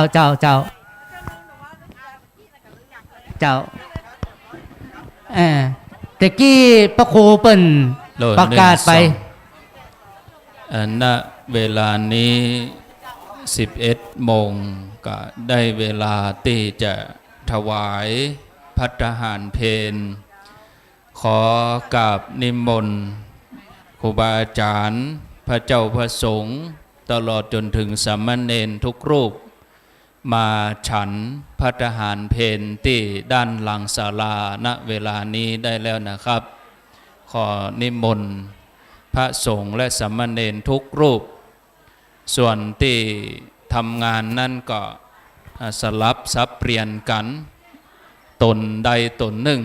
ก็อยู่เหียตนแล้วก็ฮือแหมตนไปฉันเพลตั้งกองโฆษณาประชาสัมพันธ์หรือว่าที่ปูจาพระปูจาเหรียญอะไรอย่างต่างๆก็นิมนต์สลับสับเปลี่ยนกันนะครับถ้าว่าย่างก็ย่างตึงกู้ก็บ่มีภัยดูแลที่หั่นเนาะตอนนี้นิมนต์นะครับฉันภัตตาหารเพลต่างท่านชัยวัฒน์นาคเสโนถ้าฉันเพลแล้วก็นิมนต์ตั้งแต่เวลานี้11 โมงถึงเที่ยงเวลาเที่ยงเป็นต้นไปการประชาสัมพันธ์ต่างๆเขาก็จะหยุดไว้ปูจาก็ปูจาไปแต่เขาไม่ได้มีการประชาสัมพันธ์จะยุติเสียงเวลาเที่ยงเป็นต้นไปก็แจ้งคือกับครูบาอาจารย์แล้วก็ศรัทธาญาติโยมทั้งหลายได้รับทราบตอนนี้ขอนิมนต์ครูบาอาจารย์พระสงฆ์สามเณรฉันภัตตาหารเพลที่หลังศาลาณเวลานี้ทุกรูปนะครับนิมนต์นะครับส่วนศรัทธาญาติโยมก็รับประทานอาหารกินข้าวน้ำข้าวตอนตามอัธยาศัยที่สำคัญก็คือขยะญาติโยมที่รับประทานอาหารแล้วก็สำรวจตรวจตาขวดน้ำก็ดีกล่องโฟมก็ดีก็ขอให้เฮาทั้งหลายได้ช่วยกันเพราะว่าคนเฮามาอยู่ด้วยกันนักด้วยกันหลายก็จะเปลืองเรื่องเกี่ยวกับน้ำเมื่อน้ำเปลืองก็ห้องน้ำเมื่อห้องน้ำก็เสาะตีขว้างก็คือตัวขยะ3-4 ส่วนนี้ก็ต้องขอความร่วมมือ กับศรัทธาญาติโยมทั้งหลายทุกคนสถานที่แห่งนี้เป็นสถานที่ที่ต่างอุทยานแห่งชาติเปิ่นอนุโลมคือต่างคณะสงฆ์ได้จัดกิจกรรมฉะนั้นแล้วสิ่งที่แปลกปลอมในเรื่องของธรรมชาติก็ขอให้เฮาทั้งหลายได้ช่วยกันดูแลบ่ให้ได้ทิ้งขว้างทำให้เกิดความเสียหายต่อสิ่งแวดล้อมถ้าเฮาช่วยกันอย่างนี้เปิ้นก็จะดีใจที่อนุญาตให้เฮาได้จัดกิจกรรมต่างๆแต่ถ้าว่าเฮาทั้งหลายนำขยะมาทิ้งแบบเป็นตี้เป็นตางเลี่ยราดไปเลยก็จะลำบากในการจัดเก็บต่อไปต่างกล่องประชาสัมพันธ์ต่างนั้นพร้อมแล้วก็พระสงฆ์ที่ทำหน้าที่ก็นิมนต์ต่อจนถึงเวลาเที่ยงก็จะได้ยุติการประชาสัมพันธ์ต่อไปนิมนต์เลยครับความเคารพครูบาอาจารย์เด้อตอนนี้ก็เป็นเวลาที่พระสงฆ์องค์สังฆเจ้าครูบาอาจารย์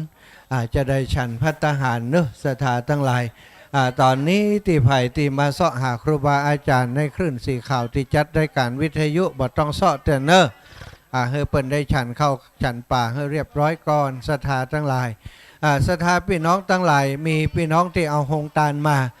เปิ้นบริการถึงตีเนอะอย่างที่ครูบาอาจารย์เปิ้นบอกไว้ตะกี้เนาะกินแล้วจะไปเอาบางพ่องกินแล้วนะเอาวางไว้ข้างๆหันลูกหนีไปหายเซฟไปย่ายอันกินแล้วปั๊บรับผิดชอบตัวเองรับผิดชอบตัวเก่า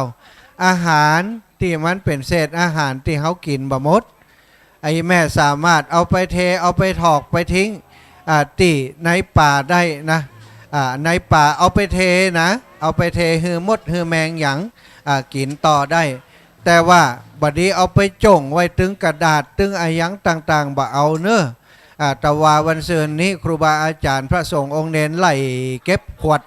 ไล่เก็บกล่องโฟมไล่เก็บเศษถุงพลาสติกเนาะรอบนี้ได้เป็น4-5ไต้นะศรัทธาพี่น้องเพราะฉะนั้นก็รบกวนพี่น้องทั้งหลายอย่างที่ครูบาอาจารย์ได้กล่าวได้บอกไปแล้วเขาช่วยกันรับผิดชอบคนละไม้ละมือใดที่เป็นขยะของที่เขาใจแล้วสามารถจะหิ้วจะติ้วกลับไปได้ก็ติ้วกลับไปเอาไปใส่ถังขยะที่ตั้งลุ่มก็ได้ที่ข้างๆกรีไหนก็ได้เอาซ้อนกันดีๆศรัทธาพี่น้องทั้งหลายช่วยกันคนละไม้คนละมือเนอะที่นี่แบบมีไผ่เป็นเจ้าภาพนะครูบาอาจารย์ที่มาที่นี่ก็เช่นเดียวกันมาจากวัดวาอารามต่างๆเนอะมาช่วยกันช่วยงานกันบ่ได้ว่าโอ้เสร็จงานแล้วจะมาเพียวมาพัดฮืออยู่เนี้ย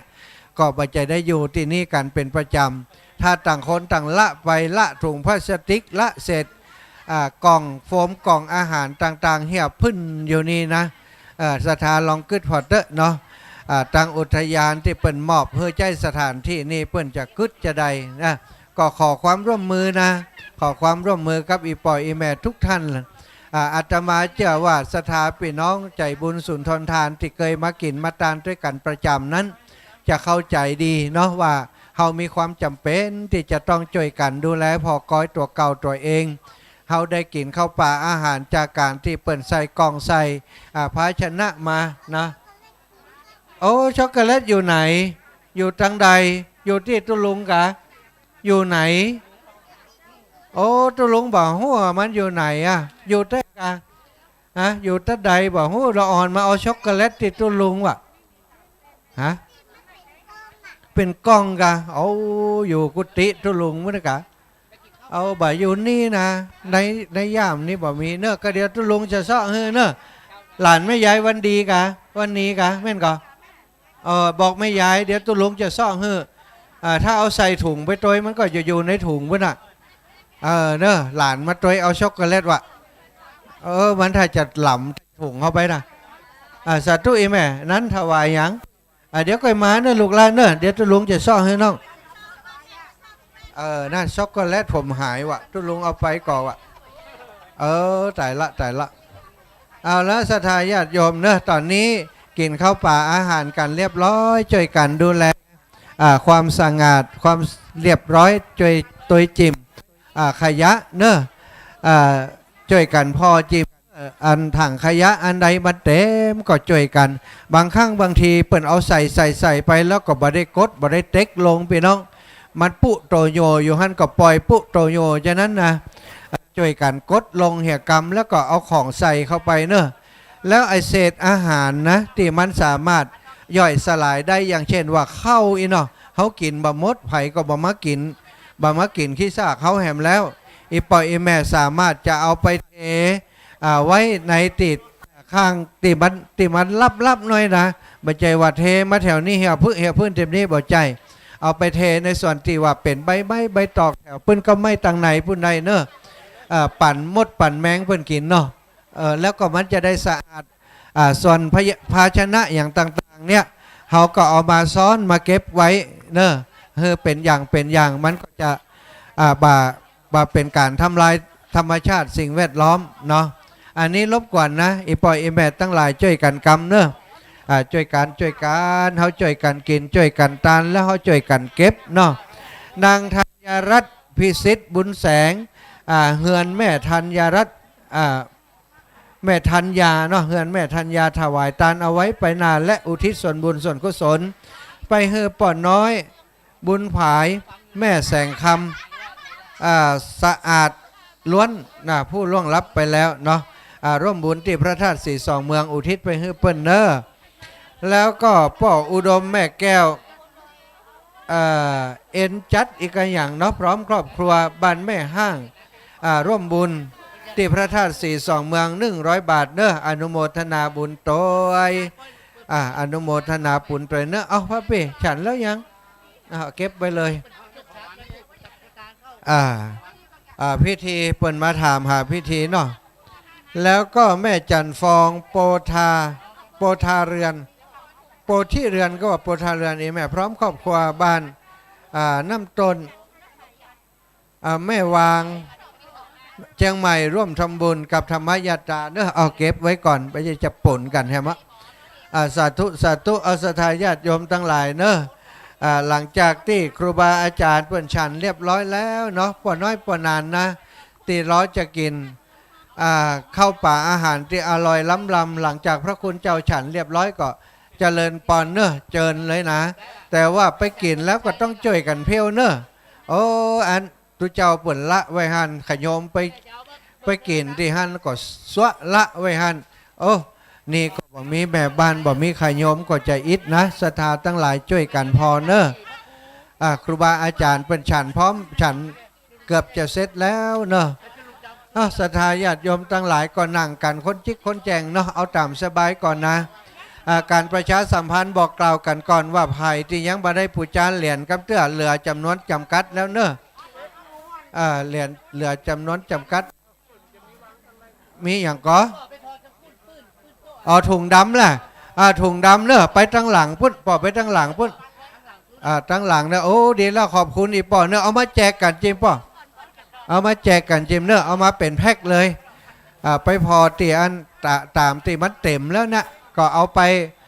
บางเตือมันเต็มมันปุโตโยแบบไรนะอีแม่อีปอทั้งหลายเปิ้นบอกกดลง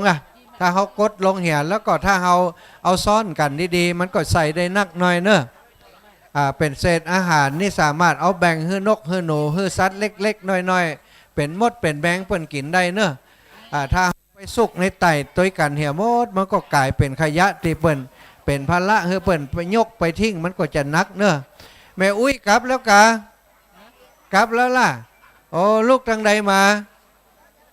โดยสเก็ตโอ้เปิ่นมีกวานลูกกวานจ้างหน่อยดีแล้วเนอะอนุโมทนาบุญกระยมลูกเปิ่นตอยโอ้ป่าอุ้ยมาร่วมบุญ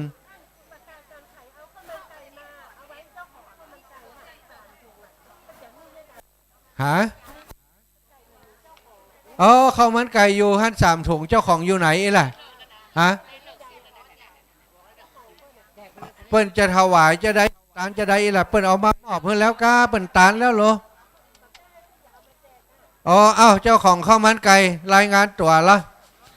เจ้าของข้าวมันไก่เปิ้นบอกกล้าแจกไปเดี๋ยวนี้นะบ่หันเจ้าเปิ้นว่า เจ้าของข้าวมันไก่โอ้ถ้าบัดแจกตอนนี้เปิ่นอิ่มกันเห็นเด้ออนุญาตให้แจกบ่อาจารย์เนาะเพราะว่ามันเลยเวลาแล้วแม่ครูแจกเตอะเปิ่นเอามาถวายแล้วปั่นป้อนแล้วเพราะว่าเอามาโฮงตาลเปิ่นบ่ได้ห่วงได้ห้ามอย่างแล้วเนาะเอาแจกได้เลยเนอะเจ้าของข้าวมันไก่ฮะเอาไปตัวปุ้นอ่ะข้าวมันไก่ไปทั้งปุ้นอ่ะหายใจกุ๊กไปเลยตีแม่ครูปุ้นนะตีเปิ่นตะกี้น่ะผ้าลายสีม่วงเนอะไปหาเปิ่นได้เลยสถาพี่น้องจากชัยประการมาบ่ได้กินข้าวงายกำเตือบ่เดี๋ยวนี้จะให้กินข้าวตอนเหี่ยก่อนแล้วก็บึ้ดจะไปกลับไปกินข้าวงายที่บ้านเพิ่นนี่วะนะโยมแม่สีทอนโยมแม่สีทอนชัยประการไผ่ไข่หันมาพอปื้นก็ไม่นี่เนอะเสียงดีๆกูเตี้ยนั่นนะอันเนี้ยต่อป้อมปักล็อกอยู่ปื้นก็ไม่นี่เนอะโยมแม่สีทอนชัยประการน้ำมะพร้าวเอามาน้ำมะพร้าวอาจารย์เอาแจกครูบาอาจารย์ไปเลยน้ำติ๊บน้ำจันน้ำมะพร้าวอาจารย์ปั่นทั้งเพศจิมกะโอ้อาจารย์แบบปั่นเขาน่ะมาสาธุขอบคุณอาจารย์นะสาธุอาจารย์บุญรักษาเด้อสถาญาติโยมเอาน้ำมะพร้าวมาแจกเอาตัวนายตังเพเอาละอีแม่เด้อเก่งข้าวน้ำจำข้าวตอนกันแล้วนะประกาศค้างไว้ตรงนี้ว่าที่ปูจาเหรียญก็มาปูจาเหรียญได้แม่นแล้วอีแม่เอายื้อมาเอาวางฮันวางนี่แม่นแล้ววางฮันเอาสาธุบุญรักษานะปั่นป้อนสันเนอะบุญรักษาอีแม่อายุวันโนสู้ขังพลังนี่ก็แนบมาแหมน้อยนึงเอาจะเอาไปฮือละอ่อนฮือเนอะเจ้าบุญรักษาเกิดสติปัญญาพญาปัญญาเจ้าสาธุเหรียญเหลือจำนวนจำกัดเวลามาปุจจาเหรียญก็เดี๋ยวเปิ่นจะเงียบนะเพราะว่าเดี๋ยวช่วงที่เข้าพิธีอย่างต่างๆประมาณเที่ยงไปแล้วเนี่ยการออกอากาศการประชาสัมพันธ์ที่นี่เนี่ยเปิ่นจะงดการใจเสียงการประชาสัมพันธ์ตรงนี้จะเป็นเสียงจากการพิธีตังบนที่ครูบาอาจารย์เปิ่นจะดำเนินการไผ่จะมาจองเหรียญยังจองได้อยู่ยังมาเอาปุจจาเหรียญได้อยู่แต่ที่จองนะเปิ่นปิดรับสมัครไปแล้วถ้ามีใบจองไปหาที่ครูบา40,000ตีปื้นเก้าไม้ทางทิศตะวันออกตีเต้นสีเขียวน้อยๆฮันเนอร์อันนี้สีน้ำเงินฝั่งนี้ฝั่งสีน้ำเงินอันนี้มีปัจจัยมาปุจจาได้เลยมาปุจจาเอาได้เลยเนอะเหรียญที่เปิ้นจองแล้วมีใบไปทางปุ้นถ้าบ่มีเอานี่แม่กันชุดเดียวกันเนอะถ้ามีปัจจัยจะมาปุจจาเอานี่ก็มาปุจจาเอาเลยเนอะศรัทธาตั้งหลายเอาแล้วครูบาอาจารย์อันนี้เหรอผลละไม้นี่เหรอฮะโอ้อันนี้ของไผ่ผลละไม้ไผ่โอ้อย่างอีแม่มาฝากไปไหนเอามาทำให้ยาตากะมาเอามาหาสมชาติอยู่นี่มาไผ่จะมาทำให้ยาตา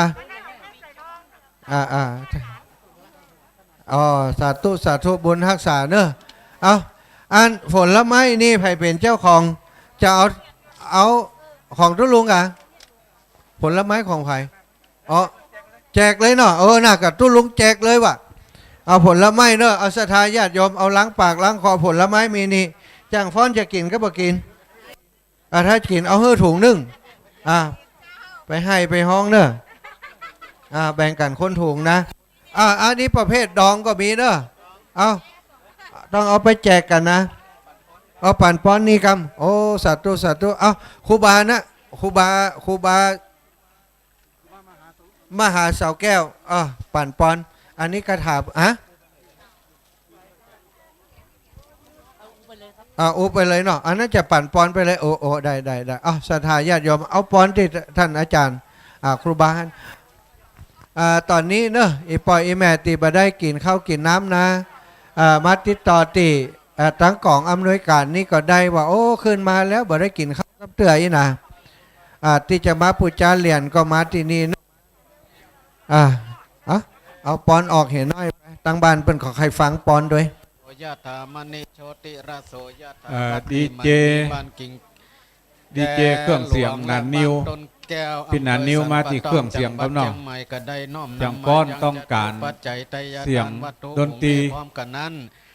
ก็ร่วมบน เปิดเพลงแล้วก็จะฟ้อนกัน นี่ของวัดปัด ยกหนึ่ง เจริญ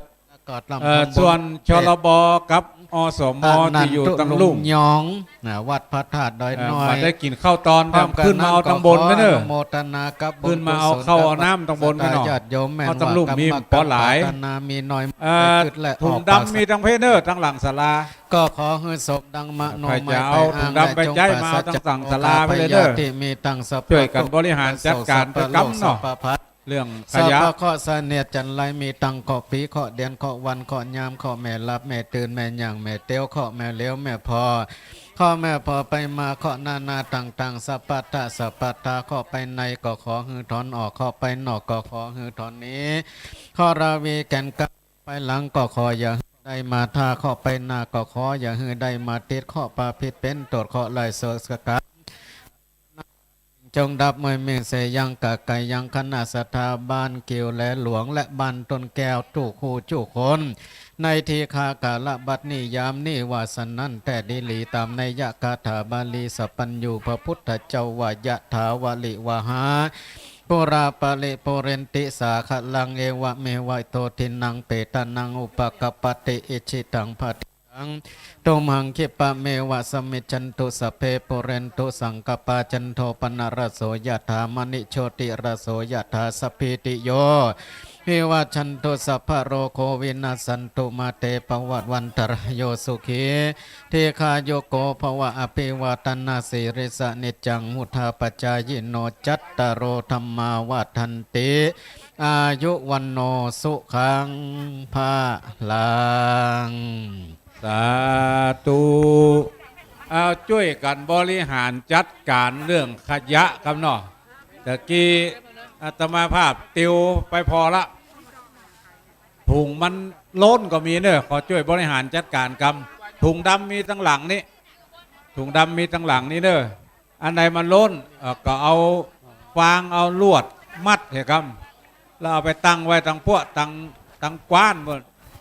เครื่องที่เขาเอานั่นอันนี้ขึ้นลงดอยขึ้นลงดอยลงดอยน่ะเอาไปตั้งไว้ปุ้นก็เดี๋ยวจะให้เจ้าหน้าที่เอาลงไปตั้งทั้งลุ่มบึดก็จะบริหารเรื่องขยะกันตอนนี้อปพลชลบอสม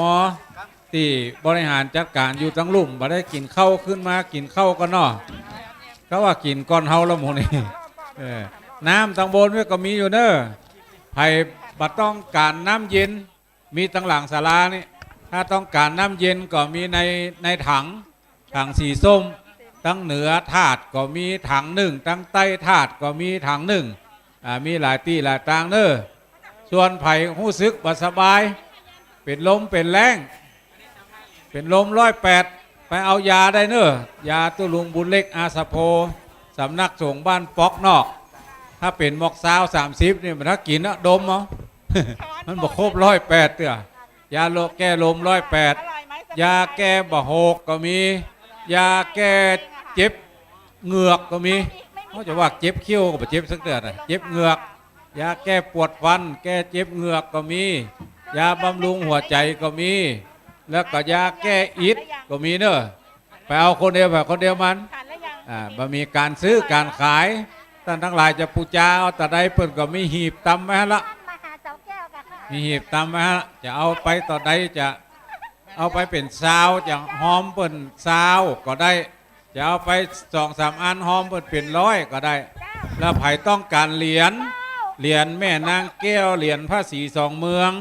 แปลง2 เหรียญก็นะไม่ใช่เหรียญเดียวเนอะ2 เหรียญแม่นางแก้วเหรียญ4 2 เมืองก็มาได้จองไว้ก่อนก็ไปเอาที่ฝ่ายรับบริจาคฝ่าย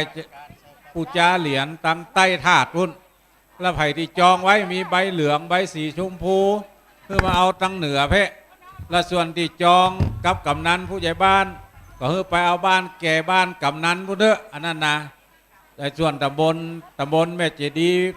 ย์ใหม่เวียงกาหลงตำบลเวียงตำบลบ้านโป่งสันสลี ตำบลทั้งหลายแล้วเนี่ยไปเอาติแก่บ้านไผ่บ้านมันเพราะว่ากำนันฮับไปละจะไปแจกแก่บ้านคนเดียวหลายท่านก็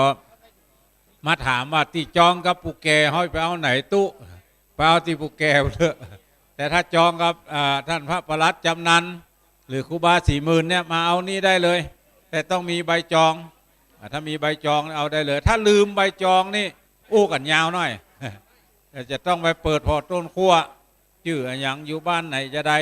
ส่วนใครจะหอมกินหอมตาลก็ไปตั้งปุ้นฝ่ายรับบริจาคคุณแต่ถ้าใครปะท่านพระครูอภิวัฒนวิกรมก็อยู่บนศาลานี่ตุลุงยองก็เตียวไปเตียวมาส่วนตุลุงดอยหรือหลวงปู่พระครูปฏิภาณธรรมทินตุเจ้าหลวงวัดดอยจอมพอยังบ่มาเตื้อติดภารกิจในหมู่บ้านแถมสักบึดสักกรรมจะมาละตอนนี้เจ้าคณะอำเภอเวียงป่าเป้าเจ้าคณะอำเภอแม่สวยแล้วก็หลวงปู่วัดพระธาตุดอยตุงเดินทางมาถึงละที่ปรึกษาหลวงพ่อเจ้าคณะจังหวัดเชียงรายเดินทางมาถึงแต่เจ้าละภัยใครเข้าไหวเข้าสาหลวงปู่ใจดีใจดีเป็นเจ้าวาดวัดพระสิงห์เชียงรายวัดดอยตุงภัยจะเป็นขยมตู้เจ้าลุย ตู้เจ้าลูกละขยมลุยตั้งหลังศาลานี่ลุยแล้วเดี๋ยวขอช่วยกันเก็บแผ่นกรรมอันใดดีล่างเอาไปวางบนซิงบนบึดแม่บ้านจะช่วยไม่ใช่ว่าจะล่างนะจะช่วยอย่างหมูเตื้อเดี๋ยวก็ว่ากันอันใดที่มันใส่ถังขยะถุงขยะแล้วก็ถังขยะมี2-3 จุดขอแยกขวดน้ำเมื่อกำขวดน้ำขยะเปียกขยะอื่นๆที่มันเอาไปแปลงไม้ให้มาได้ก็เพื่อใส่ถุงดำอันใดที่มันแปลงไม้ได้เป็นต้นว่าขวดแก้วขวดยางมันยางมาได้หมดแหละขวดพลาสติก มันมีแต่นี่หลายเฮ้ยขวดพลาสติกเอาใส่ในอย่างไรบ่อขยะซาขยะเปิ้นแปลงไว้2 ที่3 ที่ส่วนไผจะปูจาเรียนก็ไปตั้งไต้บนขันแก้วทั้ง3ขันศีลขันน้ำตาลมีทั้งหน้าศาลานี่บางคนดอกพอเหี่ยวคำซ่ากูจะเอาไว้ไหนนี่เพราะนั้นก็ช่วยพอช่วยก้อยเหรียญนี่แปลงครั้งเดียวนะครั้งแรกครั้งเดียวและครั้งสุดท้าย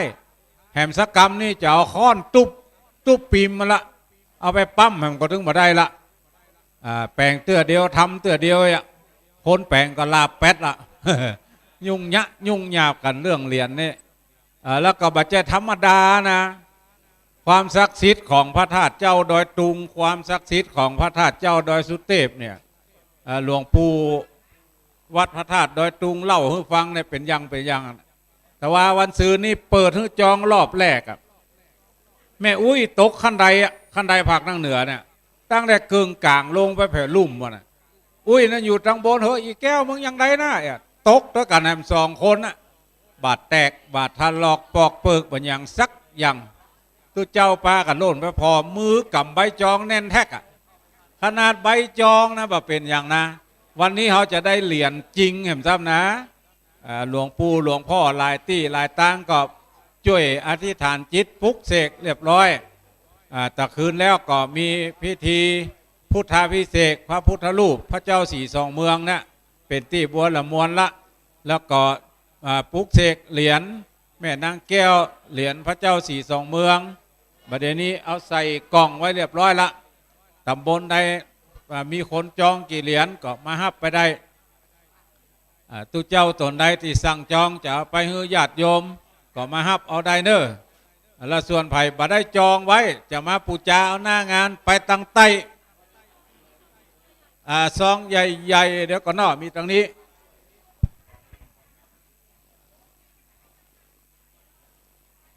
หน้าปิอยู่หน้าซองใหญ่ซองขอแม่บ้านหรือพ่อบ้านสัก3 คนช่วยไปเคลียร์บนนี่กับเนาะช่วยเคลียร์บนนี่ขันเข้าที่หลวงปู่วัดพระธาตุดอยตุง หลวงพ่อเจ้าคณะอำเภอเวียงป่าเป้าเจ้าคณะอำเภอแม่สวยฉันพระทหารเพนตำบลเรียบร้อยละขอคนหนุ่มคนกำปอจ่าปอจาย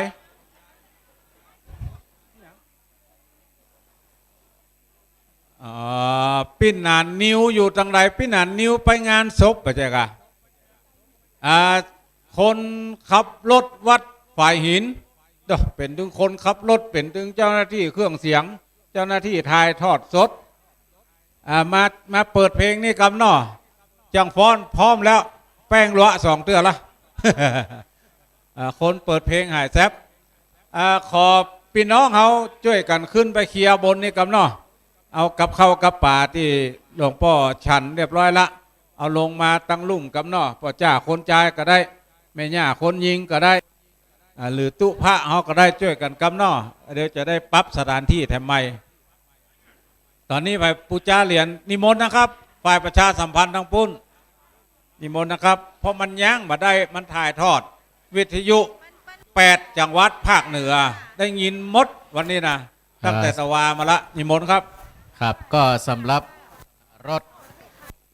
หมายเลขทะเบียนกต4217เชียงรายโตโยต้าอันนี้ผู้มาจอดขวางก็จะได้ผู้เขียนมาให้จี้เนาะรถหมายเลขทะเบียนกต4217เชียงรายโตโยต้านี่ก็4217เด้อก็มาพอรถของท่านกำมาหูว่าขวางรถตียังได้กำหูเนาะเปิ่นบอกมาจี้เนาะสร้างบุญอยู่ที่ใจพาเราไปในทุกที่ทรัพย์อื่นถึงเรามีทิ้งทันทีเมื่อเราตายทรัพย์อื่นต้องรักษากลัวเขามาลักเอาไปมีมากเป็นทุกข์ใจกลัวคนร้ายมาแย่งชิงแต่บุญไม่กลัวหายเป็นอยู่ตายก็อยู่จริงไม่มีการแย่งชิงเพราะความจริงต้องสร้างเองบรรดาญาติโยมทั้งหลายวันนี้ความปิติยินดีจะเกิดขึ้นแล้วในนาทีชั่วโมงนั่นก็คือวันนี้เป็นวันที่เราจะได้ยกชัดขึ้นไปประดิษฐานบนยอดพระธาตุ42เมืองก็คือพระธาตุดอยสุเทพจำลองและก็พระธาตุดอยตุงจำลองทั้ง3องค์บรรดาญาติโยมทั้งหลายบางคู่บางท่านก็เข้าใจว่าพระธาตุ42เมืองดอยตุงกับดอยสุเทพแทนที่มันจะมี2องค์จะได้ถึงมี3ก็เพราะว่าพระธาตุดอยตุงนั่นมันมีองค์ปี่องค์น้องเนาะ2องค์ฉะนั้นก็ที่แรกก็อย่างที่ตู้ลุงแดงเป็นไปตะกี้เนาะที่แรกเขาก็จะสร้างองค์เดียวพอดีหลวงป่อเจ้าอาวาสวัดพระธาตุดอยตุงเปิ้นมาแอวหามาพอเปิ้นว่าไปได้จะใดต้องสร้างถึง2กะเปิ้นมีองค์ปี่องค์น้องเนาะบรรดาญาติโยมทั้งหลาย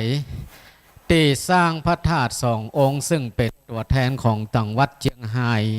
และก็จังหวัดเชียงใหม่ครั้งแรกนั้นณสถานที่มีแต่ศาลาที่ประดิษฐานพระ42เมืองก็เป็นศาลาองค์หลังเล็กๆเนาะก็หลังบ่ปอนใหญ่ครั้งหนึ่งก็มีความปรารภกับคณะครูบาอาจารย์ว่าครั้งหนึ่งเขาได้มานั่งโอ้กันที่นี่นั่งโอ้กันที่ศาลาพระ42เมืองก็ทุกเจ้าก็ได้ขึ้นเป็นครั้งแรกว่าต่อก่อนนี่ผมไปแอวที่จังหวัดเลยได้ไปกราบไปไหว้พระธาตุ42รักพระธาตุ42รักซึ่งเป็นสัญลักษณ์ของคนไทยกับคนลาวที่เปิ่นไปกราบไปไหว้กันที่หั่นก็มาเนึกถึงว่าบนดอยนี่เขาน่าจะสร้างพระธาตุ42เมืองเนาะพระธาตุ42เมืองเพราะว่ามันเป็นเขตแดนระหว่างเชียงกับเชียงใหม่แล้วก็เชียงรายมีอันอย่างเป็นสัญลักษณ์เชียงใหม่มีอันอย่างเป็นสัญลักษณ์ก็เห็นแต่ว่าพระธาตุนั่นแหละคือพระธาตุดอยสุเทพกับพระธาตุดอยตุงเป็นสัญลักษณ์ที่ ศรัทธาญาติโยมไปกราบไปไหว้ตามที่ปีเกิดเนาะตามปีเกิดก็เลยคิดได้จะอีกก็ได้เสนอว่าในที่ประชุมตีย่อยๆเนาะทุกท่านก็หันตัว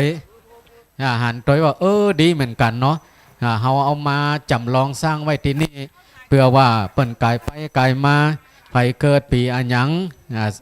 ปีอันยังที่ท่านจะได้ไปกราบพระทอดน้อยเสด็จตุงเนาะปีเกิดของท่านนี่แล้วมาที่นี่เนี่ยเขาได้กราบถึงสองถ้าว่าไผบ่มีโอกาสเดินทางไป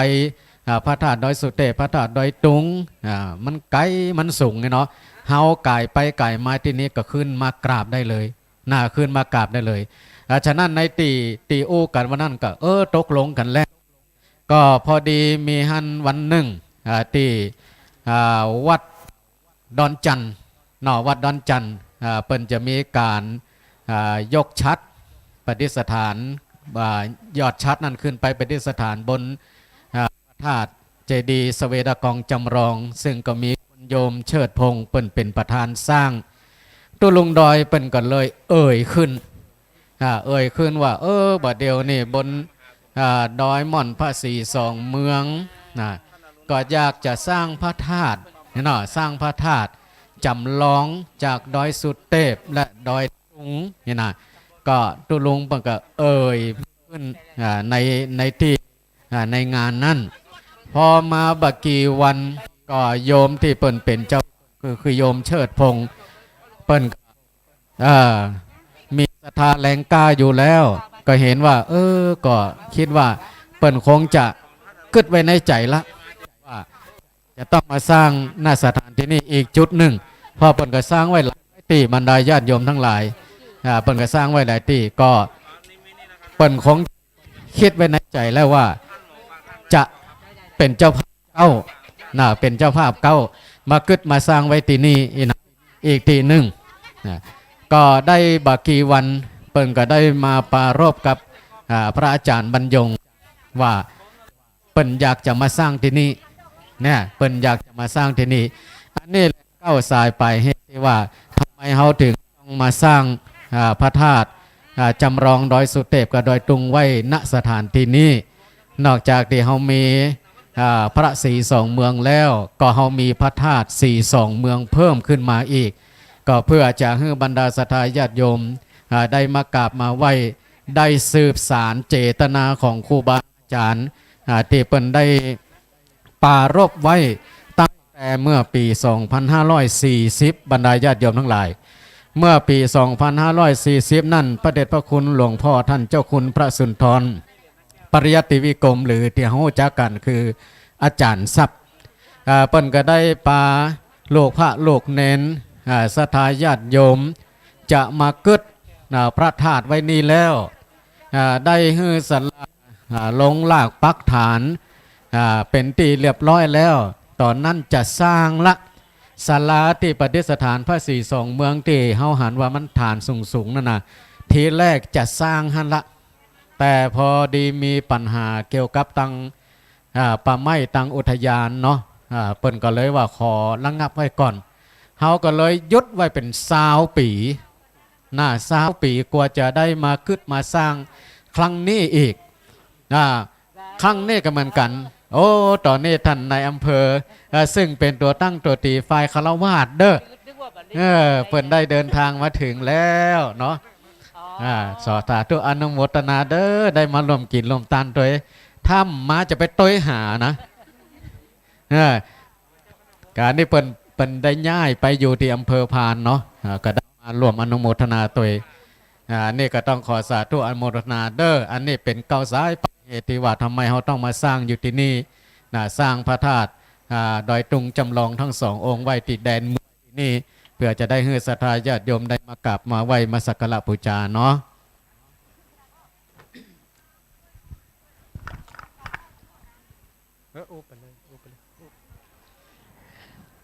ญาติโยมได้ฟังรายละเอียดเกี่ยวกับการก่อสร้างพระธาตุตั้งแต่แรกเป็นต้นมาอาจารย์พระครูปริยัติรัตนโชติเป็นได้บอกข่าว แล้วก็เล่าความเป็นมาตตีให้ญาติโยมได้ฟังกันได้เข้าใจกัน บางท่านได้หูมาแล้ว บางท่านยังบอกหูกันเตื้อแล้วก็ได้หูได้ยินได้ฟังเป็นที่เรียบร้อยแล้วหมู่เฮาเจ้าข้าทั้งหลายก็ได้เกิดความภาคภูมิใจเกิดขึ้นตัดนี้อย่างเต็มที่โดยเฉพาะอย่างยิ่งแล้วครูบาอาจารย์เฮาที่เปิ้นได้สืบทอดเจตนารมณ์ของ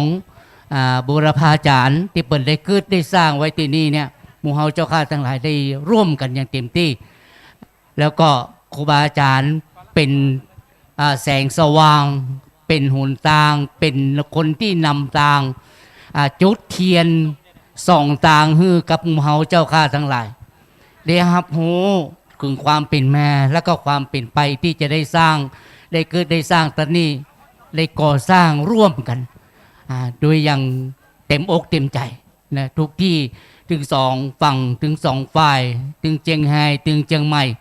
เราได้ร่วมกันอย่างบริสุทธิ์ใจแล้วก็ได้สร้างตัดนี้มาโดยตลอดตามที่ญาติโยมเราได้พอได้กอยได้หูได้หันว่าอันนี้เป็นกรรมเกิดของบุรพาจารย์ที่เปิ้นได้สร้างไว้หมู่เฮาเจ้าข้าทั้งหลายในฐานะที่เป็นลูกเป็นหลานเนาะเป็นอุบาสกอุบาสิกาที่หูจักมรรคกุลครูบาอาจารย์แต่ละวัดแต่ละวาเปิ้นก็จะได้ประกาศไม่เฮยพ่อเฮยเดี๋ยวนี้เปิ้นได้สร้างตัดนี้แล้วเนอะเนี่ยหมู่เฮาก็ได้มาร่วมกันในวันนี้นับเวลาที่เฮาได้ก่อสร้างตัดนี้ขึ้นมาปุ๊บนะโอ้บัดใจเวลาบะเมินเท่าใดเนาะบะเมินเท่าใดก็โดยอาศัยแรงจิตแรงศรัทธาของอีป่อยแม่เฮาเนี่ยได้ร่วมกันได้ช่วยกันเสียสละจตุปัจจัยต่างๆแล้วก็เอาแหงกายมาช่วยกันคนหินคนทรายคนอิฐคนปูนช่วยกันมาโดยตลอดจนมาถึงวันนี้พอเฮยไม่เฮยเนาะบางทีบางท่านญาติโยมที่อยู่ที่อื่นที่ไกลบ่ได้มาเป็นก็มาฝากจตุปัจจัยมาให้มาหอมด้วยกันเนี่ยวันนี้หมู่เฮาเจ้าข้าทั้งหลายได้หูได้หันละเป็นรูปเป็นร่างขึ้นมาความภาคภูมิใจเกิดขึ้นมาวันหนึ่งที่ป้อยแม่เฮาลูกหลานเฮาได้ผ่านตอนนี้ได้มาพอตอนนี้เขาจะเอาไปเป็นตำแหน่งเล่าขานกับบรรพชนรุ่นหลังต่อไปแฮมและถือว่าหมู่เฮาเจ้าข้าทั้งหลายได้เสียสละอย่างเต็มที่เนาะเพื่อสืบทอดอายุพระพุทธศาสนาเพื่อเจริญรุ่งเรืองต่อไปแฮมเนาะหมู่เฮาเจ้าข้าทั้งหลายได้เสียสละตอนนี้อย่างเต็มที่แล้ววันนี้ก็ญาติโยมมาหลายที่หลายตังเอาเข้าป่าอาหาร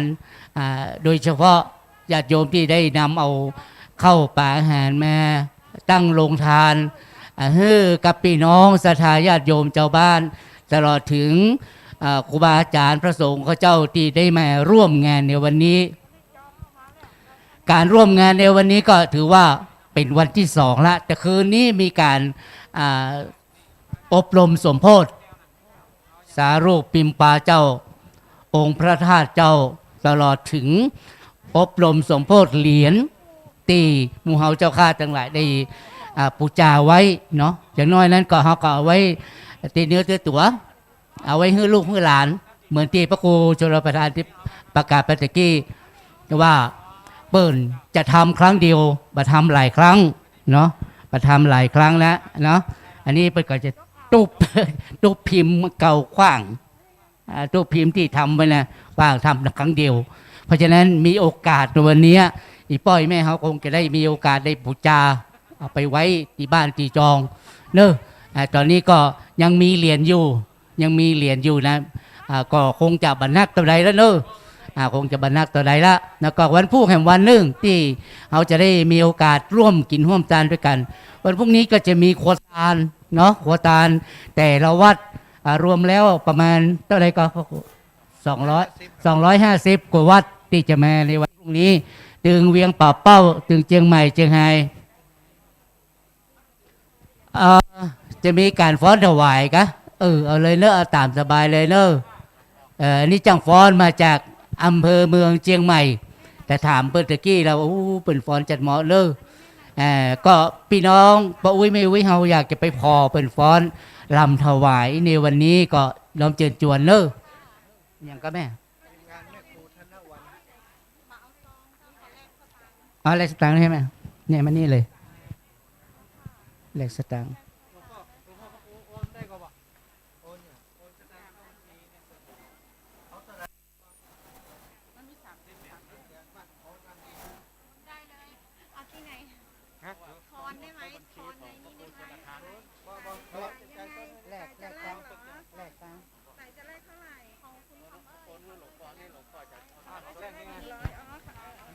ขอกำลังตึงแม่บ้านตึงพ่อบ้านเนาะพอช่วยยกกับเข้าที่ตู้เจ้าฉันแล้วเจ้าบ้านก็รับประทานเรียบร้อยตอนนี้ยังเป็นยังมุนเป็นละหุปัญจะอย่างน้ำอย่างมีขอช่วยเอาถุงดำไปบริหารจัดการด้วยกันก็ได้จะจัดสถานที่ในฮั่นเป็นที่อยู่ของพระสงฆ์อาคันตุกะตีมาห่วมกินห่วมตานด้วยกันในวันนี้เพราะส่งพิธีเอานิมนต์14 รูปนอกจากนั้นก็มาห่วมกินห่วมตานด้วยกัน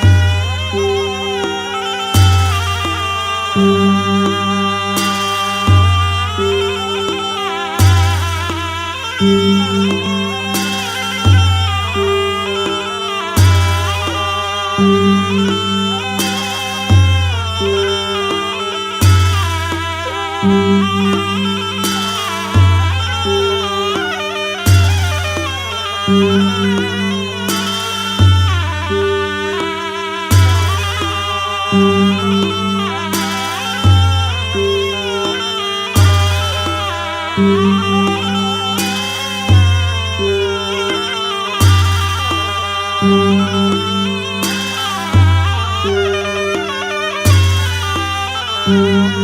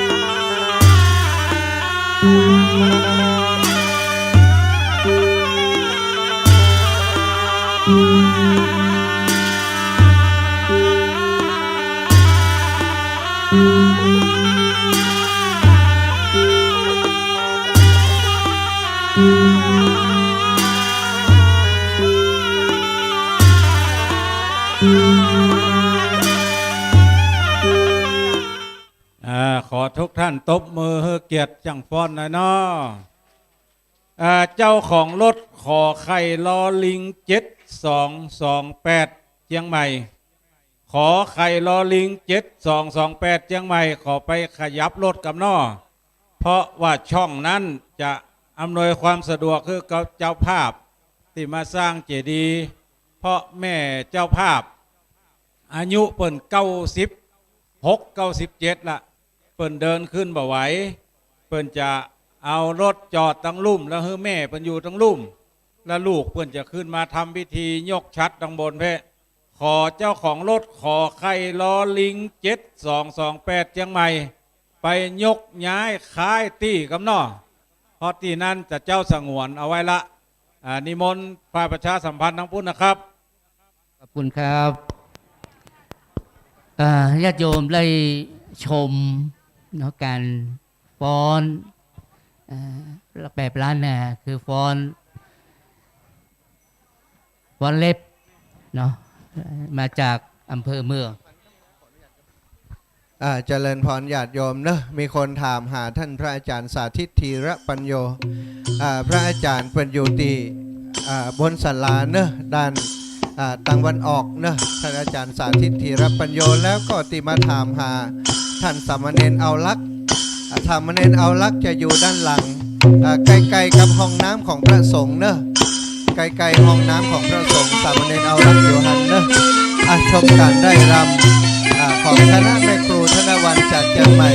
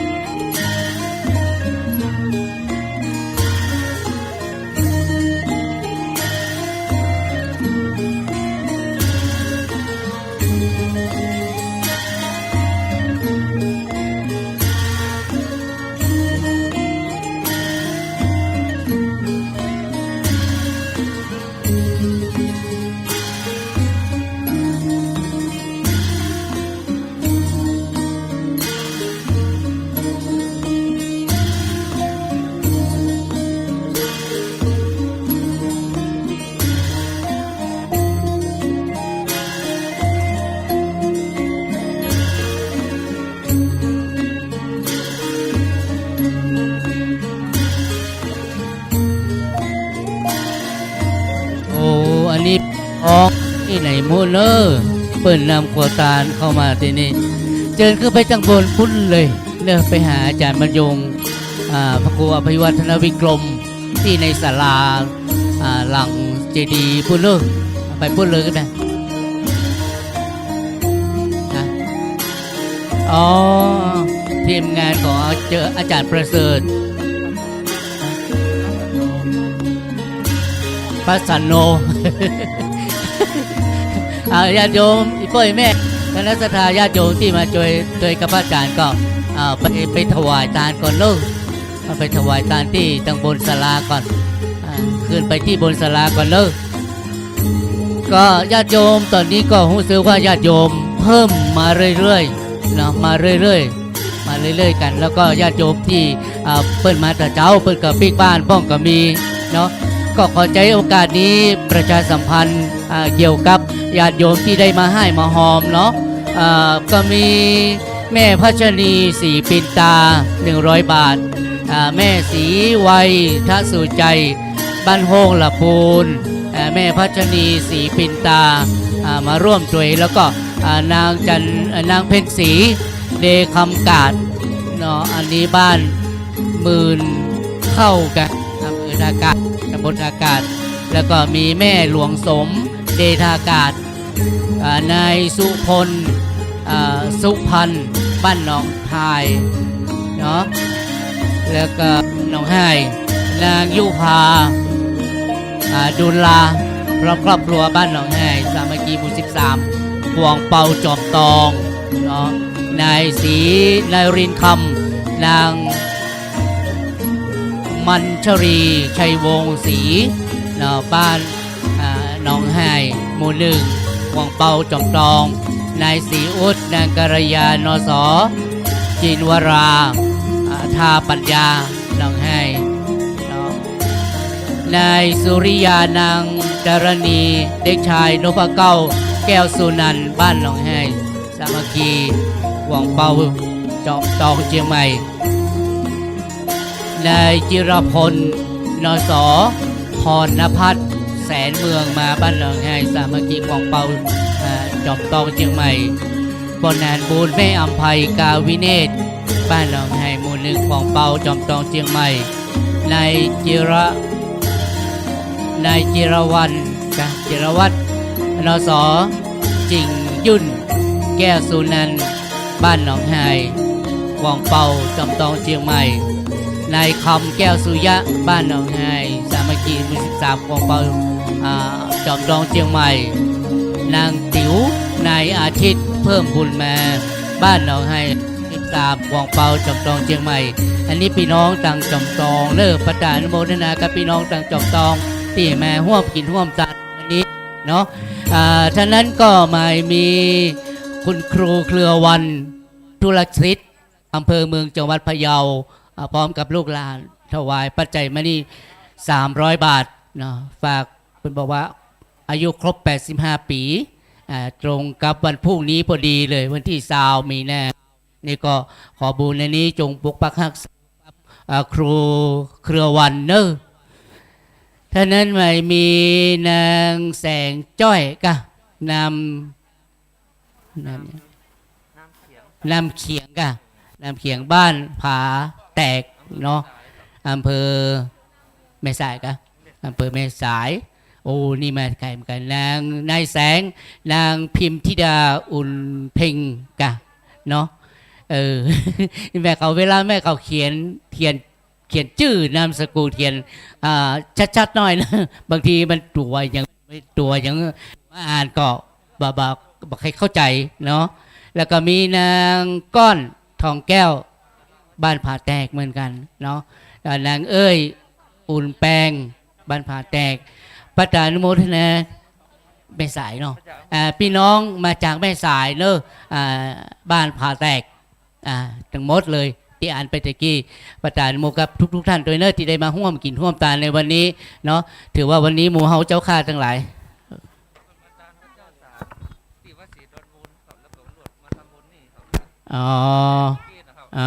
เปิดมาการพระเจ้าอินสารเป็นไม้สารหมดหรอ เอาเป็นไม้สารหมดเลยเปิดมาจานวัดศรีดอนมูลวัดประเมือดเนาะเปิดวัดประเมือดตะกี้แล้วก็ประจานโมทนาเนอะกับพี่น้องต่างแม่สายได้มาร่วมกินร่วมทานโดยบัตรเฉพาะแค่ที่พระศรีสองเมืองที่นี่มากติวัดศรีดอนมูลด้วยเนาะอันนี้ก็ประจานโมทนาเนอะมีร้อยตีกันร้อยตรีวินัยนางจิรชยนายวรัตน์อยู่เด็กหญิงประภัตรดาคงรัตน์รวมทำบุญถวายทานในคราวครั้งนี้ถวายไปกับพ่อเกิดแม่เกิดประตานโมทนาและพ่อทองคำแม่อัมพรคำวินิจร่วมทำบุญไปหาเจ้ากรรมนายเวรบ้านหนองบัวชัยประการประตานโมทนาเนอพี่น้องชายดังชัยประการวันนี้ดังชัยประการดังฝางเนาะโอ้เพิ่นมานักมาหลายกันอยู่เนาะ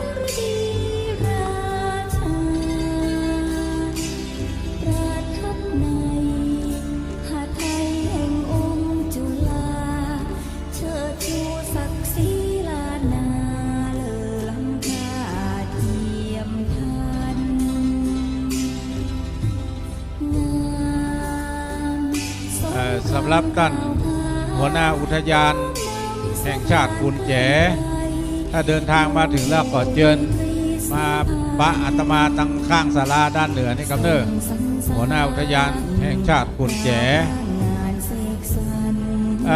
กำนันผู้ใหญ่บ้านตอนนี้ท่านนายอำเภอพุทธิกรคำมานายอำเภอพานอดีตนายอำเภอเวียงป่าเป้า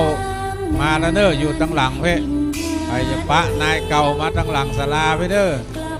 ใครจะปูจาเหรียญไปตั้งใต้เนาะไปตั้งใต้พูเด้อที่สั่งจองเหรียญก็มาตั้งเหนือเพ่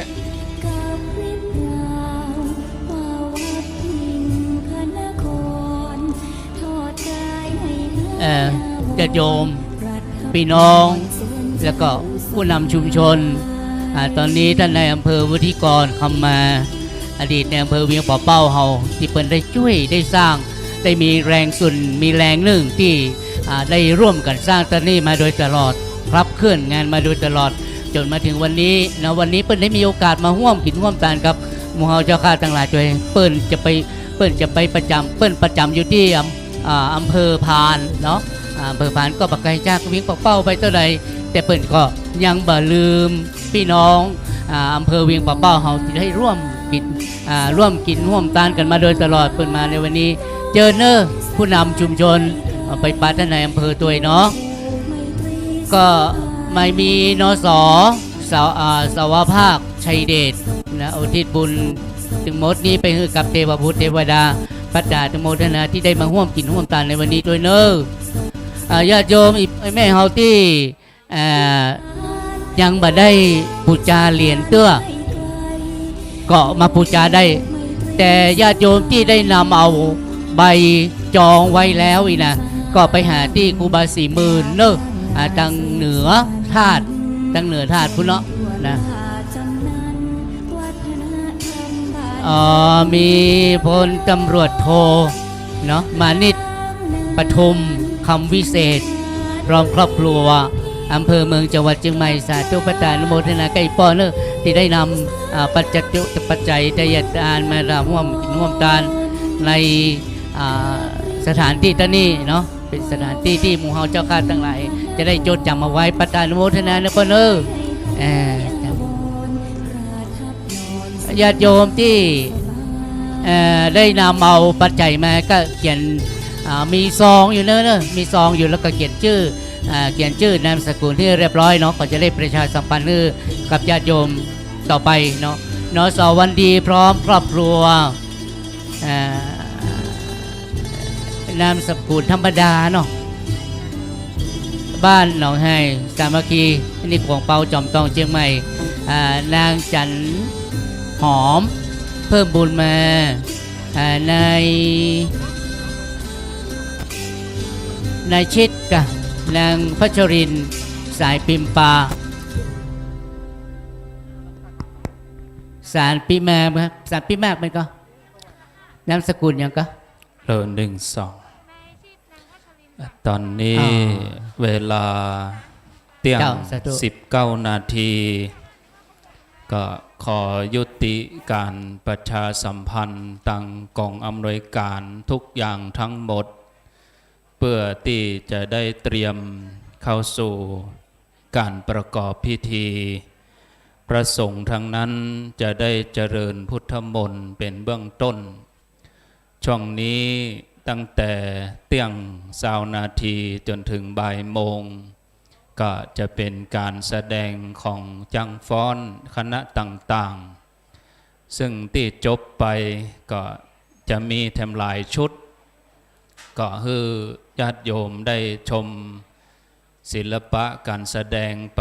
เรื่อยๆบรรยากาศก็คืออยู่ในความเรียบร้อยชมการแสดงของจังฟ้อนอย่างเดียวส่วนการประชาสัมพันธ์ต่างๆนั้นก็ขอให้ยุติไว้ก่อนที่หอมก็หอมไปที่บริจาคก็บริจาคไปจังฟ้อนคณะไหนที่จะแสดงต่อก็ไปเช็คกับเจ้าหน้าที่ฝ่ายควบคุมเสียงเวลาบ่ายโมงตรงก็จะมีการแสดงชุดเริ่มพิธี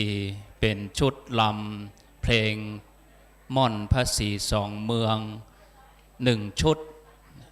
ก่อนหน้านี้ก็จะมีแถมหลายๆชุดก็เจริญพรได้แสดงความ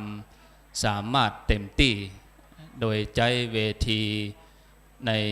สถานที่นี้รำเป็นพุทธปูจาธรรมปูจาสังฆปูจาเป็นนางฟ้านางเทวดาได้ฟ้อนรำถวายองค์พระธาตุเจ้าถ้ามีการแสดงเพิ่มเติมก็ขอเจริญปอนได้เลยเมื่อบะหมี่ก็จะได้พเดียงสงฆ์กล่าวกับผมขออนุญาตครูบาอาจารย์พระมหาเถระพระเถรานุเถระได้อ่านรายชื่อรายนามครูบาอาจารย์ทั้งหมดที่กราบนิมนต์มาส่วนครูบาอาจารย์ที่บ่ได้มีรายชื่อก็นิมนต์นั่งที่รับรองตังหลังที่ฉันเพนตะกี้นะครับครูบาอาจารย์ที่บ่มีรายชื่อก็นิมนต์ไปนั่งตังหลังที่ฉันเพนนะครับส่วนครูบาอาจารย์ที่มีรายชื่อก็ขอนิมนต์ขึ้นบนศาลานะครับตอนนี้ท่านพระครูประหลัดพานุวัฒน์ญาณสิทธิวาทีจะได้ถวายต้นผ้าป่าก็กราบนิมนต์หลวงพ่อพระครูนิวิทย์ศิระสังวรเจ้าคณะอำเภอเวียงป่าเป้าเป็นตนเมตตาปั่นปอนคือกับคณะของท่านพระครูประหลัดพานุวัฒน์วัดโลกโมลีนิมนต์หลวงพ่อได้ปั่นปอนนะครับพร้อมกับปีนานวุฒิชาติตัวนะครับอันนี้เป็นคณะญาติธรรมของคลื่น FM 96ผ้าป่าได้ปิดบุญยอดชัดเจดีย์จำนวน 30,080 บาทอุทิศบุญกุศลคือกับบรรพบุรุษและเจ้ากรรมนายเวรทีนวัดอีกอุจักกาท่านฟุกพานุวัดทีนวัดเมื่อก่อนบนพานุวัดนี่นะเกยก็พานุวัดหลวงพ่อประเสริฐมาเกณฑ์ตัวเอาไม้ให้หลวงพ่อตัวพิเศษเตรียมไม้ให้หลวงพ่อเจ้าหน้าที่เอาไม้ที่กล่องอำนวยการขึ้นมา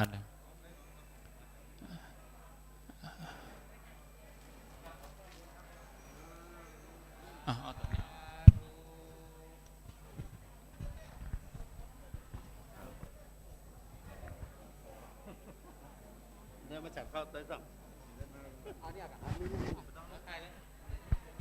รัทธาเอาปอนด้วยกันเนอะเอาปอนเนอะ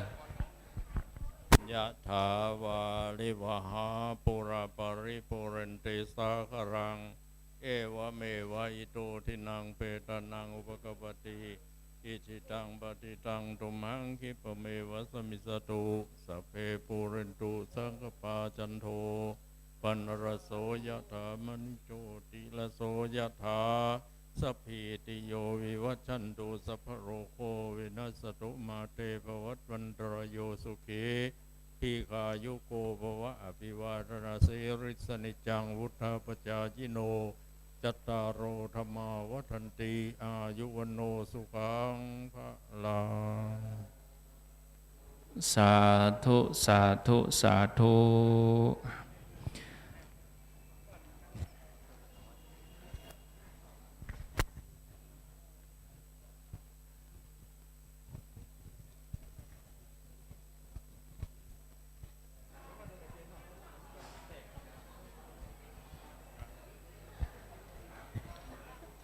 ขอ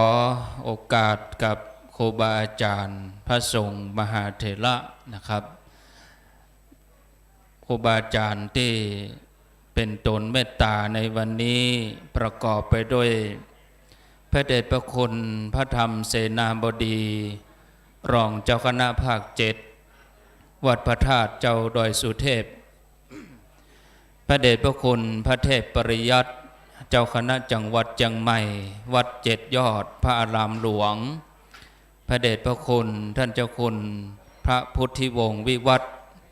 ที่ปรึกษาเจ้าคณะจังหวัดเชียงรายวัดพระธาตุดอยตุงพระเดชพระคุณท่านเจ้าคุณพระพุทธิยานมุนีเจ้าคณะจังหวัดเชียงรายวัดพระธาตุผาเงาพระเดชพระคุณพระเทพรัตนนายกเจ้าคณะจังหวัดละปูนวัดพระธาตุหริพุนชัยพระเดชพระคุณท่านเจ้าคุณพระราชโพธิวรคุณเจ้าคณะอำเภอดอยสะเก็ดวัดพระธาตุดอยสะเก็ดพระอารามหลวงหลวงพ่อพระครูมงคลศิลวงศ์รองเจ้าคณะอำเภอดอยสะเก็ดวัดสารคามรังสรรค์หลวงพ่อพระครูพิทักษ์อรัญญวัฒน์เจ้าคณะตำบลป่าป้องสง่าบ้านวัดป่าฝางหลวงพ่อพระครูนิวิทย์ศิลสังวรเจ้าคณะอำเภอเวียงป่าเป้าวัดห้างต่ำหลวงพ่อพระครูสุจิตานุรักษ์เจ้าคณะอำเภอฝางวัดพระบาทอุดมหลวงพ่อท่านพระมหาสุบันมหาคัมภีโรเจ้าคณะอำเภอแม่สวยวัดเจดีย์หลวงท่านพระครูสุนทรศิลปาคมรองเจ้าคณะอำเภอแม่สวยวัดแม่สวยหลวงหลวงพ่อพระครูศรีวรพินิจเจ้าคณะอำเภอปงจังหวัดพะเยาวัดสีโคมคำหลวงพ่อพระครูสาธุกิจจานันท์รองเจ้าคณะอำเภอดอยหล่อวัดพระธาตุดอยน้อยท่านพระครูสุเมธธรรมเสวีวัดม่อนฤาษีท่านพระครูสถิตจารคุณวัดหนองผาขาวท่านพระครูกัลยาณปราโมทย์วัดม่อนห้วยแก้วท่านพระครูวรธรรมนาถวัดหนองเหียงท่านพระอาจารย์วรรณชัยชยานันโทวัดพุทธศรีคีรีพระดิการเจรเดชอนาลโสวัดยางคลามพระชัยวัดนาคเสโนวัดพระธาตุดอยน้อยพระสมชาติชาตปัญโยอุทยานธรรมพระสุนทรมุนีและสุดท้ายพระสาธิตธีระปัญโยสถาบันธรรมาภิวัตรอำเภอแม่เมาะจังหวัดลำปางนะครับอันนี้เป็นรายชื่อรายนามพระมหาเถระตนเมตตาที่จะนั่งปรกทั้งหมด5 รูปและเจริญพุทธมนต์แถมจำนวน19 รูปนะครับเมื่อครูบาอาจารย์ได้เดินทางมาถึงบริเวณสถานที่เรียบร้อยกล่าวกับผมขอกราบนิมนต์ขึ้นบนศาลานะครับนั่งที่อาสงฆ์ก็นั่งตามอัตภาพนะครับ สถานที่อาจจะคับแคบแล้วก็อาจจะดูเรียบง่ายสบายบ่เหมือนอย่างที่จัดงานตังลุ่มนะครับเพราะว่าการขนย้ายสิ่งของบางอย่างก็เป็นที่ยากลำบากนะครับก็ขอขมากรรมกับครูบาอาจารย์เจ้าที่ไปงานบางที่บางแห่งก็อาจจะสะดวกสบายนักกว่านี้นะครับมาสถานที่นี้ก็ถือว่าได้ร่วมช่วยกันคิดช่วยกันทำนะครับขอบพระคุณในเมตตาครูบาอาจารย์พระมหาเถระทุกรูปนะครับส่วนเจ้าหน้าที่ฝ่ายบ้านเมืองนั้น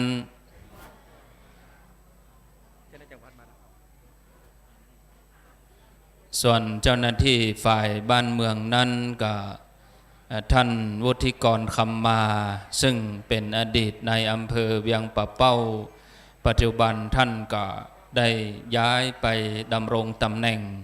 ในอำเภอพานจังหวัดเชียงรายวันนี้ท่านเดินทางมาพร้อมกับคุณนายได้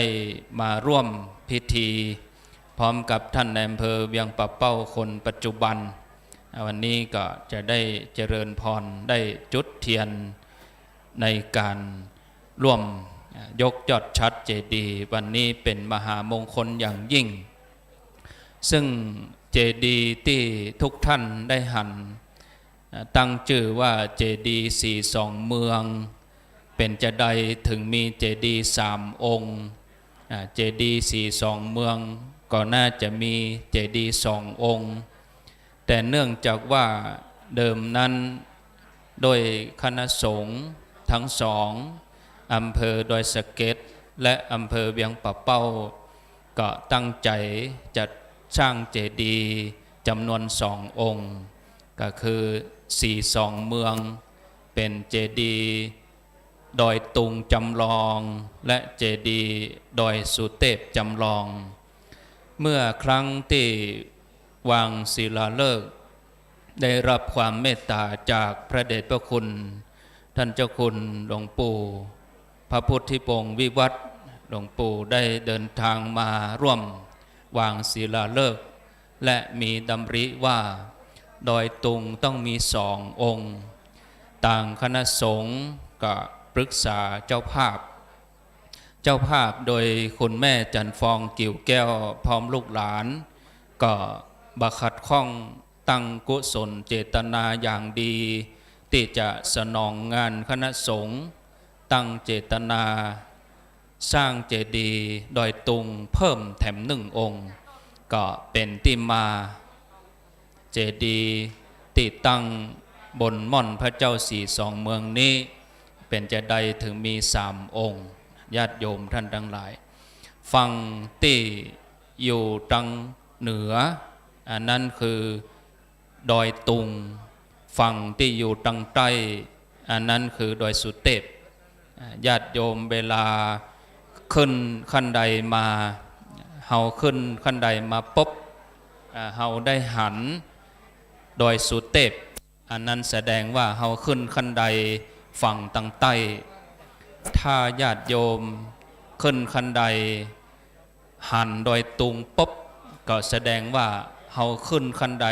ฝั่งเชียงรายอันนี้ญาติโยมท่านทั้งหลายเวลาก็จะเดินทางไป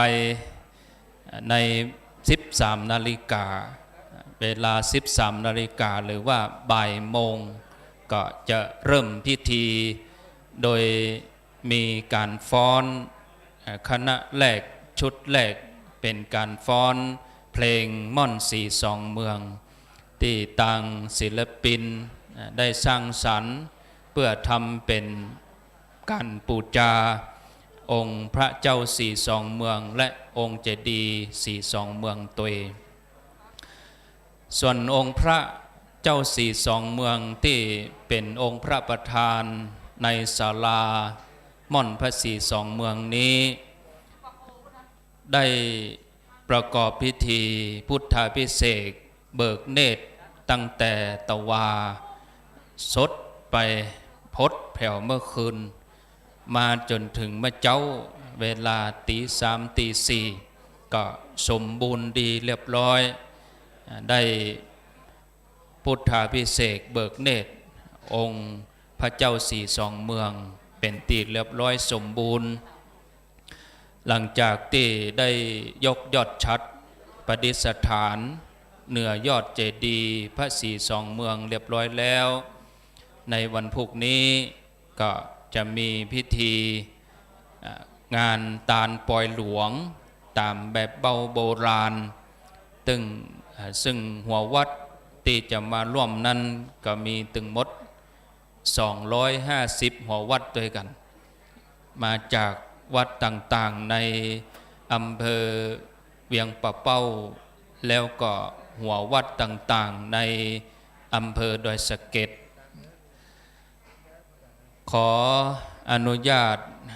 ครูบาอาจารย์และเจริญพรญาติโยมได้อ่านรายชื่อพระเจ้าประสงค์แถมครั้งหนึ่ง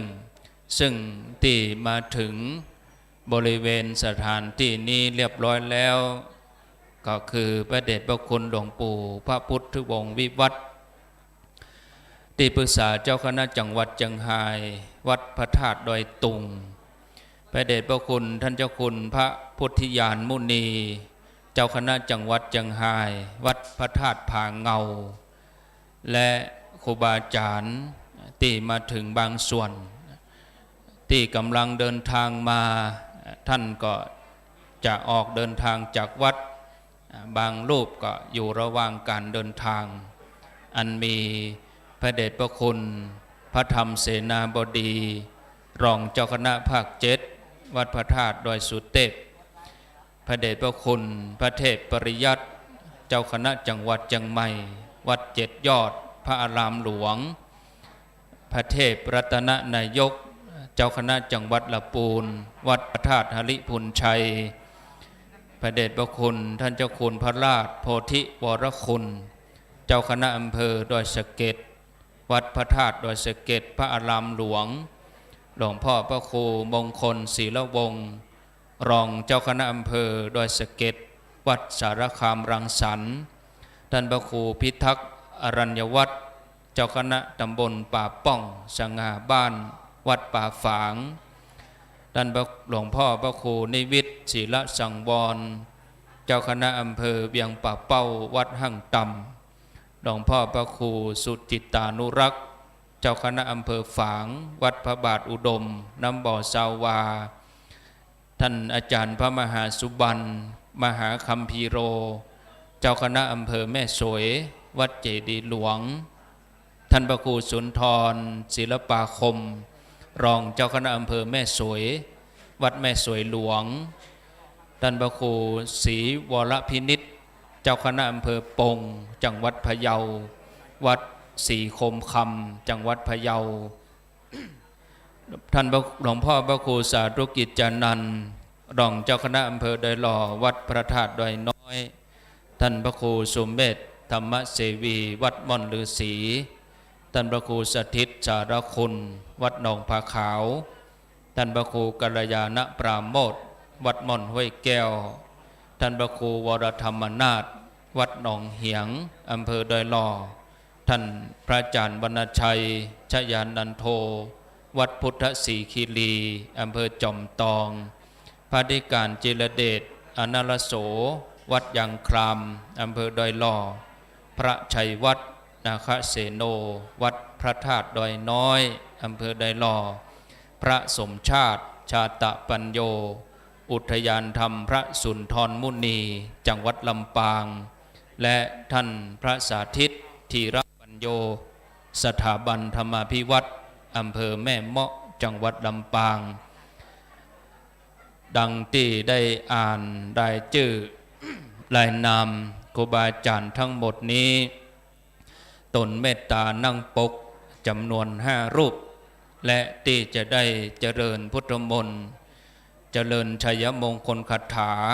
แถมจำนวน19รูปก็ครูบาอาจารย์ก็บางส่วนก็เดินทางมาถึงแล้วซึ่งคืนนี้ญาติโยมก็ยังจะมีพิธี เจริญพุทธมนต์สมโพธิแถมรอบหนึ่งเมื่อตะคืนก็มีครูบาอาจารย์มาเจริญพุทธมนต์ทั้งฝั่งอำเภอเวียงป่าเป้าและอำเภอดอยสะเก็ดส่วนคืนนี้ก็จะมีคณะสงฆ์ทั้งอำเภอเวียงป่าเป้าและอำเภอดอยสะเก็ดที่จะได้มาเจริญพุทธมนต์สมโพธิองค์พระธาตุเจดีย์แถมรอบหนึ่งจำนวน20 รูปในคืนนี้ก็ญาติโยมที่ว่างเว้นบ่ได้รีบร้อนไปที่ไหนก็ขอเจริญพรได้ร่วมพิธีต่อไปตอนนี้จังฟ้อนมีแถมก็เจริญพรทำการแสดงไปเรื่อยๆจนกว่าจะถึงเวลา 13 นาฬิกาหรือว่าบ่ายโมงตรง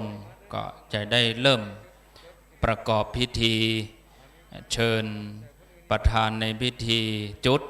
ธูปเทียนบูชาพระรัตนตรัยเชิญแขกผู้มีเกียรติตลอดจนถึงเจ้าภาพจุดเทียนสัตพันธ์จำนวน7 เล่มหลังจากนั้นทุกท่านก็จะได้ไหว้พระสมทานศีล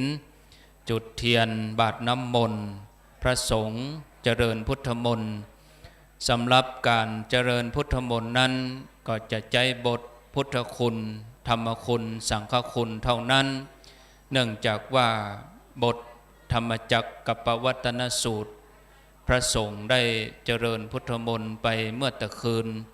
แล้วก็การเจริญพุทธมนต์แบบเต็มฉบับเต็มได้เจริญพุทธมนต์ตั้งแต่ตะวาแมลงจนถึงฮอดเมื่อคืนมาถึงเมื่อเจ้าแล้วบึดเมื่อคืนก็จะได้เจริญพุทธมนต์ฉบับเต็มแถมรอบหนึ่งจากนั้นในส่วนของพิธีการเจริญพุทธมนต์ในภาคบ่ายนี้จะทำแบบย่นย่อพอสมควรเวลาเจริญพุทธมนต์พุทธคุณธรรมคุณสังฆคุณหลังจากนั้นก็จะได้กราบนิมนต์พระมหาเถระจำนวน7 รูปได้ผูกผ้าแพรตียอดชัดและเชิญเจ้าภาพและท่านในอำเภอแขกผู้มีเกียรติแถมจำนวน7 ท่านได้ผูกผ้าแพรตียอดชัดเจดีย์ทั้ง3พระสงฆ์จะได้เจริญชัยมงคลคาถาเรียบร้อยก็เป็นอันว่าเสร็จพิธีศรัทธาญาติโยมที่มาร่วมกันก็ขอได้อนุโมทนาบุญซึ่งญาติโยมที่ได้บูชาเหรียญพระเจ้า42 เมืองเหรียญแม่นางแก้วไปปัจจัยทั้งหลายนั้นตั้งคณะสงฆ์ก็จะได้รวบรวมแล้วนำหล่อรูปเหมือนของพระเดชพระคุณทั้งสองคือพระเดชพระคุณพระเทพวิสุทธิคุณอดีตเจ้าคณะจังหวัดเชียงใหม่และหล่อรูปเหมือนพระเดชพระคุณพระสุนทรปริยัติวิกรมอดีตเจ้าคณะอำเภอเวียงป่าเป้าญาติโยมที่ขึ้นมากราบไหว้องค์พระประธานบนศาลาญาติโยมก็จะได้หันรูปถ่ายของพระเดชพระคุณทั้งสองอยู่ทางซ้ายพระประธานนั่นคือรูปถ่ายของพระเดชพระคุณพระสุนทรปริยัติวิกรมอดีตเจ้าคณะอำเภอเวียงป่าเป้าอดีตเจ้าวาดวัดป่างิ้วด้านขวาองค์พระประธานเป็นรูปถ่ายพระเดชพระคุณพระเทพวิสุทธิคุณอดีตเจ้าคณะจังหวัดเชียงใหม่อดีตเจ้าวาดวัดบุพารามซึ่งเดิมนั้นพระเดชพระคุณพระเทพวิสุทธิคุณนี้ท่านดำรงตำแหน่งสมณศักดิ์เป็นเจ้าคณะอำเภอดอยสะเก็ดในราชทินนามพระครูมงคลศรีละวงศ์อดีตเจ้าคณะอำเภอดอยสะเก็ดเดิมท่านทั้งสองได้ริเริ่มที่จะ พัฒนาม่อนพระศรีสองเมืองแห่งนี้คือเป็นที่กราบไหว้สักการะบูชาของผู้ที่สัญจรผ่านไปมาเดียวแห่มสักกรรมหนึ่งก็จะได้กราบนิมนต์หลวงพ่อพระครูนิวิตศิลสังวรเจ้าคณะอำเภอเวียงป่าเป้าวัดห้างต่ำซึ่งหลวงพ่อพระครูนิวิตศิลสังวรเดิมนั้นหลวงพ่อได้สนองงานในตำแหน่งเลขานุการอดีตเจ้าคณะอำเภอเวียงป่าเป้าคือพระเดชพระคุณพระสุนทรปริยัติวิกรมหลวงพ่อพระครูนิวิตศิลสังวรจะได้กล่าวได้เท้าความตั้งแต่อดีตมาจนถึงปัจจุบันคือกับคณะสงฆ์และศรัทธาญาติโยมทั้งหลายได้รับทราบในเวลาที่เราจะได้รับปอนต่อไปตอนนี้ญาติโยมก็ได้พักผ่อนตามอัธยาศัยหลายท่านก็รับประทานอาหารที่เตรียมมาหลายท่านก็เตรียมมาได้เอามาตั้งโรงทานแต่ว่าก็มีคนมากินมาทานนักญาติโยมมาจากทั่วทุกสารทิศญาติโยมได้ร่วมใจกันตั้งโรงทานตึงอาหารตั้งน้ำที่สำคัญญาติโยมเรื่องขยะก็ขอความร่วมมือญาติโยมอย่างยิ่งญาติโยมต้องเข้าใจว่าสถานที่แห่งนี้บัจจัยเป็นวัดแล้วก็บัจจัยเป็นสิทธิของผู้ใดต่างอุทยานโดยท่านหัวหน้าอุทยานขุนแจท่านได้ให้ความเมตตาต่อคณะสงฆ์ได้นำเรื่องเป็นหนังสือตั้งราชการส่งไปตามลำดับขั้นตอนโดยท่านนายอำเภอวุฒิกรคำมาท่านนายอำเภอเวียงป่าเป้าเดิมพร้อมกับหลวงพ่อพระครูนิวิตศิลสังวรคณะสงฆ์อำเภอเวียงป่าเป้าได้ทำเรื่องพิมพ์หนังสือยื่นไปถึงกรมอุทยานแห่งชาติท่านก็อนุโลมคือต่างคณะสงฆ์ได้จัดกิจกรรมบริเวณม่อนพระศรีสองเมืองนี้ได้เขาก็บ่ได้อยู่ประจำบางท่านเข้าใจว่าวัดเป็นวัดนี่บัจจัยวัดพระศรีสองเมืองบัจจัยที่พักสงฆ์แล้วก็บัจจัยสำนักสงฆ์ตัวเป็นศูนย์สิ่งแวดล้อมศึกษาม่อนพระเจ้าศรีสองเมืองคำว่าศูนย์สิ่งแวดล้อมศึกษาก็จะได้มาศึกษาเรื่องราวทางด้านพุทธศาสนาเป็นจะใดเปิ้นถึงเอาพระมาไว้ที่นี่เป็นจะใดเปิ้นถึงเอาเจดีย์มาไว้ที่นี่อันนี้ก็จะเป็นศูนย์การศึกษาสิ่งแวดล้อมคำว่าสิ่งแวดล้อมนั่นคือมนุษย์เฮานี่เป็นผู้แปลกปลอมบัดเดี๋ยวนี้สัตว์สิ่งนี้หนีเข้าป่าไปหมดตั้งแต่มดแต่แมงกลิ่นของมนุษย์นี่มันแห้งเนาะไอฮ้อนของเฮานี่สัตว์มันหนีเข้าไปงานจัดแล้ว2-3 วันสัตว์ก็ปิกมาที่เก่ามนุษย์เฮาญาติโยมไปที่ไหนโดยสัญชาตญาณกินไหนขว้างหั่นนี่นะสังเกตเวลาเฮานั่งกินข้าว2-3 คนนั่งกินด้วยกันเวลาลุกก็ลุกพร้อมกันละของเหี่ยหั่นเนาะเป็นเศษอาหารก็เป็นจานก็เป็นหยังเนี่ยเปิ้นฮ้องว่าลุกแล้วก็ปัดก้นหนีมาได้สนใจว่าตัวเองกินอะไรยังแล้วอิ่มแล้วก็ทิ้งภาระไว้ให้กับต่างสิ่งแวดล้อมญาติโยมทั้งหลายโฟมก็ดีขวดน้ำพลาสติกก็ดีแม้กระทั่งหลอดดูดน้ำจอนที่เป็นพลาสติกเนี่ยถ้าญาติโยมเอาไปทิ้งบริเวณข้าง ลงไปต่ำหมู่ห่อมดอยลงไปศูนย์กับหมู่บรรดาใบไม้ตั้งหลายก็จะเป็นสิ่งแปลกปลอมในการที่จะอยู่กับธรรมชาติต่างอุทยาน เวลาเปิ้นหันแล้วก็เกิดความบัดสบายใจบัดใจเฉพาะอุทยานเท่านั้นพระสงฆ์องค์เนนก็เกิดความบัดสบายใจฉะนั้นญาติโยมนอกจากเขาจะเอาบุญนอกจากเขาจะเอาบุญในเรื่องของการไหว้การสาแล้วเขาก็มาเอาบุญในเรื่องของการช่วยกันเก็บกวาดสถานที่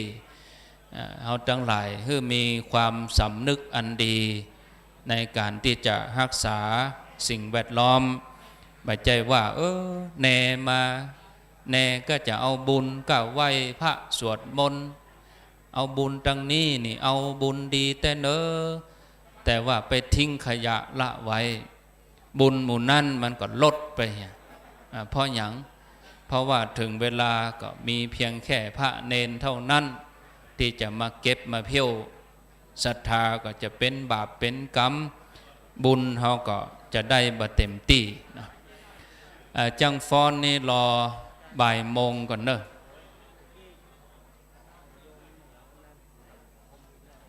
บ่ายโมงก่อนเนาะเดี๋ยวรอสักกรรมถ้าเช็คระบบเสียงอย่างดีก็กำเดียวจะส่งสัญญาณไปฮื้อนะวันนี้ต่างแขกต่างฝ่ายบ้านเมืองก็มี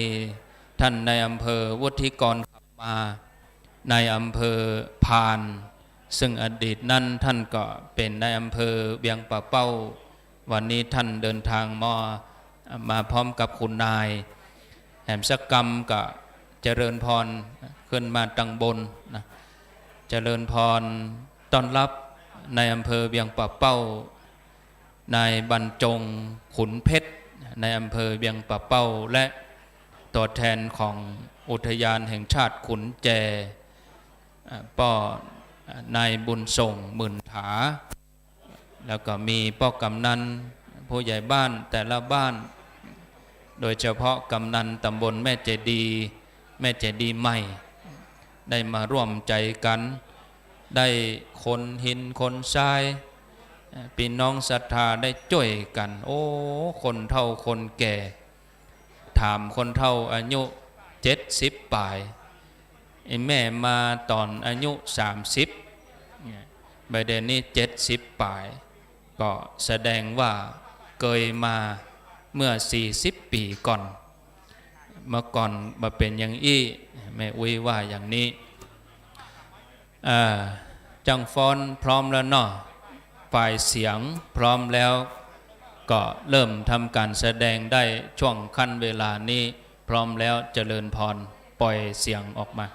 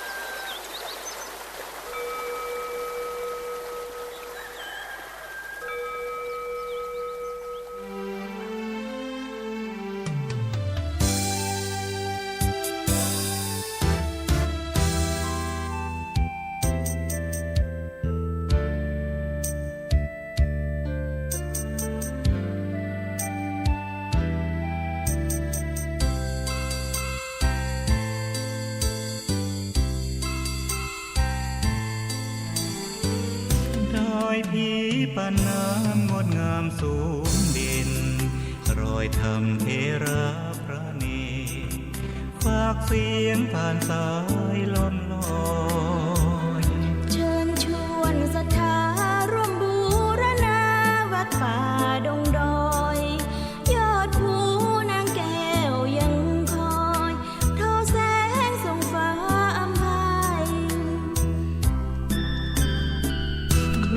ธรรมสีขาวพาเราแช่มชื่นเป็นผู้รู้ผู้ตื่นเบิกบานทั้งกายและใจเผยแผ่คำสอนองค์ชินวรขจรกว้างไกลข่าวสารงานบุญที่ใดสื่อออนไลน์ไปถึงญาติโยมพระธาตุเจดีย์สีสองเมืองเปล่งประกายแล้วบนยอดดอยนางแก้วมีโอกาสแวะเวียนไหว้ชมจำลองจากดอยสุเทพดอยทุ่งคู่ธาตุบรมพลังแรงใจญาติโยมร่วมสร้างสมทันบารมีสีขาวคลื่นธรรมนำพาความสุขพระเนรชี้ทางคลายทุกข์เกิดปิติสุขไปทุกทินทีเปิดฟังธรรมะพระจัดรายการหลายคลื่นบางทีร่วมสร้างมหาทานบารมีพระธาตุเจดีย์สีสองเมือง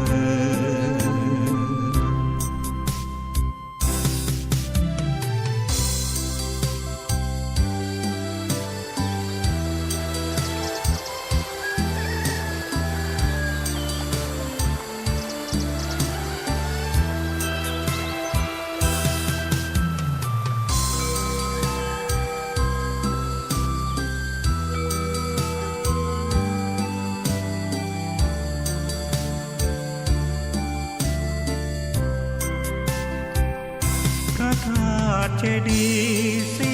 สองเมืองเปล่งประกายแล้วบนยอดดอยนางแก้วมีโอกาสแวะเวียนไหว้ชมจำลองจากดอยสุเทพดอยตุงคู่ธาตุบรมพลังแรงใจญาติโยมร่วมสร้างสมทันบารมี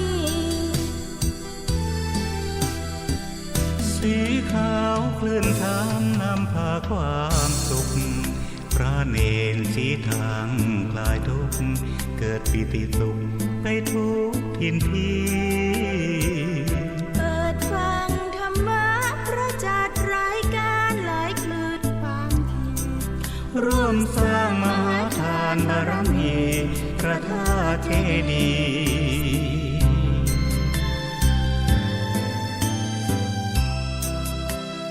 สีสองเมือง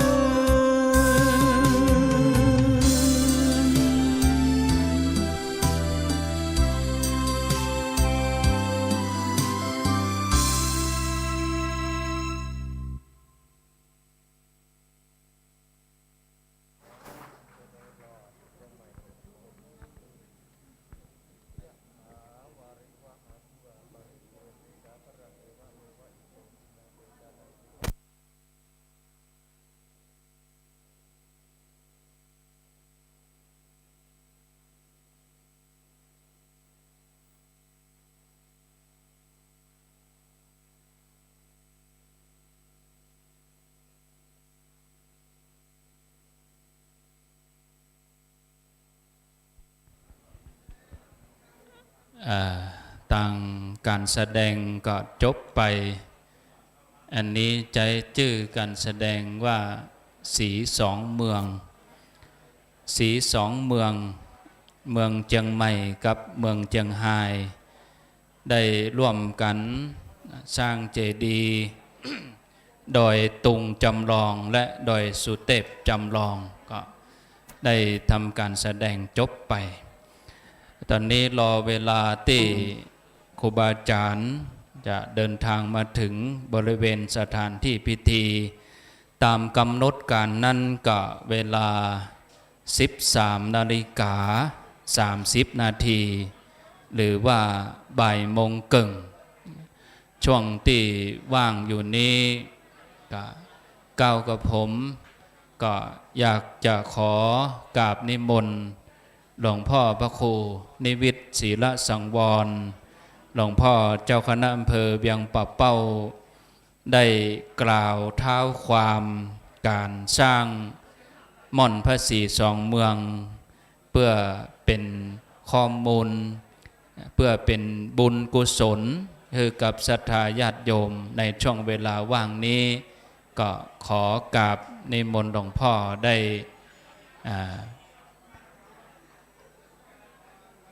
นิมนต์หลวงพ่อ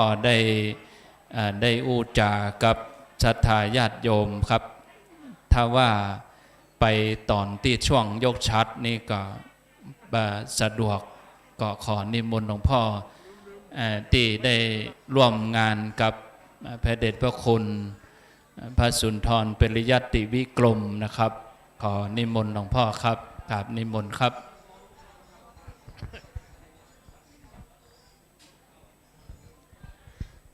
ขอถวายความเคารพพระเดชพระคุณพระพุทธิวงศ์วิวัฒน์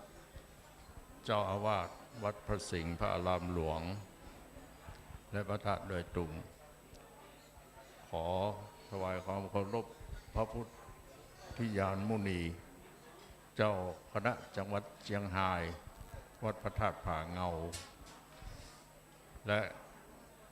พระสงฆ์องค์เจ้าพระเถรานุเถระที่เคารพทุกรูปก็ขอเจริญพรกับ ท่านนายอำเภอหัวหน้าส่วนราชการปกกาประชาชนศรัทธาสาธุชนคนดีทุกคนทุกท่านที่มาจากทิศต่างๆทั้ง4ทิศในวันนี้เราได้มาประชุมจุมนุมร่วมกันเพื่อมาทำกิจกรรมการยกชัดพระเจดีย์42 เมืองก็คือ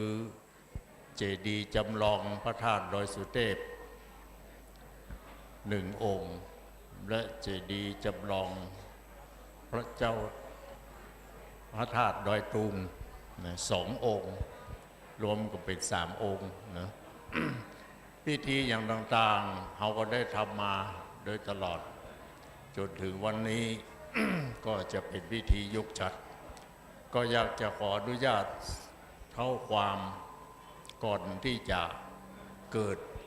สิ่งนี้ขึ้นนั่นก็คือเมื่อปีพ.ศ. 2522พระเดชพระคุณพระสุนทรปริยัติวิกรมหรือว่าอาจารย์ทรัพย์นรินโทซึ่ง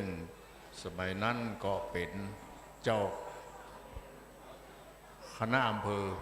เวียงป่าเป้าพร้อมกับโดยพระเทพวิสุทธิเมธีอดีตเจ้าคณะจังหวัดเชียงใหม่และก็มีคุณโยมชาญสิโนรส คนหนึ่งก็ได้มาปรารภหันว่าที่ดอยนาแก้วนี่ เวลามีรถผ่านไปผ่านมาก็โชเฟอร์จะกดแตรรถเพื่อแสดงถึงความเคารพโดยนางแก้ว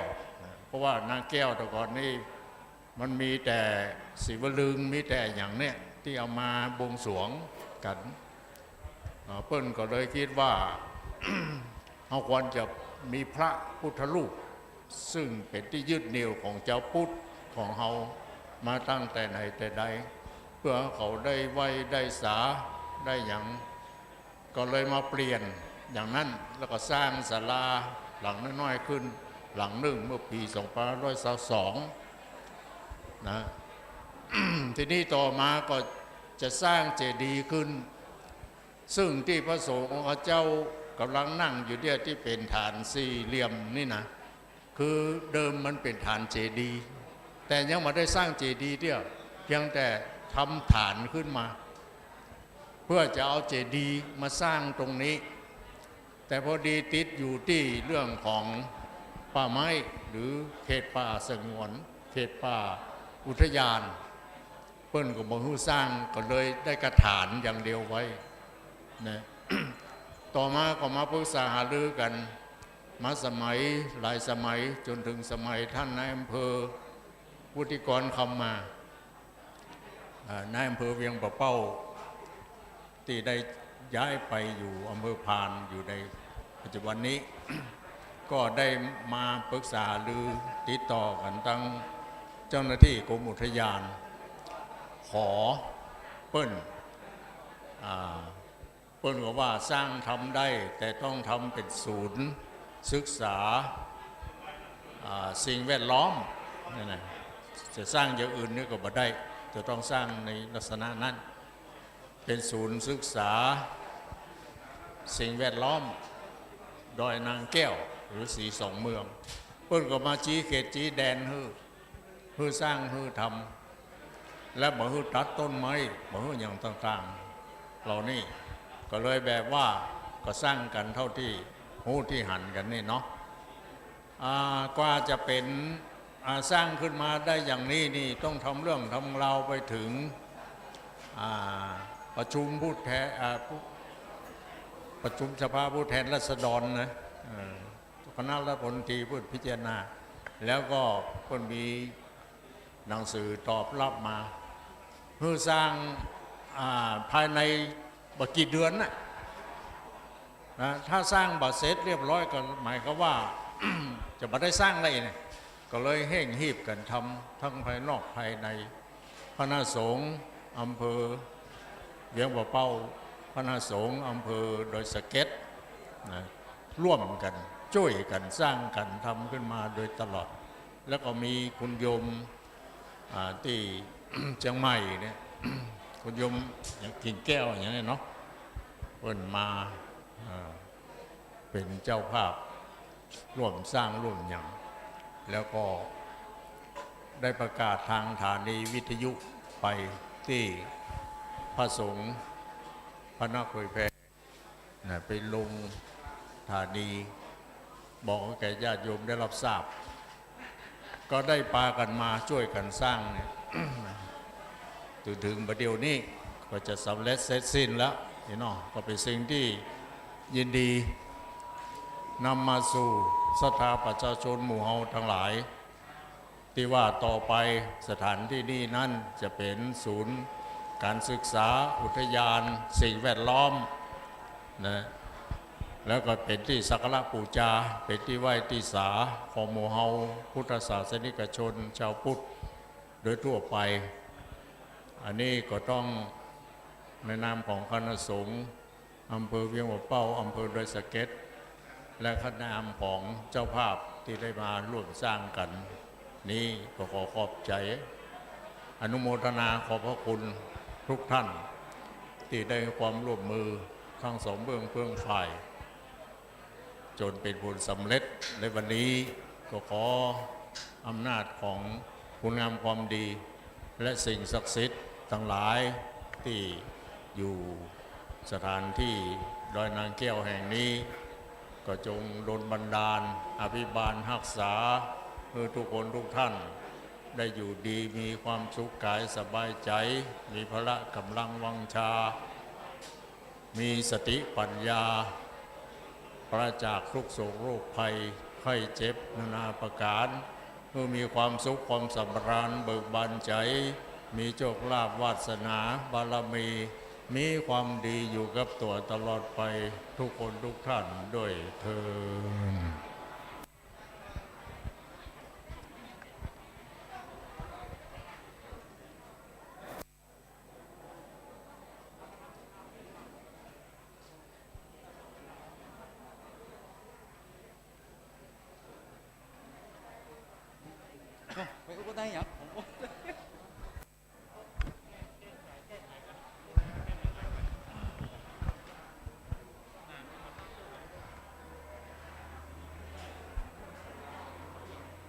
ขอกราบแตบไตไวสาปูจาคารวะยังพระบทพระบาท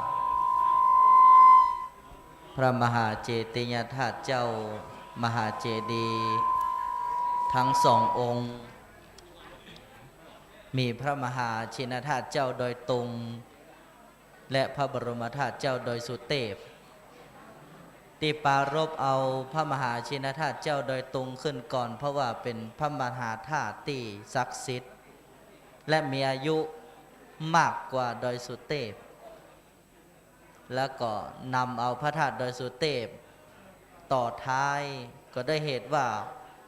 พระบรมธาตุเจ้าดอยสุเทพนี้เป็นในส่วนพระธาตุที่ได้มาจากเมืองสุโขทัยด้วยเหตุนี้เองจึงปรารภเอาพระมหาธาตุองค์สำคัญขึ้นมาปรารภก่อนมันเหมือนกับตุเจ้าเฮาในญาติโยมท่านทั้งหลายอายุพรรษาพระมหาเถระหลวงพ่อเจ้าคณะจังหวัดหลวงพ่อรองจังหวัดหลวงพ่อเจ้าคณะจังหวัดอยู่จะไปตักเจ้าคณะอำเภอก่อนก็บ่ได้วันนี้ก็เหมือนกันสายทานบุญพ่อแม่ศรัทธาญาติโยมคลื่นสีขาวแล้วก็หลายๆคลื่นวิทยุมี96เข้ามาร่วมเป็นสมานสามัคคีด้วยอันนี้ก็เป็นความมงคลอันยิ่งใหญ่ที่เกิดขึ้นในมงคลสถานพิธีแห่งนี้ปรารภวันนี้พระมหาเถรานุเถระได้รับความเมตตาทั้ง2จังหวัดมีจังหวัดเจียงไฮ้จังหวัดเจียงใหม่ทางด้านจังหวัดเจียงไฮ้ก็ได้รับความเมตตาจากหลวงพ่อท่านเจ้าคุณพระพุทธิวงศ์วิวัฒน์ตลอดจนถึงหลวงพ่อเจ้าคณะจังหวัดหลวงพ่อเจ้าคณะอำเภอและพระมหาเถระในส่วนของจังหวัดเจียงไฮ้ได้โปรดเมตตาในด้านเจียงใหม่ของเฮาก็มีพระเดชพระคุณหลวงพ่อพระธรรมเสนาบดีเพราะฉะนั้นนั่นหมายความว่าวันนี้พระมหาเถระทั้ง2อารามสำคัญคือวัดพระธาตุดอยตุงและพระธาตุเจ้าดอยสุเทพคือพระเดชพระคุณหลวงพ่อพระธรรมเสนาบดีรองเจ้าคณะภาค7เจ้าอารามาธิปติแห่งวัดพระธาตุดอยสุเทพก็เมตตาตลอดจนถึงเจ้าคณะจังหวัดเชียงใหม่พระเดชพระคุณหลวงพ่อพระเทพปริยัติเจ้าคณะพระสังฆาธิการทั้ง2จังหวัดได้มีฉันทะสมานสามัคคีร่วมด้วยช่วยกันและได้รับความประสานศรัทธาอันดียิ่งมีความแน่นแฟ้นกลมเกลียวเป็นสมานสามัคคีจากหลวงพ่อธรรมรครัวพิวัฒนวิกรมผู้เป็นเกี่ยวที่สำคัญชักนำคณะสงฆ์คณะศรัทธาทั้ง2จังหวัดให้มาร่วมกันสร้างมหาปูชนียสถาน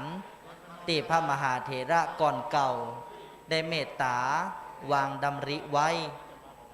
อันนี้เป็นส่วนที่สำคัญอย่างยิ่งญาติโยมท่านทั้งหลายวันนี้เขาท่านทั้งหลายก็มาน้อมระลึกเป็นกตัญญูกตเวทิตาต่อพระเดชพระคุณหลวงพ่อทั้งสองคือพระเดชพระคุณหลวงพ่อพระเทพวิสุทธิคุณและท่านเจ้าคุณหลวงพ่อพระมหาทรัพย์ที่ท่านเองได้เมตตาดำริดังที่หลวงพ่อได้เมตตาปรารภเล่าประวัติให้ญาติโยมท่านทั้งหลายได้ฟังไปเมื่อตะกี้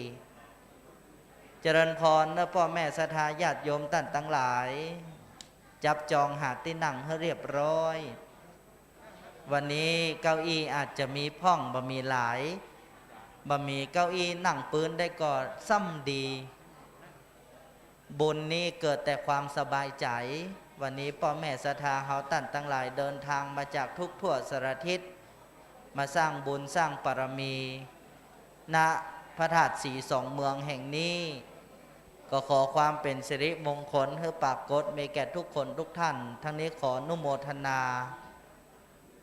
กราบขอบพระคุณในร่มเมตตาปรมีธรรมของพระเถรานุเถระทุกรูปด้วยความเคารพอย่างสูงยิ่งครับทั้งขอโมทนาสาธุการยินดีกับพ่อออกไม่ออกศรัทธาญาติโยมบ้านเหนือบ้านใต้บ้านใกล้เรือนเคียงพ่อแม่ศรัทธาเจียงไฮ้เจียงใหม่ได้เอาโรงทานมาช่วยกันทั้งแรงกายแรงใจและแรงทรัพย์มาช่วยกันขับเคลื่อนบวรพระพุทธศาสนาของเฮาให้ยิ่งยืนยาวต่อไปในอนาคตเบื้องหน้า วันนี้จึงเป็นภาพประวัติศาสตร์ภาพประวัติศาสตร์ครั้งนี้เคยเกิดขึ้นเมื่อหลาย10 ปีก่อนซึ่งตอนนั้นอาตมาภาพเองก็คงจะบัตันสักเท่าใดโดยเหตุว่าแต่คราวครั้งสมัยที่หลวงปู่ท่านเจ้าคุณทั้งสองทั้งฝ่ายเจียงใหม่และเจียงไฮ้ได้ร่วมกันและมาถึงคราวนี้หลวงพ่อท่านพระครูพิวัฒนวิกรมตลอดจนถึงคณะและคณะสงฆ์คณะศรัทธาเจียงไฮ้เจียงใหม่ก็มาร่วมกันสานต่อมโนปณิธานก่อร่างสร้างแปลงวิหารตลอดจนถึงพระธาตุอันเป็นมหาปูชนียสถานสำคัญเป็นที่ไหว้ที่สาและภาพเหล่านี้จะเป็นภาพประวัติศาสตร์แห่งความทรงจำของทุกคนเวลาเขาจะล่องมาเจียงใหม่เขาจะล่องไปเจียงไฮ้โอ้อันนี้เนาะพระธาตุสีสองเมืองอีแม่เคยไปสมัยนั้นอีป่อเคยไปสมัยนั้นตุลุงเคยไปสมัยนั้นนี่จะเป็นภาพแห่งความทรงจำเป็นภาพแห่งประวัติศาสตร์ญาติโยมท่านทั้งหลายเพราะฉะนั้นวันนี้ใครมาสร้างกุศลมาสร้างบารมีณพระธาตุสีสองเมืองแห่งนี้ขอให้รวยกันทุกคนทุกท่านเนอะไอ้ที่บอกว่ารวยนี่ก่อนจะรวยภายนอกจำจะต้องรวยภายในเอาเสียก่อนคือรวยอริยทรัพย์เสียก่อนโลกิยทรัพย์จึงจะตามมาเพราะนั้นตอนนี้จิตใจของเฮาท่านทั้งหลายเบิกบานวันนี้เป็นกิจกรรมสำคัญเป็นพิธียกยอดชัดท่านทั้งหลายบักเกยตันสักเตื้อสมัยเมื่อเปิ่นแปลงพระธาตุโดยตุงกาสมัยเมื่อเปิ่นแปลงพระธาตุโดยสุเทพสมัยเมื่อ500 ปี700 ปี1,000 ปีที่แล้วบัดตันสักกรรมมาตันเอาปี65นี่จะได้ห่วมกันยกยอดชัดพระธาตุโดยตุงห่วมกันยกยอดชัดพระธาตุโดยสุเทพที่จริงเมื่อปีก่อนก็มีพิธีในการบูรณะปฏิสังขรณ์พระมหาชินธาตุเจ้าโดยตรงและพระบรมธาตุเจ้าโดยสุเทพไล่เลี่ยกันเลยแม้แต่ยอดพระธาตุโดยตรงตอนนั้นก็นำไปอธิษฐานทำพิธีเจริญพระพุทธมนต์สมโพธิที่วัดพระธาตุโดยสุเทพเมื่อพระธาตุโดยตรงบูรณะปฏิสังขรณ์เรียบร้อยก็บูรณะปฏิสังขรณ์โดยสุเทพต่อกันเลยมาวันนี้ก็มหันต์พระธาตุทั้งสององค์ตั้งเด่นสง่าเป็นมหาปูชนียสถานกำจูของพ่อแม่ศรัทธาญาติโยมเจียงไฮ้เจียงใหม่เฮาก็เป็นที่น่าชื่นชมอนุโมทนาศรัทธาญาติโยมหลายคนถามมันก็มีสิทธิ์ที่จะถาม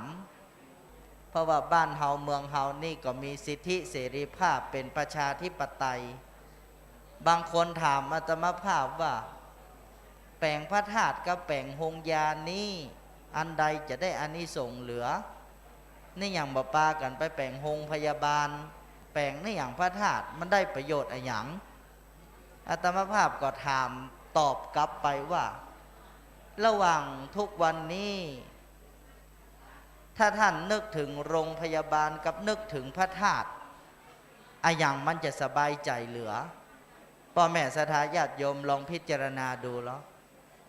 พ่อแม่ศรัทธานั่งอยู่ที่บ้านนั่งก็ถึงห้อง ICU ก็นั่งนึกถึงเตียงหงยาก่อนนั่งนึกถึงสายน้ำเกลือกะไผ่พ่องนั่งนึกถึงโรงพยาบาลมันมีนะญาติโยมท่านทั้งหลายมันมีใครไข้เจ็บมันมีใครไข้ป่วยหรอกเวลานั่งนึกถึงพระธาตุเจดีย์เป็นอย่างไรโอ้จิตใจเบิกบานนี่พระพุทธศาสนาของเราให้ความสำคัญในเรื่องของใจเป็นอย่างมากเพราะฉะนั้นการที่เราท่านทั้งหลายมาร่วมกันก่อร่างสร้างแปลงพระมหาธาตุในวันนี้จึงมีมหาอานิสงส์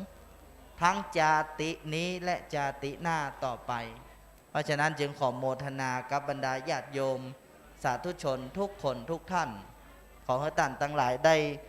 โมทนาในกุศลผลบุญนี้ด้วยทุกประการ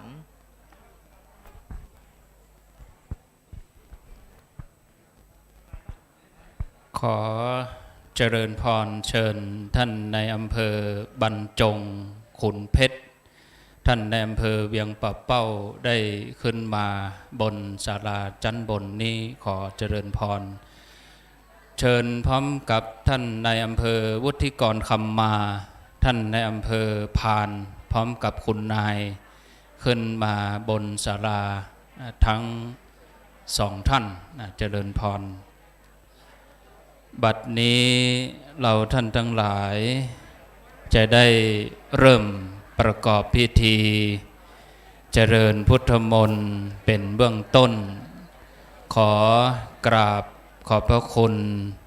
ในเมตตาของหลวงพ่อพระครูนิวิทย์ศิลสังวรเจ้าคณะอำเภอเวียงป่าเป้าวัดห้างต่ำและท่านพระครูปลัดทีนวัฒน์ขออภัยท่านพระครูปลัดทีนวัฒน์ญาณสิทธิวาทีวัดโลกโมลีซึ่งแห่มสักกรรมหนึ่งท่านพระครูปลัดก็จะได้กระลงเป็นการเฉลิมฉลองศรัทธาให้กับญาติโยมเจ้าภาพและพี่น้องศรัทธาประชาชนต่อไปขอกราบนิมนต์ครูบาอาจารย์พระสงฆ์ได้นั่งอาสนะเป็นแถวหน้าให้เต็มก่อนนะครับขอกราบนิมนต์ณเวลานี้จะได้ประกอบพิธีไปก่อนนะครับถ้าหากว่า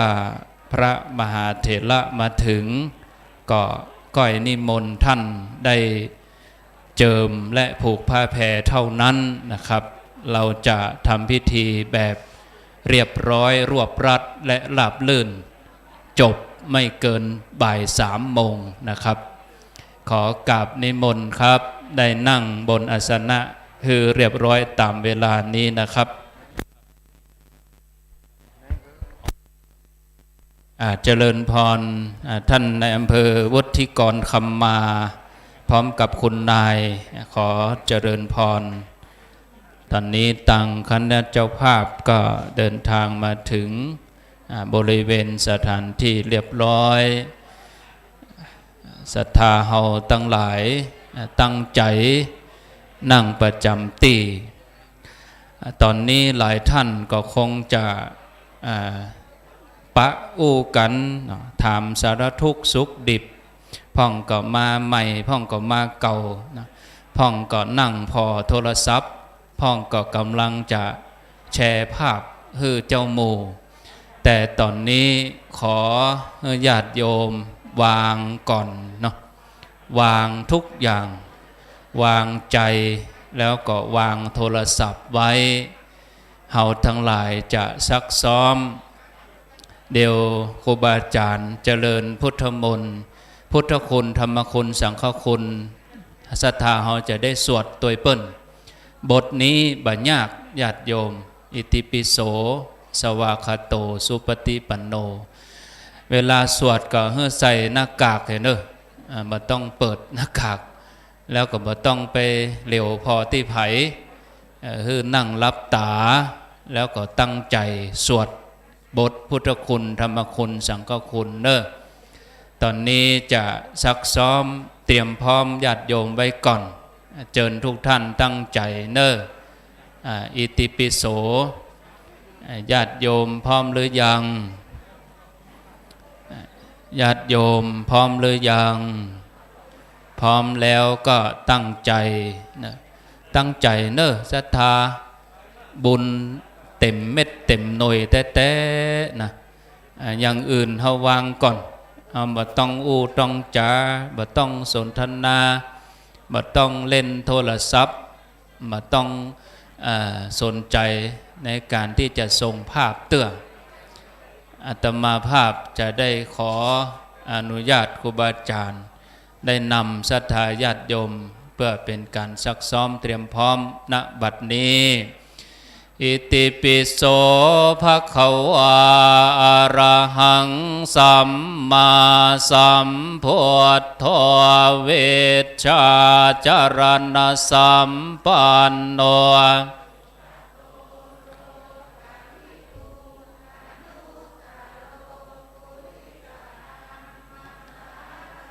สัทธาเท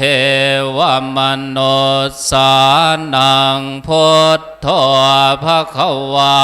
ติสวากขาโตภควตาธัมโม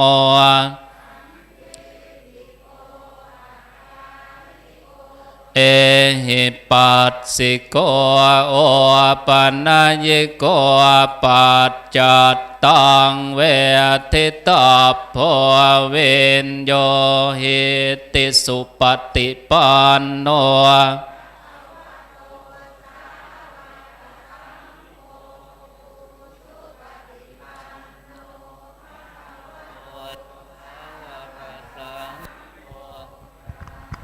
ปฏิปันโน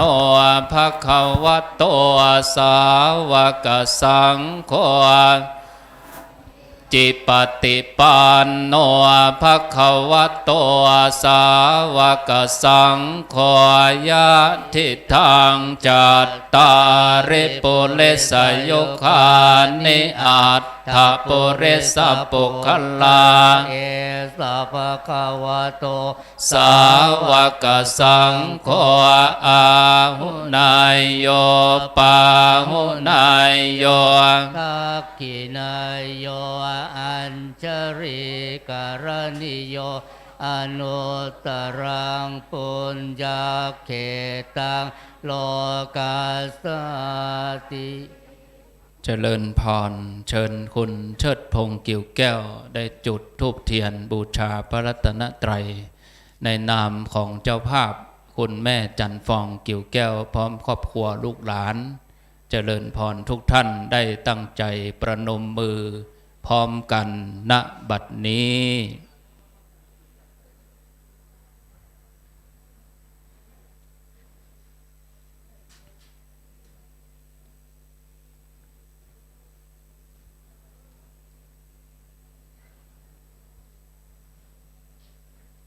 ลำดับต่อไปเจ้าหน้าที่เตรียมเทียนชนวนตั้งไว้ที่สัตพันธ์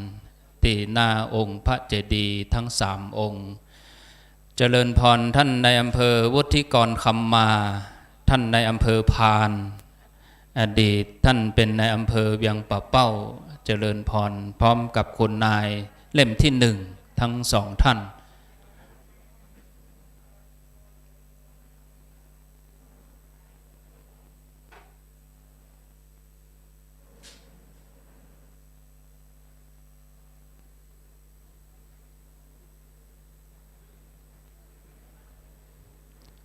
ศรัทธาบ่ต้องหันไปปุ้นก็ได้หันไหว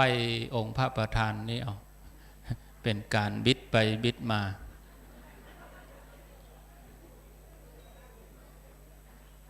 เล่มที่สองเจริญพรเชิญผู้ช่วยศาสตราจารย์สมพรปินทยาเจริญพร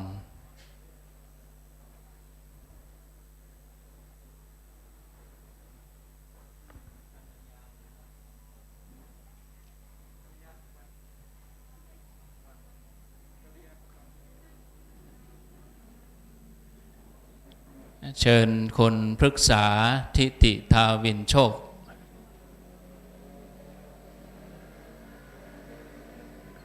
และคุณคำปันกัลยา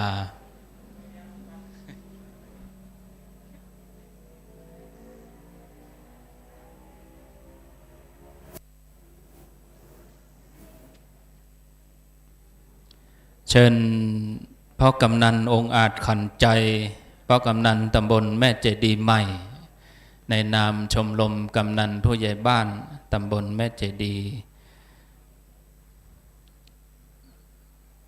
รวมกับแม่เจดีย์ใหม่นะขออภัยเชิญนายบุญส่งหมื่นถาตัวแทนท่านหัวหน้าอุทยานแห่งชาติขุนแจขอเจริญพร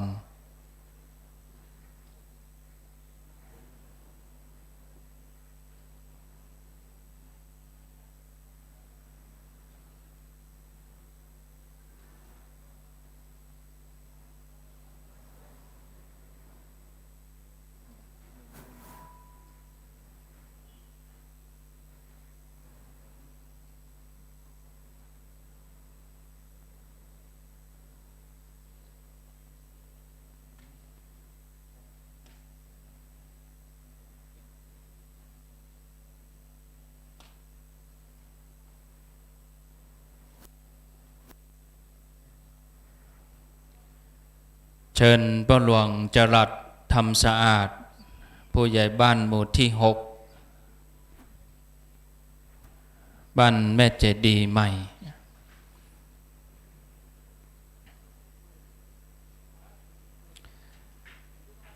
และเจริญพรนายอดุลกันทิยะตัวแทนท่านนายกองค์การบริหารส่วนจังหวัดเชียงรายตัวแทนท่านนายกอาทิตยาธรเจริญพรนายอดุลกันทิยะขึ้นมาประเคนขันศีลถวายที่ประธานสงฆ์เจริญพรประเคนขันศีลณตรงที่พระเดชพระคุณหลวงปู่พระพุทธิวงศ์วิวัฒน์ที่ปรึกษาเจ้าคณะจังหวัดเชียงรายวัดพระธาตุเจ้าดอยตุงขอเจริญพร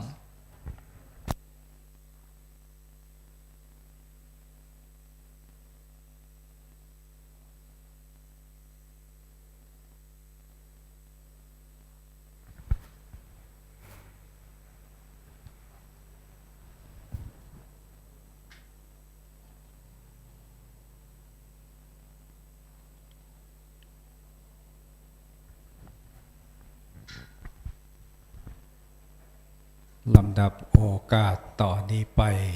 เรียนเชิญหมู่เฮาเจ้าต่างต่างหลายได้ไหวพระพร้อมสมาทานศีลพร้อมกันกู้คนเด้อนะโมตัสสะภะคะวะโตอะระหะโตสัมมาพุทธัสสะนะโมตัสสะภะคะวะโตอะระหะโตสัมมา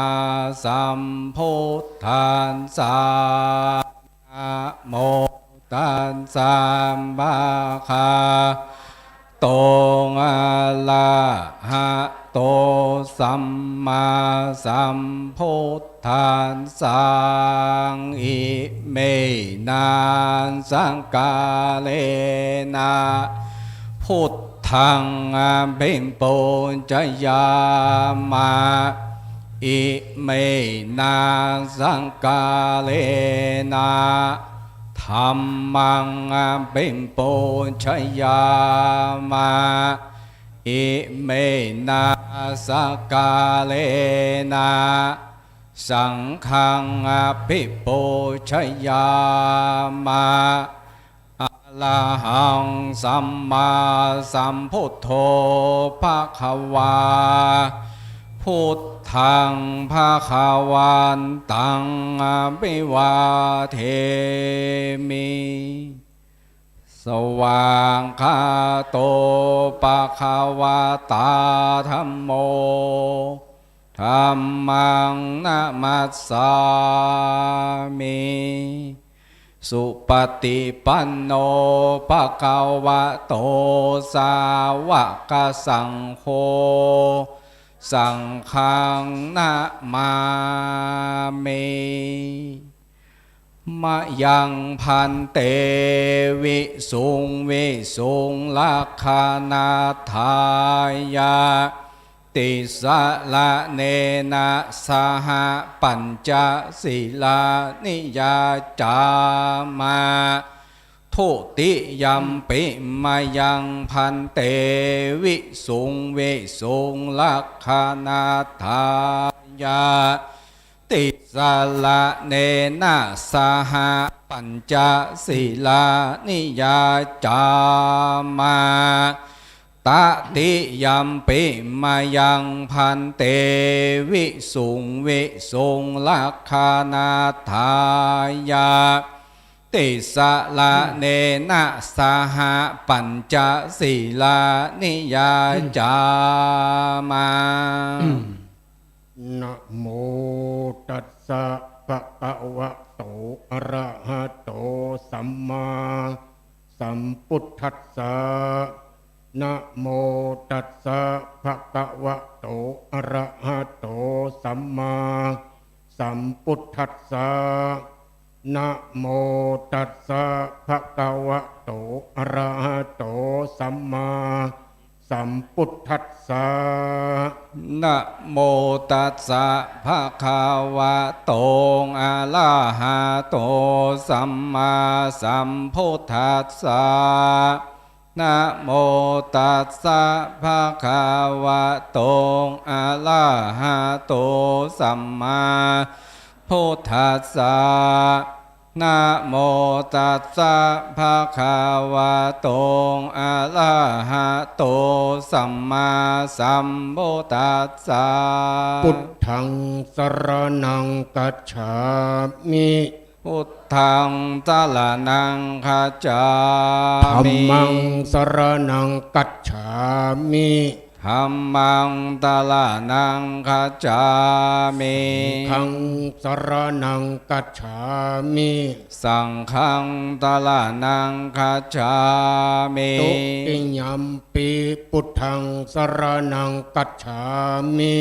พุทธิยัมปิพุทธังสรณังคัจฉามิ ตุติยัมปิธัมมังสรณังกัจฉา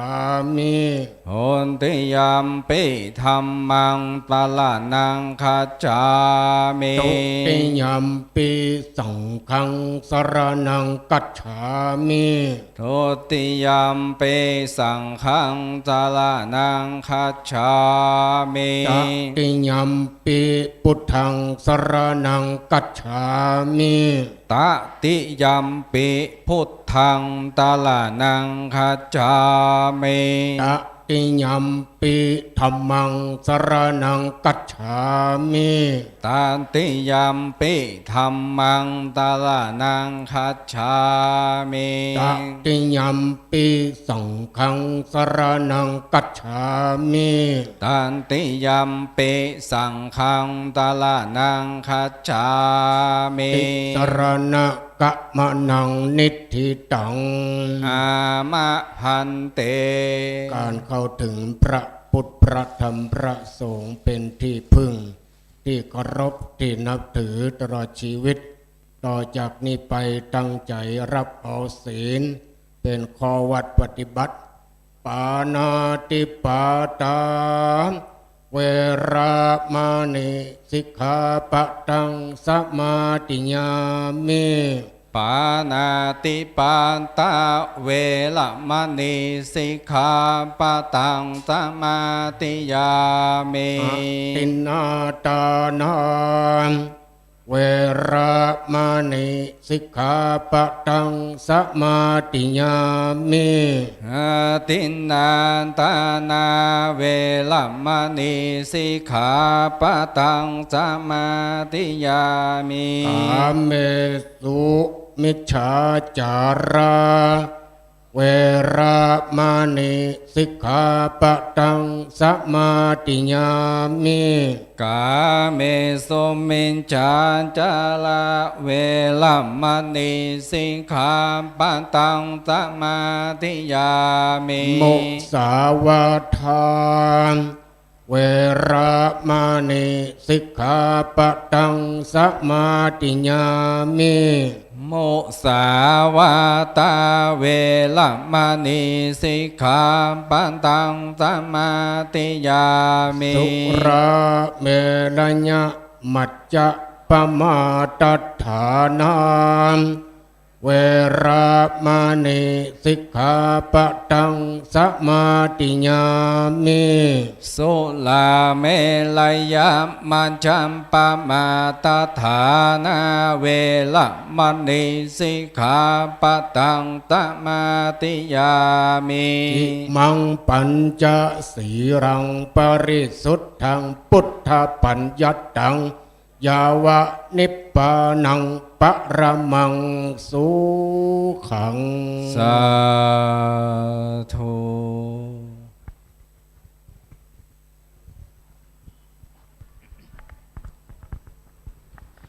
ทุกท่านได้ตั้งใจไหว้พระสมาทานศีลเป็นที่เรียบร้อยเป็นมงคลจังหวะโอกาสเวลาพอดิบพอดี ในนามคณะสงฆ์อำเภอเวียงป่าเป้าและคณะสงฆ์อำเภอดอยสะเก็ดขอได้ถวายการต้อนรับพระเดชพระคุณพระธรรมเสนาบดีรองเจ้าคณะภาค7วัดพระธาตุเจ้าดอยสุเทพและถวายการต้อนรับพระเดชพระคุณท่านเจ้าคุณพระราชโพธิวรคุณเจ้าคณะอำเภอดอยสะเก็ดวัดพระธาตุดอยสะเก็ดพระอารามหลวงซึ่งวันนี้พระเดชพระคุณทั้งสองได้เดินทางมาร่วมในเวลานี้พอดีจังจากที่ไหว้พระสมทานศีลไปเรียบร้อยแล้วคณะสงฆ์ก็จะได้เจริญพุทธมนต์ตามลำดับคณะสงฆ์ได้เจริญพุทธมนต์จบปนานอาจารย์จะได้โอกาสเวนตาลสุมาควตาลไปก่อนเพื่อที่ว่ารอเวลาหลวงพ่อพระเดชพระคุณพระเทพปริยัติเจ้าคณะจังหวัดเชียงใหม่และพระเดชพระคุณพระเทพรัตนนายกเจ้าคณะจังหวัดละปูนก็กำลังเดินทางมาแห่งประมาณสัก10 นาทีก็คงถึงสถานที่พอดีณบัดนี้ทางพระเดชพระคุณพระราชโพธิวรคุณเจ้าคณะอำเภอดอยสะเก็ดหลวงพ่อกำลังได้ทำบุญถวายโดยคณะสงฆ์อำเภอเวียงป่าเป้าหลวงพ่อพระครูนิวิตศิลสังวรได้เป็นเจ้าปอนได้ปั่นปอนในนามของคณะสงฆ์อำเภอเวียงป่าเป้าซึ่งเป็นภาพที่งดงามอย่างยิ่งคณะสงฆ์ทั้ง2 อำเภอโดยหลวงพ่อเจ้าคณะอำเภอดอยสะเก็ดได้ทำบุญถวายทานและหลวงพ่อเจ้าคณะอำเภอเวียงป่าเป้าเป็นตนปั่นปอนเรียบร้อยงดงามทุกท่านจะได้เข้าสู่พิธีการเจริญพุทธมนต์โดยที่พระมหาเถระจะได้นั่งปลกจำนวน5 รูปมีพระเดชพระคุณพระธรรมเสนาบดีวัดพระธาตุดอยสุเทพได้เป็นตนนั่งปลกพระเดชพระคุณพระเทพปริยัติเจ้าคณะจังหวัดเชียงใหม่วัด7 ยอดพระอารามหลวงเป็นตนนั่งปลกพระเดชพระคุณพระพุทธิวงศ์วิวัฒน์ที่ปรึกษาเจ้าคณะจังหวัดเชียงรายวัดพระธาตุดอยตุงเป็นตนนั่งปลกและพระเดชพระคุณท่านเจ้าคุณพระพุทธิยานมุนีเจ้าคณะจังหวัดเชียงรายวัดพระธาตุผาเงาพระเดชพระคุณพระเทพรัตนนายกเจ้าคณะจังหวัดละปูนจะได้เป็นตนเมตตานั่งปลกณบัดนี้พระสงฆ์มหาเถระได้เดินทางมาถึงบริเวณสถานที่พิธีเป็นที่เรียบร้อยทุกท่านตั้งอกตั้งใจวันนี้เป็นบุญใหญ่ของเราท่านทั้งหลายพระมหาเถระล้วนแต่มีอายุพรรษาและเป็นเจ้าคณะพระผู้ปกครองได้เมตตาต่อคณะศรัทธาญาติโยมโดยเฉพาะอย่างยิ่งครอบครัวของคุณแม่จันฟองกิ่วแก้วพร้อมลูกหลานได้ตั้งกุศลเจตนาได้สร้างเจดีย์พระธาตุดอยตุงจำลองและพระธาตุเจ้าดอยสุเทพจำลองทุกท่านจะได้ร่วมกันสวดพุทธคุณธรรมคุณสังฆคุณโดยมีพระเดชพระคุณพระธาตุพระราชโพธิวรคุณเจ้าคณะอำเภอดอยสะเก็ดพระเดชพระคุณหลวงพ่อจะได้นำสวดนะครับขอกราบนิมนต์และเชิญศรัทธาญาติโยมปนานจะได้อาราธนาพระปริตณบัดนี้วิปติปฏิภาหายะสปะสัมปติสิทธิยาสปะทุกขวินาศายะปริตังโพตมังคารังวิปติปฏิภาหายะสปะสัมปติสิทธิยาสปะพยวินาศายะปริตังโพตมังคารัง วิปติปฏิภาหายะสปะสัมปติสิทธิยาสปะโรคะวินาศายะปริตังโพตมังคะลังริโตนเมตังสเมตตาปะทันตาอวิกิตาจิตตาปริตังพนันตุสักเคกาเมจรูปเปกิริสิกลตเตจันตริเควิมานเนทิเปรเตจักาเมตรุวนากาเนรามกามวัตถุมิเกเตภูมิมาจายันตุเทวาสลาภาวิสกเมยกะพระวนากาติทันตาสันติเกยังมุนิวละวจนังสัทโอเมสุนันตุมัสสวนกาโรยัมบทันตาธรรมสวนกาโรยัมบทันตาธรรมสวนกาโรตา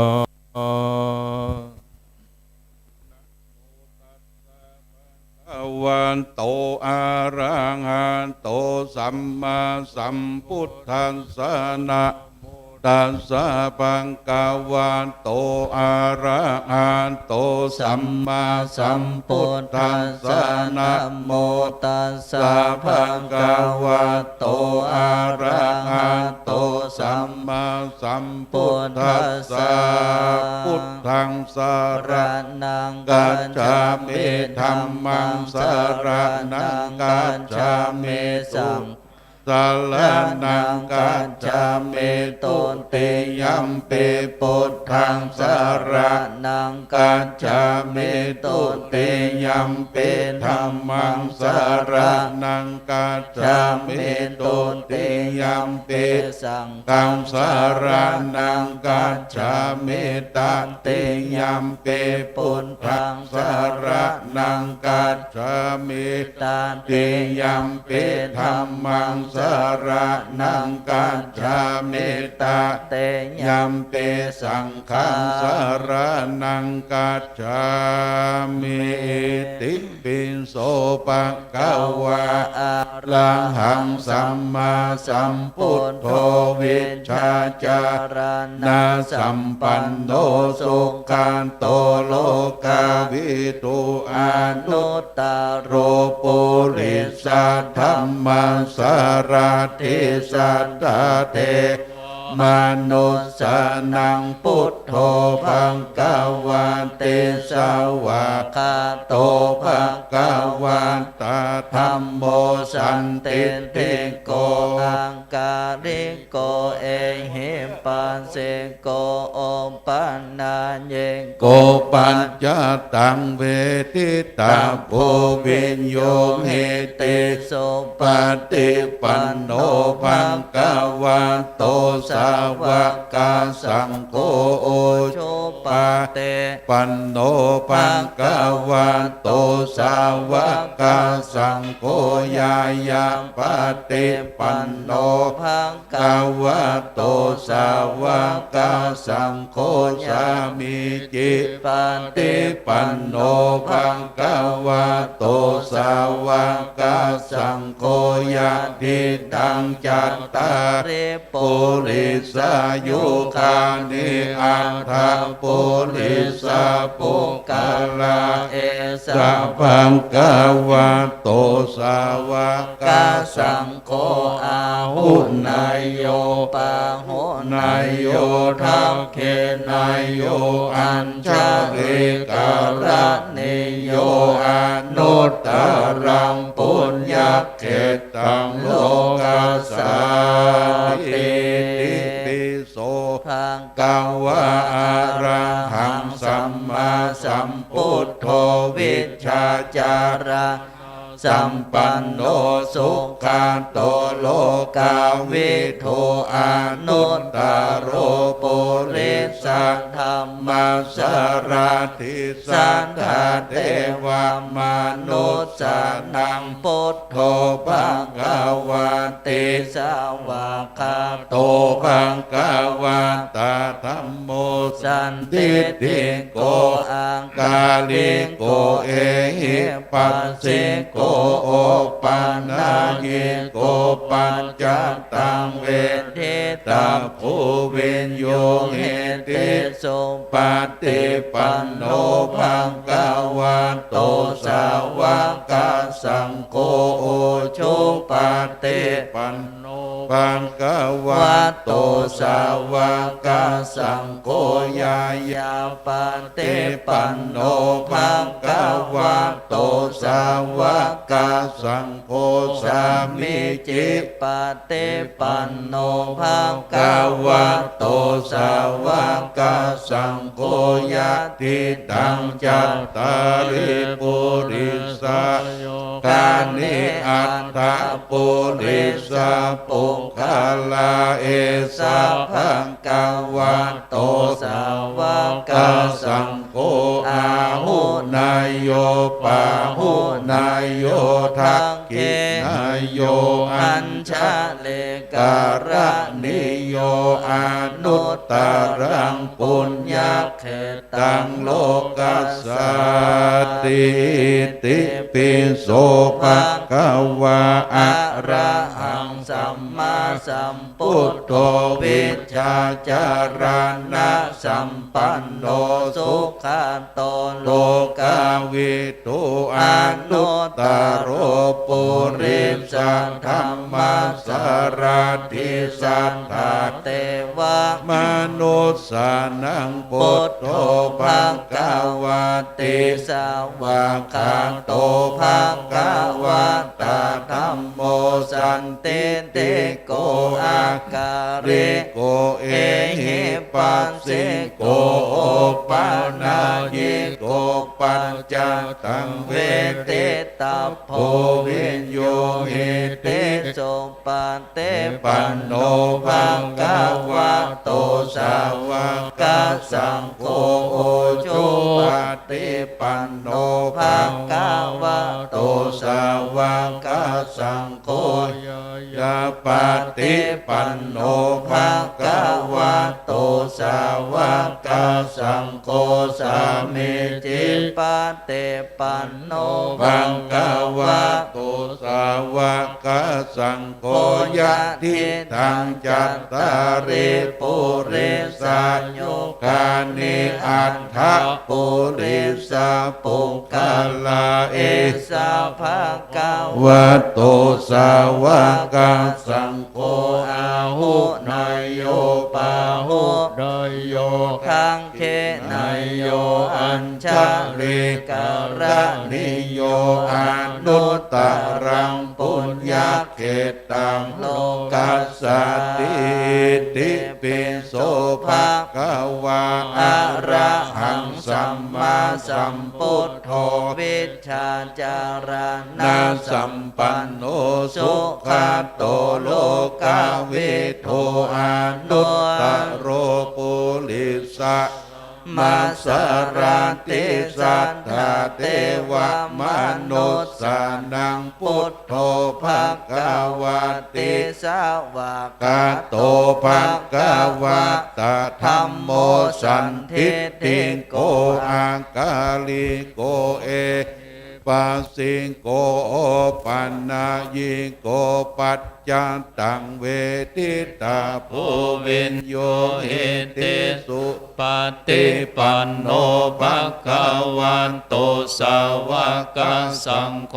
ยายาปฏิปันโนภควาโตสาวกสังโฆสามิจิปฏิปันโนภควาโตสาว กาสังโฆยะติตังจัตตาริปุริสายุคานิอัตถปุริสาปุกขลาเอสะภะคะวันโตสาวกสังโฆอาหุนายโยปาหุนายโยทักเขนายโยอัญชเลกรณิโยอนุตตลังปุญญเขตังโลกัสสติติปิโสภะคะวะอะระหังสัมมาสัมพุทโธวิชชาจารณะสัมปันโนสุขันโตโลกวิโตอนุตตโลปุริสัทธัมมาสาลัตถิสัทธาเทวามนุสสานังพุทโธภะคะวันเตกาโตภะคะวันตาธัมโมสันเทเทโกอากาลิโกเอหิปัสสิโกปันนายิโกปัจจัตตังเทตาโพวินโยเอติสุปฏิปันโนภะคะวันโตสาวกสังโฆจุปฏิปันโนภะคะวันโตสาวกสังโฆยายาปฏิปันโนภะคะวันโตสาวกสังโฆสามิจิปฏิปันโนภะคะวันโตสาวกสังโฆยะติตังจัตตาริปุริสายุคานิอัตถปุริสาปุคขลาเอสะภะคะวันโตสาวกสังโฆอาอุนายโยปาหุนายโย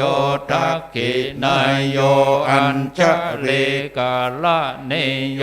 อนุตตลังปุญญเขตังโลกัสสา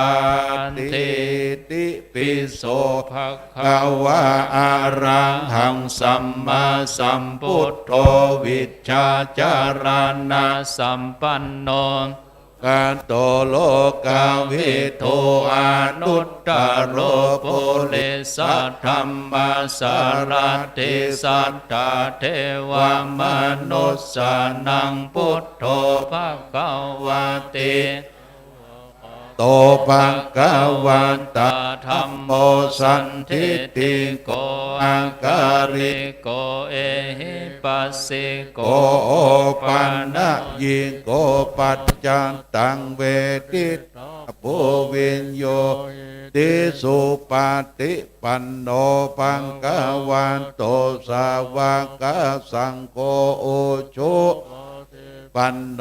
ปังกวันโตสาวกสังโฆยาปฏิปันโนปัง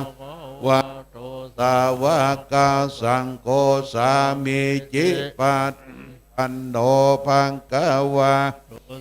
วากสังโฆยะติตังจัตตาริปุริสายุคานิอัตถปุริ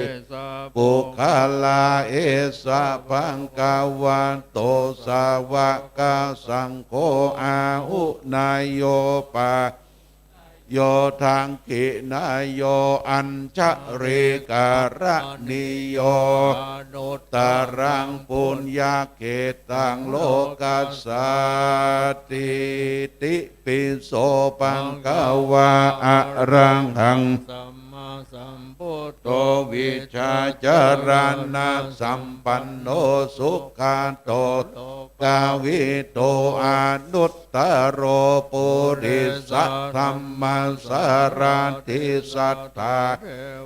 มนุสสานังพุทโธภังกวันติวาคาโตปังกวัตตาธัมโมสันทิติโกอังการิโกเอปัสสิโก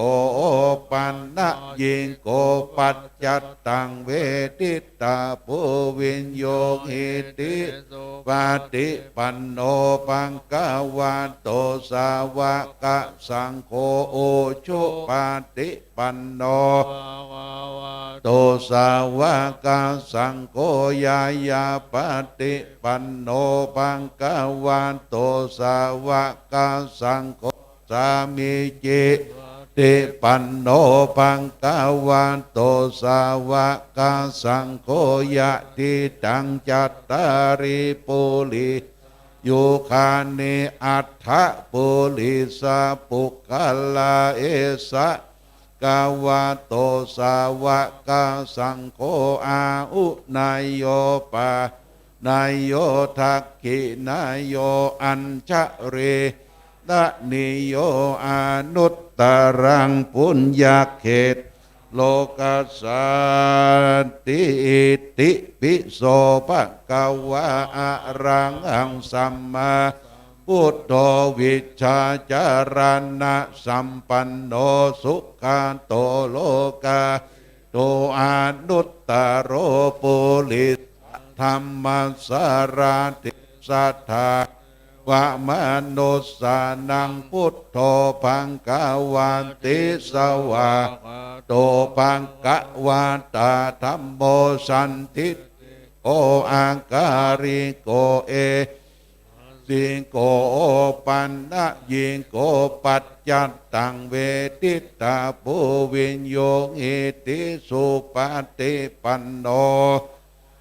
โตสาวกสังโฆโอ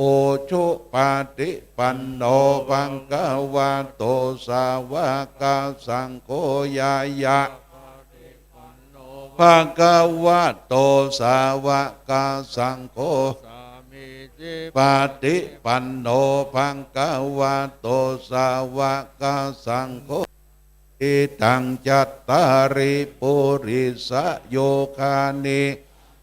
ปุริสาปุคลาเอสะปังกวาโตสาวกสังโฆอาอุนายโยปาอุนายโยทักขินายโยจะเรการะนิโยอนุตตรังยะเกตังโลกัสสัตติอิติปิโสภะคะวะ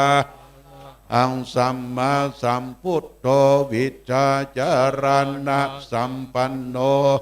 อะโตโลกาวิโตอนุตตโรปุริสธรรมสารถิมนุสสานังพุทโธภังกวันติกาโตภังกวันตาธัมโมสันทิฏฐิโกอังการิโกเอปัสสิโกโอปันนะยิงโกปัจจันตังเวทิตาภูวิญโยหิติสุปฏิปันโนวาโตสาวกสังโฆโอชุปฏิปันโน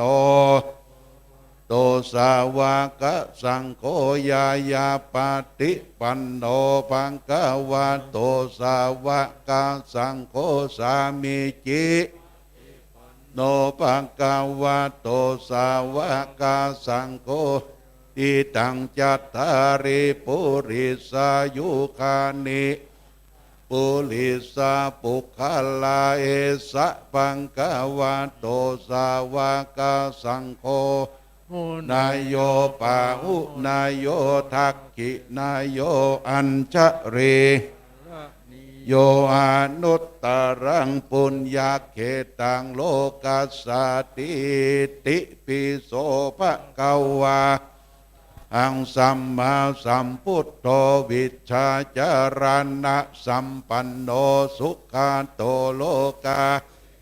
อนุตตโรปุริสธรรมสารติสัทธาเทวอนุสสานังพุทโธ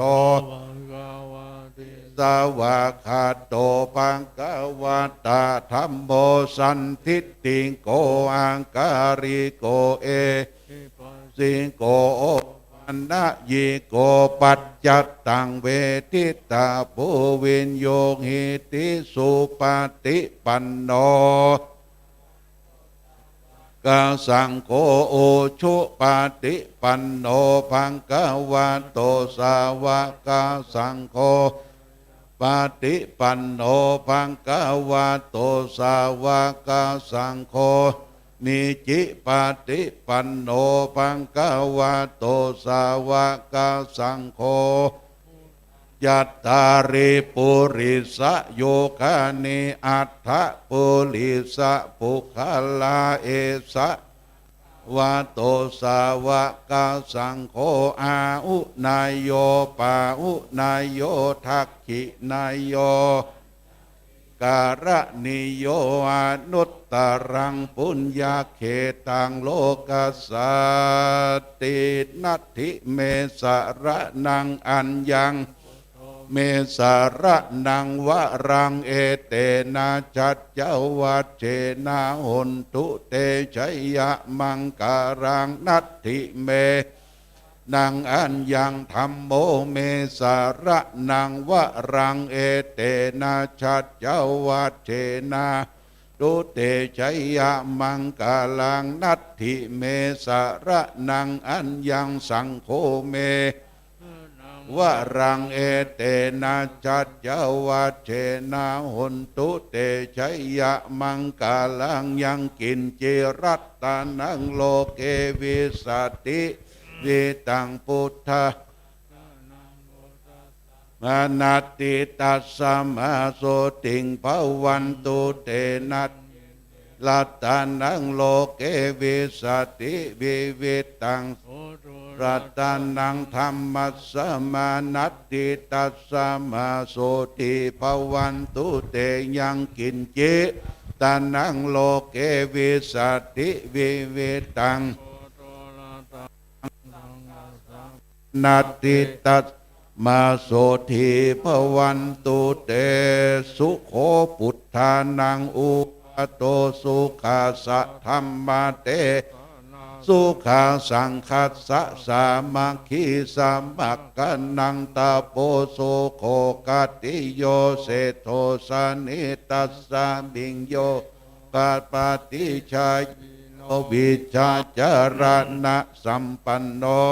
เตโตเทวามนุเสเทวตาปฏิอาทิตโตนางขันติโยตาปฏิสายิตาปฏิพรหมโนละตังพุทโธตาปฏิเตสะสาโรคะญาปรมราภาสันทุติปรมังนางวิสาสาปรมายตินิอังปรมังสุขังสาธุสาธุสา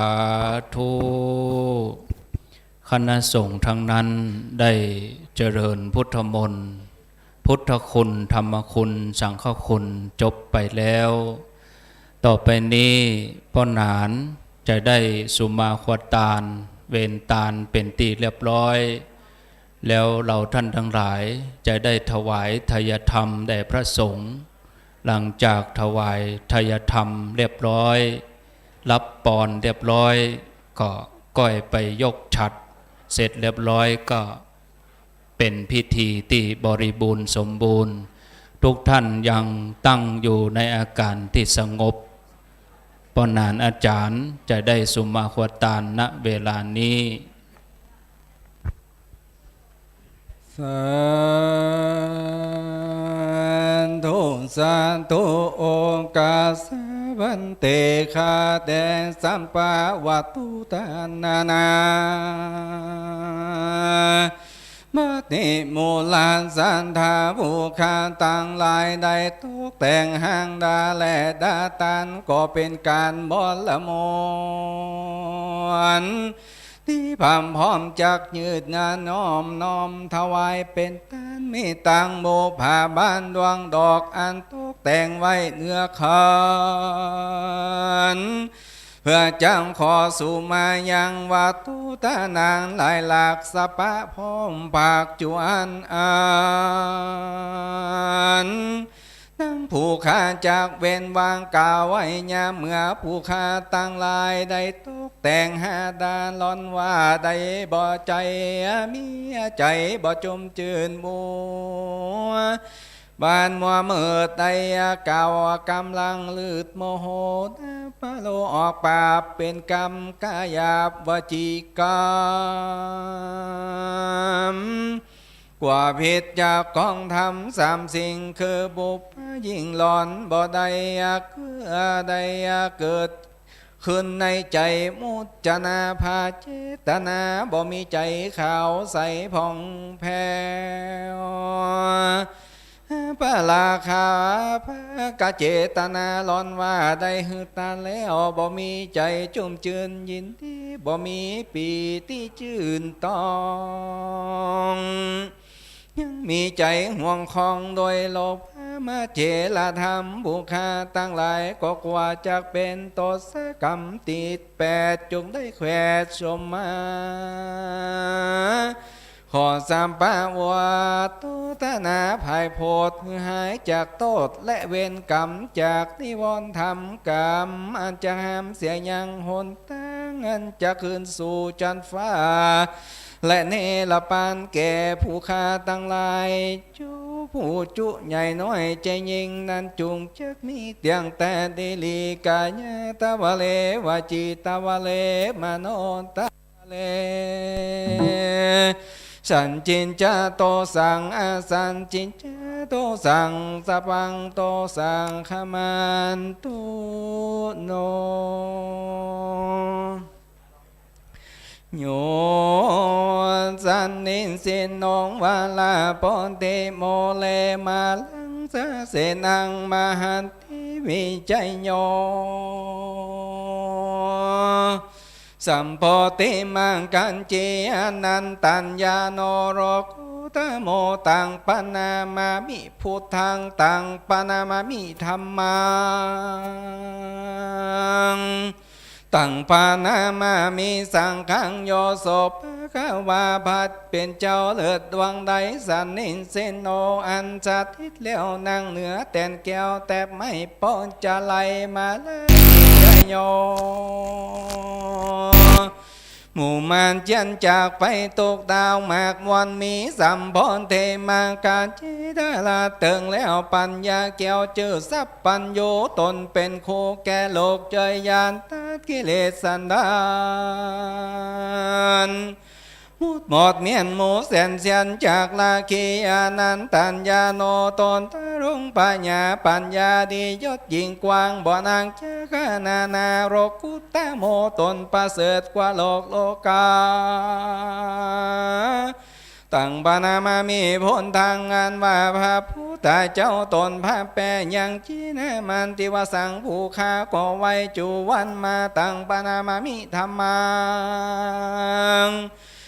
ปานมกอดน้อมไว้จูวันมีตังปานามามิสังขังผู้ข้าขอยมืออันจุรีกับไว้ปาลิยทรงเจ้าตั้งหลายนั่นแต่เดลิสุรนันตุเทวาจาพรหมายามโรกาปาลาธรณีจาคุตาสิโลมาปิตานาวาสารกาปุปกาทัสสะเสเตตัสมาตุมเหอนะโมตัมนาสุลานันตุพ้นต่อเทวาสังขายโยฟังดูลาเต็มเต้าตั้งหลายพ้นโมอันสัตติจุกุวิมันจุจังฟังเสียงสารคาจากเป่าปาวัตที่เก่ายังของตานตั้งบริวารตั้งหลายมนพงในเทวดาที่หักษาห่อเลื่อนตนหักษาปีเดือนวันและยามเทวดาอันอาสาลามเกตห้องเทวดาหักษาเตต้องห้องดงลีหักษานาทีแม่น้ำหักษาเถื่อนทำกูหาตั้งอากาศเทวดาสกามาวาลาโสลันสาอินพรมลางกว้างกลมมีอันนันตาจักกาวานหาปะมานบ่ได้ไปตามตายมีโคดนางน้ำไหลไอส่วนจุงจักย้อนกันมาอนโมตนาตานตั้งเต้าโรกะบานตั้งสียาขายาขีนางธรณีสาลีคูตามาตนจำบุญและจำบาปตนจำน้ำยาและไม้ตาน ในยินเสียงสาจงน้อมนบว่าอนุโมทนาแม่เป็นพยานจำชื่อจะได้ส่วนให้อันศรัทธาผู้ข้าตั้งหลายได้มาตาในติกาลาบัดนี้วันนี้ยามนี้เตียงแต่ดีเลย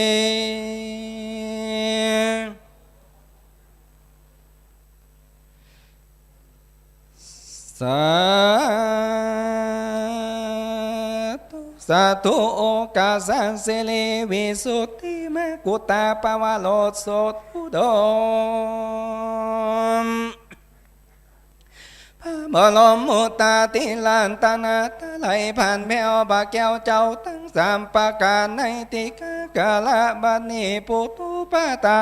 คานาพิรุบาสาสนาโกดมลมเตโลกาจารยังปุ่งเก็บานจะเตืองเลืองเบิ่งใดกะตำยังตานาปาลามีศีลปาลามีไว้เป็นยอดขอดไว้กับตัวกับตนตัวภาวานุภาวาใจตราบใดไว้นาจูจอดลอดถึงยังโลกิญาโลกุนตาลามีมังกาพลานิปานธรรมเจ้าเป็นนาเขตเหตุอันมาให้มีเจ้าเก่าเงาลาสาธาคุณแม่จันฟ้องกิวแก้วคุณเฉิดพงกิวแก้วนายกุติกรคำมาในอำเภอพานนายบรรจงขนเพชรในอำเภอเวียงเป่าเป้าพร้อมโดยคณะส่งอำเภอโดยสักเกตและอำเภอเวียงป่าเป้าพร้อมโดยข้าราชการกำนันผู้ใหญ่บ้านส่วนท้องถิ่นประชาชนทุกภาคส่วนจุผู้จุคนก็แลคณะสัตจะได้ทำบุญตานยังพระธาตุเจ้าเจดีย์พร้อมโดยบริวารหลายหลากอันศรัทธาหากได้นำมามีผัวจติเจนิยาตาจนิยาลาอย่างอันนาเนื่องโดยเสนาสนามูลาสาธาได้กระทำมาหลายเดือนวันขออย่าได้ปราศจากใน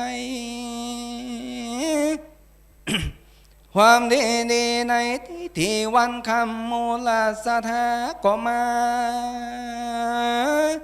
นั่งพร้อมแล้วจากได้โยนยอถวายขออาราธนาพระสังฆเจ้าตั้งหลายจงเมตตาภายโพธิลับอุตมาโยตานังขอสมดังกรรมกาปาธนาจุเสียงที่ใดคืดแล้วจูปการเดเลบุญญาลาสีอันนี้มีมากระทำได้แล้วโอติสาภัยแผ่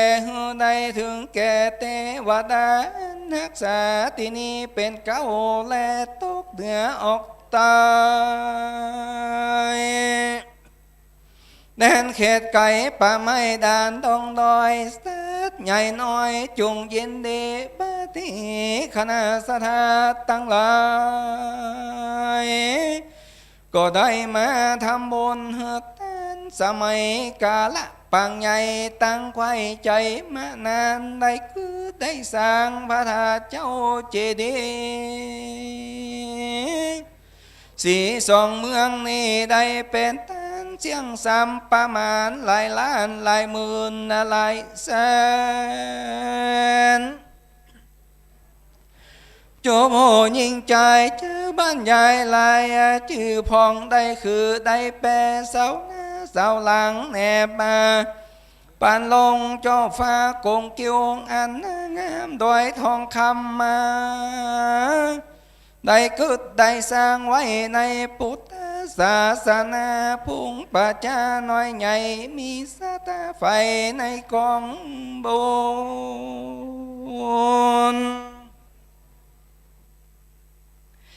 ได้สร้างเอาไว้อย่างได้ให้โสนหากเป็นกุศลยิ่งใหญ่ข้ามาจลาชาลิยะธานีหากแม่นตีบริจาคจากขังเมื่อเราแทบขันใดที่เปิงขอได้ไปเกิดในเมืองสวรรค์จงจังอาคาปาปะดำหแน่ตั้งใดแก่โลภโกรธหลงปงใจตัดขาดมานะทิฏฐิยาอาจเธอตัววิจิกิจฉาอย่าได้เมาสะดุ้งใจแตกฟุ้งบ่แน่นอนเดโมนีตันสอนสั่งกันได้แล้ว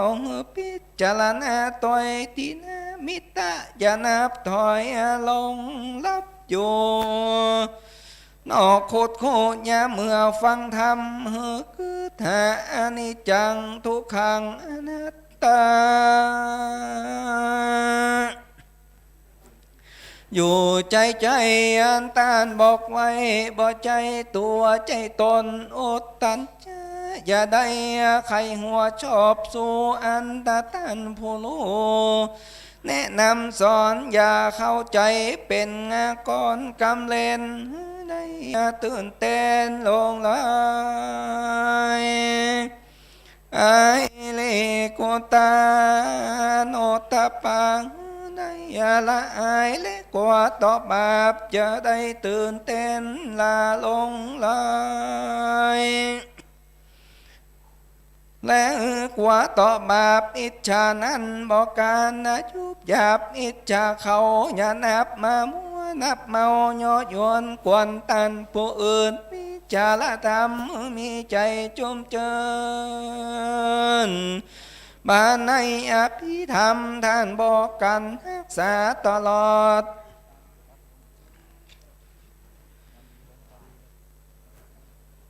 หมู่เฮาจุงประกันติดตามร้อยพระพุทธบาทไอโอวาทคำสอน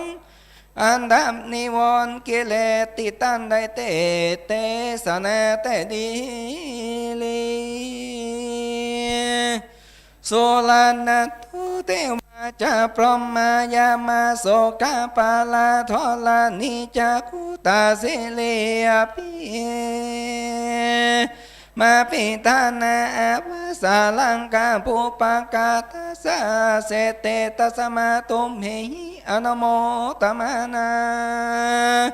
บัดนี้สันธาตั้งหลายได้ยกโยตะไว้ยังวัตถุตันตั้งหลายน้อยมากขังถึงภาเกี่ยวเจ้าจังสามประการแล้วจงเป็นปัจจัยแก่จานี้และจานาขอถึงเมืองคนและเมืองฟ้ามี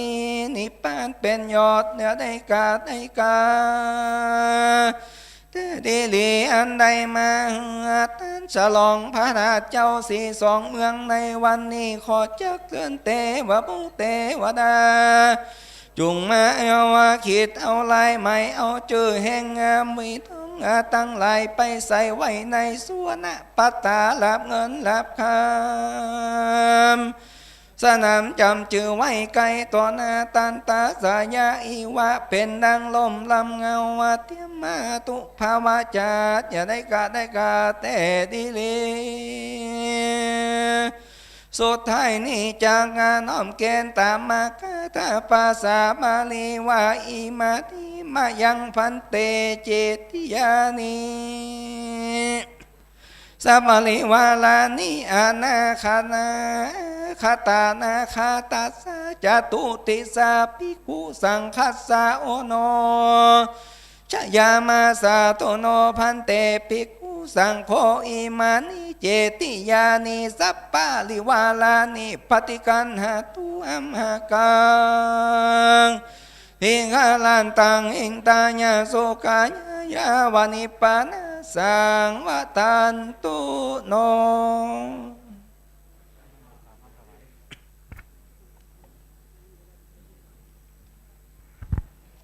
ลำดับตอนนี้ไปจะได้กล่าวคำถวาย พระธาตุเจ้าตั้งนะโมพร้อมกันสามจบ เสร็จแล้วว่าตามเนอนะโมตัสสะภะคะวะโตอะระหะโตสัมมาสัมพุทธัสสะนะโมตัสสะภะคะวะโตอะระหะโตสัมมาสัมพุทธัสสะนะโมตัสสะภะคะวะโตอะระหะโตสัมมาสัมพุทธัสสะยัคเคพันเตสังโฆปฏิชานาตุมยังพันเตเอตังเจติยังสัปปลิวารังพุทธัสสะปูชนาทายะพุทธศาสเนนิยาเทมาสาธุโนพันเตอะยังพุทธัสสะปูชนาทายะเจติยัสสะทานัสสะอนิสังโสอัมหากันเจวามาตาปิโตอาทีนันจะปิยะชนานังทีคลัตตังหิตายะสุขายะสังวัตโตข้าแต่พระสงฆ์ผู้เจริญขอพระสงฆ์จงรับทราบข้าพระเจ้าทั้งหลายขอมอบถวายพระเจดีย์พร้อมกับของบริวารนี้ไว้ในพระพุทธศาสนาเพื่อเป็นพุทธบูชาขออานิสงส์แห่งการถวายพระเจดีย์เพื่อเป็นพุทธบูชานี้ของข้าพเจ้าทั้งหลายจงเป็นไปเพื่อประโยชน์และความสุขแก่ข้าพเจ้าทั้งหลายโดยแก่ปิยชนทั้งหลายมีมารดาบิดาเป็นต้นโดยตลอดกาลนานเทอญเชิญตัวแทนเจ้าภาพและแขกผู้มีเกียรติได้ขึ้นเข้าประเคนตามลำดับรายชื่อดังต่อไปนี้เจริญพรคุณเชิดพงษ์กิ่วแก้วตัวแทนของคุณแม่จันฟองกิ่วแก้วประเคนกันพระพุทธและประเคนประธานสงฆ์ขอเจริญพร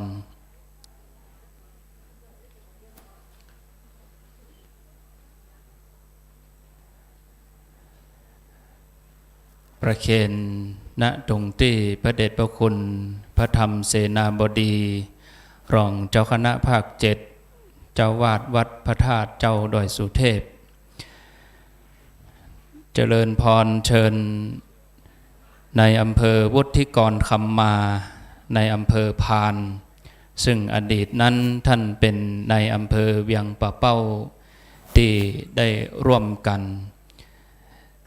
จัดสร้างประสานงานรวมมวลชนได้มาขนหินขนทรายช่วยกันกึดกันสร้างม่อนพระเจ้าสีสองเมืองนี้เจริญพรท่านในอำเภอวุฒิกรคำมาพร้อมกับคุณนายเจริญพร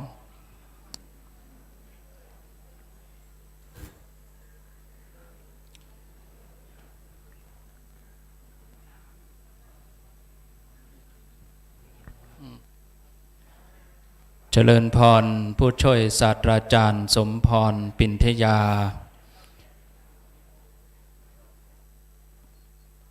คุณพฤกษาทิติทาวินโชค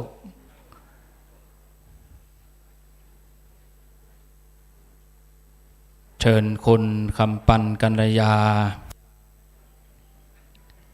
ตัวแทนอุทยานแห่งชาติขุนแจเจริญพรนายบุญส่งหมื่นถาถ้าหากว่าท่านในอำเภอเวียงป่าเป้าเดินทางมาถึงแล้วก็ขอเจริญพรท่านนายบรรจงขุนเพชรท่านในอำเภอเวียงป่าเป้าถ้าท่านเดินทางมาถึงแล้วก็ขอเจริญพร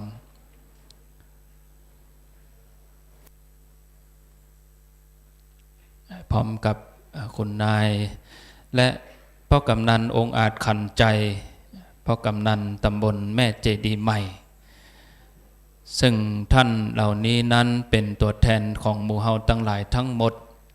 ที่เหลือจากนั้นขอกราบนิมนต์พระเจ้าหน้าที่ได้ประเคนแตนเพื่อเป็นการประหยัดเวลาเนื่องจากว่า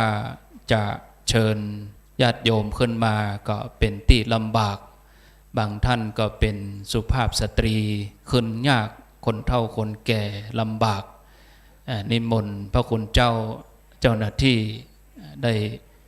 ช่วยกันประเคนนิมนต์ท่านพระครูฟุกตัวนะครับกลับหลังประเคนเอาบุญตัวกันท่านพระครูประหลัดทีนาวิทยาณสิทธิวาทีวัดโลกโมลีป้อนหนานป้ออาจารย์ท่านที่อยู่ตังบนก็ประเคนตัวกันท่านในอำเภอก็เจริญพรยังอยู่ชั้นบนนี่ก่อนก็ได้นะฮับปอนแล้วก็ก้อยลงไปก็ได้ศรัทธาเฮาอยู่ที่เก่าเน้อกำเดียวหลังจากที่พระสงฆ์ได้อนุโมทนาเรียบร้อยก็จะเป็นการประกอบพิธียกยอดชัดตามลำดับไปโดยจะได้กราบนิมนต์พระมหาเถระทั้ง7รูปได้ไปนั่งที่เก้าอี้รับรองเจ้าหน้าที่ได้จัดเตรียมไว้ตั้งหน้าบนลานเจดีย์ได้กราบนิมนต์พระเดชพระคุณทั้ง7รูปพระเดชพระคุณพระธรรมเสนาบดีพระเดชพระคุณพระเทพปริยัติพระเดชพระคุณพระพุทธิวงศ์วิวัฒน์พระเดชพระคุณพระพุทธิยานมุนีและพระเดชพระคุณพระเทพรัตนนายกพระเดชพระคุณพระราชโพธิวรคุณและหลวงพ่อพระครูนิวิตศีลสังวรจำนวน7รูปพระมหาเถระ7ท่านจะได้เมตตานั่งเก้าอี้ที่เจ้าหน้าที่ได้จัดเตรียมตอนนี้ทุกอย่างเตรียมพร้อมหลังจากที่ยกฉัตรแล้วพระเดชพระคุณพระเทพปริยัติได้ดำริหลวงพ่อได้นำต้นโพ2 ต้นที่จะได้นำมาปลูกบนม่อนพระศรี2 เมืองนี้ตัวญาติโยมจะได้อนุโมทนาด้วยกันเชิญทุกท่านตั้งอกตั้งใจเตรียมตรวจน้ำรับพรณบัดนี้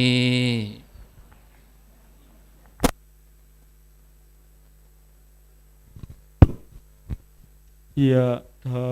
วาริวหาปุราปริปุเรนติสาครังเอวเมวัยโตทินังเปตานังอุปกปปติอิจิตังปฏิตังตุมหังคิปะเมวะสมิจจตุสพเพปุเรนตุสังกปาจันโทปนรโสยะถามณิโชติระโสยะถาสัพพิติโยวิวัชชันตุสัพพะโรโค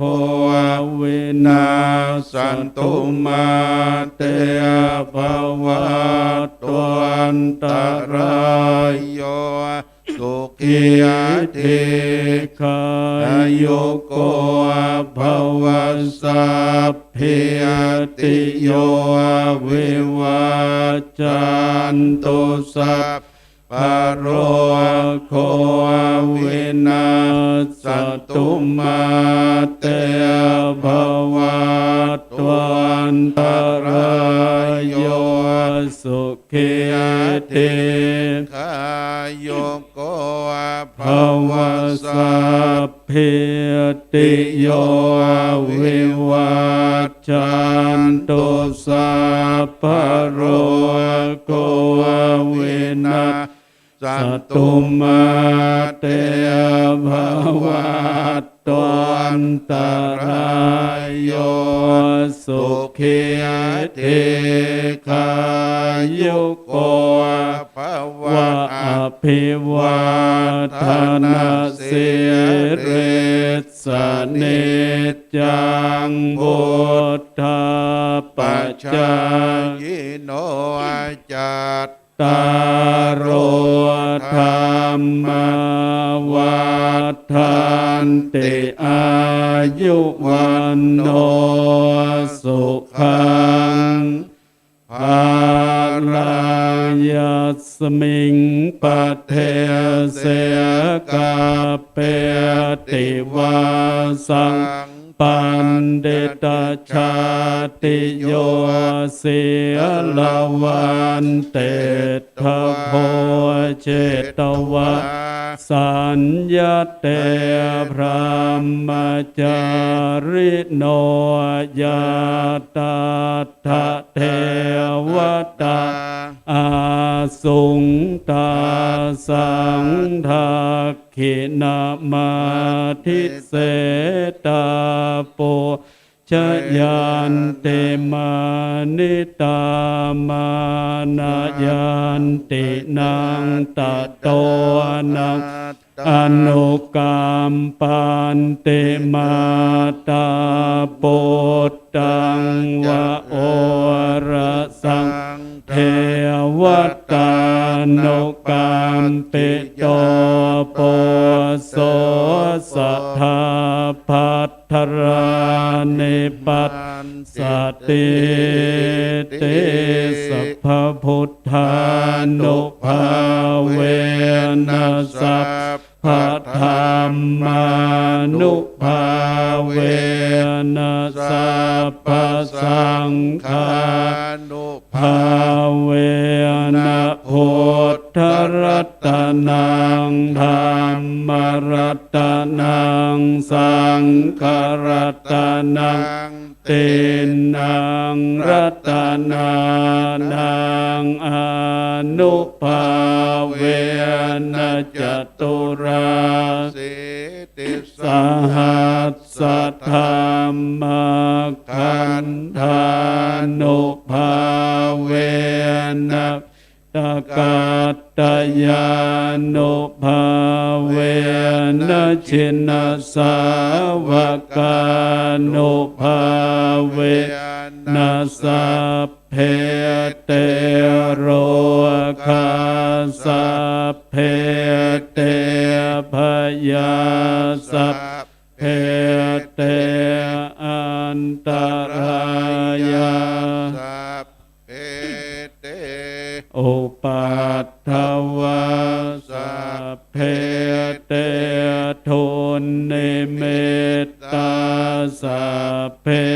เตอวามังคลาวินาสันโตอายุวัฏฐโกธนาวัฏฐโกสิริวัฏฐโกยสวัฏฐโกพลวัฏฐโกวันนาวัฏฐโกสุขวัฏฐโกโหตุสัพพทาตุคโรคัพพยาเวราโสกาสัตตุจุปัฏทวาอเนกาอันตรายาปิเวนัสสันตุจเตชะสาชยสิทธิธนังลาภังโสทิภาคยังสุขังภาลังสิริอายุจวันโนจะโพคังบุตเทจยสวะสัตวัส สะจะอายุจะชีวสิทธิภวันตุเต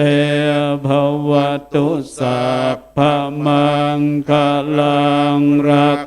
ขันตุสัพพเทวตาสัพพพุทธานุภาเวนะสัทธาโสทิภวันตุเตภวตุสัพพมังคลังรักขันตุสัพพเทวตาสัพพธรรมานุภาเวนะสัทธาโสทิภวันตุเตภวตุสัพพมังคลังรักขันตุสัพพเทวตาสัพพสังฆานุภาเวนะสัทธาโสทิภวันตุเตสาธุสาธุสาธุนิมนต์พระมหาเถระได้นั่งตามอัธยาศัยเปลี่ยนอิริยาบถจะหย่อนแข้งลงก็ได้นะครับกราบนิมนต์นะครับ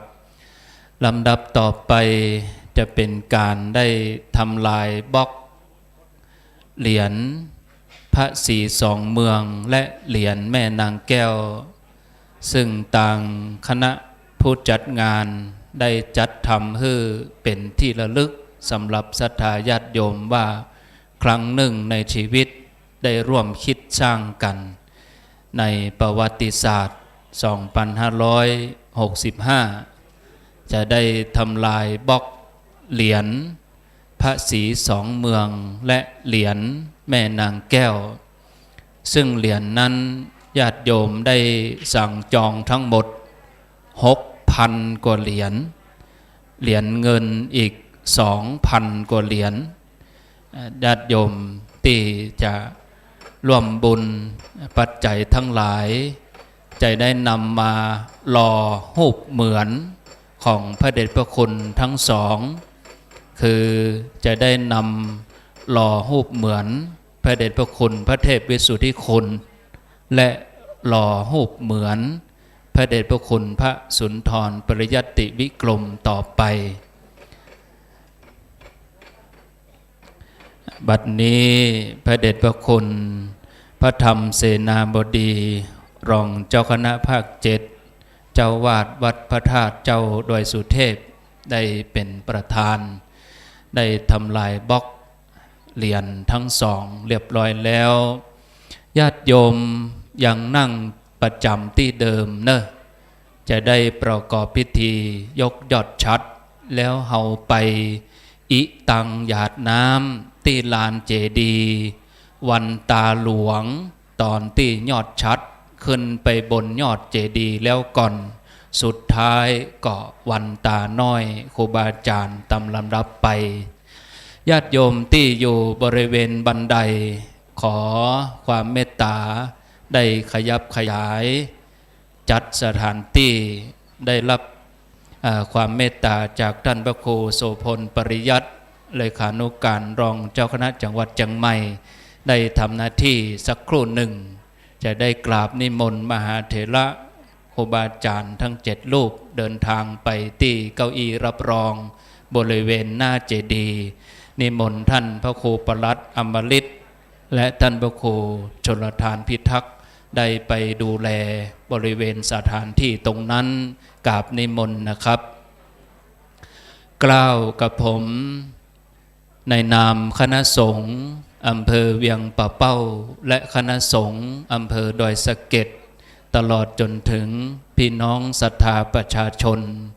โดยมีท่านในอำเภอเวียงป่าเป้าท่านในอำเภอบรรจงขุนเพชรและท่านในอำเภอวุฒิกรคำมาท่านในอำเภอพานและเจ้าภาพคุณแม่จันฟองกิ่วแก้วพร้อมลูกหลานขอกราบนิมนต์ พระเดชพระคุณพระธรรมเสนาบดี รองเจ้าคณะภาค7เจ้าวาดวัดพระธาตุเจ้าดอยสุเทพหลวงพ่อได้เมตตาไปนั่งที่เก้าอี้เตรียมที่จะได้ผูกผ้าแพรตามลำดับขอกราบนิมนต์ครับ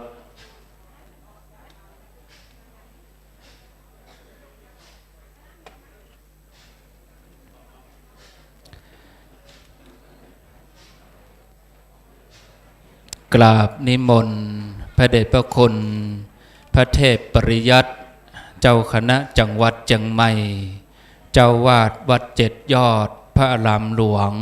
ตามลำดับขอกราบนิมนต์ครับเชิญคณะเจ้าภาพได้ไปประจำที่เก้าอี้รับรองขอเจริญพรศรัทธาที่นั่งในศาลานี่ศรัทธาบ่ต้องลุกไปเนอะถ้าลุกไปนี่เสียเก้าอี้นะนั่งติเก่ายังเตื้อเพราะว่าเปิ้นจะผูกผ้าแพรเปิ้นจะเจิมเมินอยู่ถ้าญาติโยมลุกไปนี่ก็ปิกมาเก้าอี้หายนะนั่งอยู่ที่เก่าใจเย็นเจิญท่านในอำเภอตัวทั้งสองตัวแทนอุทยานแห่งชาติกล้าวขอกราบนิมนต์พระเดชพระคุณหลวงปู่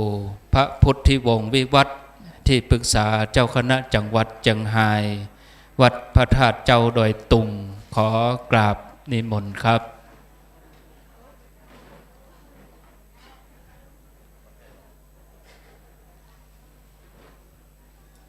ท่านพระครูโสพลปริยัติพร้อมครับท่านพระครูปลัดอมฤตท่านพระครูชลทานพิทักษ์ช่วยดูแลสถานที่บริเวณที่จะไปตัวนะครับกราบนิมนต์หลวงพ่อท่านเจ้าคุณพระเดชพระคุณพระพุทธิวงศ์วิวัฒน์นะครับพระเดชพระคุณหลวงพ่อพระพุทธิยานมุนีเจ้าคณะจังหวัดเชียงรายวัดพระธาตุผาเงาและพระเดชพระคุณพระเทพรัตนนายกเจ้าคณะจังหวัดละปูนวัดพระธาตุหริพุนชัย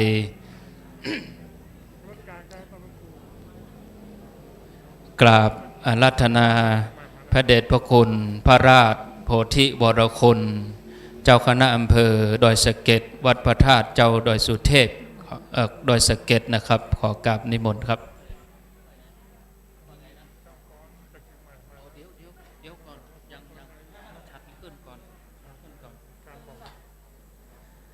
กราบนิมนต์หลวงพ่อท่านพระครูนิวิทย์ศีลสังวร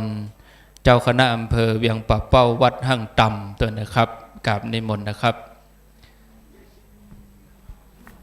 เจ้าหน้าที่เดินไม้เตรียมไม้ไว้ตั้งปุ้นตัว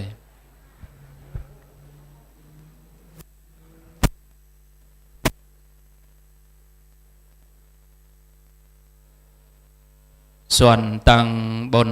ศาลาก็จะมีหลวงพ่อพระครูสุจิตานุรักษ์หลวงพ่อเจ้าคณะอำเภอฝางวัดพระบาทอุดมจะเป็นตนเมตตาในการเจริญชัยมงคลคาถานะครับ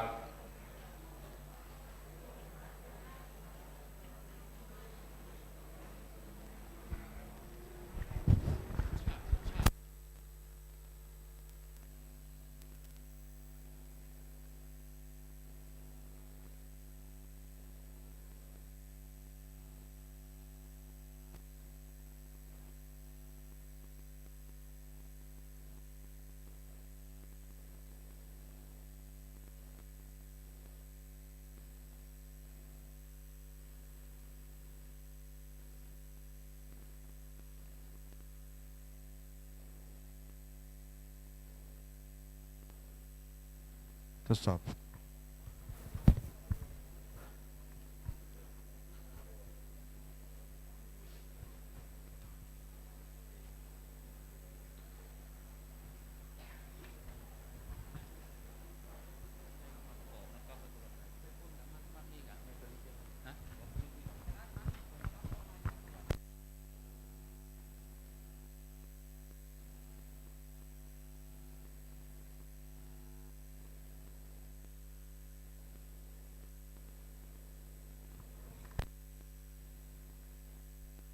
ขณะนี้พระมหาเถระ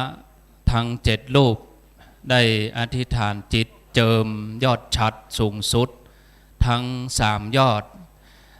ต่อไปก็จะได้เจริญพรเชิญเจ้าภาพได้ผูกผ้าแพรและคล้องพวงมาลัยตามลำดับไปผูกผ้าแพรก่อนเนอะผ้าแพรแล้วก็ได้คล้องพวงมาลัยเป็นลำดับสุดท้าย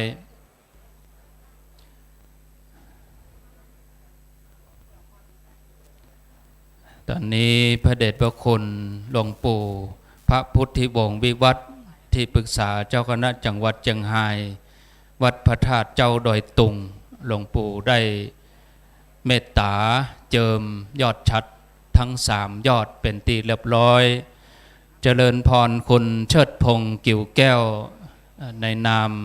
เจ้าภาพได้สร้างยอดฉัตรและองค์พระธาตุเจดีย์ถวายเป็นพุทธบูชาพี่น้องศรัทธาเฮาทุกคนร่วมกันทุกบาททุกสตางค์ปนมมือเนอสาธุสาธุสาธุเชิญผู้ช่วยศาสตราจารย์สมพรปินทยาในยอดฉัตรอันที่2ร่วมกันกับคุณเชิดพงษ์กิ่วแก้วส่วนยอดฉัตรอันที่3นั้น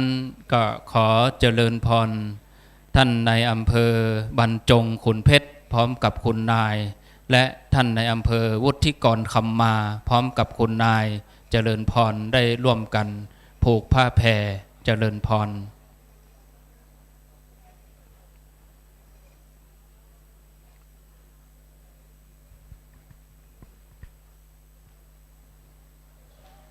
เดี๋ยวรอสักกรรมเนอะศรัทธาเฮาประนมมือตั้งใจจดจ่อ2 ปีที่ได้มาร่วมกันสร้างบางท่านก็มาคนเห็นคนชายมาตลอดแฮมบะเกินชั่วโมงญาติโยมก็จะสมบูรณ์เรียบร้อยแล้วคืนนี้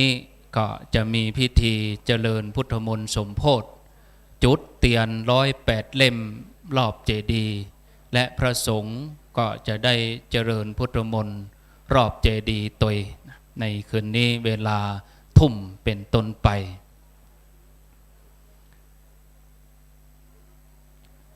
ตอนนี้ต่างคณะเจ้าภาพพร้อมกับท่านในอำเภอทั้ง2ท่านในอำเภอวุฒิกรคำมา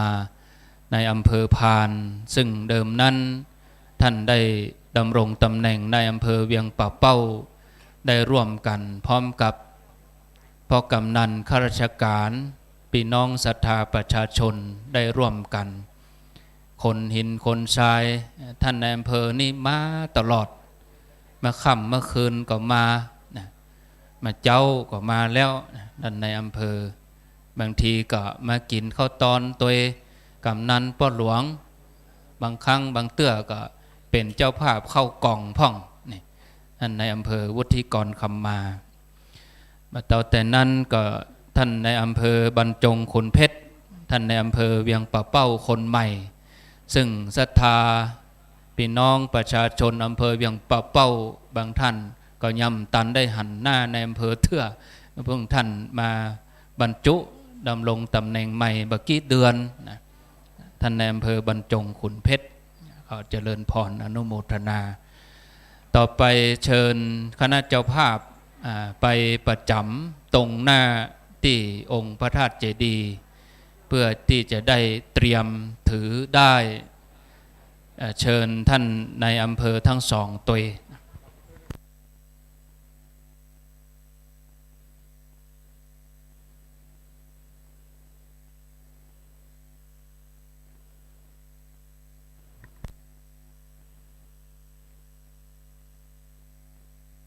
จะได้ยกยอดฉัตรของดอยตุงซึ่งดอยตุงนั้นอยู่เพิกทางเหนือญาติโยมสังเกตได้ว่าดอยตุงนั้น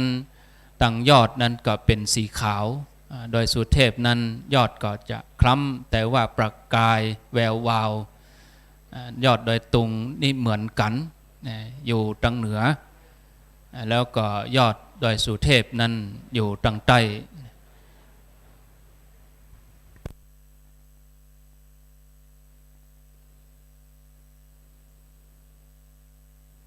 จังฟ้อนที่จะฟ้อนเกียมอยู่ตรงหน้านี่เนอะหน้าศาลานี่จังฟ้อนเตรียมเลยตั้งไว้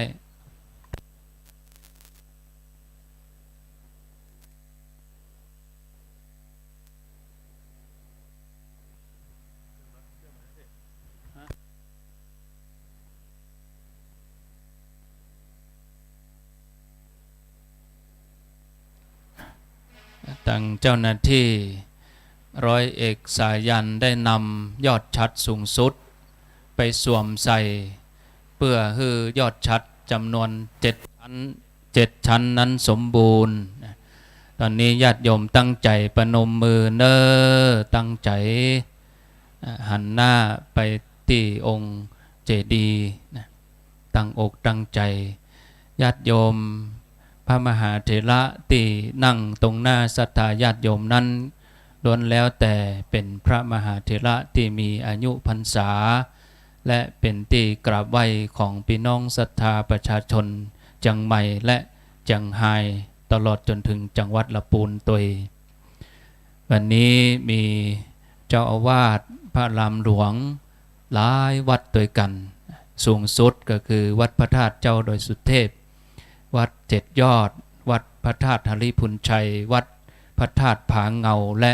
พระธาตุดอยตุงศรัทธาญาติโยมทั้งหลาย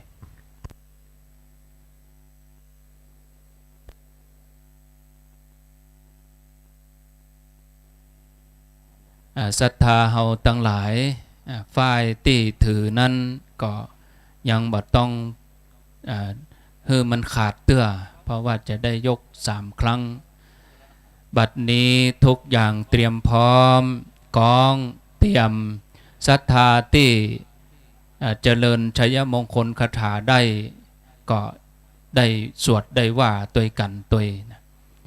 บัดนี้ทุกอย่างพร้อมแล้วยอดฉัตรอันที่1พร้อมขึ้นปฏิสถานเหนือยอดเจดีย์ดอยตุงณบัดนี้ติยาโมเลสักยานังนันทิวัฒโนเอวังตวังวิชโยโหหิชยานสุสยามังคะเลอาปัลลาจิตาปัลลังเกสิเสปัตตาวิปุคะเลอาภิเสกเกสัพพะพุทธานังอันตาปะตัวปัมโมทัตติสุนังอัตตังสุมังคลังสุปปาตังสุวันทิตังสุขโนสุโมโหโตจะโสยิตังธรรมจาริสุปทักขินังกายกรรมังวาจากรรมังปัตตาขินังปัตตาขินังมโนกรรมังปเนติเตปัตตาขินาปัตตาขินานิกัตตวานัลลพันตาเทปัตตาขิเนสาธุสาธุสาธุเจ้าหน้าที่ได้อัญเชิญยอดฉัตรอันที่2ที่จะได้ยกขึ้นปฏิสถานเหนือยอดเจดีย์ดอยตุงจำลองเจ้าหน้าที่ได้ยกขึ้นมาณบัดนี้ฟ้อนจังฟ้อนเดียวกันปิดเพลงกันปิดเพลงจังฟ้อนปิดเพลงกันยอดฉัตรขึ้นหมดก่อนก้อยฟ้อนเดี๋ยวตั้งมั่นไว้ใจเย็นเงียบก่อนทุกอย่างเงียบ ญาติโยมตั้งอกตั้งใจท่านร้อยเอกสายันจะได้อัญเชิญยอดฉัตรอันที่สองซึ่งเป็นยอดฉัตรสูงสุดที่จะได้ประดิษฐานเหนือยอดเจดีย์พระธาตุดอยตุงจำลองจะได้อัญเชิญขึ้นไปประดิษฐานเป็นครั้งที่สององค์ที่สองต่อไปจังฟ้อนตั้งมั่นไว้ถ้ายอดฉัตรขึ้นไปสมบูรณ์ทั้งสามยอดก็ก้อยฟ้อน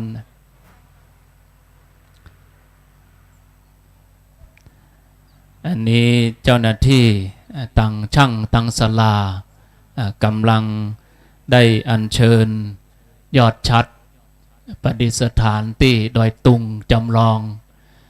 เจ้าหน้าที่ตั้งศาลาก็มีความตั้งใจมีความเพียรศรัทธาญาติโยมทั้งหลาย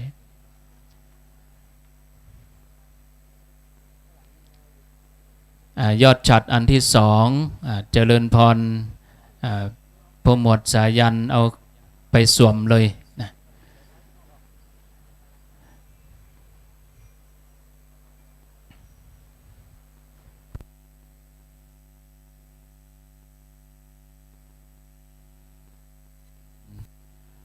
เชิญเจ้าภาพและท่านในอำเภอได้คล้องพวงมาลัยที่ยอดฉัตรอันที่สองขอเจริญพร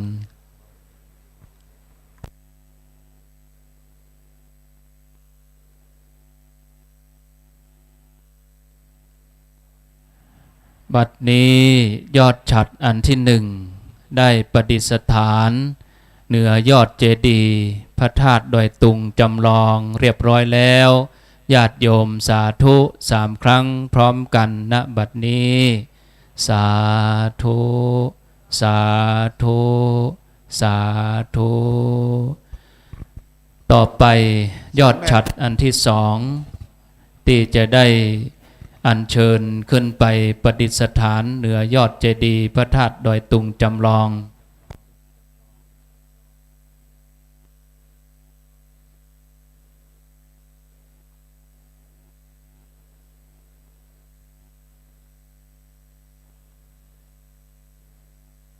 ตอนนี้ตั้งเจ้าภาพ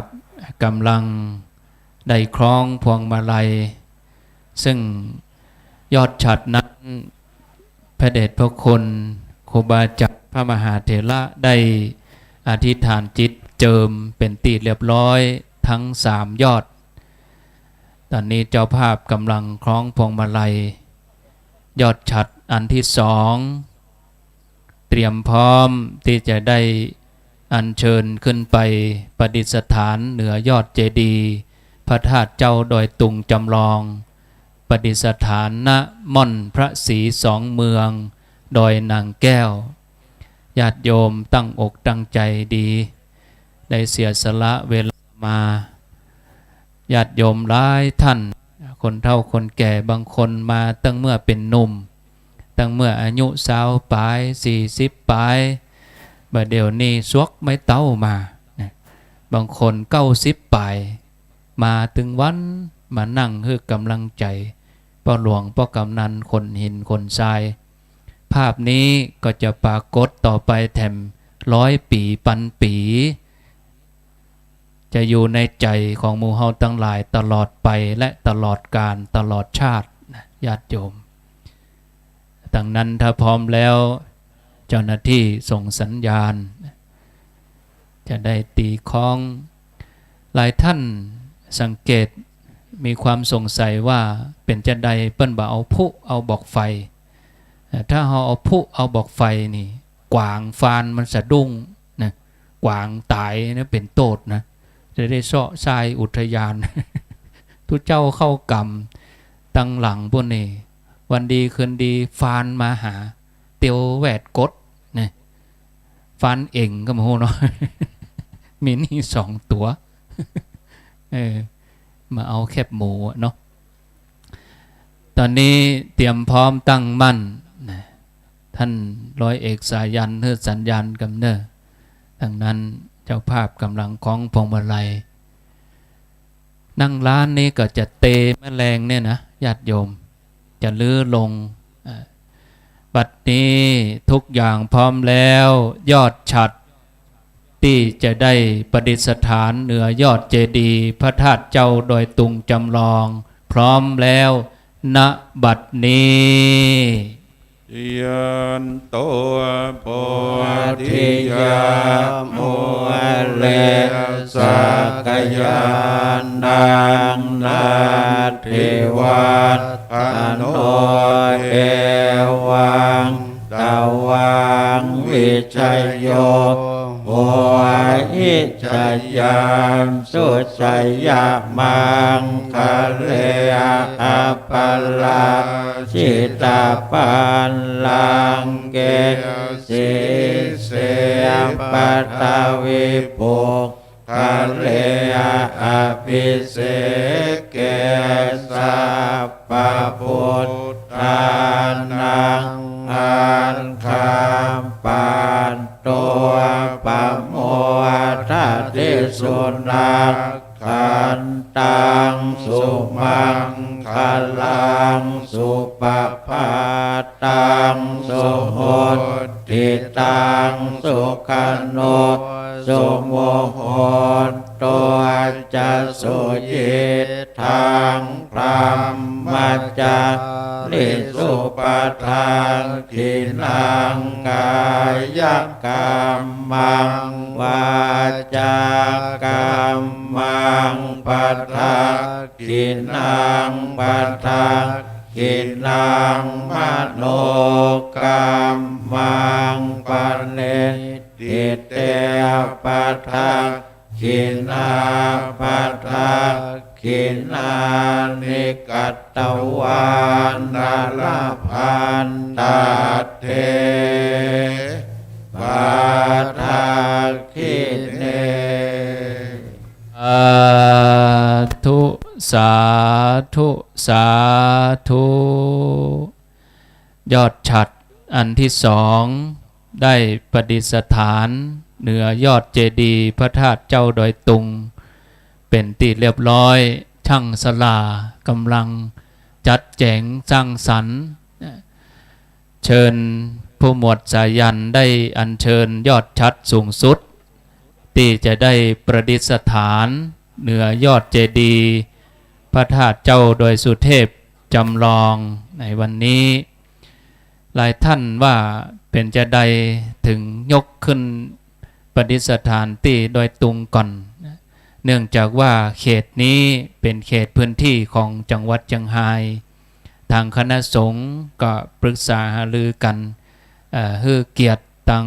เจ้าของพื้นที่คือโดยตุงก่อนนะคือตังเหนือแล้วก็ไปตังใต้สุดท้ายที่พระธาตุเจ้าโดยสุเทพก็สมบูรณ์งดงามเชิญผู้หมวดสายันได้อัญเชิญยอดฉัตรสูงสุดที่จะได้นำไปสวมใส่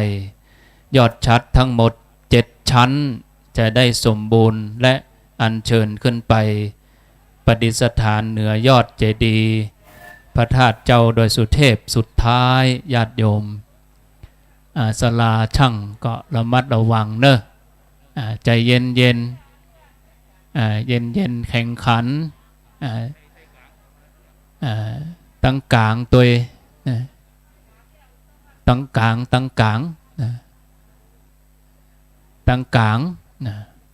องค์กลางองค์นี่แหละสื่อลาพอดีอันสุดท้ายก็คือดอยสุเทพนักขนาดเนอสถาสลานี่โอ้จัดแข็งแรงนะเนี่ยโอ้ขอบคุณเนอสลาตั้งใจเอาบุญด้วยกันนะสลานี่แข็งแรงดีแต่เนาะเอาเรียบร้อยสาธุเฮสลาตัวสาธุสาธุสาธุขอบคุณสลาต่อไปยอดฉัตรอันที่สามสุดท้ายที่จะได้ยกขึ้นประดิษฐานเหนือยอดเจดีย์พระธาตุเจ้าโดยสุเทพจำลองหลังจากที่ได้ยกยอดฉัตรเป็นที่เรียบร้อยแล้ว จะได้กราบนิมนต์พระมหาเถระทั้ง7รูปได้ปลูกต้นโพและต้นบะหนุนจำนวน7ต้นเอาปลูกที่กระถางจำลองไว้ก่อนเนื่องจากว่าเจ้าหน้าที่เตรียมหลุมขุดหลุมบัดตันนิมนต์พระเดชพระคุณหลวงพ่อได้ปลูกที่กระถางจำลองเสร็จแล้วบึดมาค่ำยามแรงเพราะกำนันอาจจะได้นำปลากำนันผู้ใหญ่บ้านได้ขุดหลุมตามจุดที่กำหนดไว้ต่อไปเมื่อได้ปลูกต้นไม้แล้วเฮาก็จะได้วันตาหลวงศรัทธาที่นั่งกับปืนได้ก็ขอเจริญปอนนั่งลงกับปืนได้กราบองค์พระธาตุเจ้าเจดีย์วันตาหลวงแล้วก็วันตาน้อยเป็นตีเรียบร้อยก่อนจะวันตาเฮาก็จะอีตังหยาดน้ำศรัทธาบะมีน้ำหยาดก็บ่เป็นหยังนะหยาดน้ำลงแผ่นดินคือแม่ธรณีได้รับรู้ในบุญกินบุญตาลที่หมู่เฮาทั้งหลายได้ร่วมทำกันในวันนี้ต่อไปพิธีก็สมบูรณ์ญาติโยมตามเวลาบ่เกินบ่าย3นะเกินก็เกินน้อยๆขอเหี่ย9 นาทีเนาะ บวกลบไป9 นาทีญาติโยมก็มาจากทั่วทุกสารทิศเมื่อสถานที่แห่งนี้ตั้งงานโยมที่ขับรถผ่านไปมาก็จะยกมือไหว้ทุกครั้งโยมที่ไปเจียงใหม่บางคนเป็นคนเฒ่าบางคนเป็นคนไข้นั่งในรถก็ยกมือไหว้ไปไหนไปหงยาสวนดอกกายดอนนางแก้วยกมือไหว้เจดีย์42เมืองใจจื่นใจดีเนี่ยเป็นน่าอนุโมทนาบางท่านกลับจากเจียงใหม่จะไปเจียงไฮ้กายดอยนางแก้วก็ยกมือไหว้นะบางคนก็กดแตรตลอดญาติโยมคนที่สร้างหมู่เฮาทั้งหลายทุกคนร่วมกันซึ่งเจ้าภาพเปิ้นก็ใจกว้างเปิ้นก็บอกว่าร่วมกันถึงหมดเด้อนะคนหินคนทรายช่วยกันคนดินกีช่วยกันนะเป็นสมบัติของพระศาสนาญาติโยมองค์เจดีย์ที่ตั้งในเขตอุทยานนี้มีแห่งนี้แห่งเดียวหนึ่งเดียวในประเทศไทยเนอะญาติโยมเนอะเจดีย์ที่ตั้งระหว่างเมืองนี่นะที่เป็นสองเมืองเนี่ยสัญลักษณ์2 เมืองนี่ญาติโยมลองตรองพอเตอะมามีที่ไหนนะเมืองไทยนี่เรียบร้อยญาติโยมสุดท้ายเนอตั้งอกตั้งใจสลาตั้งบนเกียมพร้อมช่างเตรียมพร้อมณบัดนี้ยันโตโพธิยามุเลสักยานังนันติวันขันโดเอวังตาวังวิชัยโยโหหิสยานจุสยามังคะเลอาปัลลาจิตตปันลังเกสิเสปัตตะเวปุคาเลอภิเสเกสัพพพุทธานังอันกัมปัตตัวปัมโมทัตติสุนัขขันตังสุมังคลังสุปภาตังสุโหติตังสุขันโนสุโมโหตัวจะสุเยตทางพรามวาจาลิสุปทาขินังกายกรรมังวาจากรรมังปัตตังขินังปัตตังขินังมัตโลกรรมังปะเนติเตปัตตังขินาปัตตังขินานิกัตตวานาลาพันตาเท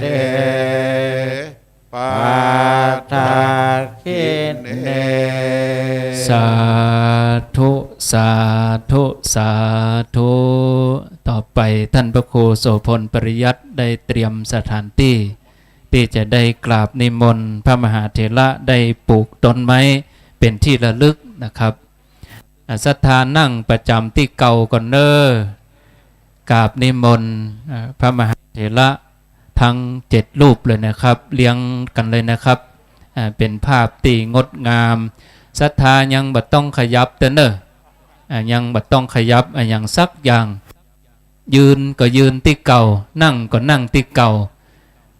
บัดต้องขยับอย่างสักอย่างเตื้อตอนนี้พระมหาเถระทั้ง7 รูปอันมีพระเดชพระคุณพระธรรมเสนาบดีวัดพระธาตุเจ้าโดยสุเทพ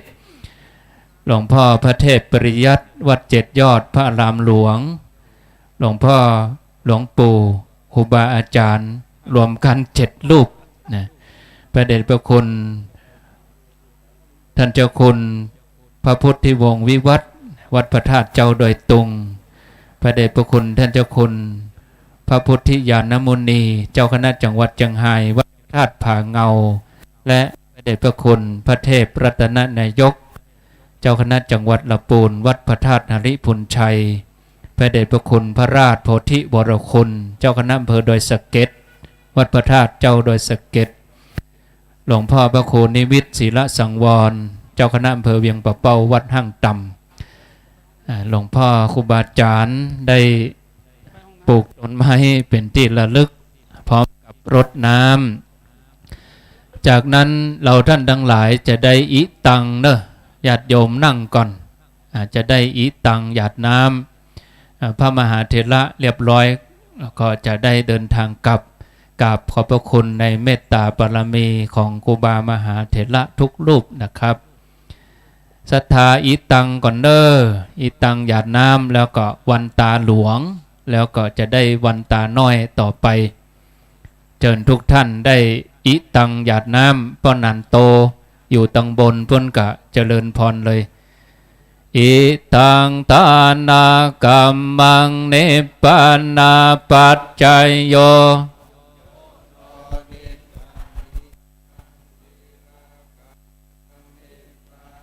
ไหนฮะปนันโยนตุโนนิจังอิตังภาวะนากัมมังนิปานาปัญจโยโหนตุโนนิจังยังกินจิกุสลังกัตตาปังกัมมังสัพเพหิกาเตหิกาตังมุญยังโนอานุโมทันโตโสนันโตพนโตเยเตวะอัสสมิงทาเนอาติคตาทิคายโยกาสัตตาหนตุสัมปะสัตตานังสุขีอัตตานังปาลิหาลันตุมาตาปิตาสุขิตาหนตุตุกาปะมนจันโตสัมเพยาติกาสุขิตาหนตุทุกขาปะมนจันโตสัมเพอายาติกาสุขิตาหนตุทุกขาปะมนจันโตสัพเพปิสัพเพยัคขาสัพเพเปตาสุขิตาหนตุตุกะปะมนจันโตสัมเพนัคขตาสุขิตาหนตุตุขะปะมนจันโตสัมเพเทวาสุขิตาหนตุตุปะมนจันโตสัมเพอาจาริโยปัญชายาสุขิตาโตทุกขปะมนจันโตสัพพะสัมปะจินังจามิชันตุโววันตาหลวงเด้อวันตาหลวงพระธาตุญาติโยมหันหน้าไปตั้งพระธาตุเด้อวันตามิพุทธ ทังสัพพะเมวะโตสังฆามาทะเมวันเต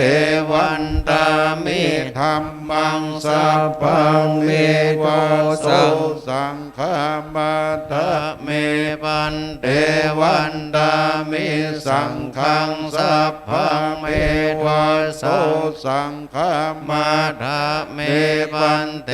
วันตามิคุโรปัญจายจริเยสัพพะเมวะโตสังฆามาทะเมวันเตวันทามิกัมมัฏฐานังสัพพะเมวะสังฆามาทะเมวันเตวันทามิอาราเมพัทธสีมายังสัพพังเมวะสังฆามาทะเมปันเตวันทามิเจติยังสัพพังสัพพัทธาเนสุปาติทิตาสริราธาตุมหาพุทธิงพุทธรูปังสักกะลังสัทธานาคาโลเกเทวะโลเกพระมะโลเกจัมพูติเปลังกาติเปสริราธาตุโยเกสัทธาตุโยอะระหันตธาตุโยเจติยังกันทะกุติงจตุราสิติสาสิธรรมกันเตสัพเพสังปัฏฐะเจติยังอะหังวันตามิสัพพะโส กับนิมนต์และเชิญทุกท่านวันตาโนตีหูปถ่ายพระเดชพระคุณทั้งสองในศาลานะครับและเจริญพรวันตาน้อยหูปถ่ายพระเดชพระคุณพระเทพวิสุทธิคุณอดีตเจ้าคณะจังหวัดเชียงใหม่และพระเดชพระคุณพระสุนทรปริยัติวิกรมอดีตเจ้าคณะอำเภอเวียงป่าเป้ากราบนิมนต์และเชิญทุกท่านวันตาน้อยครับวันตา มิพันเตสัพพังอปาราทังคามาตะเมพันเตมยากาตังบุญยังสามินาอนุโมทิตาพังสามินากาตังบุญยังไมหังตาตาพังสาธุสาธุอนุโมทามิ ต่อไปกราบนิมนต์และเชิญทุกท่านวันตาน้อยหลวงพ่อพระครู